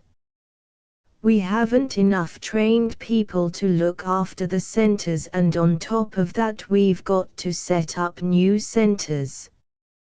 Paul has broken the country up into districts, all very methodical. So many centers per district, each with a resident in charge. Stakharin is taking care of the clinical work. Where's the money coming from? In bushels from heaven, Iris smiled. We leave all that up to Paul. I shouldn't be surprised if he counterfeits it. One thing I know, though, I must get back to New York soon, to the school. I shouldn't really have gone off in the middle of everything, but I was tired and John wanted company, so I came. How is he? As you see, calm. I don't believe he ever thinks of any of our problems. He never talks about them, never reads the reports Paul sends him. He seldom reads the attacks from the churches, and we get several a day, not to mention threatening mail. It's got so bad that we now have full-time bodyguards. You think people are seriously threatening him? I don't know how serious they are, but we can't take chances. Fortunately, almost no one knows we're here, and so far, no cranks have got through from the mainland. We get our groceries and mail brought in by boat every other day from Key Largo. Otherwise, we're marooned here. I looked about me for some sign of the guards, but they were elsewhere. A Cuban woman glumly vacuuming in the next room was the only visible stranger. Cave abandoned his maps and atlases long enough to tell me how much the dialogues pleased him. I wish I could put it down like you do. I can only say it when people listen. You feel I've been accurate? He nodded solemnly. Oh, yes, it's just as I've always said it, only written down. I realized that he'd already assumed full responsibility, and credit, should there be any, for my composition, I accepted his presumption with amusement. Only Stakharin seemed aware of the humor of the situation. I caught him staring at me with a shrewd expression. He looked quickly away and his mouth was rigid as he tried not to smile. I liked him at that moment. We were the only two, evidently, who had not been possessed by Cave. I felt like a conspirator. For several days we talked, or rather Paul talked. He had brought with him charts and statements and statistics and, though Cave did not bother to disguise his boredom, he listened most of the time and his questions, when they did occur, were apposite. The rest of us were fascinated by the extent of what Paul referred to as the first operational phase.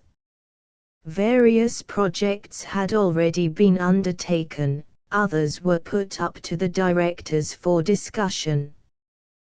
The mood was, due to Paul's emphatic personality, more like that of a meeting of account executives in an advertising firm than the pious foregathering of a Messiah's apostles, and already that word had been used in the press by the curious as well as by the devout.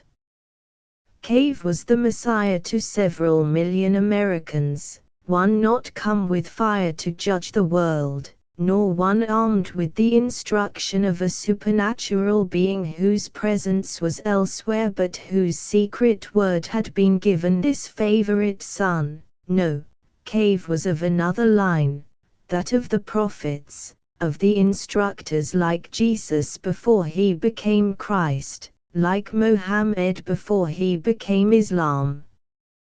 Cave was the one in our age whose single task it was to speak out, to say the words all men waited for yet dared not speak nor even attend without the overpowering authority of another who had, plausibly, assumed the guise of master. I could not help but wonder as I watched Cave in those hectic conferences if the past had been like this. Cave certainly had one advantage over his predecessors: modern communications. It took 3 centuries for Christianity to infest the world. It was to take Cave only 3 years to conquer Europe and the Americas. But I did not have this folk knowledge in Florida. I only knew that Paul was handling an extraordinary business in a remarkable way. There was no plan so vast that he could not contemplate its execution with ease. He was exhausting in his energy and, though he did not possess much imagination, he was a splendid improviser, using whatever themes were at hand to create his own dazzling contrapuntal effects with. We decided upon a weekly magazine to be distributed gratis to the Cavits. I was appointed editor, though the real work, of which I was entirely ignorant, was to be done by a crew already at work on the first issue. We determined to send abroad certain films to be shown by Cavite lecturers. We approved the itinerary of Cave's national tour in the fall. Cave was most alive during this discussion, suggesting cities he wanted particularly to see, reveling in the euphony of such names as Tallahassee. We planned several dinners to be held in New York with newspaper editors and political figures, and we discussed the advisability of Cave's accepting an invitation to be questioned by the Committee on National Morals and Americanism of the House of Representatives, a remarkably powerful committee which had begun to show an interest in the progress of our centers. It was decided that Cave delay meeting them until the time was propitious, or until he had received a subpoena. Paul, with his instinctive sense of the theatrical, did not want to have this crucial meeting take place without a most careful build-up. We discussed the various steps taken or about to be taken by certain state legislatures against the centers. The states involved were those with either a predominantly Catholic or predominantly Baptist population. Since the centers had been organized to conform with existing state and federal laws, the lawyers were earning their fees. Paul thought they would have a difficult time in closing any of them. The several laws which had been passed were all being appealed, and he was confident of our vindication by the higher courts. Though the established churches were now fighting us with every possible weapon of law and propaganda, we were fully protected, Paul felt, by the Bill of Rights even in its currently abrogated state. Late in the afternoon, after one of the day's conferences had ended, Iris and I swam in the Gulf, the water as warm as blood and the sky soft with evening. We stayed in the water for an hour, not talking, not really swimming, merely a part of the sea and the sky, two lives on a curved horizon, quite alone, for the others never ventured out. Only the bored bodyguard on the dock reminded us that the usual world had not slipped away in a sunny dream, leaving us isolated and content in that sea from which our life had come so long ago, water to water, I thought comfortably as we crawled up on the beach like new-lunged creatures. Iris undid her bathing cap, and her hair, streaked blonde by the sun, and a little grey as well, fell about her shoulders. She sighed voluptuously. If it would always be like this. If what? Everything. I ran my hand along my legs and crystals of salt glittered and fell. We were both dusted with light.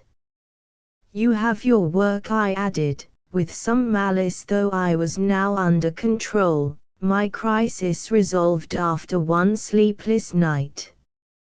I could now look at her without longing, without pain. Regret was another matter, but regret was only a distant relative to anguish. I have that, too, she said. The work uses everything, while this is a narcotic. I float without a thought or a desire like an anemone. You don't know what an anemone is, do you? She laughed like a child. How do you know I don't? You said it like somebody reading a Latin inscription. What is it? I laughed, too. I don't know. Perhaps something like a jellyfish.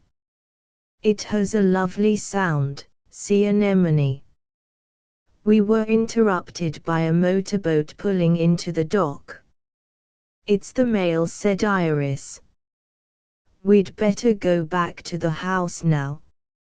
While we collected towels, the guard on the dock helped the boatman carry 2 large boxes of groceries and mail to the house. Between a pair of palm trees, a yard from the door of the house, the bomb went off in a flash of light and grey smoke. A stinging spray of sand blinded Iris and me. The blast knocked me off balance and I fell backward onto the beach. For several minutes, my eyes filled with tears and burning from the coral sand, I was quite blind. When I was finally able to see again, Iris was already at the house trying to force open the door. One of the palm trees looked as if it had been struck by lightning, all its fronds gone and its base smoldering. The windows of the house were broken and I recall wondering, foolishly, how the air conditioning could possibly work if the house was not sealed. The door was splintered and most of its paint had been burned off. It was also jammed, for Iris could not open it. Meanwhile, from a side door, the occupants of the house had begun to appear, pale and shaken. I limped toward the house, rubbing my eyes, aware that my left knee had been hurt. I was careful not to look at either the boatman or the guard. Their remains inextricably strewn among tin cans and letters in the bushes. Paul was the first to speak, a torrent of rage which jolted us all out of fear and shock. Iris, after one look at the dead men, fled into the house.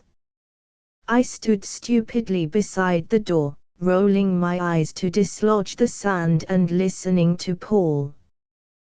Then the other guards came with blankets and gathered up the pieces of the two men. I turned away, aware for the first time that Cave was standing slightly apart, nearest the house. He was very pale. He spoke only once, half to himself, for Paul was still ranting. "Let it begin," said Cave softly. Now.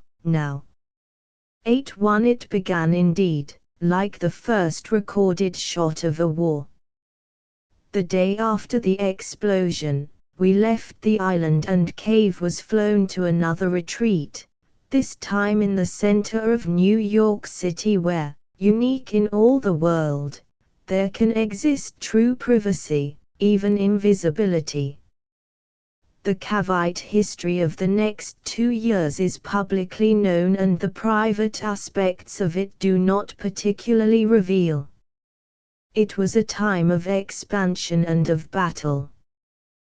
The opposition closed its ranks. Several attempts were made on all our lives and, 6 months after our return from Florida, we were all, except the indomitable Clarissa, forced to move into the brand new Cavite Center, a quickly built but handsome building of yellow glass on Park Avenue. Here on the top floor, in the penthouse which was itself a mansion surrounded by Babylonian gardens and a wall of glass through which the encompassing city rose like stalagmites, Cave and Paul, Staccarin and Iris and I all lived with our bodyguards, never venturing out of the building which resembled, during that time, a military headquarters with guards and adjutants and a maze of officials through whom both strangers and familiars were forced to pass before they could meet even myself, much less Cave. In spite of the unnaturalness of the life, it was, I think, the happiest time of my life. Except for brief excursions to the Hudson, I spent the entire 2 years in that one building, knowing at last the sort of security and serenity which monks must have known in their monasteries, in their retreats.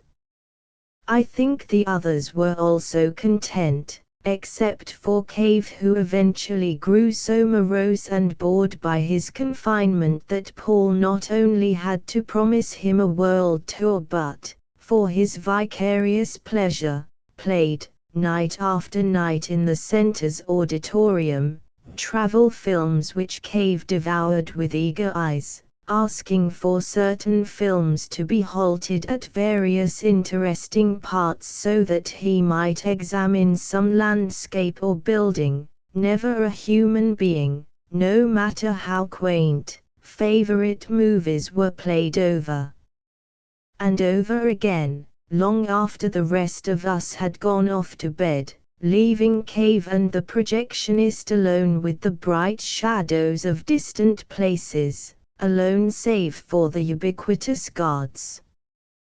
There were a number of attacks upon the building itself, but since all incoming mail and visitors were checked by machinery for hidden weapons, there was never a repetition of that island disaster which had had such a chilling effect on all of us.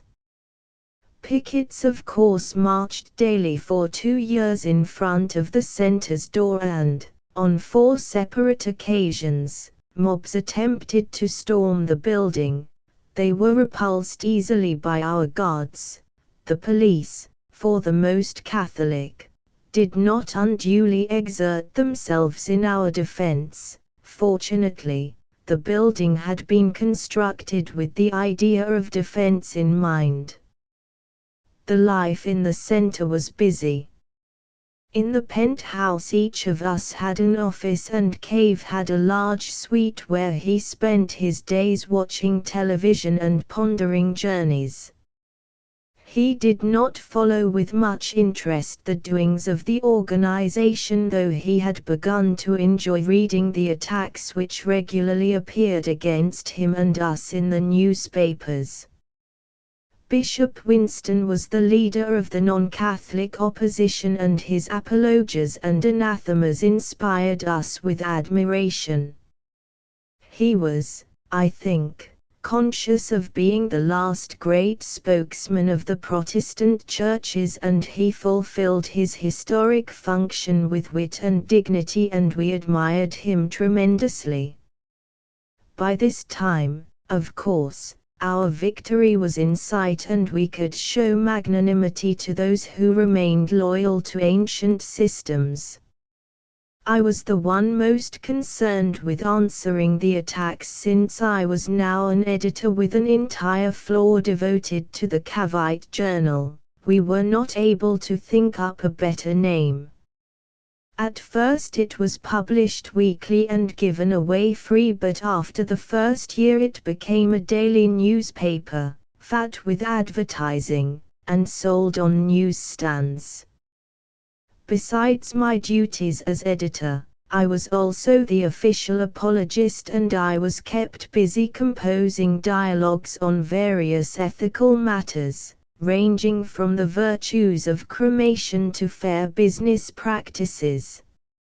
Needless to say, I had a good deal of help, and some of my most resounding effects were contrived by others, by anonymous specialists. Each installment, however, of Cavite doctrine, or rationalization as I preferred to think of my work, was received as eagerly by the expanding ranks of the faithful as it was denounced by the Catholic Church and the new League of Protestant Churches under Bishop Winston's guidance. We received our first serious setback when, in the autumn of our first year in the new building, we were banned from the television networks through a series of technicalities created by Congress for our benefit and invoked without warning. It took Paul's lawyers a year to get the case through the courts, which finally reversed the government's ruling. Meanwhile, we counterattacked by creating hundreds of news centers where films of Cave were shown regularly. Once a week he was televised for the centers where huge crowds gathered to see and hear him, and it was always Paul's claim that the government's spiteful action had, paradoxically, been responsible for the sudden victory of Cavesord. Not being able to listen to their idol in their own homes, the Cavites, and even the merely curious, were forced to visit the centers where, in the general mood of camaraderie and delight in the same word, they were organized quite ruthlessly. Stakharin's clinics handled their personal problems. Other departments assumed the guidance and even the support, if necessary, of their children, while free medical and educational facilities were made available to all who applied. At the end of the second year, there were more enrolled Cavites than any other single religious denomination, including the Roman Catholic. I published this fact and the accompanying statistics with a certain guilt which, needless to say, my fellow directors did not share. The result of this revelation was a special congressional hearing. In spite of the usual confusion attendant upon any of the vigorous old Congress's hearteningly incompetent investigations, this event was well staged, preparing the way politically, to draw the obvious parallel, for a new Constantine. It took place in March and it was the only official journey any of us, excepting Paul, had made from our yellow citadel for 2 years. The entire proceedings were televised, a bit of unwisdom on the part of the hostile congressmen who, in their understandable eagerness for publicity, overlooked their intended victims' complete mastery of that medium. I did not go to Washington, but I saw Cave and Paul and Iris off from the roof of the center. Because of the crowds which had formed in the streets, hoping for a glimpse of Cave, the original plan to fly to Washington aboard a chartered airplane was discarded at the last minute and 2 helicopters were ordered instead to pick up Cave and his party on the terrace in front of the penthouse, a mode of travel not then popular. Paul saw to it that the departure was filmed. A dozen of us who were not going stood about among the trees and bushes while the helicopters hovered a few feet above the roof, their ladders dangling. Then Cave appeared with Paul and Iris while a camera crew recorded their farewell and departure. Cave looked as serene as ever, quite pale in his dark blue suit and white shirt, a small austere figure with downcast eyes. Iris was bright-faced from the excitement and cold. There was a sharp wind on the roof which tangled her hair. "I'm terrified," she whispered fiercely in my ear as we shook hands formally for the camera. "Paul seems in full command," I said, comfortingly. And Paul, not Cave, was making a short speech to the camera while Cave stood alone and still. Then, in a gust of wind, they were gone and I went to my office to watch the hearings. The official reason for the investigation was based upon certain charges made by the various churches that the Cavitts were subverting Christian morality by championing free love and publicly decrying the eternal institution of marriage. This was the burden of that complaint against Cave which the committee most wished to contemplate, since it was the strongest of the numerous allegations and, in their eyes, the most dangerous to the state, the one most likely to get the largest amount of publicity. For some years the realm of public morals had been a favorite excursion grounds for the Congress, and their tournaments at public expense were attended delightedly by everyone. This particular one, affecting as it did the head of the largest single religious establishment in the country, would, the congressmen were quite sure, prove an irresistible spectacle. It was. At first there was a good deal of confusion. Newspaper men stumbled over one another, flashbulbs were dropped, congressmen could not get through the crowd to take their seats. To fill in, while these preliminaries were got over, the camera was trained upon the crowd which was beginning to gather in front of the Capitol, a crowd which grew, as one watched, to inaugural size.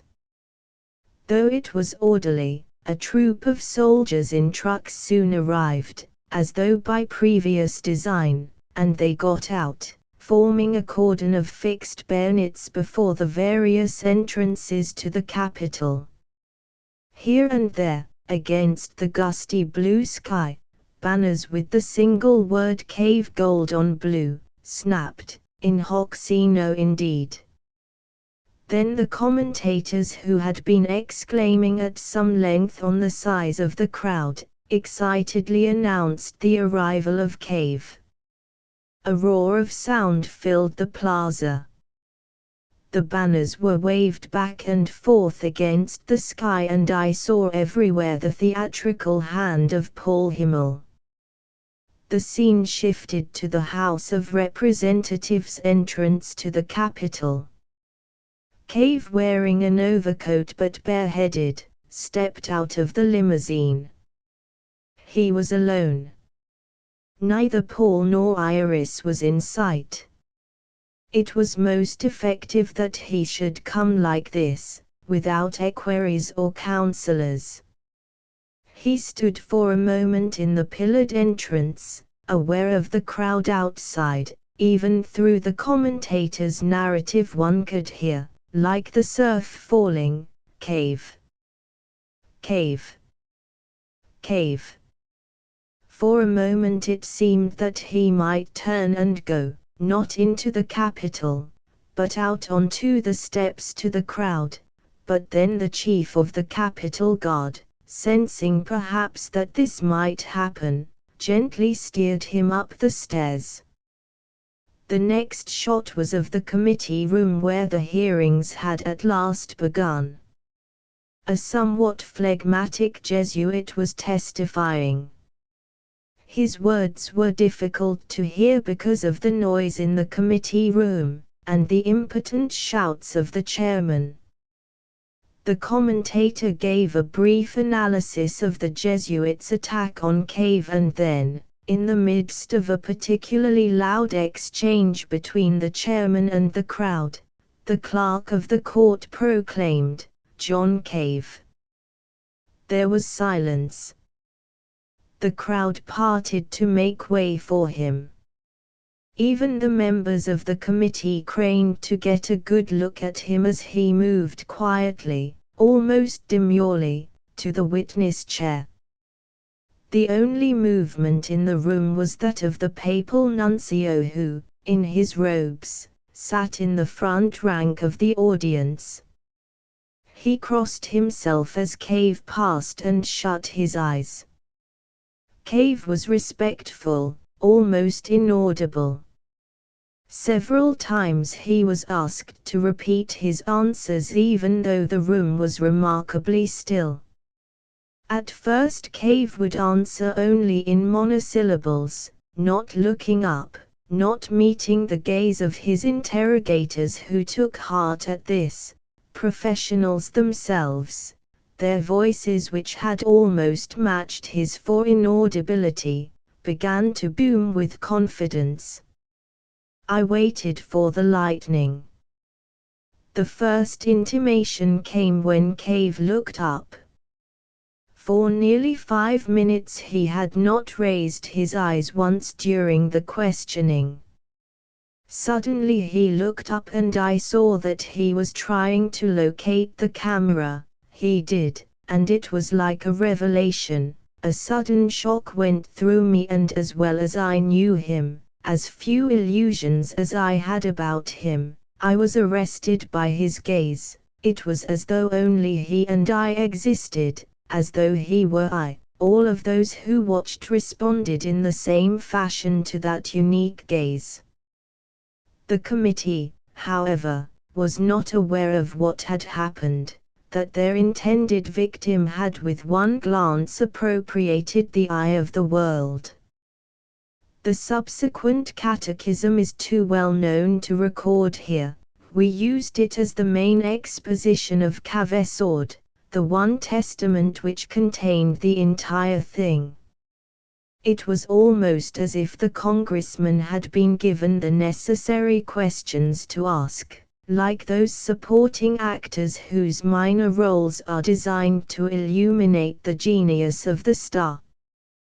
2 of the 7 members of the committee were Cavites. This was soon apparent. The other 5 were violently in opposition. one as a Catholic, another as a Protestant, and two as materialistic lovers of the old order. Only one of the attackers, a quiet scholarly-looking Jew, made any real point. He argued the perniciousness of an organization which, if allowed to prosper, would replace the state and force all dissenters to conform. It was his contention that the state prospered most when no one system was sufficiently strong to dominate. I wanted to hear more of him, but his Catholic colleague, a bull-voiced Irishman, drowned him out, winning the day for the Cavits. Cave, to my astonishment, had memorized most of the dialogues I'd written, and he said my words with the same power that he said his own. I was startled by this.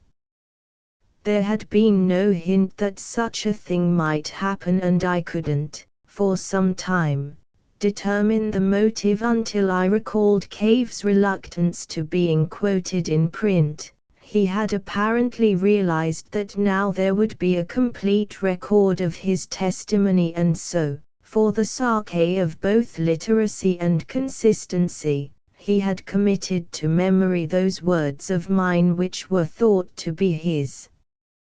At the great moment, however, the peroration, by which time there were no more questions and Cave's voice alone was heard, he became himself, and spoke Cavesord.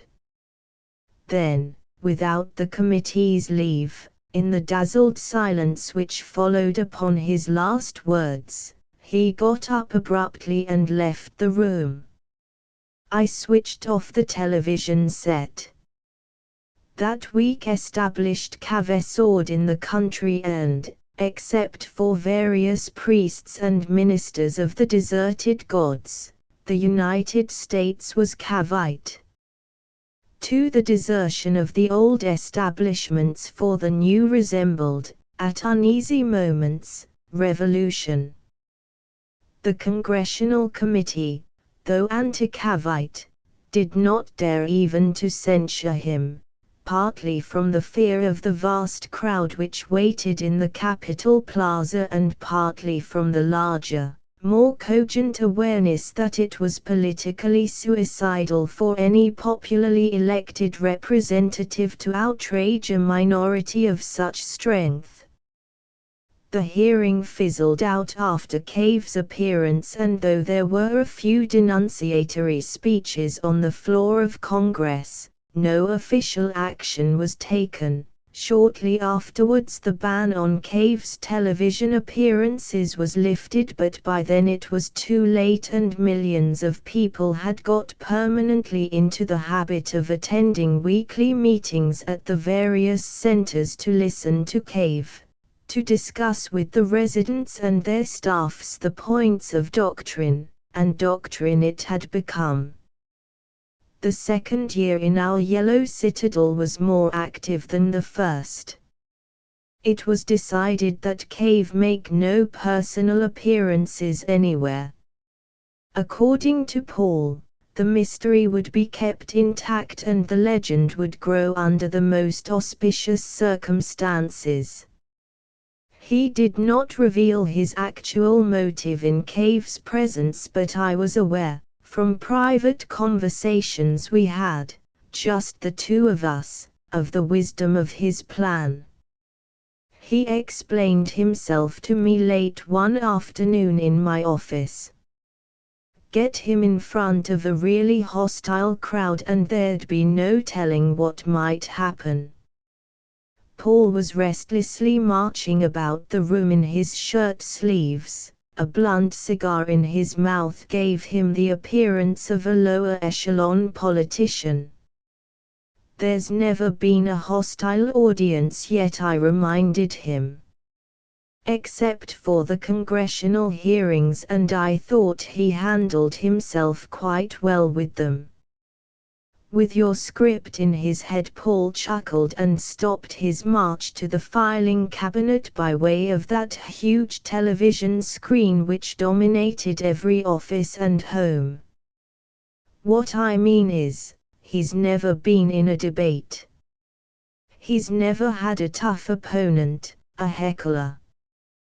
The congressmen were pretty mild, and even though they weren't friendly, they stuck to easy issues. But what would happen if Bishop Winston got him up before an audience? Winston's a lot smarter and he's nearly as good in public. I suppose Cave would hypnotize him, too. Not on your life. Paul threw himself into a chair of flimsy chrome and plastic. Winston's been trying to arrange a debate for over 2 years. He issues challenges every Sunday on his program, got a big audience, too, though not close to ours. I keep checking it. Does Cave want to give it a try? He's oblivious to such things.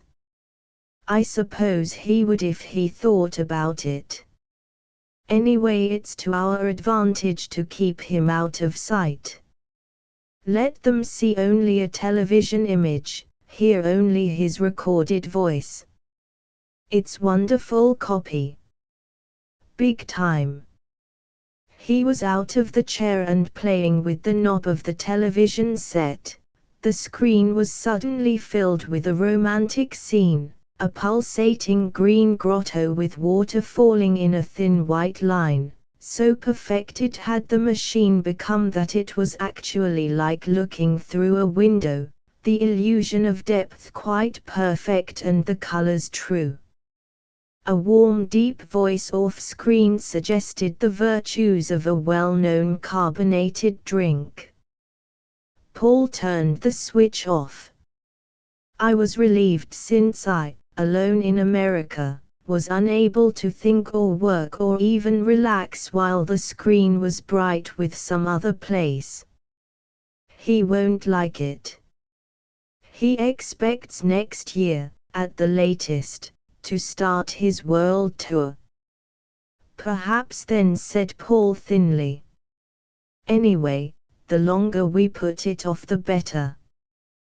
Did you know we turn away 1,000 people a day who come here just to get a glimpse of him? They see him at the center meetings. Only our own people, the ones in training to be residents. I keep those sessions carefully screened. Every now and then some outsider gets in, but it's rare. I glanced at the tear sheet of my next day's editorial. It contained, among other useful statistics, the quite incredible figures of Cavite membership in the world. Dubiously, I read off the figure which Paul had given me at a directors' meeting. It's about right, he said complacently, coming to a full stop at the files. We don't actually know the figures of places without proper centers like the Latin countries where we are undergoing a bit of persecution. But the statistics for this country are exact. It's hard to believe. I looked at the figure which represented so many human beings, so much diversity, all touched by one man. Less than 3 years. 3 more years and we'll have most of Europe too. Why, I wonder. Why? He slammed shut the cabinet drawer which he'd been examining. He looked at me sharply. You of all people ask why. Cavesord, and all your words too, did the trick. That's what. We've said what they wanted to hear, just the opposite of my old game of publicity where we said what we wanted them to hear. This time it's just the other way around, and it's big. It's big. I could agree with that, but I pressed him further. I know what's happened, of course. and your theory is certainly correct if only because had we said the opposite of what they wanted to hear, nothing would have happened. But the question in my mind, the real why, is Cave and us. Why we of all the people in the world. Cavesord, between us and any school of philosophy, is not new. Others have said it more eloquently. In the past it was a reasonably popular heresy which the early popes stamped out, timing. The right man at the right time saying the right thing.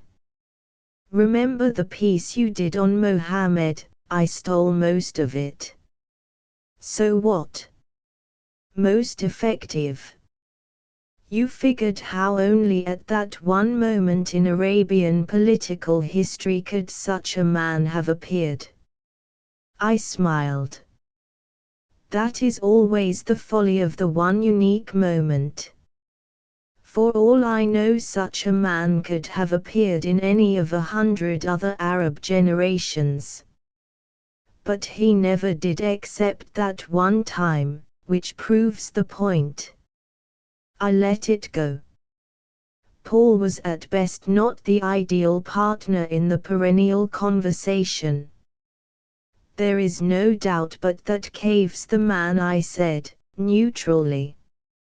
Not the last of the line, but at least the most effective, considering the shortness of the mission so far. We have the means. The old people didn't. Every man, woman, and child in this country can see Cave for themselves, and at the same moment. I don't suppose 10,000 people saw Christ in action. It took a generation for news of him to travel from one country to the next. Parallels break down, I agreed. It's the reason I wonder so continually about Cave and ourselves and what we are doing in the world. We're doing good. The people are losing their fear of death. Last month there were 1,200 suicides in this country directly attributable to Cavesord. And these people didn't kill themselves just because they were unhappy. They killed themselves because he had made it easy, even desirable. Now you know there's never been anybody like that before in history, anywhere. I'll say not. I was startled by the figure he had quoted. In our journal we were always reporting various prominent suicides and, though I had given orders to minimize these voluntary deaths, I had been forced every now and then to record the details of one or another of them. But I'd had no idea there had been so many. I asked Paul if he was quite sure of the number. Oh yes. He was blithe. At least that many we know of. I wonder if it's wise. Wise. What's that got to do with it?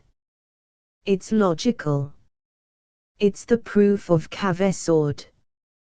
Death is fine, so why not die? Why not live? It's the same thing. I would say not. Well, you ought to play it up a little more anyway. I meant to talk about it at the last directors' meeting, but there wasn't time. Does Cave know about this? About the extent, sure does. Paul headed for the door. He thinks it's fine. Proves what he says and it gives other people nerve. This thing is working. There was no doubt about that, of course. It is hard, precisely, to give the sense of those 2 years when the main work got done in a series of toppling waves which swept into history the remaining edifices of other faiths and institutions. I had no real first-hand impressions of the country, for I seldom stirred from our headquarters. I'd sold the house on the river. I had cut off all contacts with old friends, and my life, simply, was cave. I edited the journal, or rather presided over the editors. I discussed points of doctrine with the various residents who came to see me in the Yellow Tower. They were devoted men, and their enthusiasm was heartening, if not always communicable to me. Each week was published further commentaries on Cavesord, and I found my time grew short if I tried to read them all. I contented myself, finally, with synopses prepared for me by the journal's staff, and I felt like a television emperor keeping abreast of contemporary letters, but there was not enough time, as it was, in which to contemplate the great things. Once a week we all dined with Cave. Except for that informal occasion we seldom saw him, though he complained continually about his captivity, and it was exactly that. We were all captives to some degree. He was cheerful enough. Paul saw to it that he was kept busy all day addressing residents and communicators, answering their questions, firing them by the mere fact of his presence. It was quite common for strangers to faint upon seeing him for the first time, as a man and not as a figure on a bit of film. He was good-natured, though occasionally embarrassed by the chosen groups which were admitted to him. He seldom talked privately to any of them, however, and he showed not the faintest interest in their problems, not even bothering to learn their names. He was only interested in where they were from, and Paul, aware of this, as an added inducement to keep Cave amenable, took to including each group at least one Cavite from some far place like Malaya or Ceylon. Iris was busiest of all. She had become, without design or preparation, the head of all the Cavite schools throughout the country where the various communicators of Cavesord were trained, thousands of them each year, in a course which included not only Cavesord but history and psychology as well. There were also special classes in television producing and acting. Television, finally, was the key. It was the primary instrument of communication. Later, with a subservient government and the aid of mental therapists and new drugs, television became less necessary, but, in the beginning, it was everything. Clarissa's role was, as always, enigmatic. She appeared when she pleased and she disappeared when she pleased. I discovered that her position among the directors was due to her possession of the largest single block of stock, dating back to the first days. During the crucial 2 or 3 years, however, she was often with us merely for protection, since all our lives had been prescribed by the last remnants of the old churches who, as their dominion shrank, fought more and more recklessly to destroy us.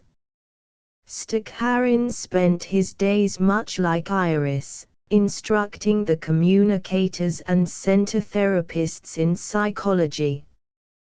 His power over Paul had fortunately waned and he was far more likable.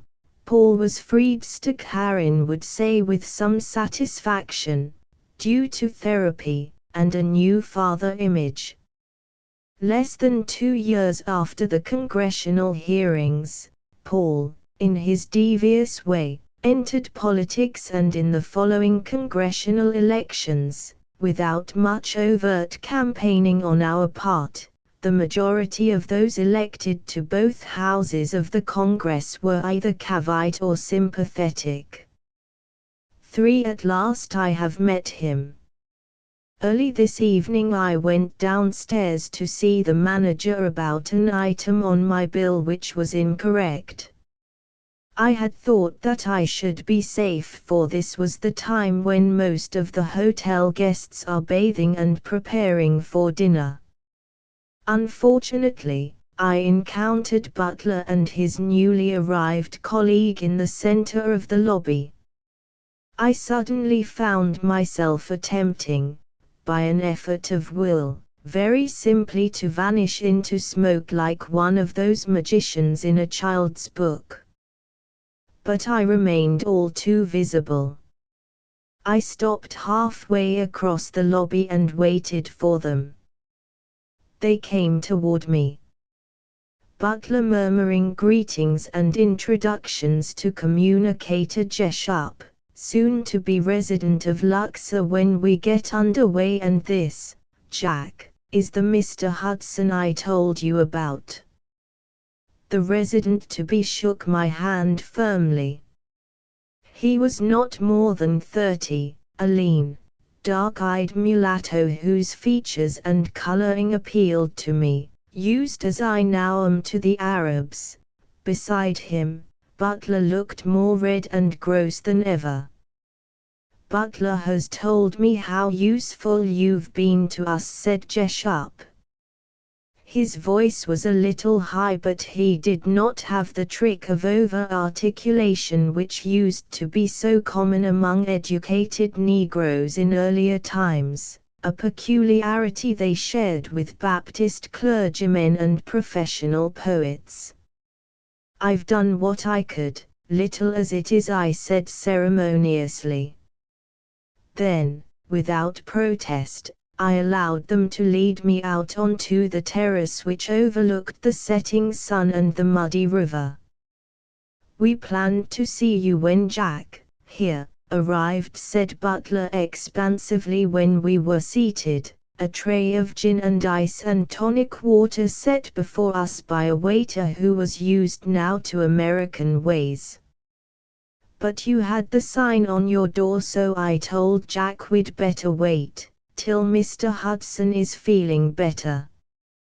You are okay now, aren't you?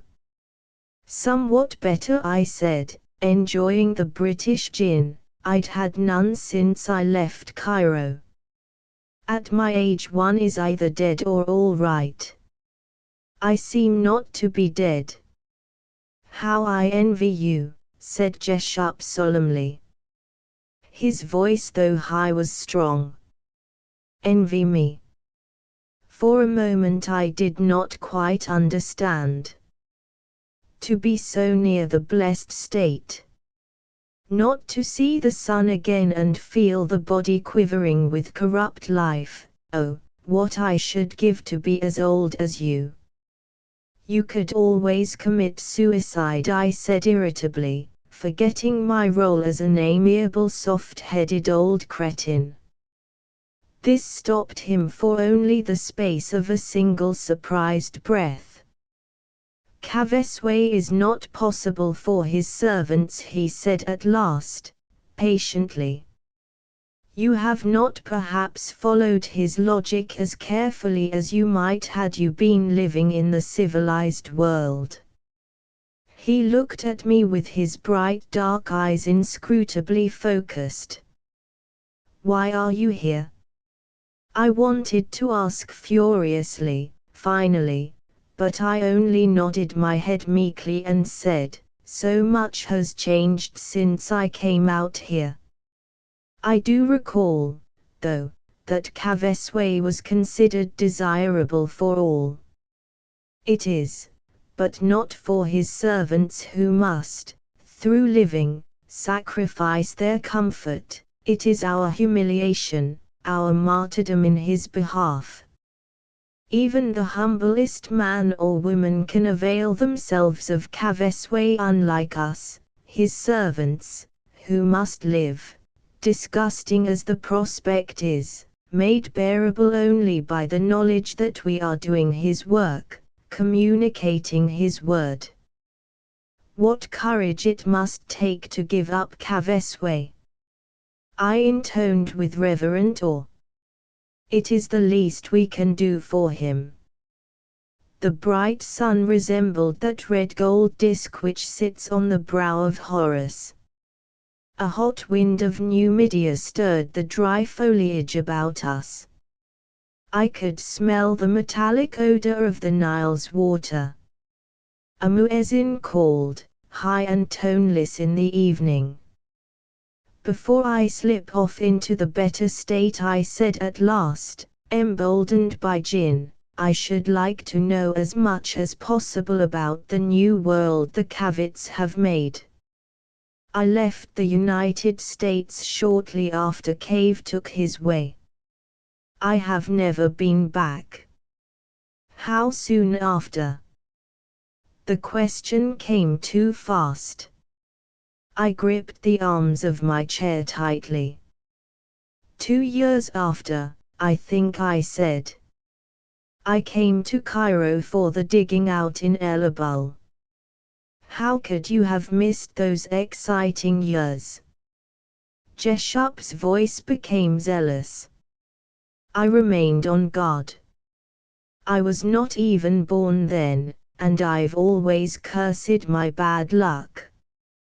I used to go about talking to complete strangers who had been alive in those great years. Of course most were laymen and knew little about the things I had studied, but they could tell me how the sky looked the day he took his way. And, every now and then, it was possible to meet someone who had seen him. Not many laymen ever saw him, I said. I remember with what secrecy all his movements were enveloped. I was in New York much of the time when he was there. In New York. Jessup sighed voluptuously. You saw him too, didn't you, Mr. Hudson? Butler was obviously eager that I make a good impression. Oh yes, I saw him the day he was in Washington. One of his few public appearances.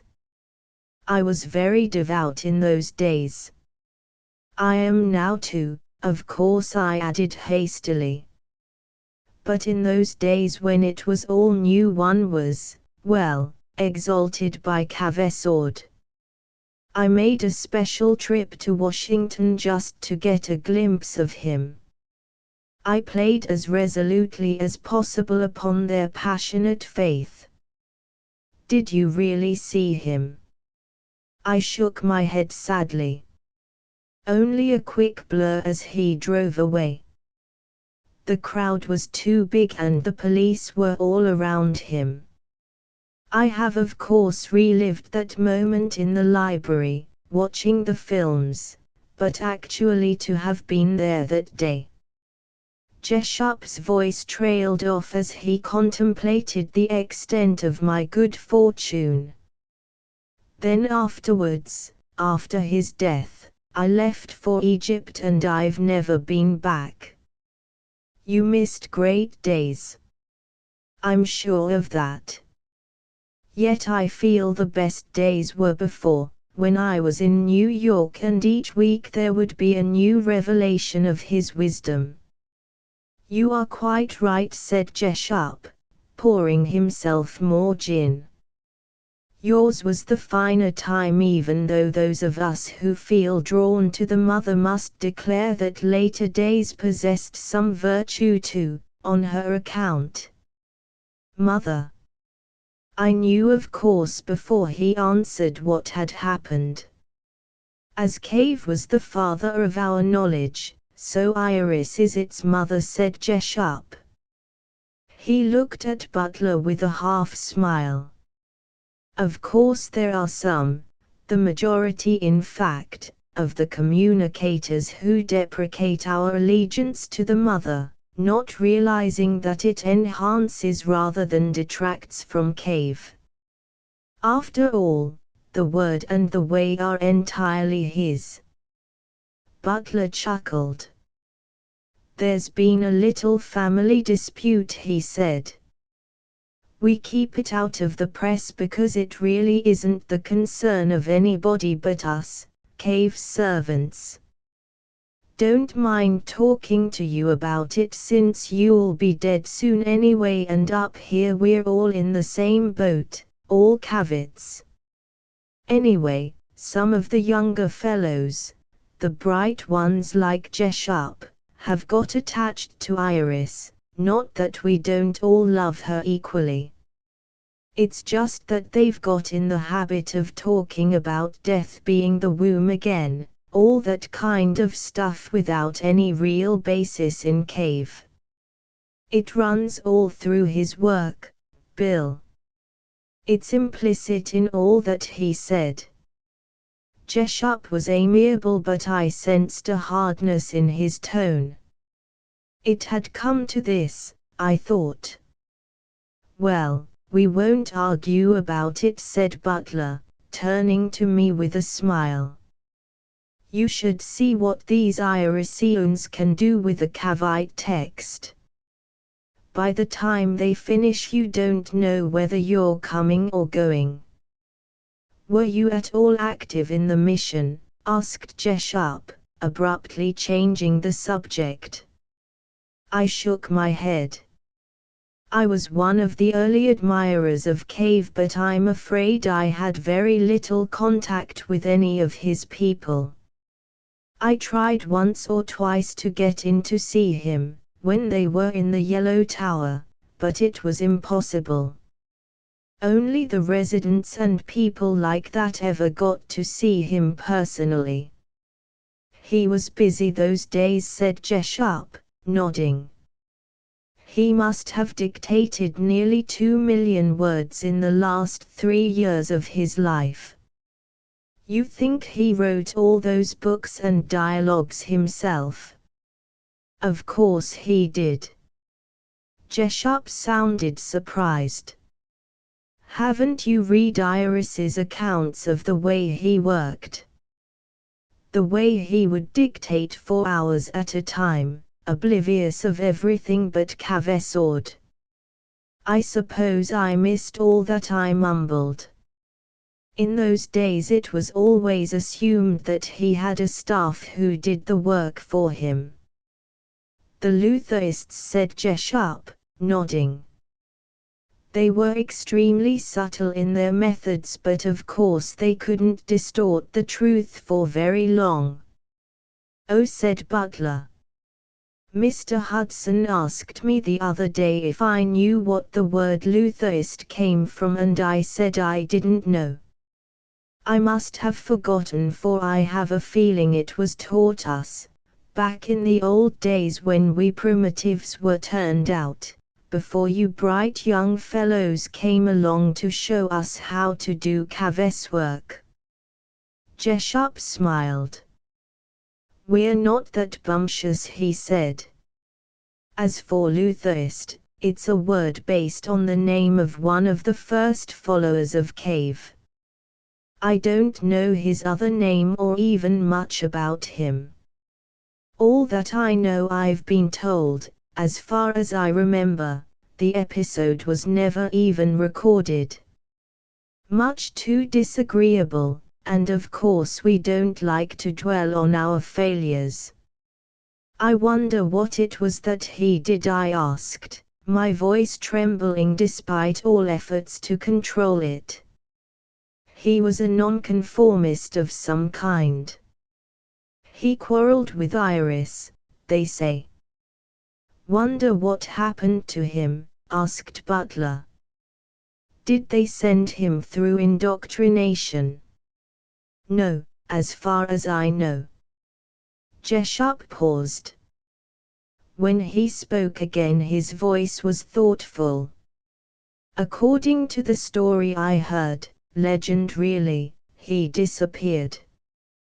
They never found him, and though we've wisely removed all record of him, his name is still used to describe our failures, those among us, that is, who refuse sword without indoctrination. Somewhere, they say, he is living, in hiding, waiting to undo Cave's work. As Cave was the Antichrist, so he, or rather another like him, will attempt to destroy us. Not much chance of that. Butler's voice was confident. Anyway, if he was a contemporary of Cave, he must be dead by now. Not necessarily. After all, Mr. Hudson was a contemporary and he is still alive. Jessup looked at me then. His eyes, in a burst of obsidian light, caught the sun's last rays. I think he knows. For there's not much time left and I must proceed as swiftly as possible to the death of Cave and my own exile. The year of Cave's death was not only a year of triumph but one of terror as well. The counteroffensive reached its peak in those busy months, and we were all in danger of our lives. In the South, groups of Baptists stormed the new centers, demolishing them and killing, in several instances, the residents. Despite our protests and threats of reprisal, many state governments refused to protect the Cavite centers and Paul was forced to enlist a small army to defend our establishments in those areas which were still dominated by the old religions. Several attempts were made to destroy our New York headquarters. Fortunately, they were all apprehended before any damage could be done, though one fanatic, a Catholic, got as far as Paul's office where he threw a grenade into a wastebasket, killing himself and slightly scratching Paul, who had, in his usual fashion, been traveling nervously about the room, getting out of range at the proper moment. The election of a Cavite-dominated Congress eased things for us considerably, though it made our enemies all the more desperate. Paul fought back. Bishop Winston, the most eloquent of the Christian prelates and the most dangerous to us, had died, giving rise to the rumor, soon afterwards confirmed by Cavite authority to be a fact, that he had killed himself and that, therefore, he had finally renounced Christ and taken to himself Cave's sword. Many of the clergy of the Protestant sects, aware that their parishioners and authority were falling away, became, quietly, without gloating on our part, Cavite residents and communicators. The bloodiest persecutions, however, did not occur in North America. The Latin countries, the seat of the old Catholic power which was itself the shadow of the Roman Empire, provided the world with a series of massacres remarkable even in that murderous century. Yet it was a fact that in the year of Cave's death, Italy was half Cavite while France, England and Germany were nearly all Cavite, while only Spain and parts of Latin America held out, imprisoning, executing, deporting Cavites against the inevitable day when our communicators, undismayed, proud in their martyrdom, would succeed in their assaults upon these last citadels of paganism. On a hot day in August, our third and last autumn in the Yellow Tower, we dined on the terrace of Cave's penthouse overlooking the city. The bright sky shuddered with heat. Clarissa, who had just come from abroad where she had been enjoying several seasons under the guise of an official tour of reconnaissance, was entirely the guest of honor. She sat wearing a large picture hat beneath the striped awning which sheltered our glass-topped table from the sun's rays. Cave insisted on eating out of doors as often as possible, even though the rest of us preferred the cool interior where we were not disturbed by either heat or by the clouds of soot which floated above the imperial city, impartially lighting upon all who ventured out into the open. It was our first family dinner in some months. Paul insisted on regarding us as a family, and the metaphors which he derived from this one conceit used even to irritate the imperturbable Cave. At one end of the table sat Clarissa, with Paul and me on either side of her. At the other end sat Cave, with Iris and Stakharin on either side of him. Iris was on his left and on my right, and, early in the dinner, when the conversation was particular, we talked. "I suppose we'll be leaving soon," she said. A seagull missed the awning by inches. "I haven't heard anything about it." "Who's leaving, and why?" "John thinks we've all been here too long. He thinks we're too remote." "He's quite right about that." I blew soot off my plate. "But where are we to go? After all, there's a good chance that if any of us shows his head to the grateful populace, someone is apt to blow it off. That's a risk we have to take." "But John is right. We must get out and see the people, talk to them direct." Her voice was urgent. I looked at her thoughtfully, seeing the change that 3 years of extraordinary activity had wrought. She was overweight, and her face, as sometimes happens in the first access of weight, was smooth, without lines, younger looking but also without much character or expression.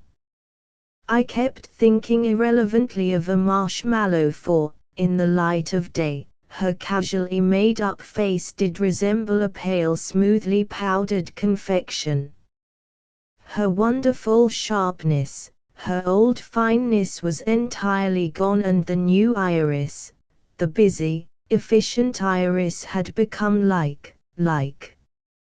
I groped for the comparison, the memory of someone similar I had known in the past, but the ghost did not materialize, and so haunted, faintly distrait, I talked to the new Iris I did not really know, to the visible half of a like pair whose twin was lost somewhere in my memory. "I'll be only too happy to leave," I said, helping myself to the salad which was being served us by one of the Eurasian servants Paul, in an exotic mood, had engaged to look after the penthouse and the person of Cave. "I don't think I've been away from here half a dozen times in 2 years." "It's been awfully hard," Iris agreed. Her eyes shifted regularly to Cave, like an anxious parent. "Of course I've had more chance than anyone to get out, but I haven't seen nearly as much as I ought. It's my job, really, to look at all the centers, to supervise in person all the schools, but of course I can't if Paul insists on turning every trip I take into a kind of pageant. It's for your own protection. I think we're much safer than Paul thinks. The country's almost entirely Cavite. All the more reason to be careful. The diehards are on their last legs, they're maniacal, some of them. Well, we must take our chances. John says he won't stay here another autumn. September is his best month, you know. I think he's a little superstitious about it. It was September when he first spoke Cavesord. What does Paul say? I looked down the table at our ringmaster, who was telling Clarissa what she had seen in Europe. Iris frowned. He's doing everything he can to keep us here. I can't think why.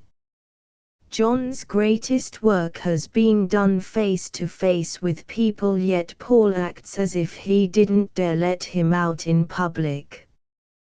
We have quarreled about this for over a year. Paul and I. He's quite right. I know.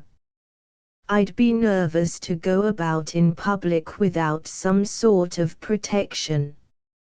You should see the murderous letters I get at the journal.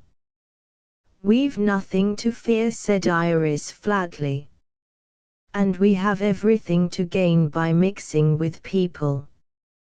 We could easily grow out of touch, marooned in this tower. Oh, it's not that bad. To my surprise, I found myself defending our monastic life. Everyone comes here. Cave speaks to groups of the faithful every day. I sit like some disheveled hen over a large newspaper, and I couldn't be more instructed, more engaged in life, while you dash around the country almost as much as Paul does.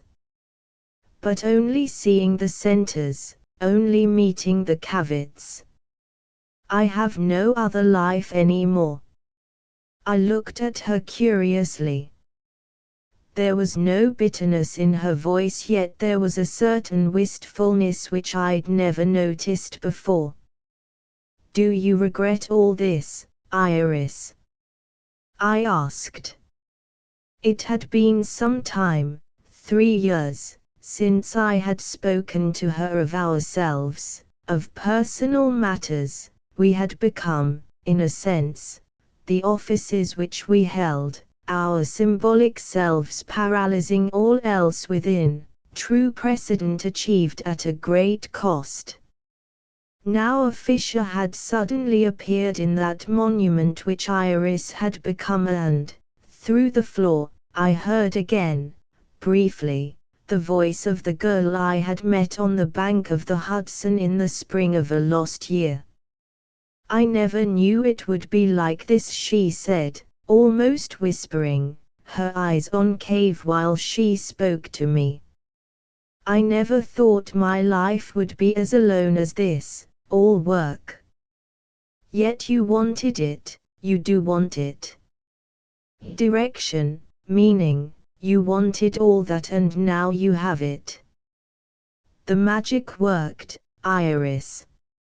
Your magician was real. But I sometimes wonder if I am real anymore. The words, though softly spoken, fell upon my ear like rounded stones, smooth and hard. It's too late, I said, mercilessly. You are what you wanted to be. Live it out, Iris. There is nothing else. You're dead too, she said at last, her voice regaining its usual authority. Speaking of dead, said Cave, suddenly turning toward us, I hoped he had not heard all our conversation. Stakharin here has come up with a wonderful scheme. Even Clarissa fell silent. We all did whenever Cave spoke, which was seldom on social occasions. Cave looked cheerfully about the table for a moment. Stakharin beamed with pleasure at the accolade. You've probably all heard about the suicides as a result of Kavesord. Cave had very early got into the habit of speaking of himself in the third person whenever a point or doctrine was involved. Paul's been collecting the monthly figures, and each month they double. Of course they are not accurate, since there are a good many deaths due to Kavesord which we don't hear about. Anyway, Stakharin has perfected a painless death by poison, a new compound which kills within an hour and is delightful to take. I have combined certain narcotics which together ensure a highly exhilarated state before the end, as well as most pleasant fantasies." Stakharin smiled complacently. Cave nodded and continued. "I've already worked out some of the practical details for putting this into action. There are still a lot of wrinkles, but we can iron them out in time. One of the big problems of present-day unorganized suicide is the mess it causes for the people unfortunate enough to be left behind. There are legal complications. There is occasionally grief in old-fashioned family groups. There is also a general disturbance which, though only social, still tends to leave a bad taste, giving suicide, at least among the reactionaries, a bad name. Our plan is simple. We will provide at each center full faculties for those who have listened to Kavesord and have responded to it by taking the better way. There will be a number of comfortable rooms where the suicidalist may receive his friends for a last visit. We'll provide legal assistance to put his affairs in order. Not everyone, of course, will be worthy of us. Those who choose death merely to evade responsibility will be censured and restrained. But the deserving, those whose lives have been devoted and orderly, may come to us and receive the gift." I was appalled. Before I could control myself I had said, "But the law.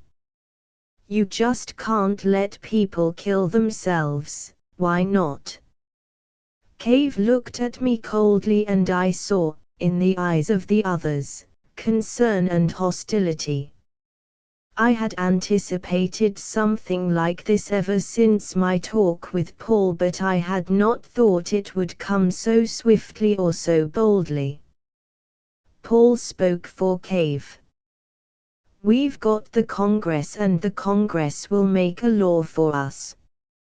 For the time being, though, it is against the present statutes. However, we've been assured by our lawyers that there isn't much chance of their being invoked except perhaps in the remaining pockets of Christianity where we'll go slow until we do have the necessary laws to protect us." At that moment the line which had, from the very beginning, been visibly drawn between me and them, became a wall apparent to everyone. Even Clarissa, my usual ally, fearless and sharp, did not speak out. They looked at me, all of them awaiting a sign. Even Cave regarded me with curiosity. My hand shook and I was forced to seize the edge of the table to steady myself. The sensation of cold glass and iron gave me a sudden courage. I brought Cave's life to its end. I turned to him and said, quietly, with all the firmness I could summon, "Then you'll have to die as well as they, and soon." There was a shocked silence. Iris shut her eyes. Paul gasped and sat back abruptly in his chair. Cave turned white but he did not flinch. His eyes did not waver. They seized on mine, terrible and remote, full of power. With an effort, I looked past him. I still feared his gaze. "What did you say?" The voice was curiously mild, yet it increased rather than diminished the tension. We had reached the crisis, without a plan. You have removed the fear of death for which future generations will thank you, as I do. But you have gone too far, all of you. I looked about me at the pale faces, a faint wisp of new moon curled in the pale sky above. Life is to be lived until the flesh no longer supports the life within. The meaning of life, Cave, is more life, not death. The enemy of life is death, an enemy not to be feared but no less hostile for all that, no less dangerous, no less wrong when the living choose it instead of life, either for themselves or for others. You've been able to dispel our fear of the common adversary.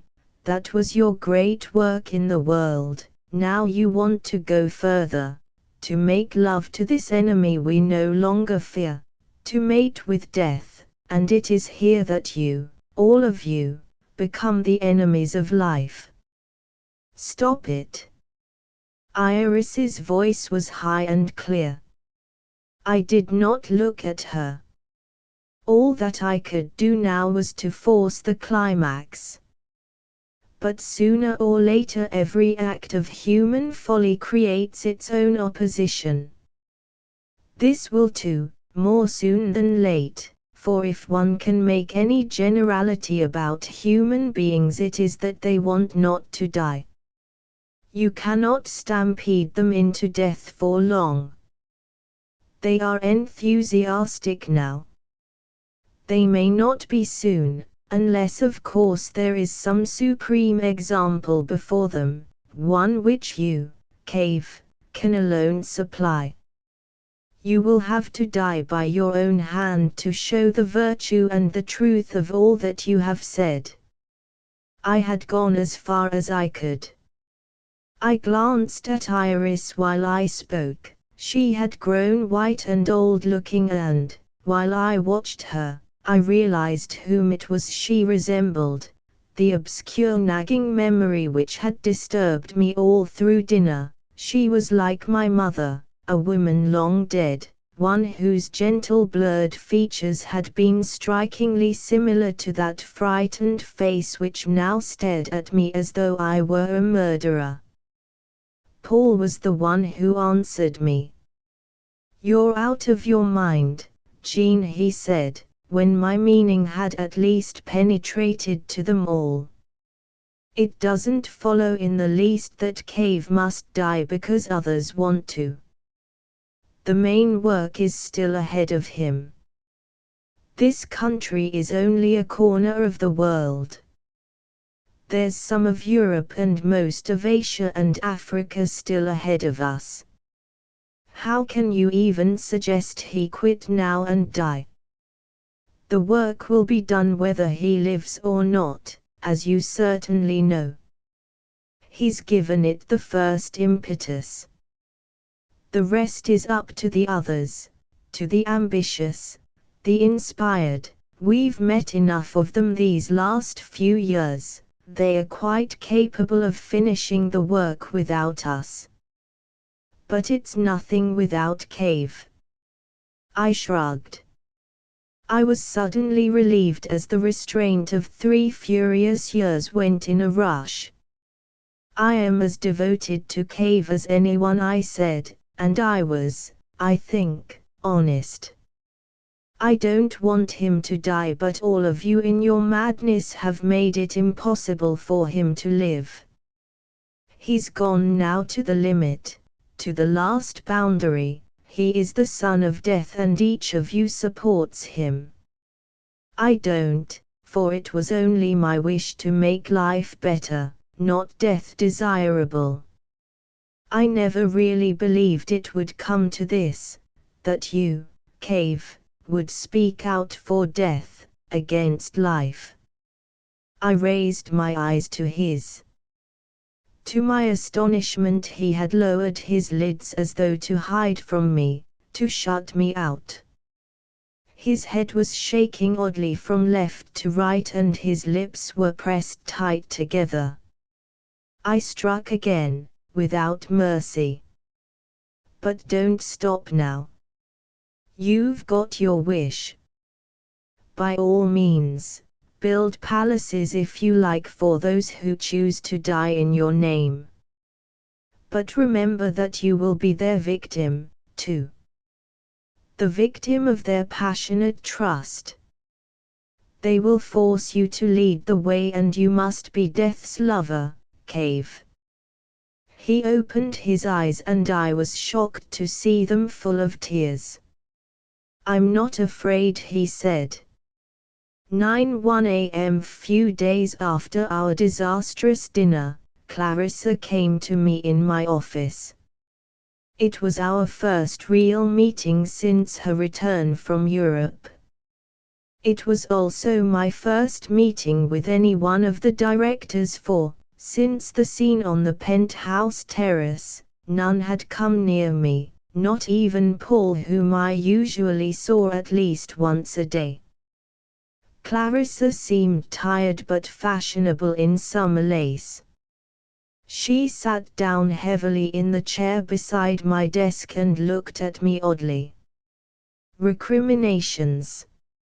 I asked cheerfully. The recent outburst had restored me to perfect health and equanimity.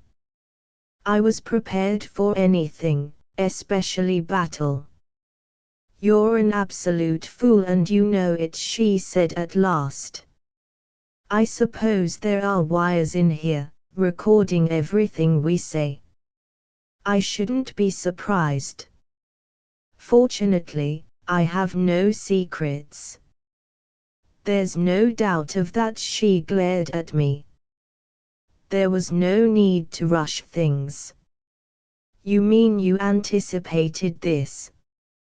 What else? Where else could it lead? The same thing happened to Christ, you know. They kept pushing him to claim the kingdom. Finally, they pushed too hard and he was killed. It was the killing which perpetuated the legend. And a number of other things. In any case, it's all gone too far.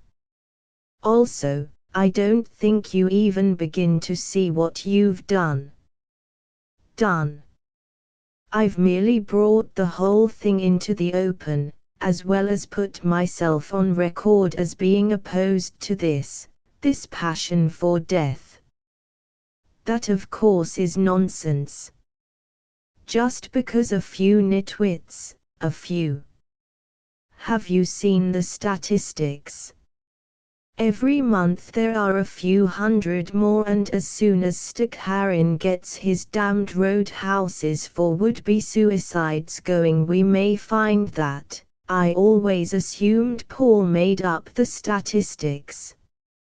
But even if they are true, even if a few 100,000 people decide to slip away every year, I am in favor of it. There are too many people as it is, and most of them aren't worth the room they take up.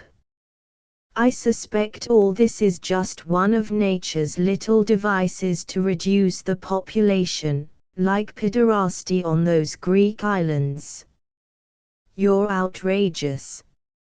I'm perfectly rational, which is more than I can say for you.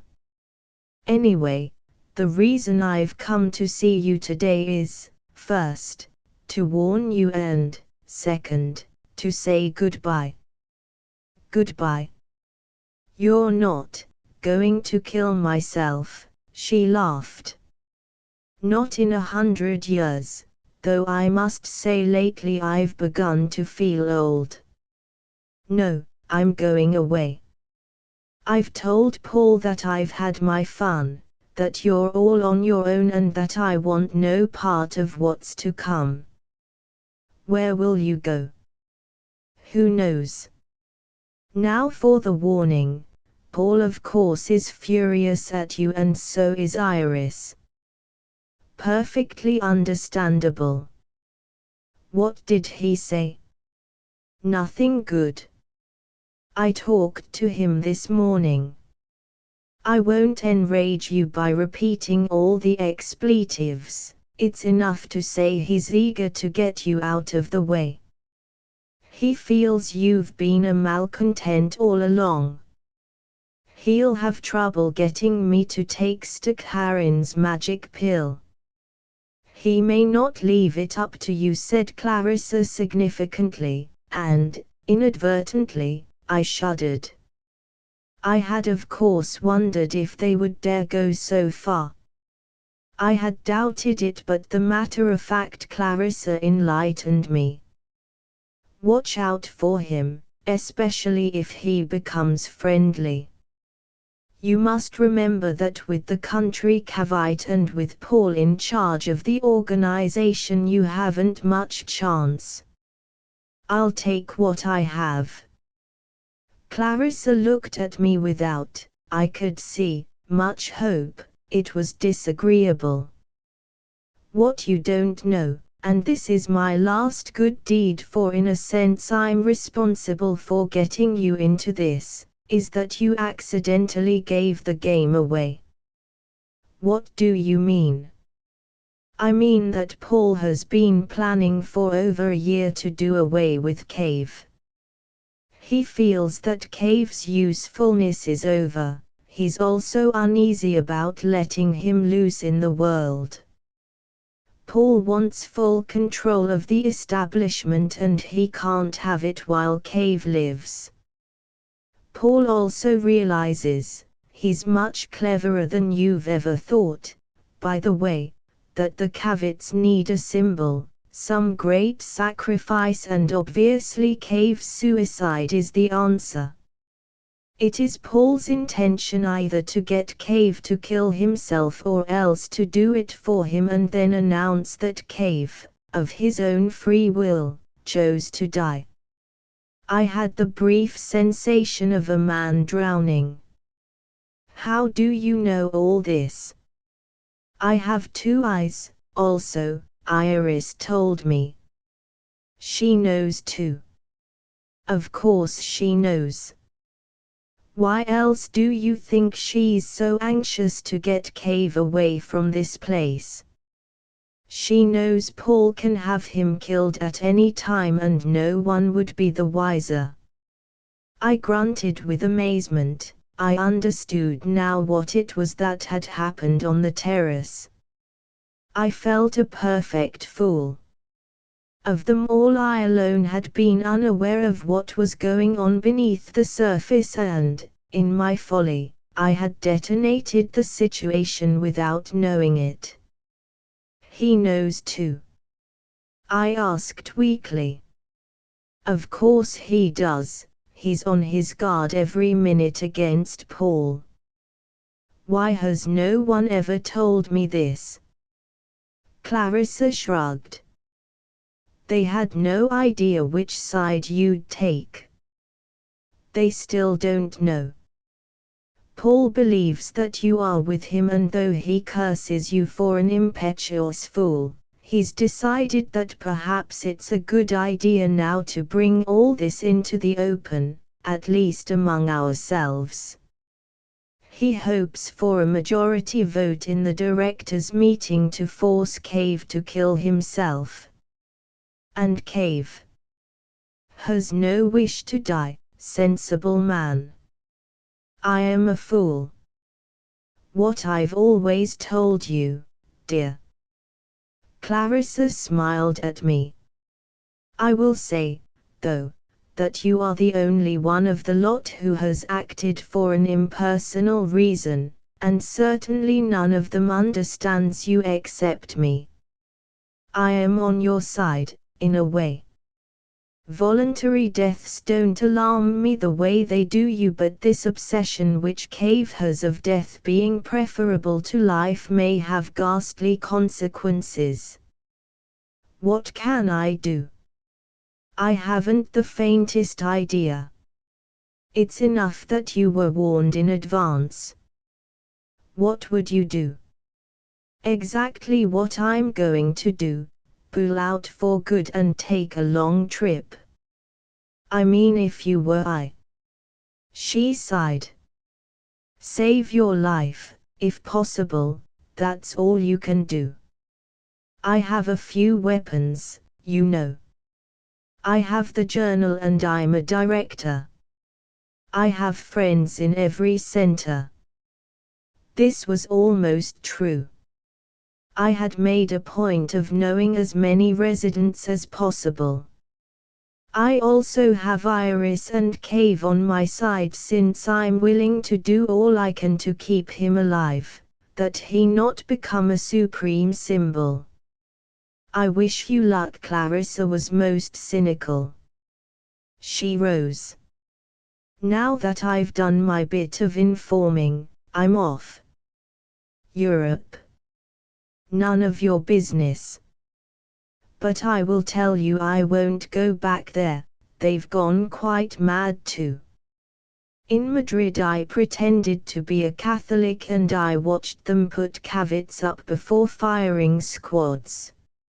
Of course our people, despite persecution, are having a wonderfully exciting time with passwords and peculiar college fraternity handclasps and so on. She collected her gloves and handbag from the floor where, as usual, she had strewn them. Well, now goodbye. She gave me a kiss, then she was gone. I never saw her again. 2 events moved rapidly. I took to bolting my bedroom door at night and, during the day, I was careful always to have one or another of my assistants near me. It was a strange sensation to be living in a modern city with all its police and courts and yet to fear that, in a crisis, there would be no succor, no one to turn to for aid and protection. We were a separate government within the nation and the laws did not reach us. The day after Clarissa had said goodbye, Paul appeared in my office. I was surrounded by editors, but at a look from him and a gesture from me they withdrew. We had each kept our secret, evidently, for none of those close to us in that building suspected that there had been a fatal division. I seem to be in disgrace, I said, my forefinger delicately caressing the buzzer which I had built into the arm of my chair so that I might summon aid in the event that a visitor proved to be either a bore or a maniac, 2 types curiously drawn to enterprises such as ours. I wouldn't say that. Paul sat in a chair close to my own. I recall thinking, a little madly, that elephants are supposed to be at their most dangerous when they are quite still. Paul was noticeably controlled. Usually he managed to cross the room at least once for every full sentence. Now he sat looking at me, his face without expression. I've seen no one since our dinner except Clarissa, I explained. Then I added, earnestly, I wonder where she plans to go. She didn't. You've almost wrecked everything, he said, his voice tight, unfamiliar in its tension. I didn't want to, I said, inaccurately. I was at the moment more terrified than I'd ever been, either before or since. I could get no real grip on him. The surface he presented me was as formidable, as granitic as a prison wall. Who told you? Iris. Cave. Or were you spying? Each question was fired at me like a bullet. Spying on whom? On me, damn you. Then it broke. The taut line of control which had held in check his anger and his fear broke all at once and the torrent flowed, reckless and overpowering. You meddling idiot. You spied on me, you found out, you thought you'd be able to stall things by springing it like that. Well, you failed. I recall thinking, quite calmly, how much I preferred his face in the congested ugliness of rage to its ordinary banality of expression. I was relieved, too, by the storm. I could handle him when he was out of control. I considered my counteroffensive while he shouted at me, accused me of hostility to him, of deviationism from Cavesord and of numerous other crimes. He stopped, finally, for lack of breath. I gather, I said, my voice shaking a little from excitement, that at some point recently you decided that Cave should apply Cavesord to himself and die, providing us with a splendid example, an undying, I mean no pun, symbol. You know you found out and decided to get in on the act, to force my hand. Now he'll never do it. That was it then. I was relieved to be no longer in the dark. Cave has refused to kill himself. You bet your sweet life he has. Paul was beginning to recover his usual poise. Your little scene gave him the excuse he needed, Jean's right. Paul imitated Cave's voice with startling accuracy and malice. Jean's right. I never did mean for everybody to kill themselves off. Where'd the world be if that happened? Just a few people. That's all. And he's damned if he's going to be one of them. Hate to set that sort of example. Well, you'll have to try something else then. Why did you do it? Paul's voice became petulant. Did Iris put you up to it? Nobody put me up to it. You mean to sit there and try to make me believe that it just occurred to you, like that, to suggest Cave would have to kill himself if he encouraged suicide? I mean that it occurred to me exactly like that. I looked at Paul with vivid loathing. Can't you understand even the obvious relationship between cause and effect? With this plan of Stakharin's you'll make it impossible for Cave not to commit suicide and, when he does, you will have an international death cult which I shall do my best to combat. Paul's hands began nervously to play with his tie, his lapels. I wondered if he'd come armed. I placed my finger lightly upon the buzzer. Implacably, we faced one another. You are not truly Cavesord was all that he said. We won't argue about that. I'm merely explaining to you why I said what I did and why I intend to keep Cave alive as long as possible. Alive and hostile to you, to your peculiar interpretation of his word. Paul looked suddenly disconsolate. I've done what I thought best. I feel Cave should show us all the way. I feel it's both logical and necessary to the establishment that he give back his life publicly. But he doesn't want to. That is the part I can't understand. Cavesord is that death is not to be feared but embraced, yet he, the man who has really changed the world, refuses to die. Perhaps he feels he has more work to do. More places to see. Perhaps, Paul, he doesn't trust you, doesn't want to leave you in control of the establishment.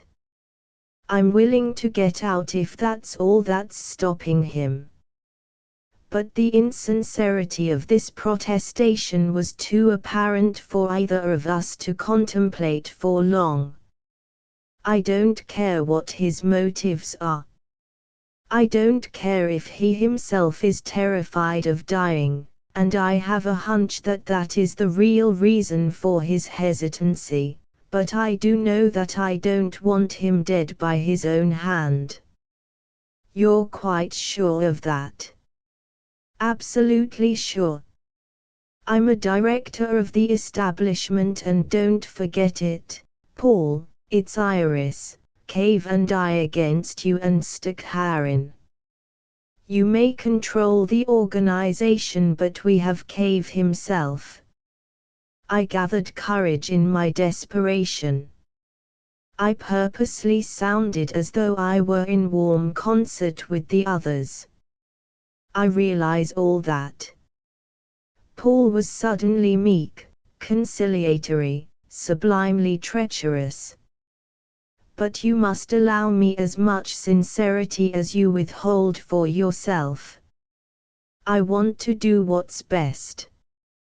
I think he should die, and I've done everything to persuade him. He was near agreement when you upset everything. For which I'm happy, though it was something of an accident. Are you sure that it is only for the sake of Kavesord you want him dead? What other possible reason? He looked at me indignantly. I could not be sure whether he was telling the truth or not. I doubted it. Many other reasons. For one thing, you would be his heir, in complete control of the establishment, and that of course is something worth inheriting. Paul shrugged convincingly.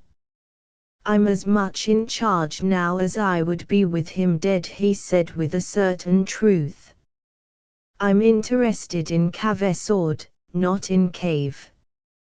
If his death enhances and establishes the word more securely, then I must do all I can to convince him to take that course. There is another way, I said, smiling at the pleasant thought. Another way?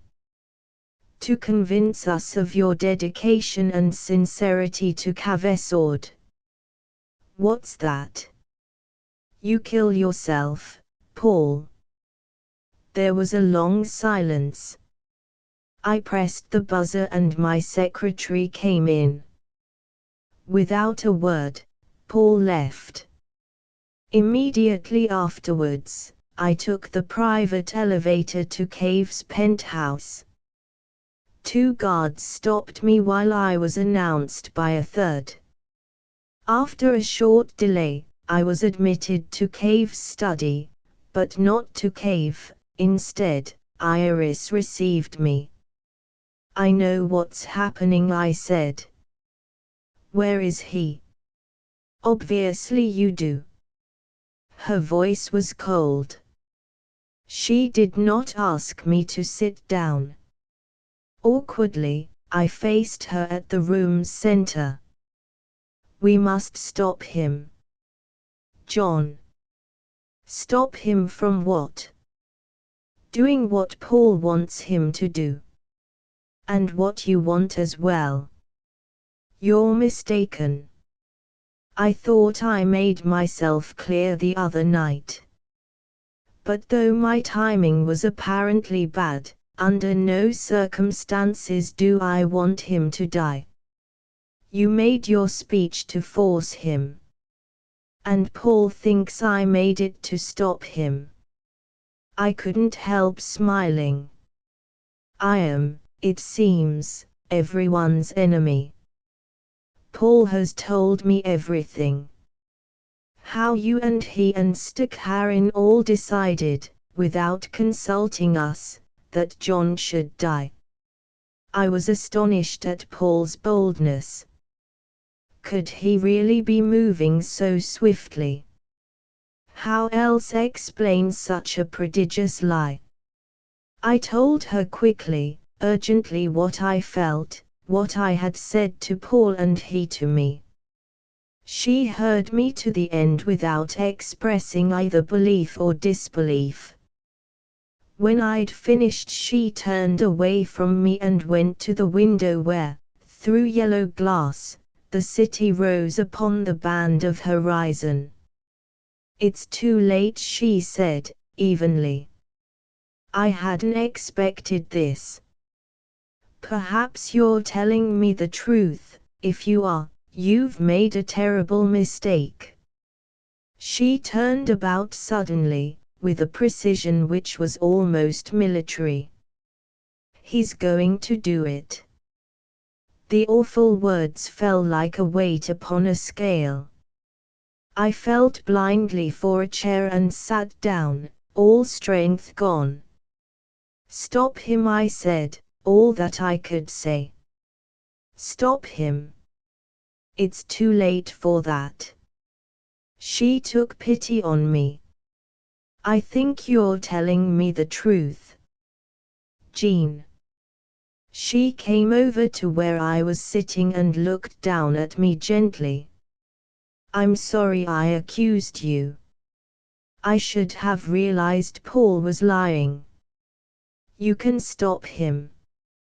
"I can't. I've tried but I can't." Her control was extraordinary. I did not then guess the reason for her calm, her strength. "Then I must try." I stood up. She backed away at the expression on my face. "You can't do anything. He won't see you. He won't see anyone but me." I thought he told Paul he agreed with me, that he didn't want to countenance all this, that he. "At first he took your side. If it is really what you yourself feel, then he thought about it and, this morning he decided to go ahead with Paul's plan." I was confused. "Does Paul know?" Iris smiled wanly.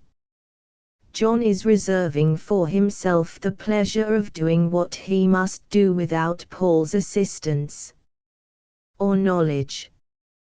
Iris shrugged. "Paul will find out about it this evening, I suppose. There will be an announcement. John's secretary is getting it ready now, one for the public and another for the establishment." "When will it happen?" "Tomorrow." "I go with him, Jean." You're not going to die too." "I don't see that it makes much difference what I do when John dies." "You can't leave us now. You can't leave Paul in charge of everything. He's a dangerous man." "Why, if you'll be able to handle him." It was perfectly apparent to me that she was no longer interested in me or in the others, not even in the fate of the work we had begun. "It's finished, if you go too," I said bleakly. "Together we could control Paul, alone, I'd not last 10 days. Iris, let me talk to him." "I can't." "I won't." I contemplated pushing by her and searching the penthouse, but there were guards everywhere and I had no wish to be shot myself on such an errand. She guessed my thought and said, quickly, "There's no possible way for you or anyone to get through to him. Sometime tonight or tomorrow he will leave and that's the end. He won't do it here." This surprised me. She shook her head. "He wants to go off alone, away from everyone. I'm to be with him until the end, then I'll send the body back here for burial, but he'll leave full instructions." "You mean I'm never to see either of you again?" "Just like that, you both go. Just like this." For the first time she displayed some warmth. "I've cared for you, Jean," she said gently. I even think that of us all you were the one most nearly right in your approach to John. I think you understood him better than he did himself. Try to hold on after we go. Try to keep it away from Paul. As if I could.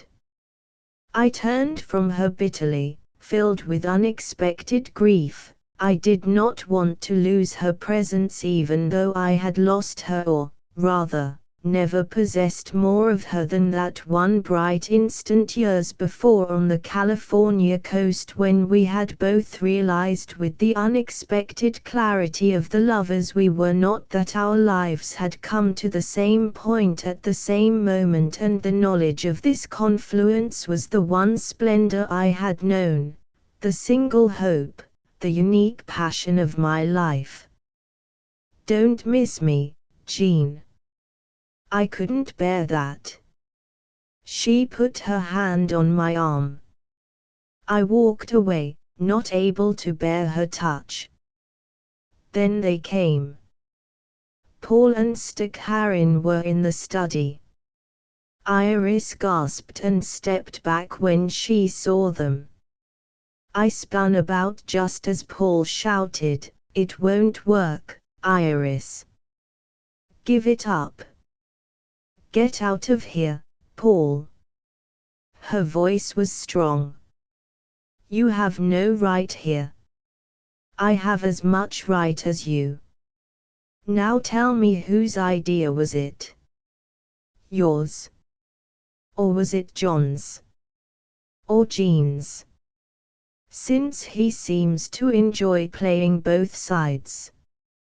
Get out. All of you." She moved to the old-fashioned bell cord which hung beside Cave's massive desk. "Don't bother," said Paul. "No one will come." Iris, her eyes wide now with fear, tugged the cord twice. The second time it broke off in her hand. There was no response. Paul looked grim. "I'm sorry to have to do it this way, but you've left me no choice.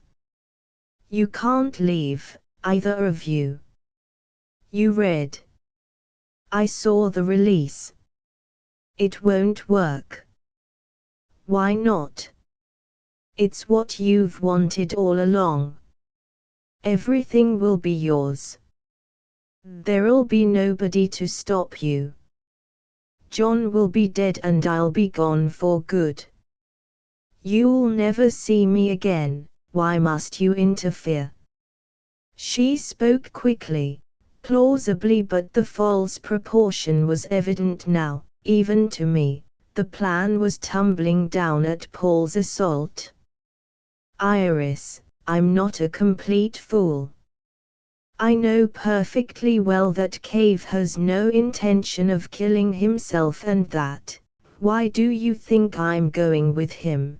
To send you the body back for the ceremony which you'll perform right here, publicly."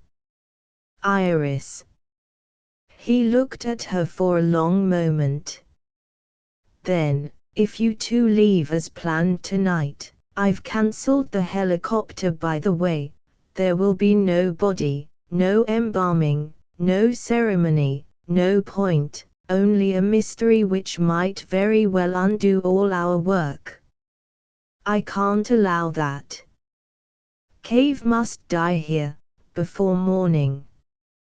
We might have put it off, but your announcement has already leaked out. There'll be 1,000,000 people out there in the street tomorrow. We'll have to show them Cave's body." Iris swayed. I moved quickly to her side and held her arm. "It's 3-2, Paul," I said. "I assume we're still directors. 3 of us have agreed that Cave and Iris leave. That's final." But my bluff was humiliatingly weak. It was ignored. "The penthouse," said Paul softly, "is empty, just the 5 of us here. The doctor and I are armed. Take us into him. No. Iris moved instinctively, fatally, to the door which led to cave, as if to guard it with her body. There was a brief scuffle which ended with Iris and myself, considerably disheveled, facing two guns. With an apology, Stakharin pushed us through the door. In a small sunroom we found Cave sitting before a television screen, watching the installation of a new resident in Boston. He looked up with surprise at our entrance. "I thought I said," he began, but Iris interrupted him. "They want to kill you, John." He got to his feet quickly, his face pale and his eyes glaring. Even Paul was shaken by that glance. "You read my last statement." Cave spoke sharply, without apparent fear. "That's why we've come," said Paul. He and Stakharin moved, as though by previous accord, to opposite ends of the little room, leaving the three of us together, vulnerable at its center. "You must do it here." Paul signaled Stakharin, who, after some fumbling, produced a small metal box which he tossed to Cave. "Some of the new pills," he said nervously. "Very nice. We use peppermint in the outer layer and, take it, John." "I'll get some water," said Stakharin, but Paul waved to him to keep his place. Cave smiled whitely. "I will not take it. Now both of you get out of here before I call the guards." "No more guards," said Paul. "We've seen to that. Now, please, don't make it any more difficult than it is. Take the pill. If you read my statement, you know that. You intend to take a pleasant trip around the world incognito with Iris." "Yes, I know. As your friend, I wish you could do it. But, for one thing, sooner or later you'd be recognized, and, for another, we must have proof, we must have a body." "Iris will bring the body back," said Cave. He was still quite calm. "I choose to do it this way and there's nothing more to be said. You'll have the establishment all to yourself and I will be a most satisfactory figure upon which to build a world religion." It was the only time in my experience with Cave that I ever heard him strike the ironic note. "Leave us alone, Paul. You have what you want. Now let us go." Iris begged, but Paul had no eyes for anyone but Cave. "Take it, John," he repeated softly. "Take Cavesway. Not for you." Cave hurled the metal box at Paul's head and Stakharin fired. There was one almost bland moment when we all stood, politely, in a circle and watched Cave, a look of wonder on his face, touch his shoulder where the blood had begun to flow through a hole in the jacket. Then Iris turned fiercely on Paul, knocking him off balance, while Cave ran to the door. Stakharin, his hand shaking and his face silver with fear, fired 3 times, each time hitting Cave, who quivered but did not fall. Instead, he got through the door and into the study. As Stakharin hurried after him, I threw myself upon him, expecting death at any moment, but it did not come, for Stakharin had collapsed. He dropped his gun and hid his face in his hands, rocking back and forth on the floor, sobbing. Paul, free of Iris's fierce grip, got to Cave before I did. By then it was finished. Cave lay in the corridor only a few feet from the elevator. He'd fallen on his face and lay now in his own blood, his hands working at the floor as though trying to dig himself a grave in the hard stone. I turned him on his back and he opened his eyes. "Iris?" he asked. His voice was ordinary though his breathing was harsh, uneven. "Here I am." She knelt down beside him, ignoring Paul who stood looking down at them, his pistol held at an absurd angle in his inexperienced hand. Cave whispered something to Iris, then a flow of blood, like the full moon's tide, poured from his mouth and he was dead. "Cavesway," said Paul at last when the silence had been used up, the phrase he had prepared for this moment, inadequate to the reality at our feet. "Your way," said Iris as she got to her feet. She looked at Paul calmly, as though they'd met only at that moment. "Your way," she repeated. In the other room Stakharin moaned. 10-1 Now the work was complete. Cavesword and Cavesway formed a perfect design and all the rest would greatly follow, or so Paul assumed. I believe if I had been he I should have killed both Iris and myself the same day, removing at one stroke witnesses and opposition. But he did not have the courage and, too, I think he underestimated us, to his own future sorrow. Iris and I were left alone in the penthouse. Paul, after shaking Stakharin into a semblance of calm, bundled Cave's body into a blanket and then, with the doctor's help, put it upon the private elevator. The next 24 hours were a grim carnival. The body of Cave, beautifully arranged and painted, lay in the central auditorium of the center as thousands filed by to see him. Paul's speech over the corpse was telecast around the world. Iris and I kept to our separate rooms, both by choice and from necessity since gentle guards stood before our doors and refused, apologetically, to let us out.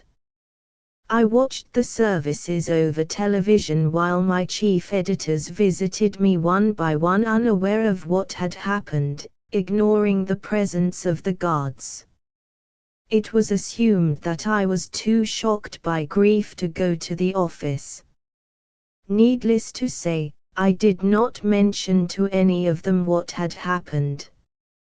At first I had thought it best to expose Paul as a murderer and a fraud but, on second thought, the second thought which followed all too swiftly upon the first, as Paul had no doubt assumed it would, I did not want to risk the ruin of our work. Instead, I decided to wait, to study Paul's destruction, an event which I had grimly vowed would take place as soon as possible. He could not now get rid of either Iris or me in the near future and all we needed, I was sure, was but a week or two. I was convinced of this though I had no specific plan. Iris had more influence, more prestige in the establishment than Paul, and I figured, correctly as later events corroborated, that Cave's death would enhance her position. As for myself, I was not without influence. I kept my lines of communication clear the next few days during what was, virtually, a house arrest. The editors came to me regularly and I continued to compose editorials. The explanation for my confinement to my room was, according to a bulletin signed by Stakharin, a mild heart condition. Everyone was most kind. I was amused when I first heard of the diagnosis. One of Stakharin's pellets in my food and death would be ascribed to coronary occlusion, the result of the strain attendant upon Cave's death. I had less time than I thought. I made plans. Paul's funeral oration was competent though less than inspiring. The chief resident of Dallas, one of the great new figures of the establishment, made an even finer speech over the corpse. I listened attentively, judging from what was said and what was not said the wind's direction. It was quite obvious that Cavesway was to be the heart of the doctrine. Death was to be embraced with passion, life was the criminal, death the better reality. Consciousness was an evil which, in death's oblivion, met its true fate. Man's one perfect virtuous act was the sacrifice of his own consciousness to the pure nothing from which, by grim accident, it had come, a malignancy in creation. The chief resident of Dallas was most eloquent, and chilling. Even sequestered in my room, I caught some of the excitement which circled the globe like a lightning storm. 3,500 suicides were reported within 48 hours of Cave's death. The statisticians lost count of the number of people who fought to get inside the building to see Cave in death. From my window, however, I could see that Park Avenue had been roped off for a dozen blocks. People, like ants, swarmed toward the gates of the tower. I sent messages to Iris but received none, nor, for that matter, did I have any assurance that she had got mine. Paul's adventures I followed on television and from the reports of my editors who visited me regularly, despite Stakharin's orders. On the third day, I was allowed to go to my office, Paul having decided that it would be thought odd if I were to die so soon after Cave and, too, he was no doubt relieved to discover that I had not revealed to my friends what actually had happened. Having established the fact of my weak heart, my death could be engineered most plausibly at any time. I did not see him face to face until the fourth day, when John Cave's ashes were to be distributed over the United States. Stakharin, Paul and I sat in the back seat of a limousine at the head of a motorcade which, beginning at the tower, terminated at the airport where the jet plane which would sprinkle the ashes over New York, Seattle, Chicago and Los Angeles was waiting, along with a vast crowd and the President of the United States, an official Christian but known to incline, as presidents do, toward the majority. Cavits were the majority and had been for almost 2 years. I was startled to find Paul and Stakharin in the same automobile. It had been my understanding that we were to travel separately in the motorcade. They were most cordial. "Sorry to hear you've been sick," Jean-Paul grinned ingenuously. "Mustn't he strain the old ticker?" "I'm sure the good doctor will be able to cure me," I said cheerfully. They both laughed loudly, then the car pulled away from the tower and drove down Park Avenue at the head of a long procession. Crowds lined the street as we drove slowly by. They were curiously still, as though they hardly knew how to react. This was a funeral, yet Kaveswe was glorious. Some cheered, most simply stared and pointed at our car, recognizing Paul. I suddenly realized why they were so interested in this particular car. On the floor, at Paul's feet, was what looked like a large flower pot covered with gold foil. "Are those the ashes?" Paul nodded. "Did an extra quick job, too, I'm glad to say. We didn't want any slip-up." "Where's Iris?"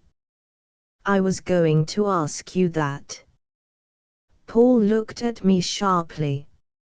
"She disappeared yesterday, and it's very embarrassing for all of us, very inconsiderate too. She knew I especially wanted her at the ceremony. She knows that everyone will expect to see her. I think she took the idea of Kaveswe most illogically," said Stakharin. His usual sang-froid had returned, his breakdown forgotten. "She should be grateful to us for making all this possible, despite Cave's weakness." I ignored Stakharin. I looked at Paul, who was beaming at the crowd, acknowledging their waves with nods of his head. "What will you do now? You heard the ceremony?" "Yes." "Well, just that. Kaveswe has become universal. Even the economists in Washington have privately thanked us for what we're doing to reduce the population. There's a theory that by numerous voluntary deaths wars might decrease since, or so the proposition goes, they are nature's way of checking population." "Perhaps you're right." I assumed a troubled expression as I made the first move of my counteroffensive. Paul looked away from the crowd to regard me briefly, shrewdly. "You don't think I trust you, do you?" I shrugged. "Why not? I can't change Kaveswe now." Paul grunted. I could see that he did not believe this spurious volte-face. Nevertheless, an end to my active opposition would force him to revise his plans. This would, I hoped, give me the time I needed. I pressed on. "I think we can compromise. Short of rigging my death, which would cause suspicion, you must continue to put up with me for a while. You've nothing to fear from me since you control the establishment, and since the one weapon I have against you I will not use." "You mean?" "My having witnessed the murder of Cave. If I had wanted to, I could have revealed this before the cremation. An autopsy would certainly have ruined everything for you." "Why didn't you?" I could see that Paul was genuinely interested in my motives. "Because it would have meant the end of the work. I saw no reason to avenge Cave at such a cost. You must remember he was not a god to me, any more than you are." This twist of a blunt knife had the calculated effect. "What a cold devil you are," said Paul, almost admiringly. "I wish I could believe you." "There's no reason not to. I was opposed to the principle of suicide. It is now firmly established. We must go on from there." "Then tell me where Iris is." "I haven't any idea. As you know, I've been trying to get in touch with her for days. Your people intercepted everything." "How did she manage to get away?" "One of the guards let her out.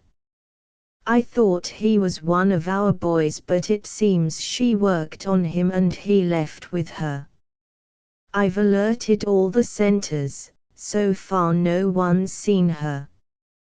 Just before Grand Central Station, the crowd began to roar with excitement and Paul held up the jar of ashes which glittered in his hands. The crowd went wild and tried to break through the police lines. The cortege drove a bit faster and Paul set the ashes down. He looked triumphant but tired, as though he'd not slept in a month. One eyelid, I saw, was twitching with fatigue. "When are we to have a directors' meeting?" I asked as we crossed the bridge which spanned the Hudson. "We're still legally a company. We must elect a new board chairman." "As soon as we find Iris," said Paul. "I think we should all be there, don't you?" 2-2. "Perhaps 3-1 on the main things," I said, allowing this to penetrate, aware that his quick mind would study all the possibilities and arrive at a position so subtle and unexpected as to be of use to me if I, in turn, were quick enough to seize my opportunity. At the airport, a detachment of airborne troops were drawn up before a festooned reviewing stand. Nearby the Marine Band played incongruous marches while in the center of the stand, surrounded by cameras and dignitaries, stood the smiling President of the United States. The next day, while I was examining the various accounts of the last ceremony, the chief editor came into my office, his face blazing with excitement. "Iris Mortimer," was all he could say. "Iris? Where?" "Dallas." He exploded the name in exhalation. Then he told me, word had come from our office there that Iris had, a few hours before, denounced Paul for having ignored Cave's last wishes to be embalmed and that, as a result of this and other infidelities to Cavesord, she, as ranking director and with the full concurrence of the chief resident of Dallas, was calling a council of residents to be held the following week at Dallas to determine the future course of the establishment. I almost laughed aloud with pleasure. I had not believed she would show such vigor and daring. I had feared that she might choose to vanish into obscurity. Her life ended with Cave. Even at my most optimistic, I had not dreamed she would act with such realism, exploiting a rivalry between Paul and the chief resident of Dallas, the premier member of the Council of Residents, a group that, until now, had existed for purely ceremonial reasons, exerting no influence upon the administration of the establishment which, while Cave lived, was by Paul directed. Now with one stroke Iris had undermined Paul by going directly to the establishment. I moved swiftly. The journal was at that moment going to press. I scribbled a brief announcement of the coming Council of Residents, naming Iris as Cave's spiritual heir and custodian of the establishment. By telephone, I ordered a box to be cut out of the first page. I had not acted a moment too soon, for a few minutes after my telephone call to the compositor, Paul came to my office, furious. He slammed the door behind him. We were alone for the first time in weeks. "You knew this was going to happen." "I wish I had." He paced the floor quickly, eyes shining. "I've sent out an order countermanding Iris. I've also removed the resident at Dallas. I'm still in charge of the establishment. I control the funds, and I've told every damned resident in this country that if he goes to Dallas I'll cut off his center without a penny. It won't work. I smiled amiably at Paul.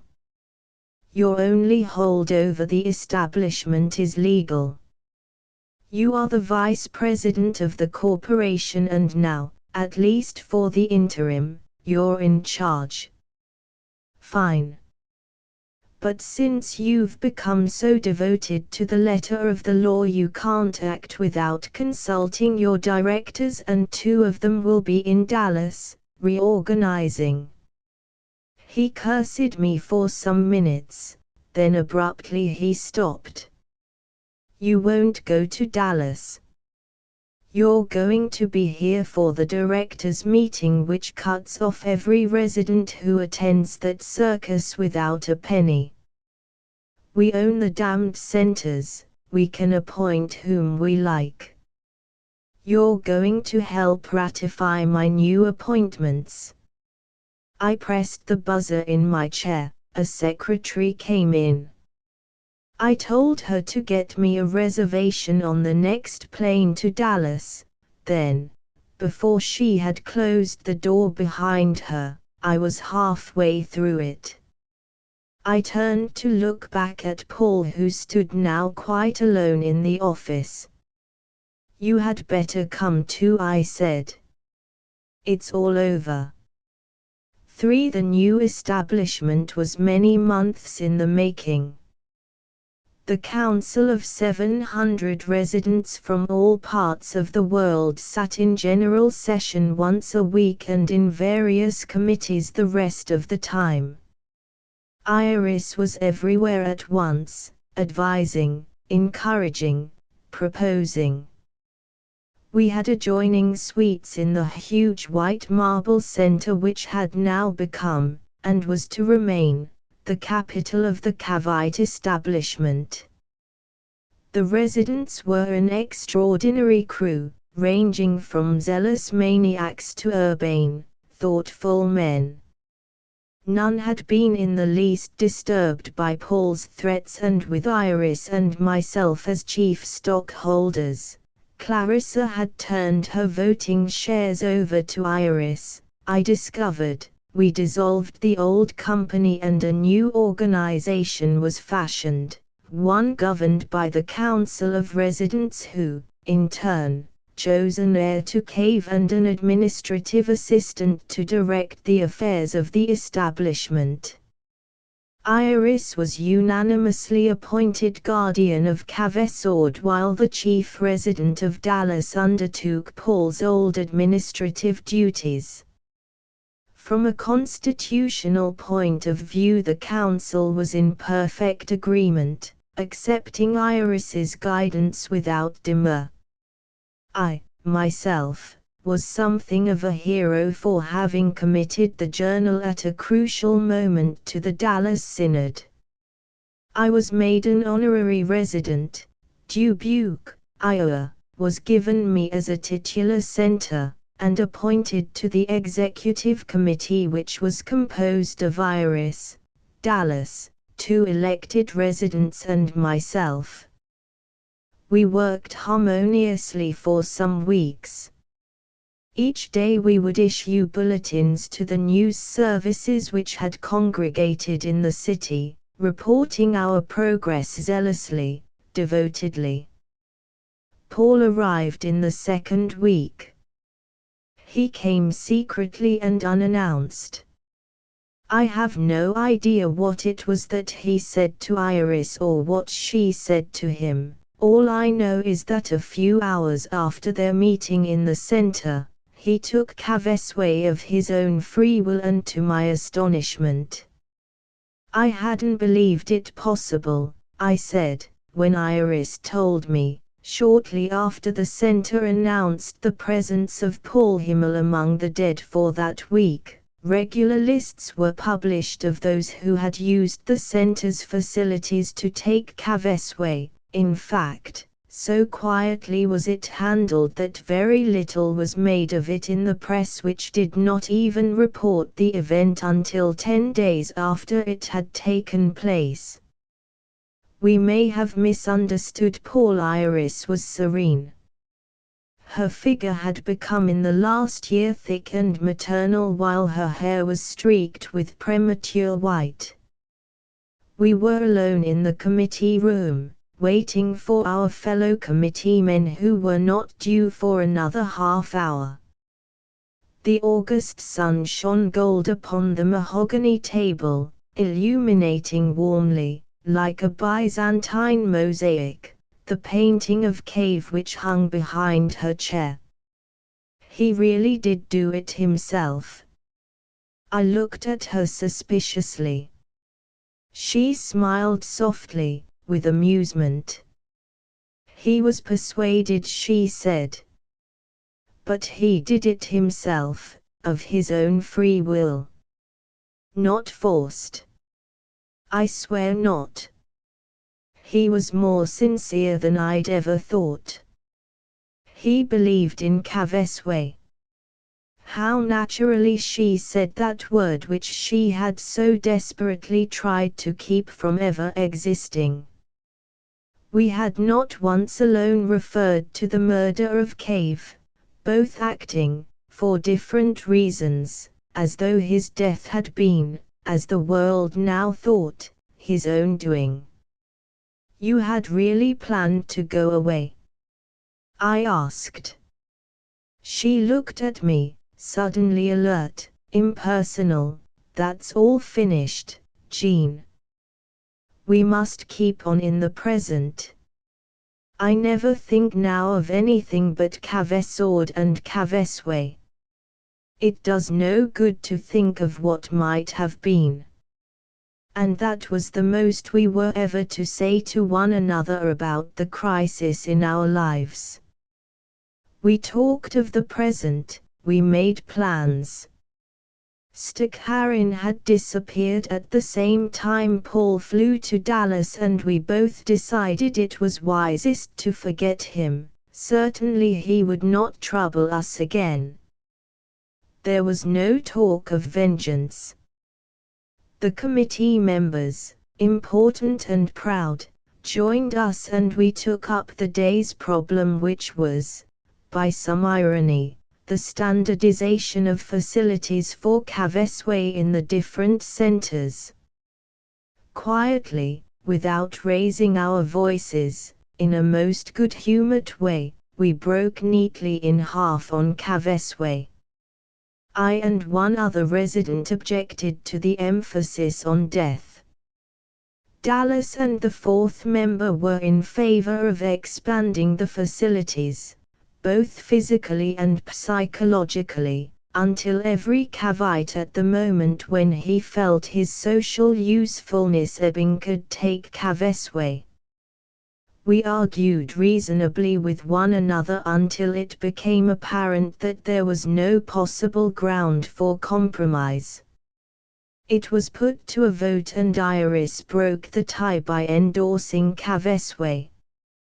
For this morning, as I finished the above lines, I suffered a mild stroke, a particularly unusual one, since I did not become, as far as I know, unconscious. I was rereading my somewhat telescoped account of the Council of Dallas when, without warning, the blow fell. A capillary burst in my brain, and I felt as though I were losing my mind in one last fantastic burst of images. The pain was negligible, no worse than a headache, but the sensation of letting go one's conscious mind, one's control, was terrifying.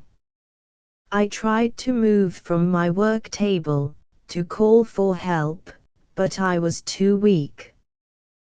For one long giddy moment I thought, I am dying, this is the way it is, and, even in my anguish, I was curious, waiting for that approach of winged darkness which years ago I once experienced when I fainted, and which I have always since imagined to be like death's swift entrance.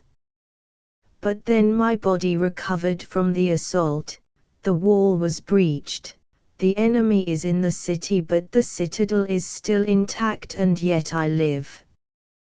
Weakly I got up, poured myself a jigger of brandy, and then, having drunk it all at once, fell across my bed and slept and did not dream, which is a rare blessing in these feverish last days.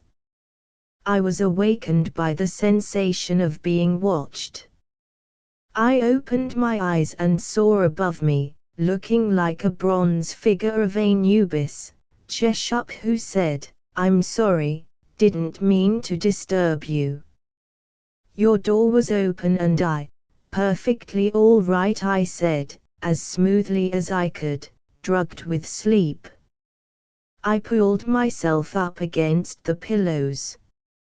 "Excuse me for not getting up, but I'm still a little weak from my illness." "I wanted to see you," said Jeshup, sitting down in the chair which I indicated beside the bed. "I hope you don't mind my barging in like this." "Not at all. How do you find Luxor?" I wanted to delay as long as possible the questions which I was quite sure he would want to ask me, questions concerning my identity. "The people are not so fixed in error as we'd been warned. There's a great curiosity about Kavesord." His eyes had been taking in the details of the room with some interest. To my horror I recalled that I had left the manuscript of my work on the table instead of hiding it as usual in the washstand. He saw it. "Your memoirs." He looked at me with a polite interest which I was sure disguised folk knowledge. "A record of my excavations," I said, in a voice which descended the scale to a whisper. "I do it for my own amusement, to pass the time. I should enjoy reading it." "You exaggerate, in your kindness," I said, pushing myself higher on the bed, preparing if necessary for a sudden spring. "Not at all. If it is about Egypt, I should read it.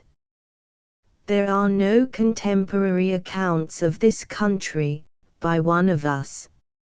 I'm afraid the details of findings in the valley yonder," I gestured toward Libya, "and the last acres of the kings, won't be of much use to you.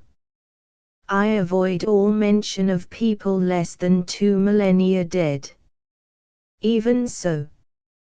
But Jeshup did not pursue the subject. I relaxed a little. "I must tell you," he said suddenly, "that I was suspicious of you. Now I thought, now it comes, then I was amused, right at the end they arrive, when it was too late for them, or for me." "What form did your suspicions take?" "My fear left me in one last flurry, like a bird departing in a cold wind for another latitude, leaving the branch which held it all summer through to wither in the snow. I thought you might be the one we have so often heard of, in legend, that is, the enemy of Cave." "Which enemy?" "The nameless one, or at least we know a part of his name if Lutherist is derived from it." "What made you suspect me?" "Because were I an enemy of Cave and were I forced to disappear, I should come to just such a town in just such a country as this." "Perfectly logical," I agreed. "But there are many towns in the Arab League, in Asia too. Why suppose one old man to be this mythical villain?" Jeshup smiled. Intuition, I'm afraid. A terrible admission from one who has been trained in the logic of Cavesord. It seemed exactly right. You're the right age, the right nationality. In any case, I telephoned Dallas about you. I took this calmly. You talked to the chief resident himself? Of course not. Jessup was surprised at my suggestion. One just doesn't call the chief resident like that. Only the senior residents ever talk to him personally. No, I talked to an old friend of mine who is one of the 5 principal assistants to the historian general. We were in school together and his specialty is the deviationists of the early days. And what did you learn from this scholar? Jessup gave me a most charming smile. Nothing at all. There was no such person as I thought existed, as a number of people thought existed. It was all a legend, a perfectly natural one for gossip to invent. There was a good deal of trouble at the beginning, especially over Cavesway. There was even a minority at Dallas which refused to accept the principle of Cavesway, without which of course there could be no establishment. According to the stories one heard as recently as my university days, 10 years ago, the original Lutherist had led the opposition to Iris, in the council and out. For a time it looked as though the establishment might be broken in two. This, you must remember, since you were contemporary to it. Fortunately, our historical office has tended more and more to view it in the long perspective, and popular works on Cave now make no reference to it. In any case, there was an open break and the minority was soon absorbed by the majority. Painlessly. I mocked him. Could he be telling the truth? Or was this a trap? Jessup shrugged. These things are never without pain. It is said that an attempt was made on our Mother Iris's life during the ceremony of Cave's ashes. We still continue it, you know. Continue what? The symbolic gathering of the ashes. But of course you know the origin of all that. There was a grave misinterpretation of Cave's last wishes. His ashes were scattered over the United States when it was his wish to be embalmed and preserved. Iris, each year, traveled to the 4 cities over which the ashes had been distributed, and she collected a bit of dust in each city to symbolize her obedience to Cavesord in all things. At Seattle, during this annual ceremony, a group of Lutherists tried to assassinate her. I remember I said, I had had no hand in that dark episode, but it provided the establishment with the excuse they needed. My partisans were thrown in prison all over the country. The government, which by then was entirely Cavite, handed several thousand over to the centers where they were indoctrinated, ending the heresy for good. Iris herself had secretly arranged for my escape, but Jessup could know nothing of this. Of course you know these things, perhaps even better than I, since you were alive then. Forgive me. I have got into the bad residential habit of explaining the obvious. An occupational disease. He was disarming. The point I'm trying to make is that my suspicions of you were unworthy and unfounded, since there was no leader of the Lutherists to escape. All involved responded nicely to indoctrination, and that was the end of it. The story I heard in school was a popular one. The sort that often evolves, like Lucifer and the old Christian God, for instance. For white there must be black, that kind of thing. Except that Cave never had a major antagonist, other than in legend. I see. Tell me, then, if there was no real leader to the Lutherists, how did they come by their name? His answer was prompt. Martin Luther. My friend in the HO told me this morning over the telephone. Someone tried to make an analogy, that's all, and the name stuck though. As a rule, the use of any words or concepts derived from the dead religions is frowned upon. You know the story of Martin Luther. It seems that I know the story of Martin Luther, I answered, more sharply than I intended. Now I've tired you. Jessup was sympathetic. He got to his feet. I just wanted to tell you about my suspicions, that's all. I thought it might amuse you and perhaps bring us closer together, for I'd very much like to be your friend. Not only for the help you can give me up here, but also because of your memories of the old days when Cave and Iris, his mother, still lived. Iris was at least 5 years younger than Cave. Everyone knows that, my friend. She was his spiritual mother, as she is ours.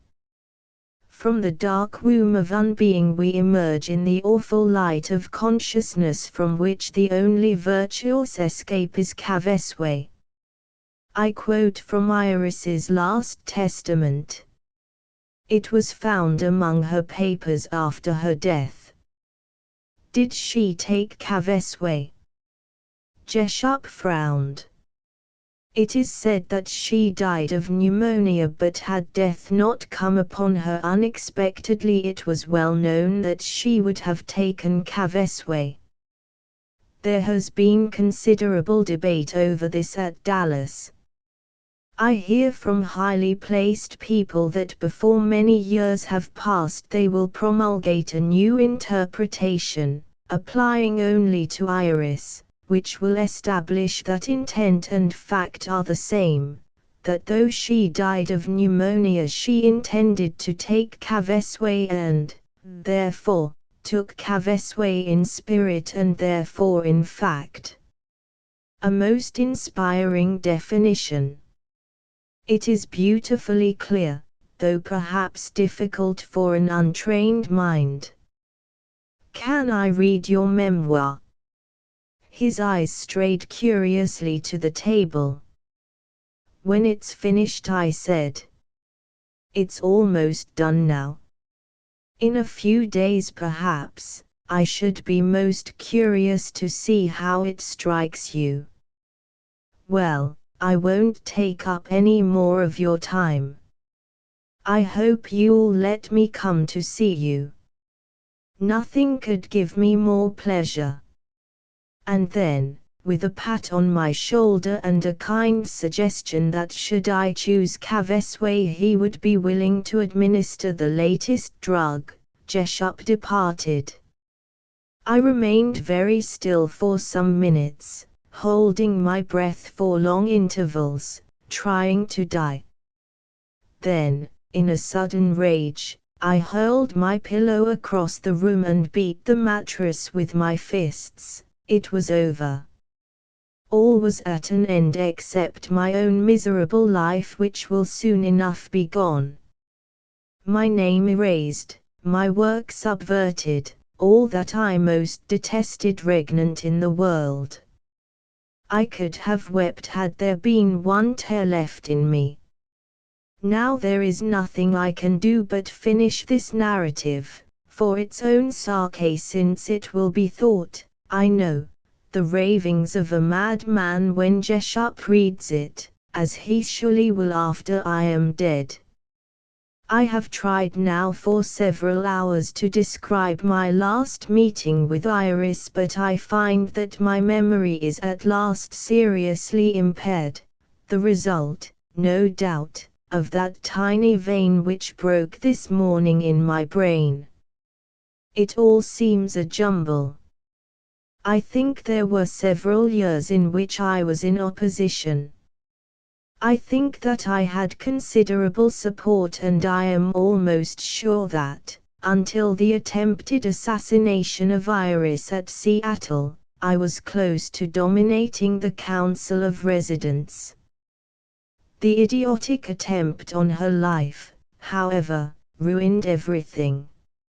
She knew of course that I had had nothing to do with it, but she was a resolute leader and she took this opportunity to annihilate my party.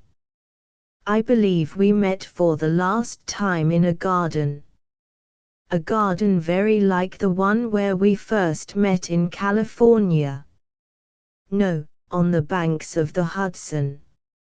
I must reread what I have written to refresh my memory. It is all beginning to fade rapidly. In any case, we met in a garden in the late autumn when all the trees were bare. She was white-haired then, though neither of us was much over 40. I believe that she wept a little, for we were the last who had been close to Cave, as both though now adversaries, she victrix and I vanquished.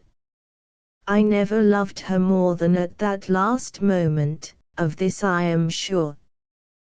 We talked of possible places of exile. She had arranged for my passage on a ship to Alexandria under the name of Richard Hudson. Yes, she who erased my name, in her compassion, gave me a new one. She did not want, however, to know where I intended to go from there. It would be a temptation to the others, she said. I remember that one sentence, and I do remember the appearance of the garden, though its location I have quite forgotten. There was a high wall all around it and the smell of mouldering leaves was acrid. From the mouth of a satyr no water fell in a mossy pool. Ah yes. The question and the answer. That's it, of course. The key. I had nearly lost it. Before I left, I asked her what it was that Cave had said to her when he was dying, the words the rest of us had not heard. At first she hesitated, but then, secure in her power and confident of her own course, she told me, he said, Jean was right.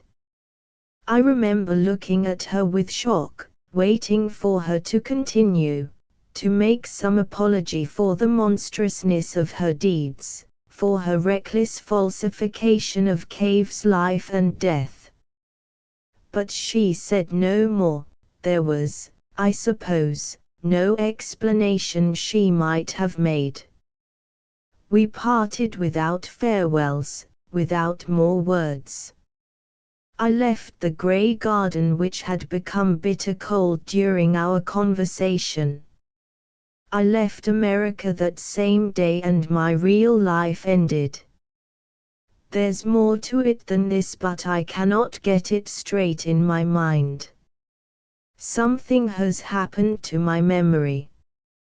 I wonder if perhaps I have not dreamed all this, a long nightmare drawing to its bitter close in this dry ruin of an older world. It is late now.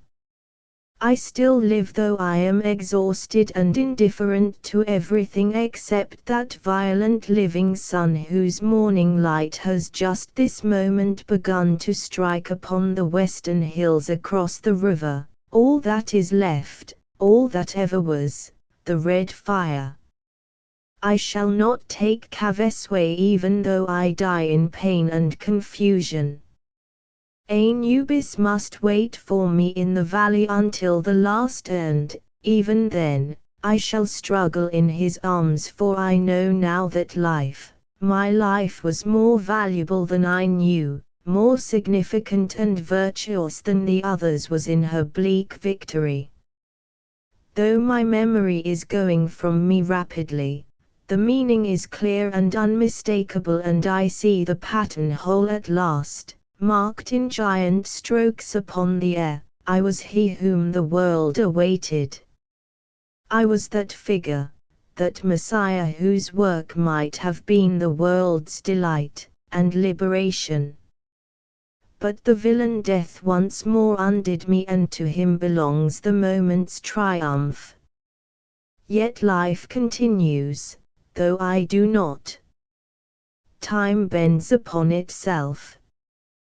The morning breaks. Now I will stop, for it is day.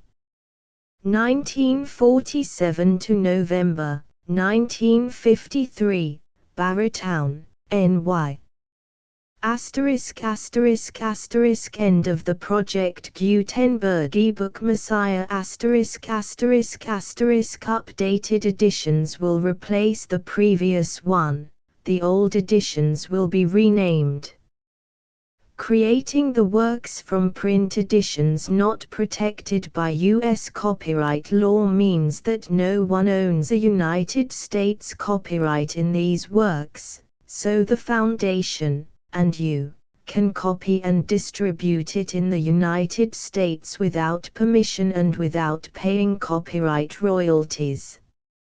Special rules, set forth in the general terms of use part of this license, apply to copying and distributing Project Gutenberg trademark symbol electronic works to protect the Project Gutenberg trademark symbol concept and trademark.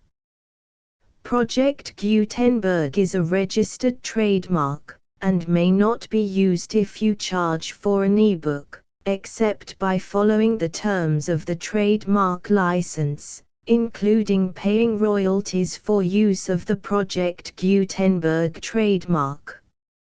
If you do not charge anything for copies of this ebook, complying with the trademark license is very easy. You may use this ebook for nearly any purpose, such as creation of derivative works, reports, performances and research. Project Gutenberg ebooks may be modified and printed and given away. You may do practically anything in the United States with ebooks not protected by U.S. copyright law. Redistribution is subject to the trademark license, especially commercial redistribution. Start. Full license. The full Project Gutenberg license. Please read this before you distribute or use this work to protect the Project Gutenberg trademark symbol mission of promoting the free distribution of electronic works. By using or distributing this work, or any other work associated in any way with the phrase Project Gutenberg, you agree to comply with all the terms of the full Project Gutenberg trademark symbol license available with this file or online at www.gutenberg.org/license. Section 1. General Terms of Use and Redistributing Project Gutenberg Trademark Symbol Electronic Works 1.0. By reading or using any part of this Project Gutenberg trademark symbol electronic work, you indicate that you have read, understand, agree to and accept all the terms of this license and intellectual property, trademark/copyright, agreement. If you do not agree to abide by all the terms of this agreement, You must cease using and return or destroy all copies of Project Gutenberg trademark symbol electronic works in your possession. If you paid a fee for obtaining a copy of or access to a Project Gutenberg trademark symbol electronic work and you do not agree to be bound by the terms of this agreement, you may obtain a refund from the person or entity to whom you paid the fee as set forth in paragraph 1.e.8. 1.b Project Gutenberg is a registered trademark. It may only be used on or associated in any way with an electronic work by people who agree to be bound by the terms of this agreement. There are a few things that you can do with most Project Gutenberg trademark symbol electronic works even without complying with the full terms of this agreement. See paragraph 1.c below. There are a lot of things you can do with Project Gutenberg trademark symbol electronic works if you follow the terms of this agreement and help preserve free future access to Project Gutenberg trademark symbol electronic works. See paragraph 1.e below. 1.c The Project Gutenberg Literary Archive Foundation, the Foundation or PGLAF, owns a compilation copyright in the collection of Project Gutenberg trademark symbol electronic works. Nearly all the individual works in the collection are in the public domain in the United States. If an individual work is unprotected by copyright law in the United States and you are located in the United States, we do not claim a right to prevent you from copying, distributing, performing, displaying or creating derivative works based on the work as long as all references to Project Gutenberg are removed. Of course, we hope that you will support the Project Gutenberg trademark symbol mission of promoting free access to electronic works by freely sharing Project Gutenberg trademark symbol works in compliance with the terms of this agreement for keeping the Project Gutenberg trademark symbol name associated with the work. You can easily comply with the terms of this agreement by keeping this work in the same format with its attached full Project Gutenberg trademark symbol license when you share it without charge with others. 1.d The copyright laws of the place where you are located also govern what you can do with this work. Copyright laws in most countries are in a constant state of change. If you are outside the United States, check the laws of your country in addition to the terms of this agreement before downloading, copying, displaying, performing, distributing or creating derivative works based on this work or any other Project Gutenberg trademark symbol work.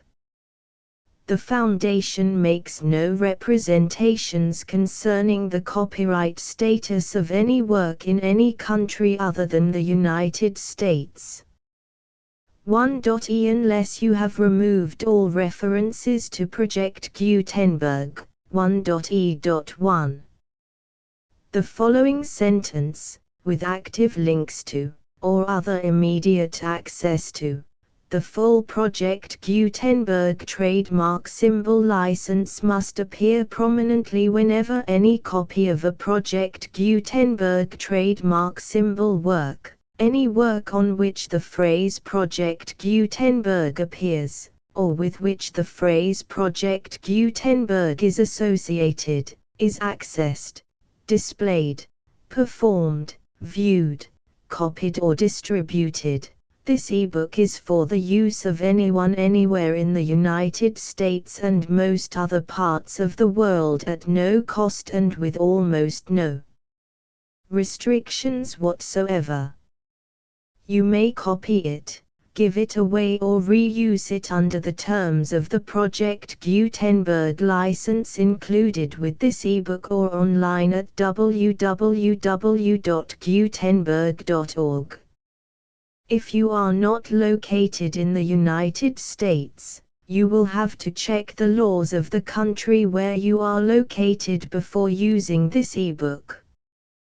1.e.2 If an individual Project Gutenberg trademark symbol electronic work is derived from texts not protected by U.S. copyright law, does not contain a notice indicating that it is posted with permission of the copyright holder, the work can be copied and distributed to anyone in the United States without paying any fees or charges.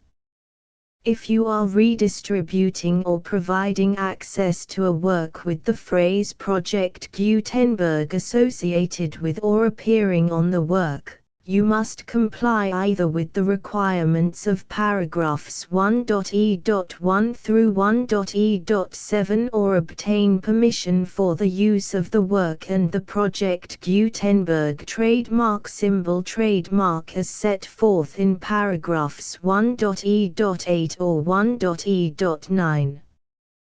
1.e.3 If an individual Project Gutenberg trademark symbol electronic work is posted with the permission of the copyright holder, your use and distribution must comply with both paragraphs 1.e.1 through 1.e.7 and any additional terms imposed by the copyright holder.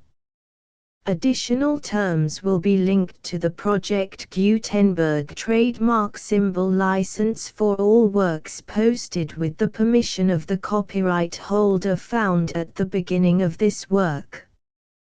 1.e.4 Do not unlink or detach or remove the full Project Gutenberg trademark symbol license terms from this work, or any files containing a part of this work or any other work associated with Project Gutenberg trademark symbol. 1.e.5 Do not copy, display, perform, distribute or redistribute this electronic work, or any part of this electronic work, without prominently displaying the sentence set forth in paragraph 1.e.1 with active links or immediate access to the full